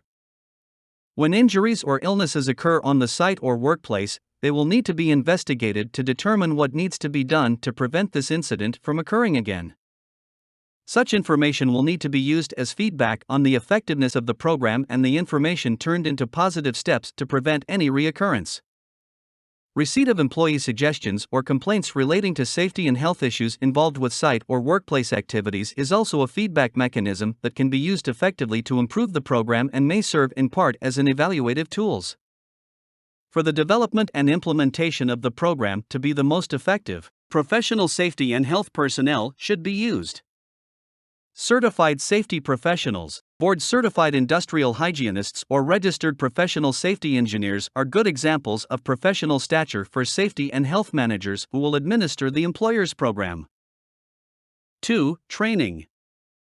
The training programs for employees subject to the requirements of paragraph E of this standard should address the safety and health hazards employees should expect to find on hazardous waste cleanup sites, what control measures or techniques are effective for those hazards, what monitoring procedures are effective in characterizing exposure levels, what makes an effective employer's safety and health program, what a site safety and health plan should include, hands-on training with personal protective equipment and clothing they may be expected to use, the contents of the OSHA standard relevant to the employee's duties and function, and employees' responsibilities under OSHA and other regulations. Supervisors will need training in their responsibilities under the Safety and Health Program and its subject areas such as the Spill Containment Program, the Personal Protective Equipment Program, the Medical Surveillance Program, the Emergency Response Plan, and other areas. The training programs for employees subject to the requirements of paragraph P of this standard should address the employer safety and health program elements impacting employees, the hazard communication program, the medical surveillance program, the hazards and the controls for such hazards that employees need to know for their job duties and functions. All require annual refresher training. The training programs for employees covered by the requirements of paragraph Q of this standard should address those competencies required for the various levels of response such as the hazards associated with hazardous substances, hazard identification and awareness, notification of appropriate persons, the need for and use of personal protective equipment including respirators, the decontamination procedures to be used, pre-planning activities for hazardous substance incidents including the emergency response plan, company standard operating procedures for hazardous substance emergency responses, the use of the incident command system and other subjects. Hands-on training should be stressed whenever possible. Critiques done after an incident which include an evaluation of what worked and what did not and how could the incident be better handled the next time may be counted as training time. For hazardous materials specialists, usually members of hazardous materials teams, the training should address the care, use or testing of chemical protective clothing including totally encapsulating suits, the medical surveillance program, the standard operating procedures for the hazardous materials team including the use of plugging and patching equipment and other subject areas. Officers and leaders who may be expected to be in charge at an incident should be fully knowledgeable of their company's incident command system. They should know where and how to obtain additional assistance and be familiar with the local district's emergency response plan and the state emergency response plan. Specialist employees such as technical experts, medical experts, or environmental experts that work with hazardous materials in their regular jobs, who may be sent to the incident scene by the shipper, manufacturer, or governmental agency to advise and assist the person in charge of the incident should have training on an annual basis. Their training should include the care and use of personal protective equipment including respirators, knowledge of the incident command system and how they are to relate to it, and those areas needed to keep them current in their respective field as it relates to safety and health involving specific hazardous substances. Those skilled support personnel, such as employees who work for public works departments, or equipment operators who operate bulldozers, sand trucks, backhoes, etc., who may be called to the incident scene to provide emergency support assistance, should have at least a safety and health briefing before entering the area of potential or actual exposure. These skilled support personnel, who have not been a part of the emergency response plan and do not meet the training requirements, should be made aware of the hazards they face and should be provided all necessary protective clothing and equipment required for their tasks. There are two National Fire Protection Association standards, NFPA 472 Standard for Professional Competence of Responders to Hazardous Material Incidents, and NFPA 471 Recommended Practice for Responding to Hazardous Material Incidents, which are excellent resource documents to aid fire departments and other emergency response organizations in developing their training program materials.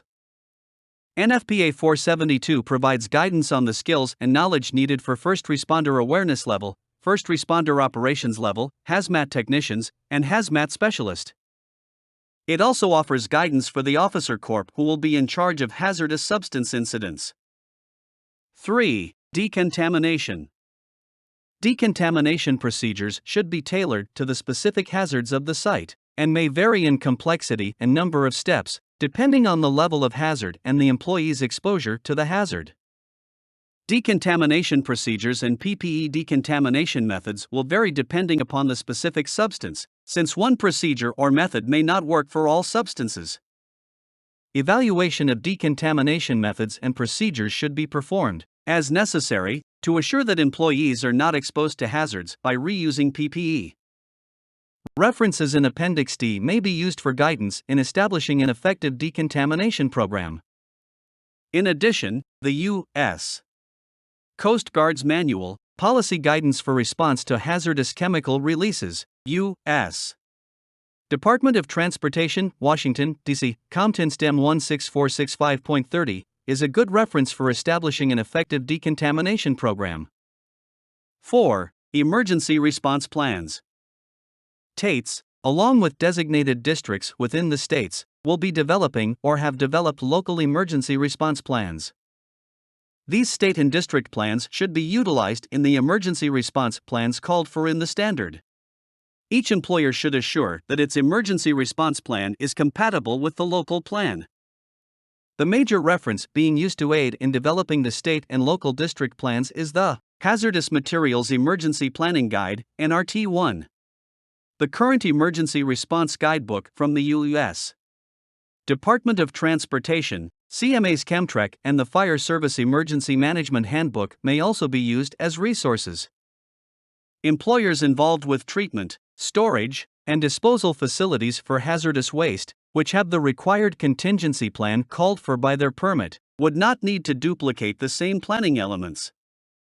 Those items of the emergency response plan that are properly addressed in the contingency plan may be substituted into the emergency response plan required in 1926.65 or otherwise kept together for employer and employee use. 5. Personal protective equipment programs. The purpose of personal protective clothing and equipment, PPE, is to shield or isolate individuals from the chemical, physical, and biologic hazards that may be encountered at a hazardous substance site. As discussed in Appendix B, no single combination of protective equipment and clothing is capable of protecting against all hazards. Thus, PPE should be used in conjunction with other protective methods and its effectiveness evaluated periodically.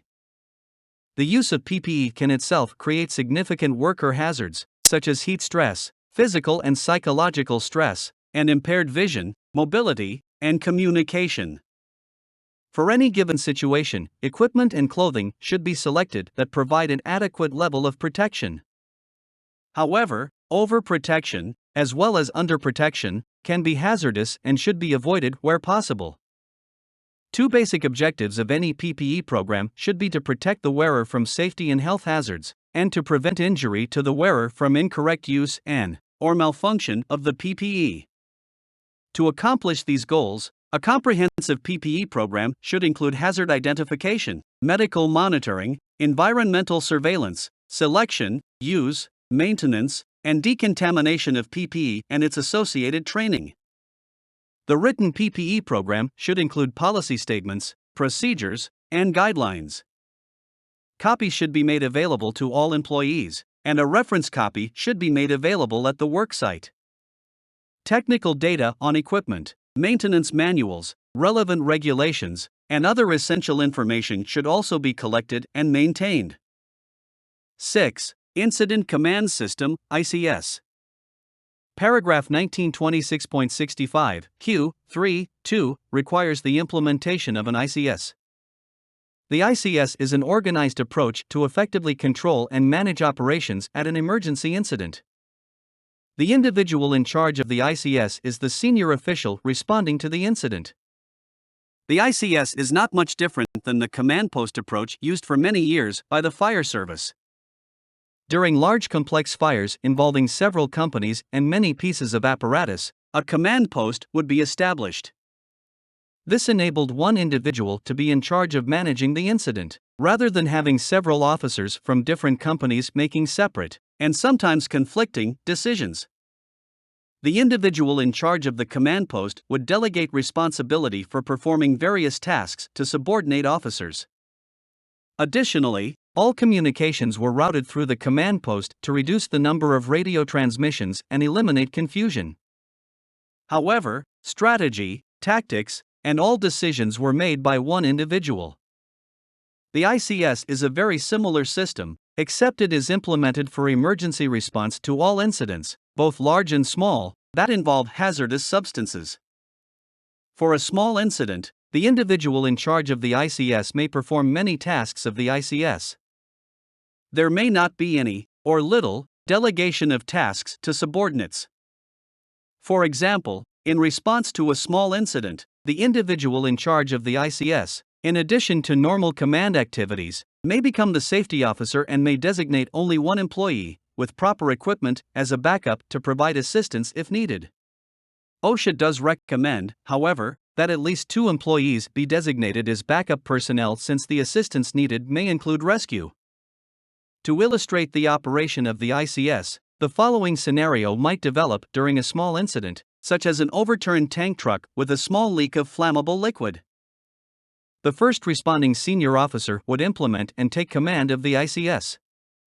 That person would size up the incident and determine if additional personnel and apparatus were necessary, would determine what actions to take to control the leak, and determine the proper level of personal protective equipment.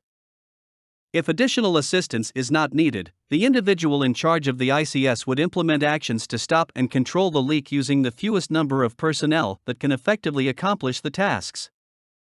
The individual in charge of the ICS then would designate himself as the safety officer and 2 other employees as a backup in case rescue may become necessary. In this scenario, decontamination procedures would not be necessary. A large complex incident may require many employees and difficult, time-consuming efforts to control. In these situations, the individual in charge of the ICS will want to delegate different tasks to subordinates in order to maintain a span of control that will keep the number of subordinates that are reporting to a manageable level.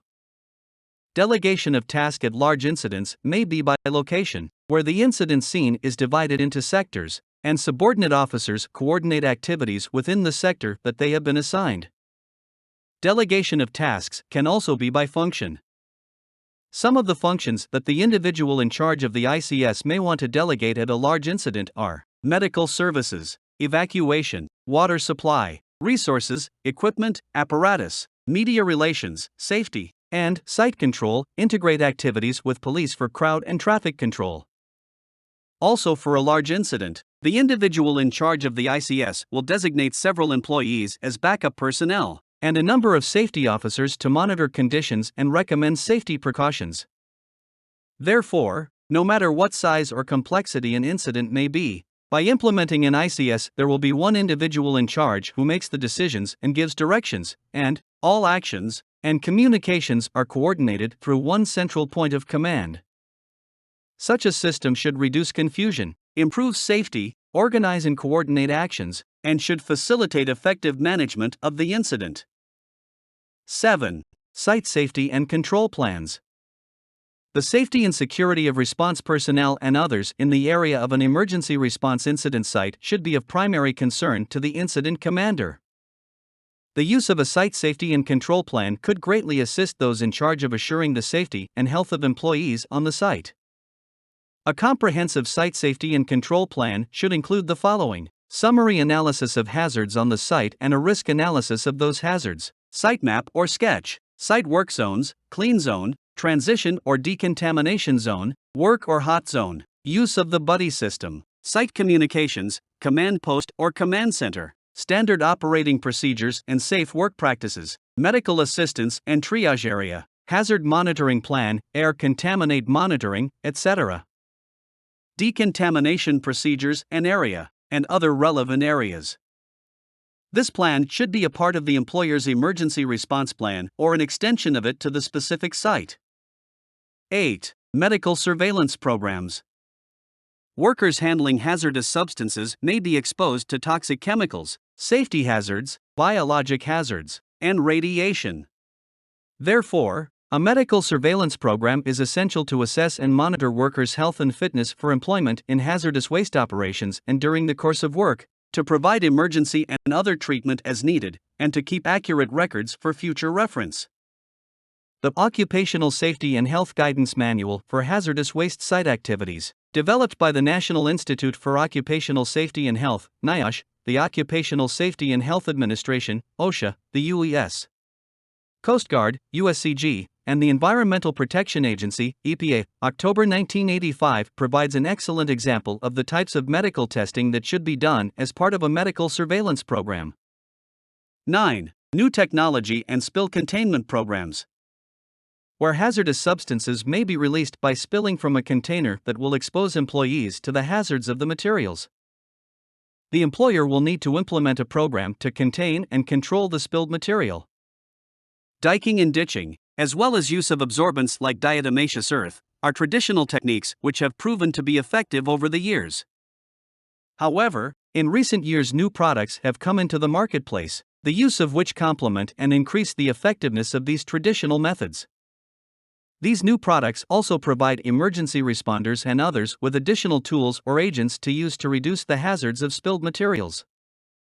These agents can be rapidly applied over a large area and can be uniformly applied or otherwise can be used to build a small dam, thus improving the worker's ability to control spilled material.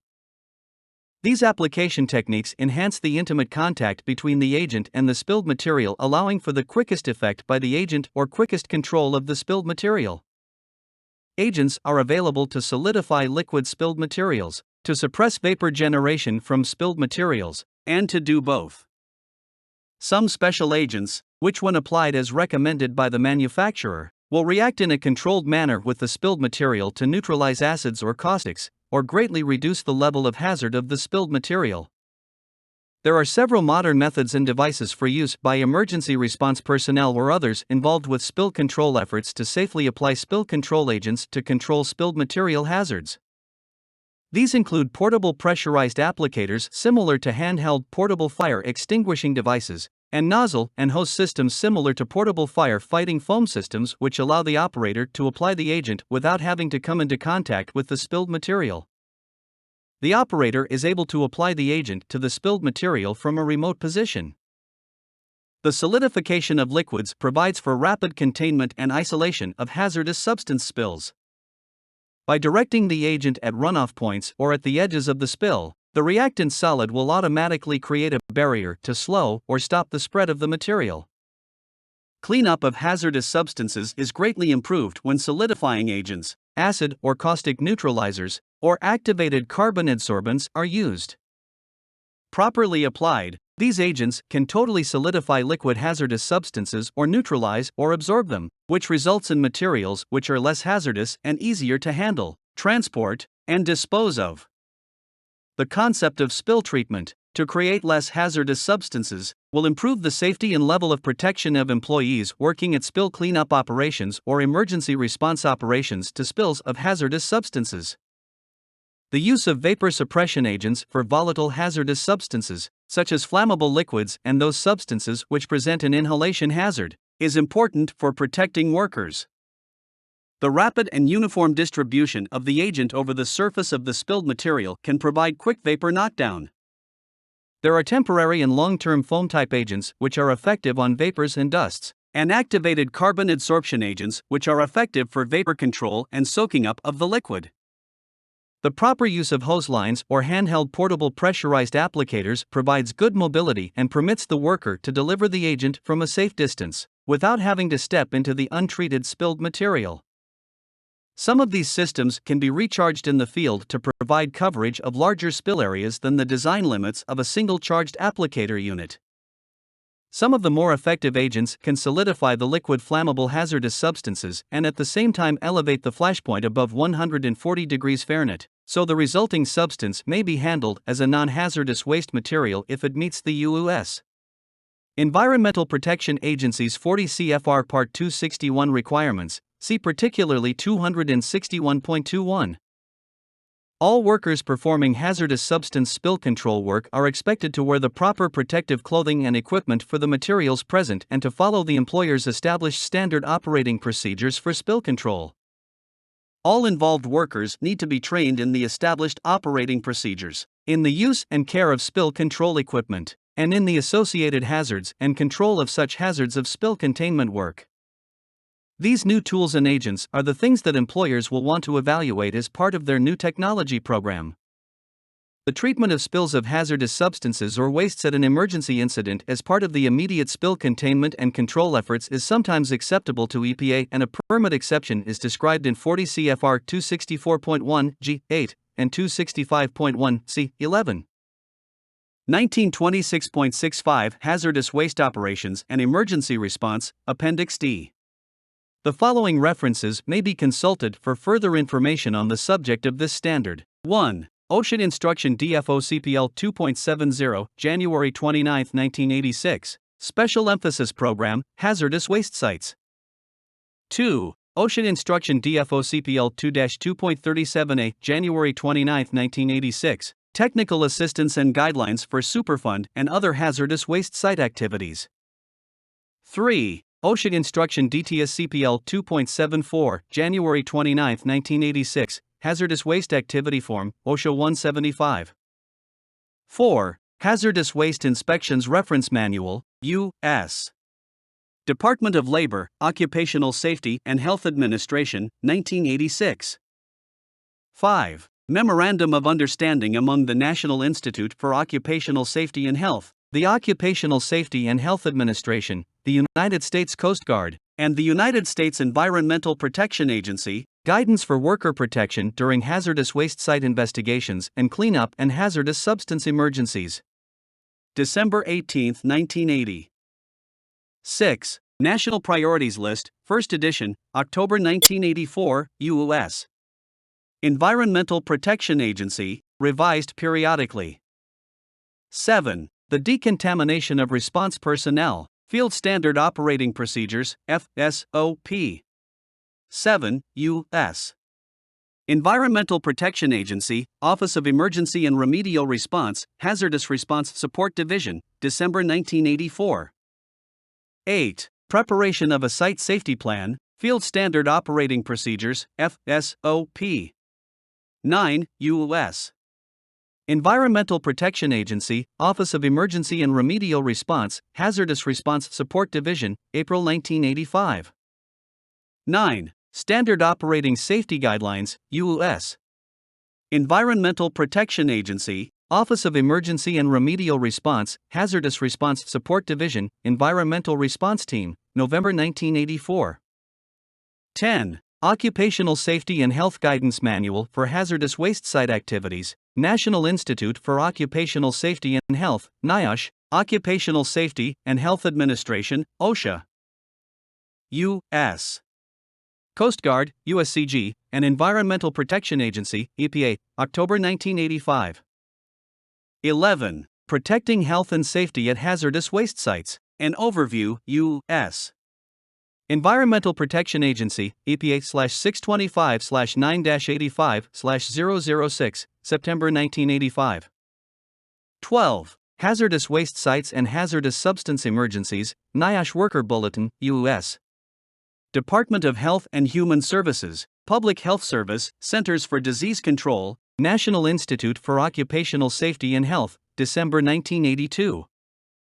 13. Personal Protective Equipment for Hazardous Materials Incidents, a Selection Guide, U.S. Department of Health and Human Services, Public Health Service, Centers for Disease Control, National Institute for Occupational Safety and Health, October 1984. 14. Fire Service Emergency Management Handbook, International Association of Fire Chiefs Foundation, 101 East Holly Avenue, Unit 10B, Sterling, Virginia 22170, January 1985.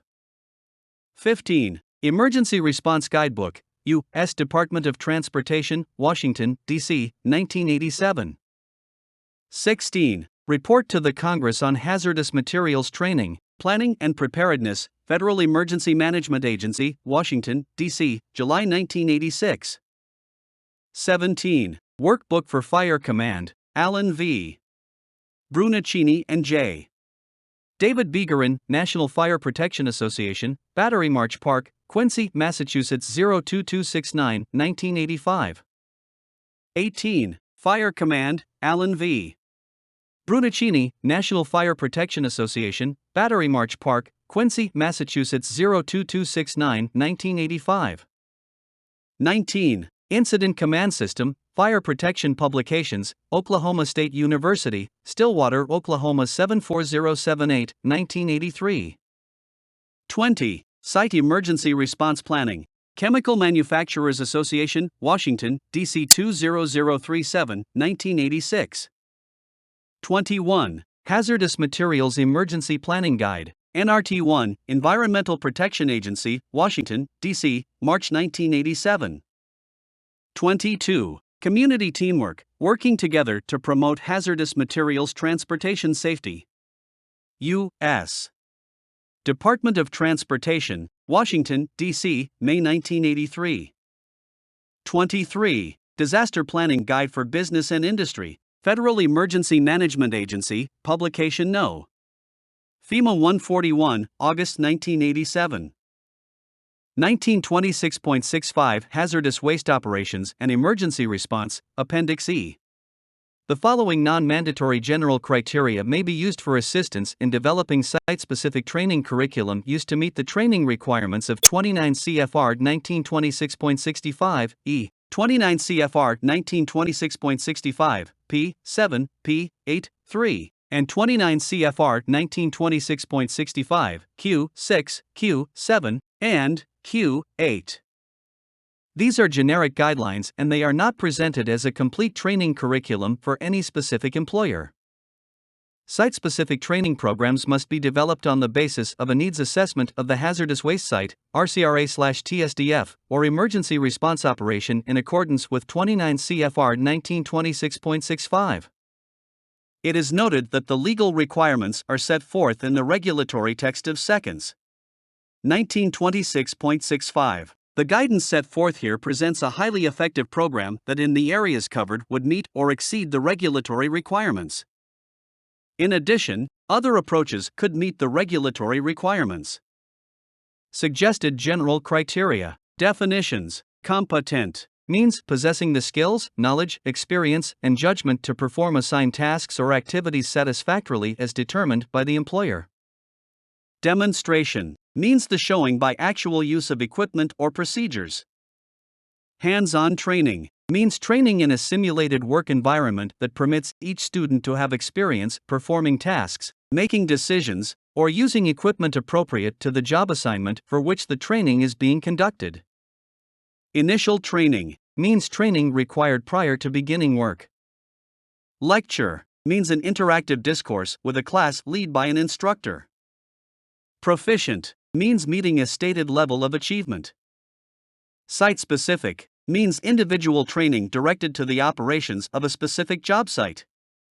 Training hours means the number of hours devoted to lecture, learning activities, small group work sessions, demonstration, evaluations, or hands-on experience. Suggested core criteria. 1. Training facility. The training facility should have available sufficient resources, equipment, and site locations to perform didactic and hands-on training when appropriate. Training facilities should have sufficient organization, support staff, and services to conduct training in each of the courses offered. 2. Training director. Each training program should be under the direction of a training director who is responsible for the program. The training director should have a minimum of 2 years of employee education experience. 3. Instructors. Instructors should be deemed competent on the basis of previous documented experience in their area of instruction, successful completion of a train-the-trainer program specific to the topics they will teach, and an evaluation of instructional competence by the training director.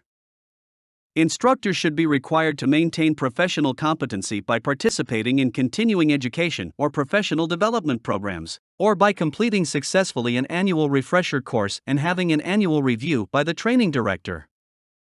The annual review by the training director should include observation of an instructor's delivery, a review of those observations with the trainer, and an analysis of any instructor or class evaluations completed by the students during the previous year. 4. Course materials. The training director should approve all course materials to be used by the training provider. Course materials should be reviewed and updated at least annually. Materials and equipment should be in good working order and maintained properly. All written and audiovisual materials in training curricula should be peer-reviewed by technically competent outside reviewers or by a standing advisory committee. Reviews should possess expertise in the following disciplines or applicable: occupational health, industrial hygiene and safety, chemical, environmental engineering, employee education, or emergency response. One or more of the peer reviewers should be an employee experienced in the work activities to which the training is directed. 5. Students. The program for accepting students should include a. Assurance that the student is or will be involved in work where chemical exposures are likely and that the student possesses the skills necessary to perform the work. b. A policy on the necessary medical clearance. 6. Ratios. Student-instructor ratios should not exceed 30 students per instructor. Hands-on activity requiring the use of personal protective equipment should have the following student-instructor ratios. For Level C or Level D personal protective equipment, the ratio should be 10 students per instructor. For Level A or Level B personal protective equipment, the ratio should be 5 students per instructor. 7. Proficiency assessment.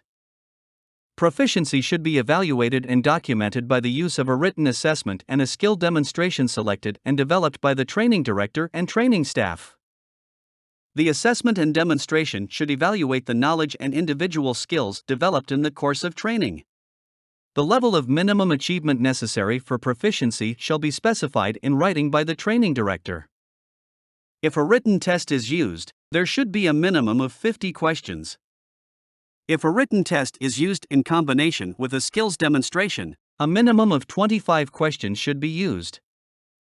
If a skills demonstration is used, the tasks chosen and the means to rate successful completion should be fully documented by the training director. The content of the written test or of the skill demonstration shall be relevant to the objectives of the course. The written test and skill demonstration should be updated as necessary to reflect changes in the curriculum, and any update should be approved by the training director. The proficiency assessment methods, regardless of the approach or combination of approaches used, should be justified, documented, and approved by the training director. The proficiency of those taking the additional courses for supervisors should be evaluated and documented by using proficiency assessment methods acceptable to the training director. These proficiency assessment methods must reflect the additional responsibilities borne by supervisory personnel in hazardous waste operations or emergency response. 8. Course certificate. Written documentation should be provided to each student who satisfactorily completes the training course. The documentation should include a. Student's name, b. Course title, c. Course date, d. Statement that the student has successfully completed the course, e. Name and address of the training provider, f. An individual identification number for the certificate, g. List of the levels of personal protective equipment used by the student to complete the course. This documentation may include a certificate and an appropriate wallet-sized laminated card with a photograph of the student and the above information. When such course certificate cards are used, the individual identification number for the training certificate should be shown on the card. 9. Record keeping. Training providers should maintain records listing the dates courses were presented, the names of the individual course attenders, the names of those students successfully completing each course, and the number of training certificates issued to each successful student. These records should be maintained for a minimum of 5 years after the date an individual participated in a training program offered by the training provider. These records should be available and provided upon the student's request or as mandated by law. 10. Program quality control. The training director should conduct or direct an annual written audit of the training program. Program modifications to address deficiencies, if any, should be documented, approved, and implemented by the training provider. The audit and the program modification documents should be maintained at the training facility. Suggested program quality control criteria. Factors listed here are suggested criteria for determining the quality and appropriateness of employee health and safety training for hazardous waste operations and emergency response. Training plan. Adequacy and appropriateness of the training program's curriculum development, instructor training, distribution of course materials, and direct student training should be considered, including 1. The duration of training, course content, and course schedules/agendas. 2. The different training requirements of the various target populations, as specified in the appropriate generic training curriculum. 3. The process for the development of curriculum, which includes appropriate technical input, outside review, evaluation, program pretesting. 4. The adequate and appropriate inclusion of hands-on, demonstration, and instruction methods. 5. Adequate monitoring of student safety, progress, and performance during the training. B. Program management, training director, staff, and consultants. Adequacy and appropriateness of staff performance and delivering an effective training program should be considered, including 1. Demonstration of the training director's leadership in assuring quality of health and safety training. 2. Demonstration of the competency of the staff to meet the demands of delivering high-quality hazardous waste employee health and safety training. 3. Organization charts establishing clear lines of authority. 4. Clearly defined staff duties including the relationship of the training staff to the overall program. 5. Evidence that the training organizational structure suits the needs of the training program. 6. Appropriateness and adequacy of the training methods used by the instructors. 7. Sufficiency of the time committed by the training director and staff to the training program. 8. Adequacy of the ratio of training staff to students. 9. Availability and commitment of the training program of adequate human and equipment resources in the areas of A. Health effects, B. Safety, C. Personal protective equipment, PPE, D. Operational procedures, E. Employee protection practices/procedures. 10. Appropriateness of management controls. 11. Adequacy of the organization and appropriate resources assigned to assure appropriate training. 12. In the case of multiple site training programs, adequacy of satellite centers management. C. Training facilities and resources. Adequacy and appropriateness of the facilities and resources for supporting the training program should be considered, including 1. Space and equipment to conduct the training. 2. Facilities for representative hands-on training.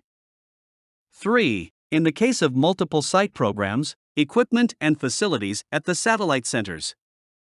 4. Adequacy and appropriateness of the quality control and evaluations program to account for instructor performance. 5. Adequacy and appropriateness of the quality control and evaluation program to ensure appropriate course evaluation, feedback, updating, and corrective action. 6. Adequacy and appropriateness of disciplines and expertise being used within the quality control and evaluation program. 7. Adequacy and appropriateness of the role of student evaluations to provide feedback for training program improvement. D. Quality control and evaluation. Adequacy and appropriateness of quality control and evaluation plans for training programs should be considered, including 1. A balanced advisory committee or competent outside reviewers to give overall policy guidance. 2. Clear and adequate definition of the composition and active programmatic role of the advisory committee or outside reviewers. 3. Adequacy of the minutes or reports of the advisory committee or outside reviewers' meetings or written communication. 4. Adequacy and appropriateness of the quality control and evaluations program to account for instructor performance. 5. Adequacy and appropriateness of the quality control and evaluation program to ensure appropriate course evaluation, feedback, updating, and corrective action. 6. Adequacy and appropriateness of disciplines and expertise being used within the quality control and evaluation program. 7. Adequacy and appropriateness of the role of student evaluations to provide feedback for training program improvement. E. Students. Adequacy and appropriateness of the program for accepting students should be considered, including 1. Assurance that the student already possess the necessary skills for their job, including necessary documentation. 2. Appropriateness of methods the program uses to ensure that recruits are capable of satisfactorily completing training. 3. Review and compliance with any medical clearance policy. F. Institutional environment and administrative support. The adequacy and appropriateness of the institutional environment and administrative support system for the training program should be considered, including 1. Adequacy of the institutional commitment to the employee training program. 2. Adequacy and appropriateness of the administrative structure and administrative support. G. Summary of evaluation questions. Key questions for evaluating the quality and appropriateness of an overall training program should include the following. 1. Are the program objectives clearly stated? 2. Is the program accomplishing its objectives? 3. Are appropriate facilities and staff available? 4. Is there an appropriate mix of classroom, demonstration, and hands-on training? 5. Is the program providing quality employee health and safety training that fully meets the intent of regulatory requirements? 6. What are the program's main strengths? 7. What are the program's main weaknesses? 8. What is recommended to improve the program? 9. Are instructors instructing according to their training outlines? 10. Is the evaluation tool current and appropriate for the program content? 11. Is the course material current and relevant to the target group? Suggested training curriculum guidelines. The following training curriculum guidelines are for those operations specifically identified in 29 CFR 1926.65 as requiring training. Issues such as qualifications of instructors, training certification, and similar criteria appropriate to all categories of operations addressed in 1926.65 have been covered in the preceding section and are not readdressed in each of the generic guidelines. Basic core requirements for training programs that are addressed include 1. General hazardous waste operations, 2. RCRA operations treatment, storage, and disposal facilities. 3. Emergency response. A. General hazardous waste operations and site-specific training. 1. Off-site training. Minimum training course content for hazardous waste operations, required by 29 CFR 1926.65 (e), should include the following topics or procedures. A. Regulatory knowledge. 1. A review of 29 CFR 1926.65 and the core elements of an occupational safety and health program. 2. The content of a medical surveillance program as outlined in 29 CFR 1926.65 (f). 3. The content of an effective site safety and health plan consistent with the requirements of 29 CFR 1926.65 (b). 4. 2.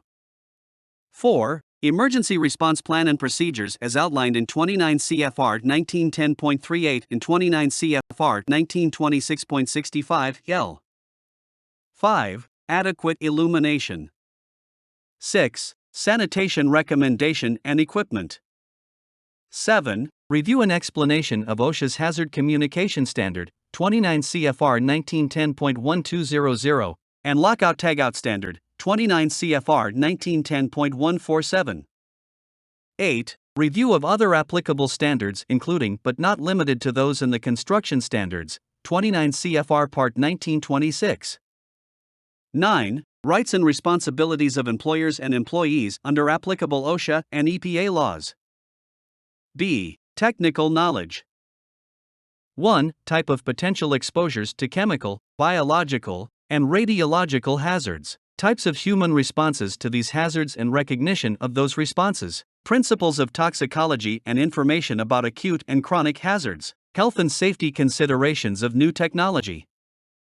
2. Fundamentals of chemical hazards including but not limited to vapor pressure, boiling points, flashpoints, pH, other physical and chemical properties.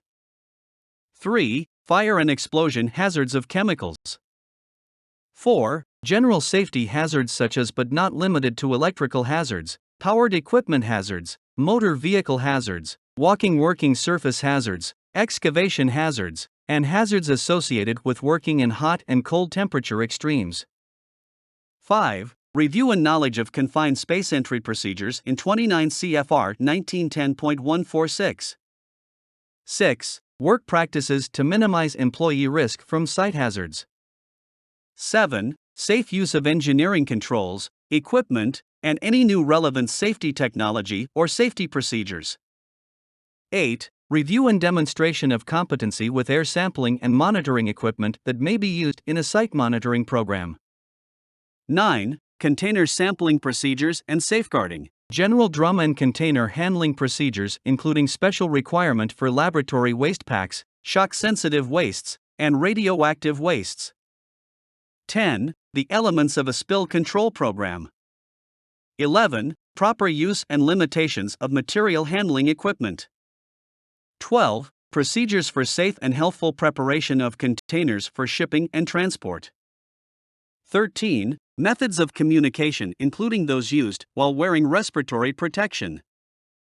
C. Technical skills. 1. Selection, use, maintenance, and limitations of personal protective equipment, including the components and procedures for carrying out a respirator program to comply with 29 CFR 1910.134. 2. Instruction in decontamination programs, including personnel, equipment, and hardware. Hands-on training, including Level A, B, and C ensembles and appropriate decontamination lines. Field activities, including the donning and doffing of protective equipment to a level commensurate with the employee's anticipated job function and responsibility and to the degree required by potential hazards. 3. Sources for additional hazard information, exercises using relevant manuals and hazard coding systems. D. Additional suggested items. 1. A laminated, dated card or certificate with photo, denoting limitations and level of protection for which the employee is trained should be issued to those students successfully completing a course.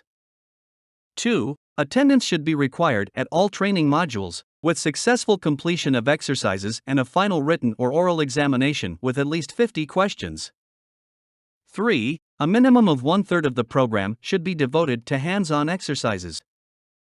4. A curriculum should be established for the 8-hour refresher training required by 29 CFR 1926.65 E8, with delivery of such courses directed toward those areas of previous training that need improvement or re-emphasis. 5. A curriculum should be established for the required 8-hour training for supervisors.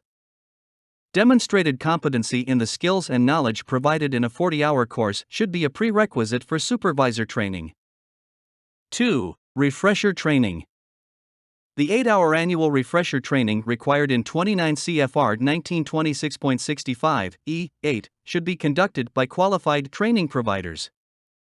Refresher training should include at a minimum the following topics and procedures. A. Review of and retraining on relevant topics covered in the 40-hour program, as appropriate, using reports by the students on their work experiences. B. Update on developments with respect to material covered in the 40-hour course. C. Review of changes to pertinent provisions of EPA or OSHA standards or laws. D. Introduction of additional subject areas as appropriate. E. Hands-on review of new or altered PPE or decontamination equipment or procedures. Review of new developments in personal protective equipment. F. Review of newly developed air and contaminant monitoring equipment. 3. On-site training. A. The employer should provide employees engaged in hazardous waste site activities with information and training prior to initial assignment into their work area, as follows. 1. The requirements of the Hazard Communication Program, including the location and availability of the written program, required lists of hazardous chemicals, and safety data sheets.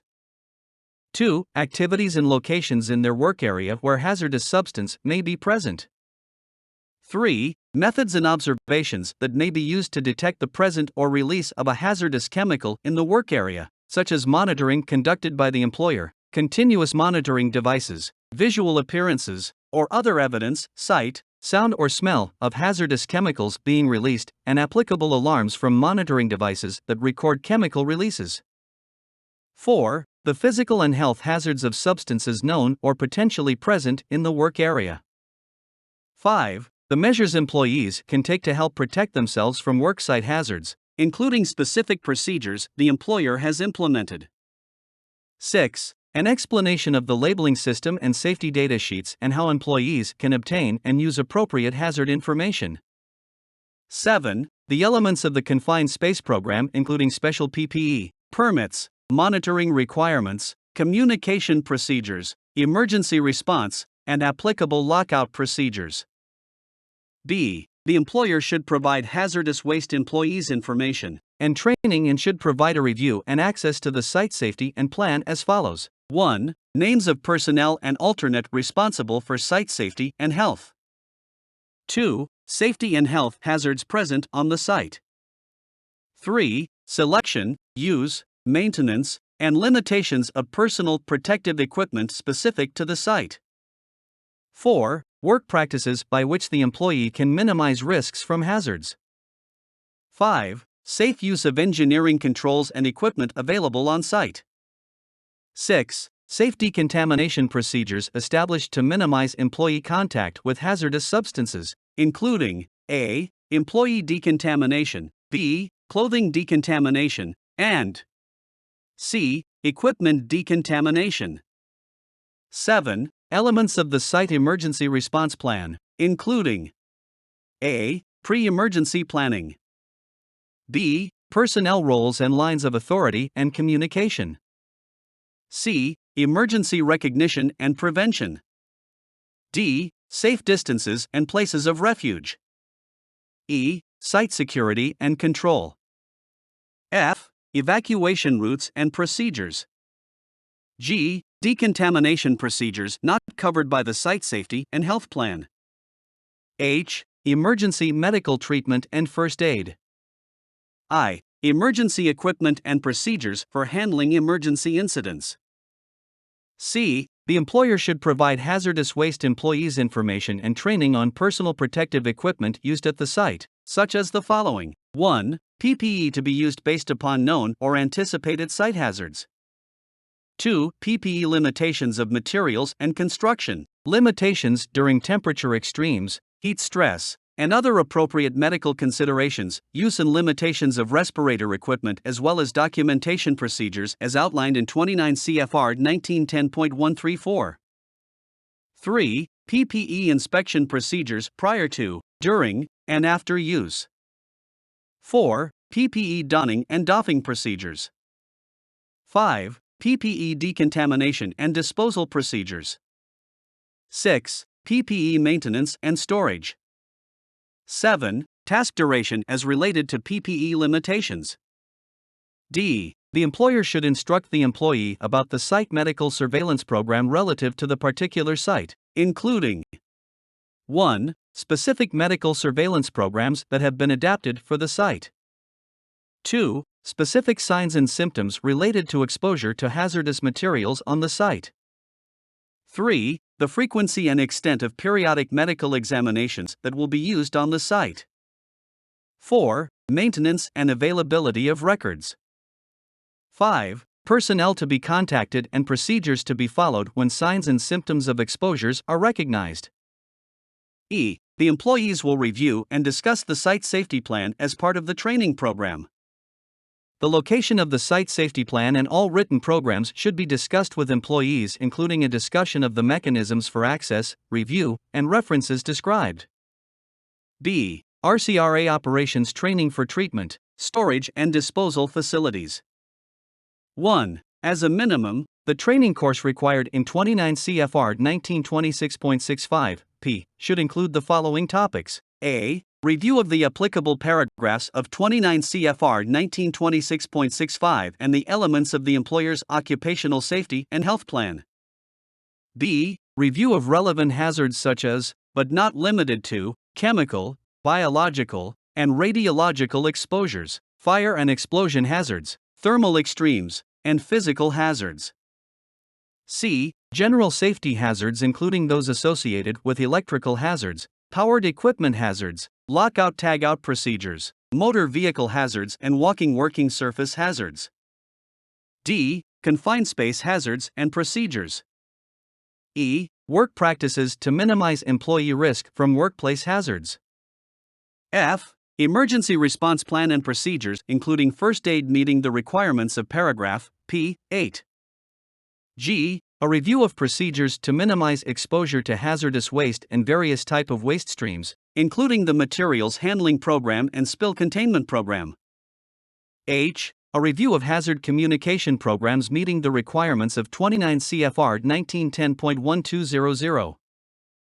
I. A review of medical surveillance programs meeting the requirements of 29 CFR 1926.65, p. 3, including the recognition of signs and symptoms of overexposure to hazardous substance, including known synergistic interactions.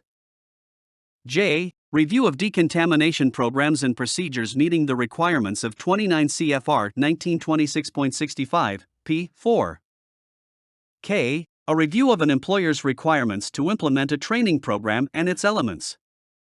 L. A review of the criteria and programs for proper selection and use of personal protective equipment, including respirators. M. A review of the applicable appendices to 29 CFR 1926.65.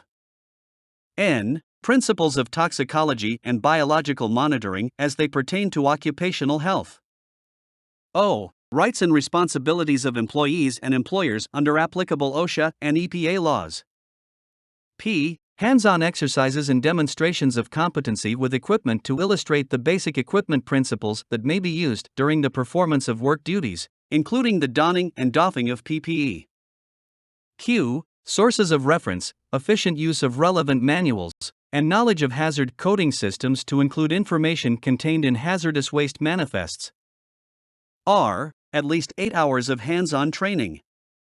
S. Training in the job skills required for an employee's job function and responsibility before they are permitted to participate in or supervise field activities. 2. The individual employer should provide hazardous waste employees with information and training prior to an employee's initial assignment into a work area. The training and information should cover the following topics. A. The emergency response plan and procedures, including first aid.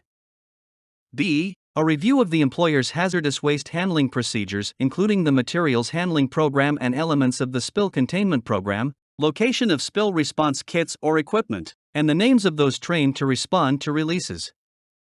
C. The hazardous communication program meeting the requirements of 29 CFR 1910.1200. D. A review of the employer's medical surveillance program including the recognition of signs and symptoms of exposure to relevant hazardous substance including known synergistic interactions. E. A review of the employer's decontamination program and procedures. F. An review of the employer's training program and the parties responsible for that program. G. A review of the employer's personal protective equipment program including the proper selection and use of PPE based upon specific site hazards. H. All relevant site-specific procedures addressing potential safety and health hazards. This may include, as appropriate, biological and radiological exposures, fire and explosion hazards, thermal hazards, and physical hazards such as electrical hazards, powered equipment hazards, lockout-tagout hazards, motor vehicle hazards, and walking working surface hazards.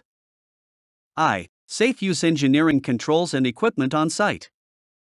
J. Names of personnel and alternates responsible for safety and health. C. Emergency response training. Federal OSHA standards in 29 CFR 1926.65, Q, are directed toward private sector emergency responders.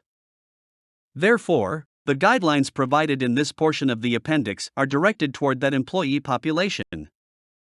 However, they also impact indirectly through state OSHA or USIPA regulations some public sector emergency responders. Therefore, the guidelines provided in this portion of the appendix may be applied to both employee populations. States with OSHA state plans must cover their employees with regulations at least as effective as the federal OSHA standards.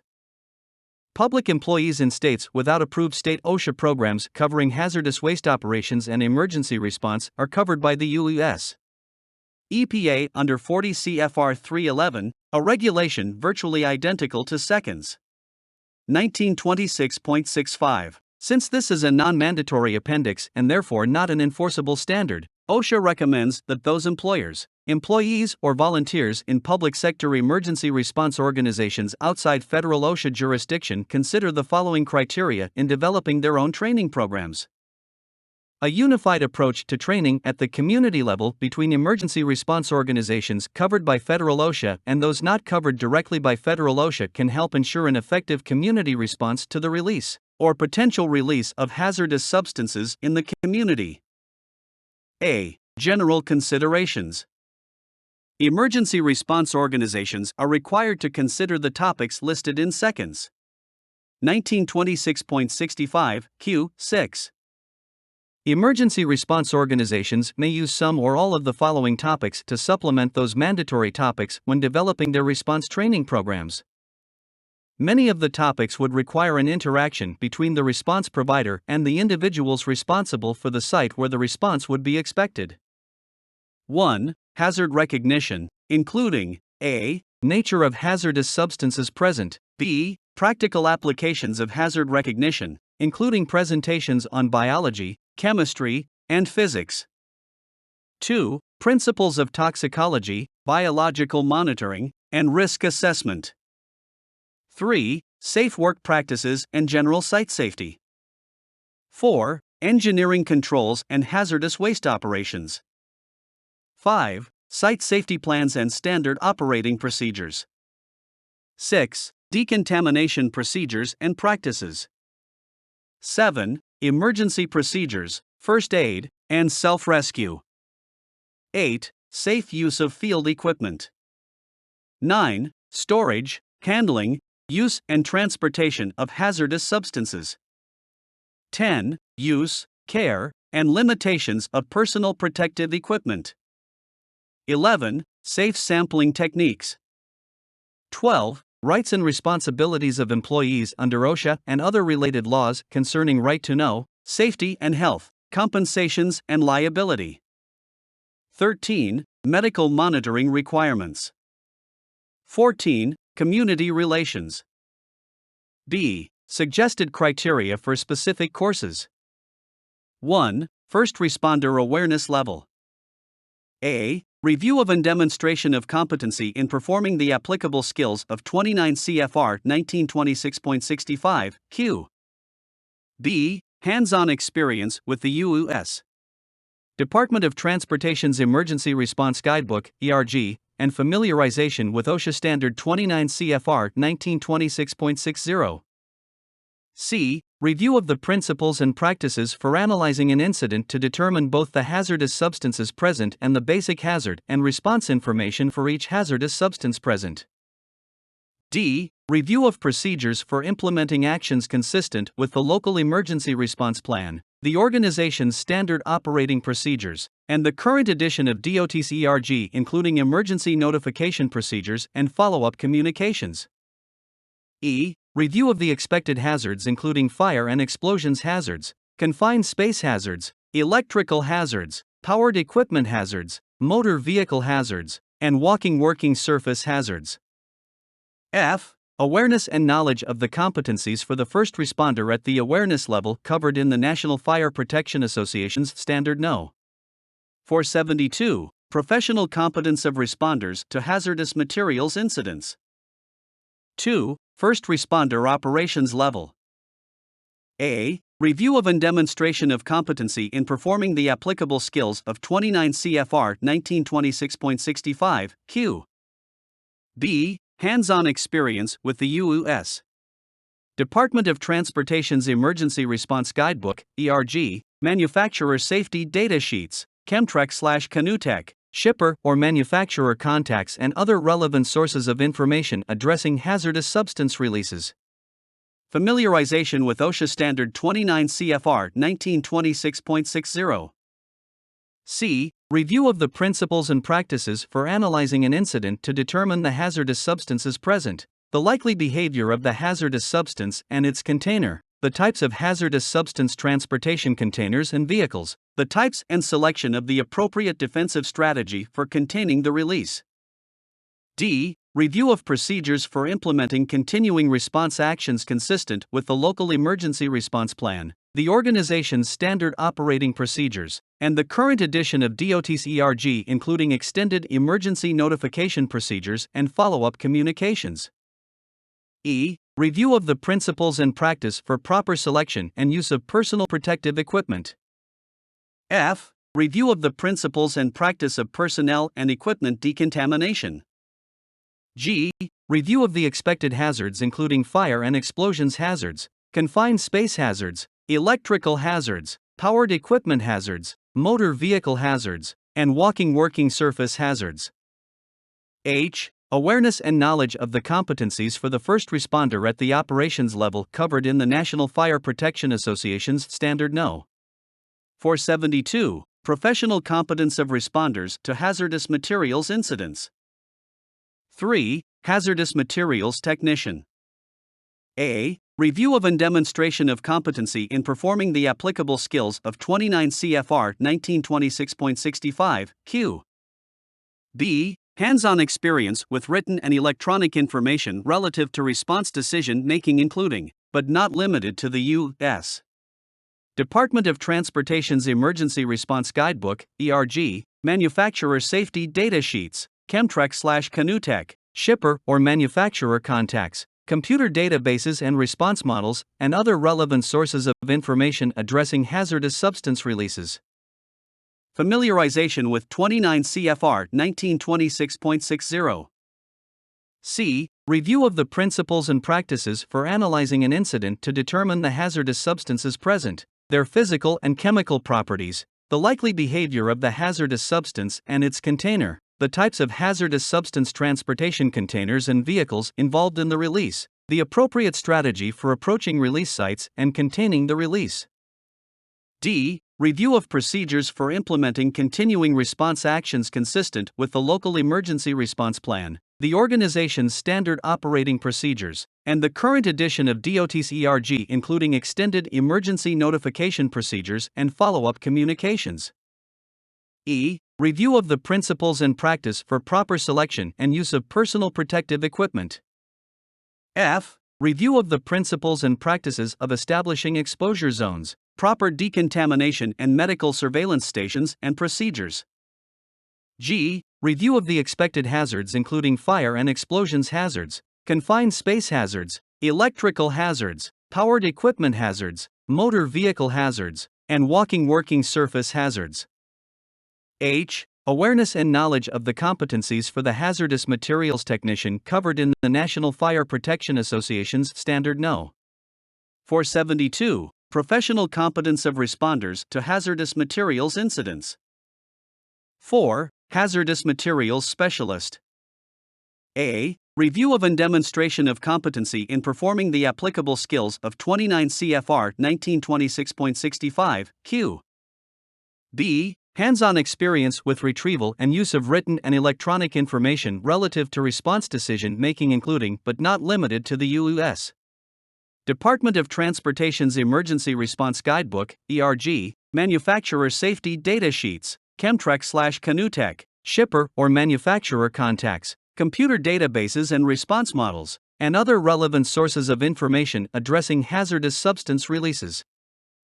Familiarization with 29 CFR 1926.60. C. Review of the principles and practices for analyzing an incident to determine the hazardous substances present, their physical and chemical properties, and the likely behavior of the hazardous substance and its container, vessel, or vehicle. D. Review of the principles and practices for identification of the types of hazardous substance transportation containers, vessels, and vehicles involved in the release, selecting and using the various types of equipment available for plugging or patching transportation containers, vessels, or vehicles, organizing and directing the use of multiple teams of hazardous material technicians and selecting the appropriate strategy for approaching release sites and containing or stopping the release. E. Review of procedures for implementing continuing response actions consistent with the local emergency response plan, the organization's standard operating procedures, including knowledge of the available public and private response resources, establishment of an incident command post, direction of hazardous material technician teams, and extended emergency notification procedures and follow-up communications. F. Review of the principles and practice for proper selection and use of personal protective equipment. G. Review of the principles and practices of establishing exposure zones and proper decontamination, monitoring, and medical surveillance stations and procedures. H. Review of the expected hazards including fire and explosions hazards, confined space hazards, electrical hazards, powered equipment hazards, motor vehicle hazards, and walking working surface hazards. I. Awareness and knowledge of the competencies for the off-site specialist employee covered in the National Fire Protection Association's Standard No. 472, Professional Competence of Responders to Hazardous Materials Incidents. 5. Incident Commander. The incident commander is the individual who, at any one time, is responsible for and in control of the response effort. This individual is the person responsible for the direction and coordination of the response effort. An incident commander's position should be occupied by the most senior, appropriately trained individual present at the response site. Yet, as necessary and appropriate by the level of response provided, the position may be occupied by many individuals during a particular response as the need for greater authority, responsibility, or training increases. It is possible for the first responder at the awareness level to assume the duties of incident commander until a more senior and appropriately trained individual arrives at the response site. Therefore, any emergency responder expected to perform as an incident commander should be trained to fulfill the obligations of the position at the level of response they will be providing, including the following: A. Ability to analyze a hazardous substance incident to determine the magnitude of the response problem. B. Ability to plan and implement an appropriate response plan within the capabilities of available personnel and equipment. C. Ability to implement a response to favorably change the outcome of the incident in a manner consistent with the local emergency response plan and the organization's standard operating procedures.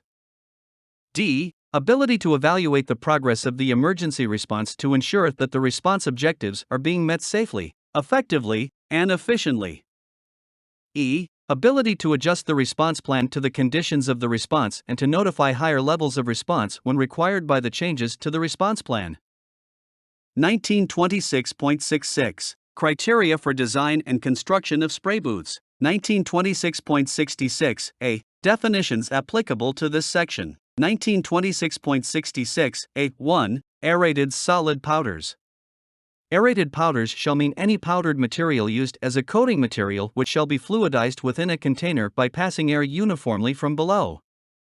It is common practice to fluidize such materials to form a fluidized powder bed and then dip the part to be coated into the bed in a manner similar to that used in liquid dipping. Such beds are also used as sources for powder spray operations. 1926.66 A. 2. Spraying area. Any area in which dangerous quantities of flammable vapors or mists, or combustible residues, dusts, or deposits are present due to the operation of spraying processes. 1926.66 A. 3. Spray booth. A power-ventilated structure provided to enclose or accommodate a spraying operation to confine and limit the escape of spray, vapor, and residue, and to safely conduct or direct them to an exhaust system. 1926.66 A. 4. Water wash spray booth. A spray booth equipped with a water washing system designed to minimize dusts or residues entering exhaust ducts and to permit the recovery of overspray finishing material. 1926.66 A. 5. Dry spray booth. A spray booth not equipped with a water washing system as described in paragraph A. 4 of this section. A dry spray booth may be equipped with 1926.66 A. 5. I. Distribution or baffle plates to promote an even flow of air through the booth or cause the deposit of overspray before it enters the exhaust duct, or 1926.66 A. 5. 2. Overspray dry filters to minimize dusts, or 1926.66 A. 5. 3. overspray dry filters to minimize dusts or residues entering exhaust ducts, or 1926.66A5-4, overspray dry filter rolls designed to minimize dusts or residues entering exhaust ducts, or 1926.66A5-V, where dry powders are being sprayed, with powder collection systems so arranged in the exhaust to capture oversprayed material. 1926.66A6, fluidized bed. A container holding powder coating material which is aerated from below so as to form an air-supported expanded cloud of such material through which the preheated object to be coated is immersed and transported. 1926.66A7, electrostatic fluidized bed. A container holding powder coating material which is aerated from below so as to form an air-supported expanded cloud of such material which is electrically charged with a charge opposite to the charge of the object to be coated. Such object is transported through the container immediately above the charged and aerated materials in order to be coated. 1926.66A8, approved. Shall mean approved and listed by a nationally recognized testing laboratory. 1926.66A9, listed. See approved in paragraph A8 of this section. 1926.66B, spray booths. 1926.66B1, construction.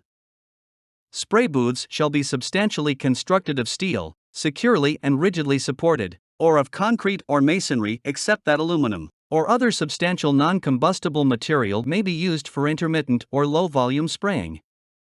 Spray booths shall be designed to sweep air currents toward the exhaust outlet. 1926.66B2, interiors. The interior surfaces of spray booths shall be smooth and continuous without edges and otherwise designed to prevent pocketing of residues and facilitate cleaning and washing without injury. 1926.66B3, floors.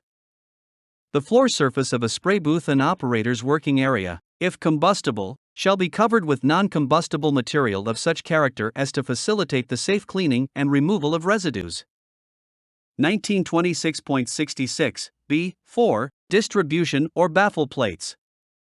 Distribution or baffle plates, if installed to promote an even flow of air through the booth or cause the deposit of overspray before it enters the exhaust duct, shall be of non-combustible material and readily removable or accessible on both sides for cleaning.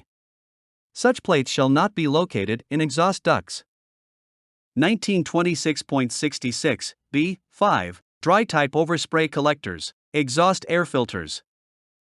In conventional dry-type spray booths, overspray dry filters or filter rolls, if installed, shall conform to the following. 1926.66B5I. The spraying operations except electrostatic spraying operations shall be so designed, installed, and maintained that the average air velocity over the open face of the booth, or booth cross-section during spraying operations, shall be not less than 100 linear feet per minute.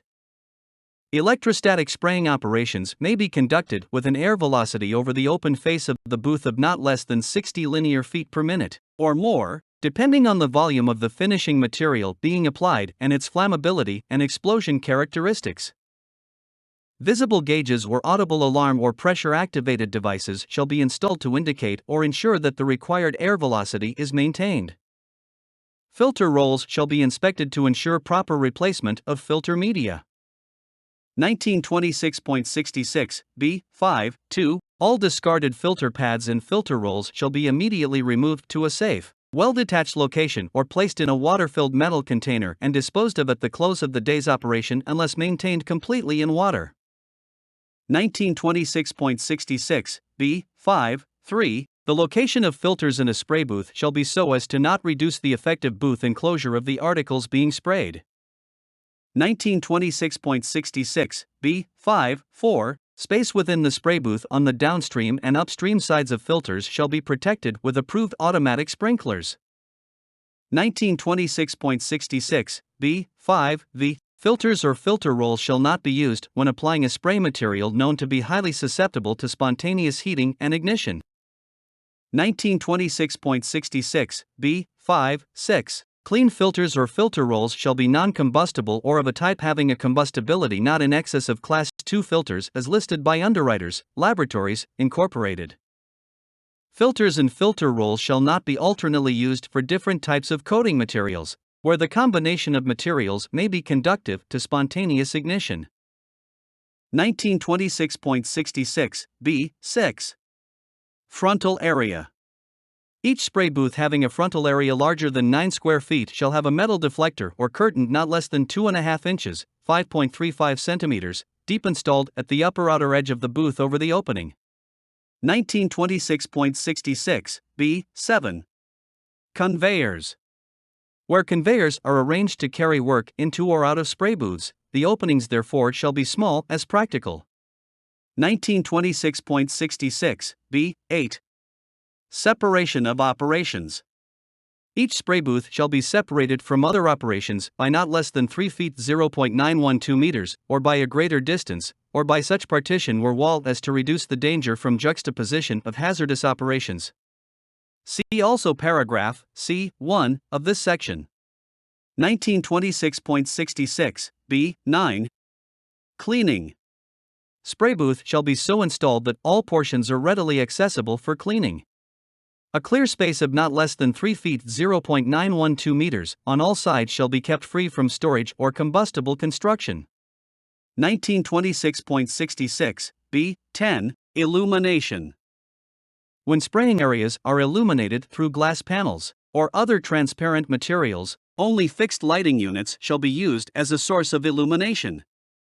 Panels shall effectively isolate the spraying area from the area in which the lighting unit is located, and shall be of a non-combustible material of such a nature or so protected that breakage will be unlikely.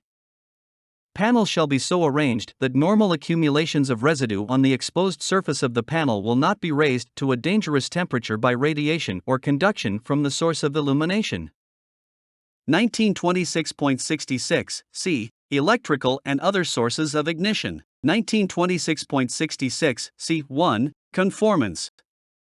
All electrical equipment, open flames and other sources of ignition shall conform to the requirements of this paragraph, except as follows. 1926.66 C1I. Electrostatic apparatus shall conform to the requirements of paragraphs E and F of this section. 1926.66 C1, 2. Drying, curing, and fusion apparatus shall conform to the requirements of paragraph G of this section.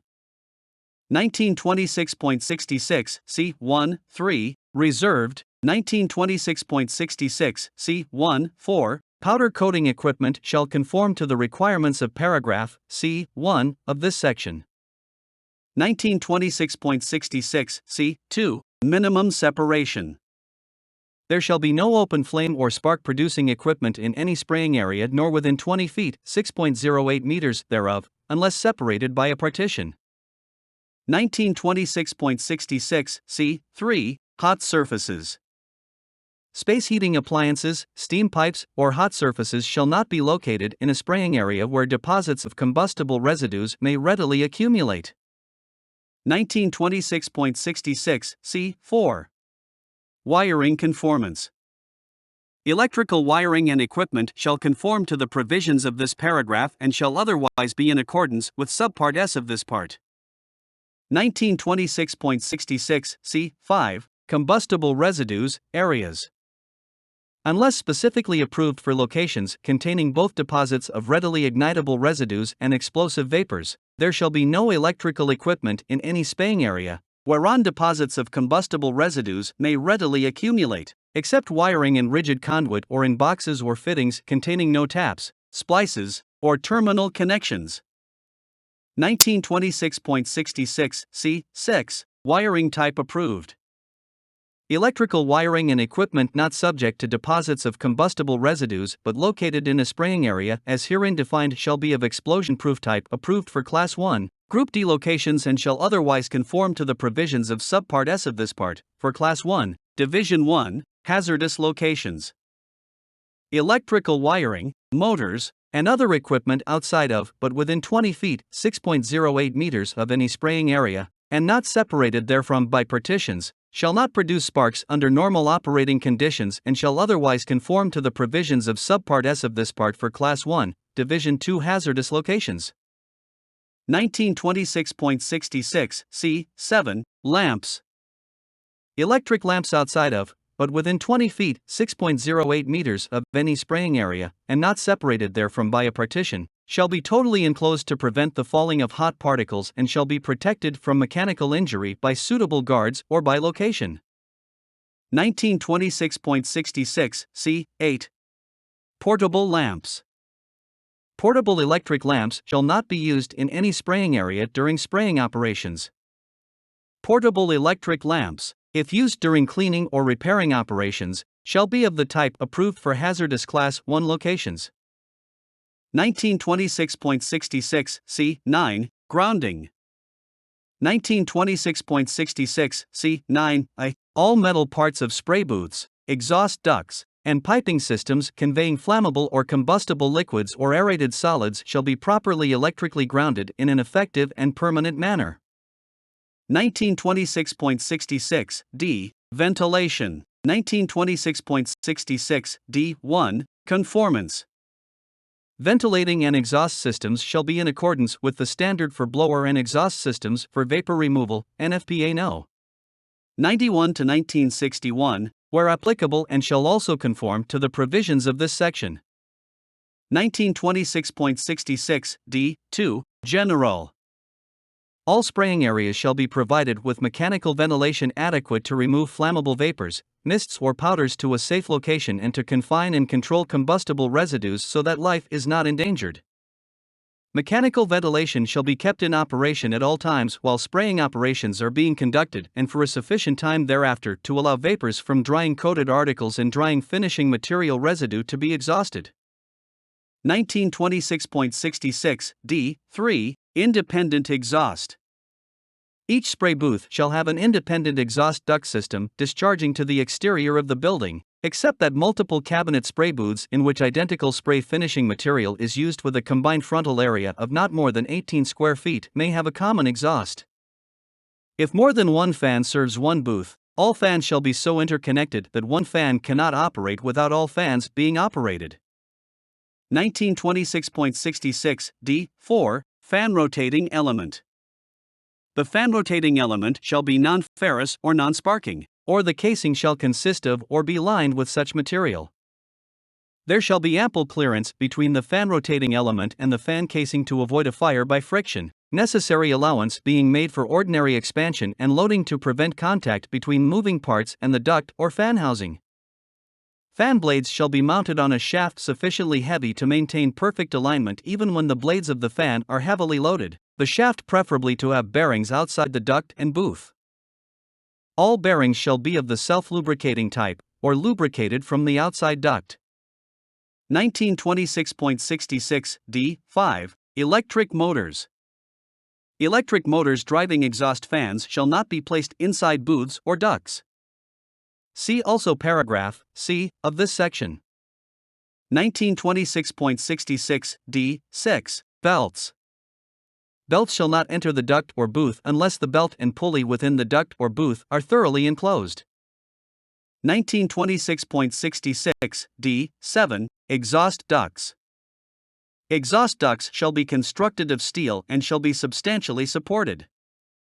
Exhaust ducts without dampers are preferred, however. If dampers are installed, they shall be maintained so that they will be in a full open position at all times the ventilating system is in operation. 1926.66 D7 I Exhaust ducts shall be protected against mechanical damage and have a clearance from unprotected combustible construction or other combustible material of not less than 18 inches, 45.72 centimeters. 1926.66 D7 2 If combustible construction is provided with the following protection applied to all surfaces within 18 inches, 45.72 centimeters, clearances may be reduced to the distances indicated. A. 28 gauge sheet metal on a quarter inch 12 inches, 30.48 centimeters. Asbestos mill board. B. 28 gauge sheet metal on 1/8 inch 9 inches, 22.86 centimeters. Asbestos millboard spaced out 1 inch 2.54 centimeters on non-combustible spacers. C. 22 gauge sheet metal on 1 inch 3 inches 7.62 centimeters. Rock wool batts reinforced with wire mesh or the equivalent. D. Where ducts are protected with an approved automatic sprinkler system, properly maintained, the clearance required in paragraph D7I of this section may be reduced to 6 inches 15.24 centimeters. 1926.66 D8 Discharge clearance.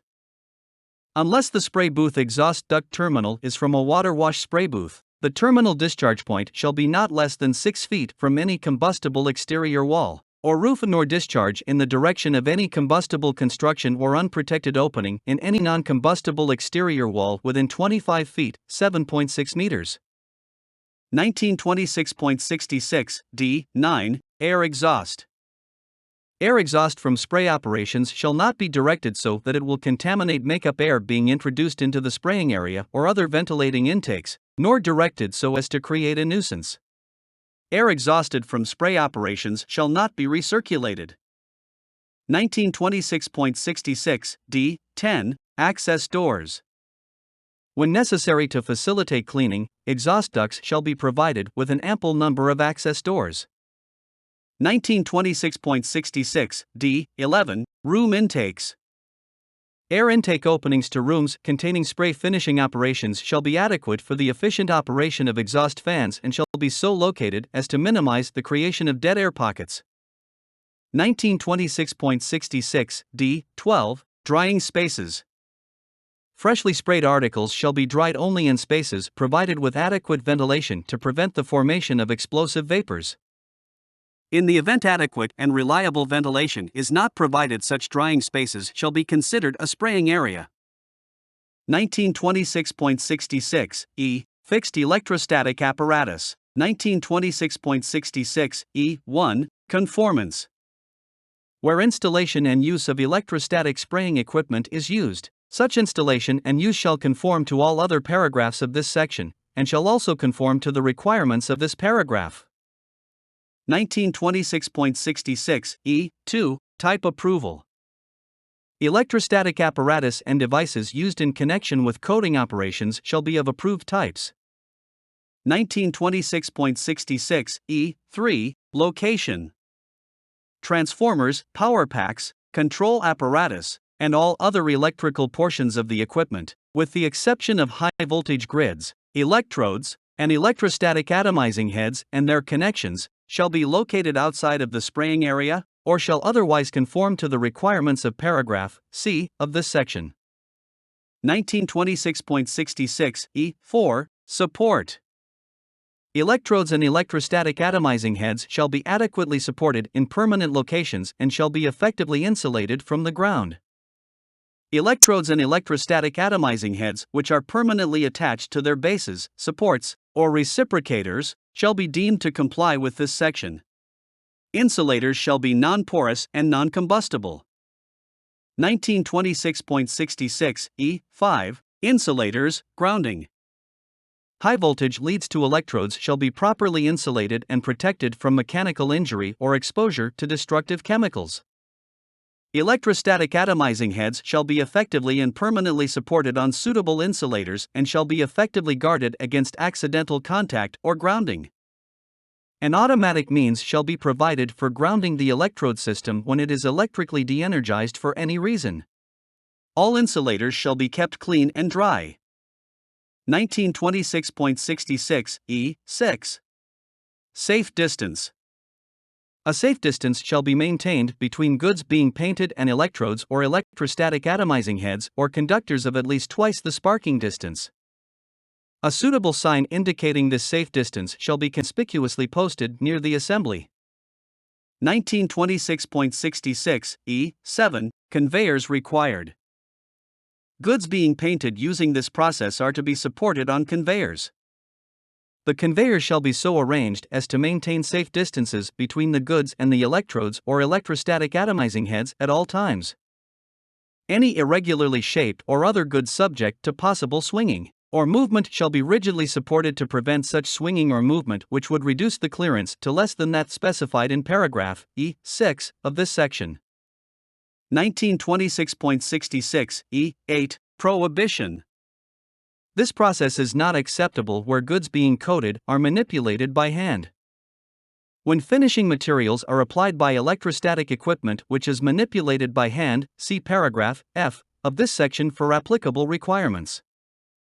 1926.66 E9 Failsafe controls. Electrostatic apparatus shall be equipped with automatic controls which will operate without time delay to disconnect the power supply to the high voltage transformer, and to signal the operator under any of the following conditions. 1926.66 E9 A stoppage of ventilating fans or failure of ventilating equipment from any cause. 1926.66 E9 2 stoppage of the conveyor carrying goods through the high voltage field.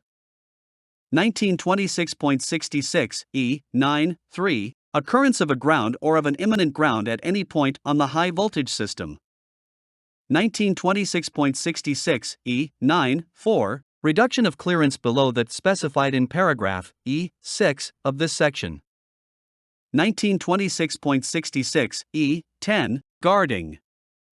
Adequate booths, fencing, railings, or guards shall be so placed about the equipment that they, either by their location or character or both, assure that a safe isolation of the process is maintained from plant storage or personnel. Such railings, fencing, and guards shall be of conducting material, adequately grounded. 1926.66 E11 Ventilation. Where electrostatic atomization is used, the spraying area shall be so ventilated as to ensure safe conditions from a fire and health standpoint. 1926.66 E12 Fire protection. All areas used for spraying, including the interior of the booth, shall be protected by automatic sprinklers where this protection is available.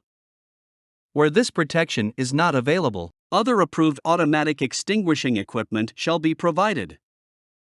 1926.66 F Electrostatic hand spraying equipment. 1926.66 F1 Application.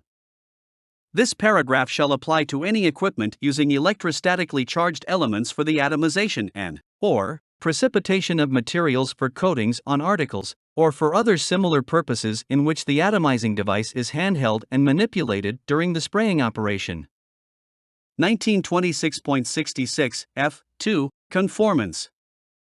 Electrostatic hand spraying equipment shall conform with the other provisions of this section. 1926.66 F3 Equipment approval and specifications. Electrostatic hand spray apparatus and devices used in connection with coating operations shall be of approved types. The high voltage circuit shall be designed so as to not produce a spark of sufficient intensity to ignite any vapor-air mixtures nor result in appreciable shock hazard upon coming in contact with a grounded object under all normal operating conditions. The electrostatically charged exposed elements of the handgun shall be capable of being energized only by a switch which also controls the coating material supply. 1926.66 F4 Electrical support equipment. Transformers, power packs, control apparatus, and all other electrical portions of the equipment, with the exception of the handgun itself and its connections to the power supply, shall be located outside of the spraying area or shall otherwise conform to the requirements of paragraph C of this section. 1926.66 F5 Spray gun ground. The handle of the spraying gun shall be electrically connected to ground by a metallic connection and to be so constructed that the operator in normal operating position is in intimate electrical contact with the grounded handle. 1926.66 F6 Grounding general. All electrically conductive objects in the spraying area shall be adequately grounded. This requirement shall apply to paint containers, wash cans, and any other objects or devices in the area. The equipment shall carry a prominent permanently installed warning regarding the necessity for this grounding feature. 1926.66 F7 Maintenance of grounds. Objects being painted or coated shall be maintained in metallic contact with the conveyor or other grounded support. Hook shall be regularly cleaned to ensure this contact, and areas of contact shall be sharp points or knife edges where possible.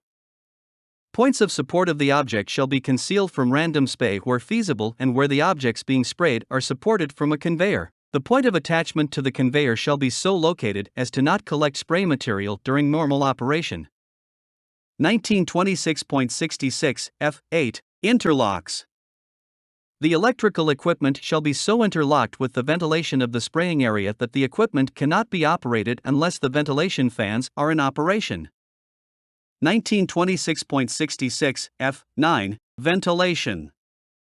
The spraying operation shall take place within a spray area which is adequately ventilated to remove solvent vapors released from the operation. 1926.66 G. Drying, curing, or fusion apparatus. 1926.66 G1 Conformance. Drying, curing, or fusion apparatus in connection with spray application of flammable and combustible finishes shall conform to the standard for ovens and furnaces, NFPA 86A 1969, where applicable, and shall also conform with the following requirements of this paragraph. 1926.66 G2 Alternate use prohibited. Spray booths, rooms, or other enclosures used for spraying operations shall not alternately be used for the purpose of drying by any arrangement which will cause a material increase in the surface temperature of the spray booth, room, or enclosure. 1926.66 G3 Adjacent system interlocked. Except as specifically provided in paragraph G4 of this section, drying, curing, or fusion units utilizing a heating system having open flames or which may produce sparks shall not be installed in a spraying area, but may be installed adjacent thereto when equipped with an interlocked ventilating system arranged to 1926.66 G3I thoroughly ventilate the drying space before the heating system can be started. 1926.66 G3-2 maintain a safe atmosphere at any source of ignition. 1926.66 G3-3 automatically shut down the heating system in the event of failure of the ventilating system. 1926.66 G4 alternate use permitted. Automobile finishing spray booths or enclosures, otherwise installed and maintained in full conformity with this section, may alternately be used for drying with portable electrical infrared drying apparatus when conforming with the following. 1926.66 G4I interior, especially floors, of spray enclosures shall be kept free of overspray deposits. 1926.66 G4-2 during spray operations, the drying apparatus and electrical connections and wiring thereto shall not be located within spray enclosure nor in any other location where spray residues may be deposited thereon.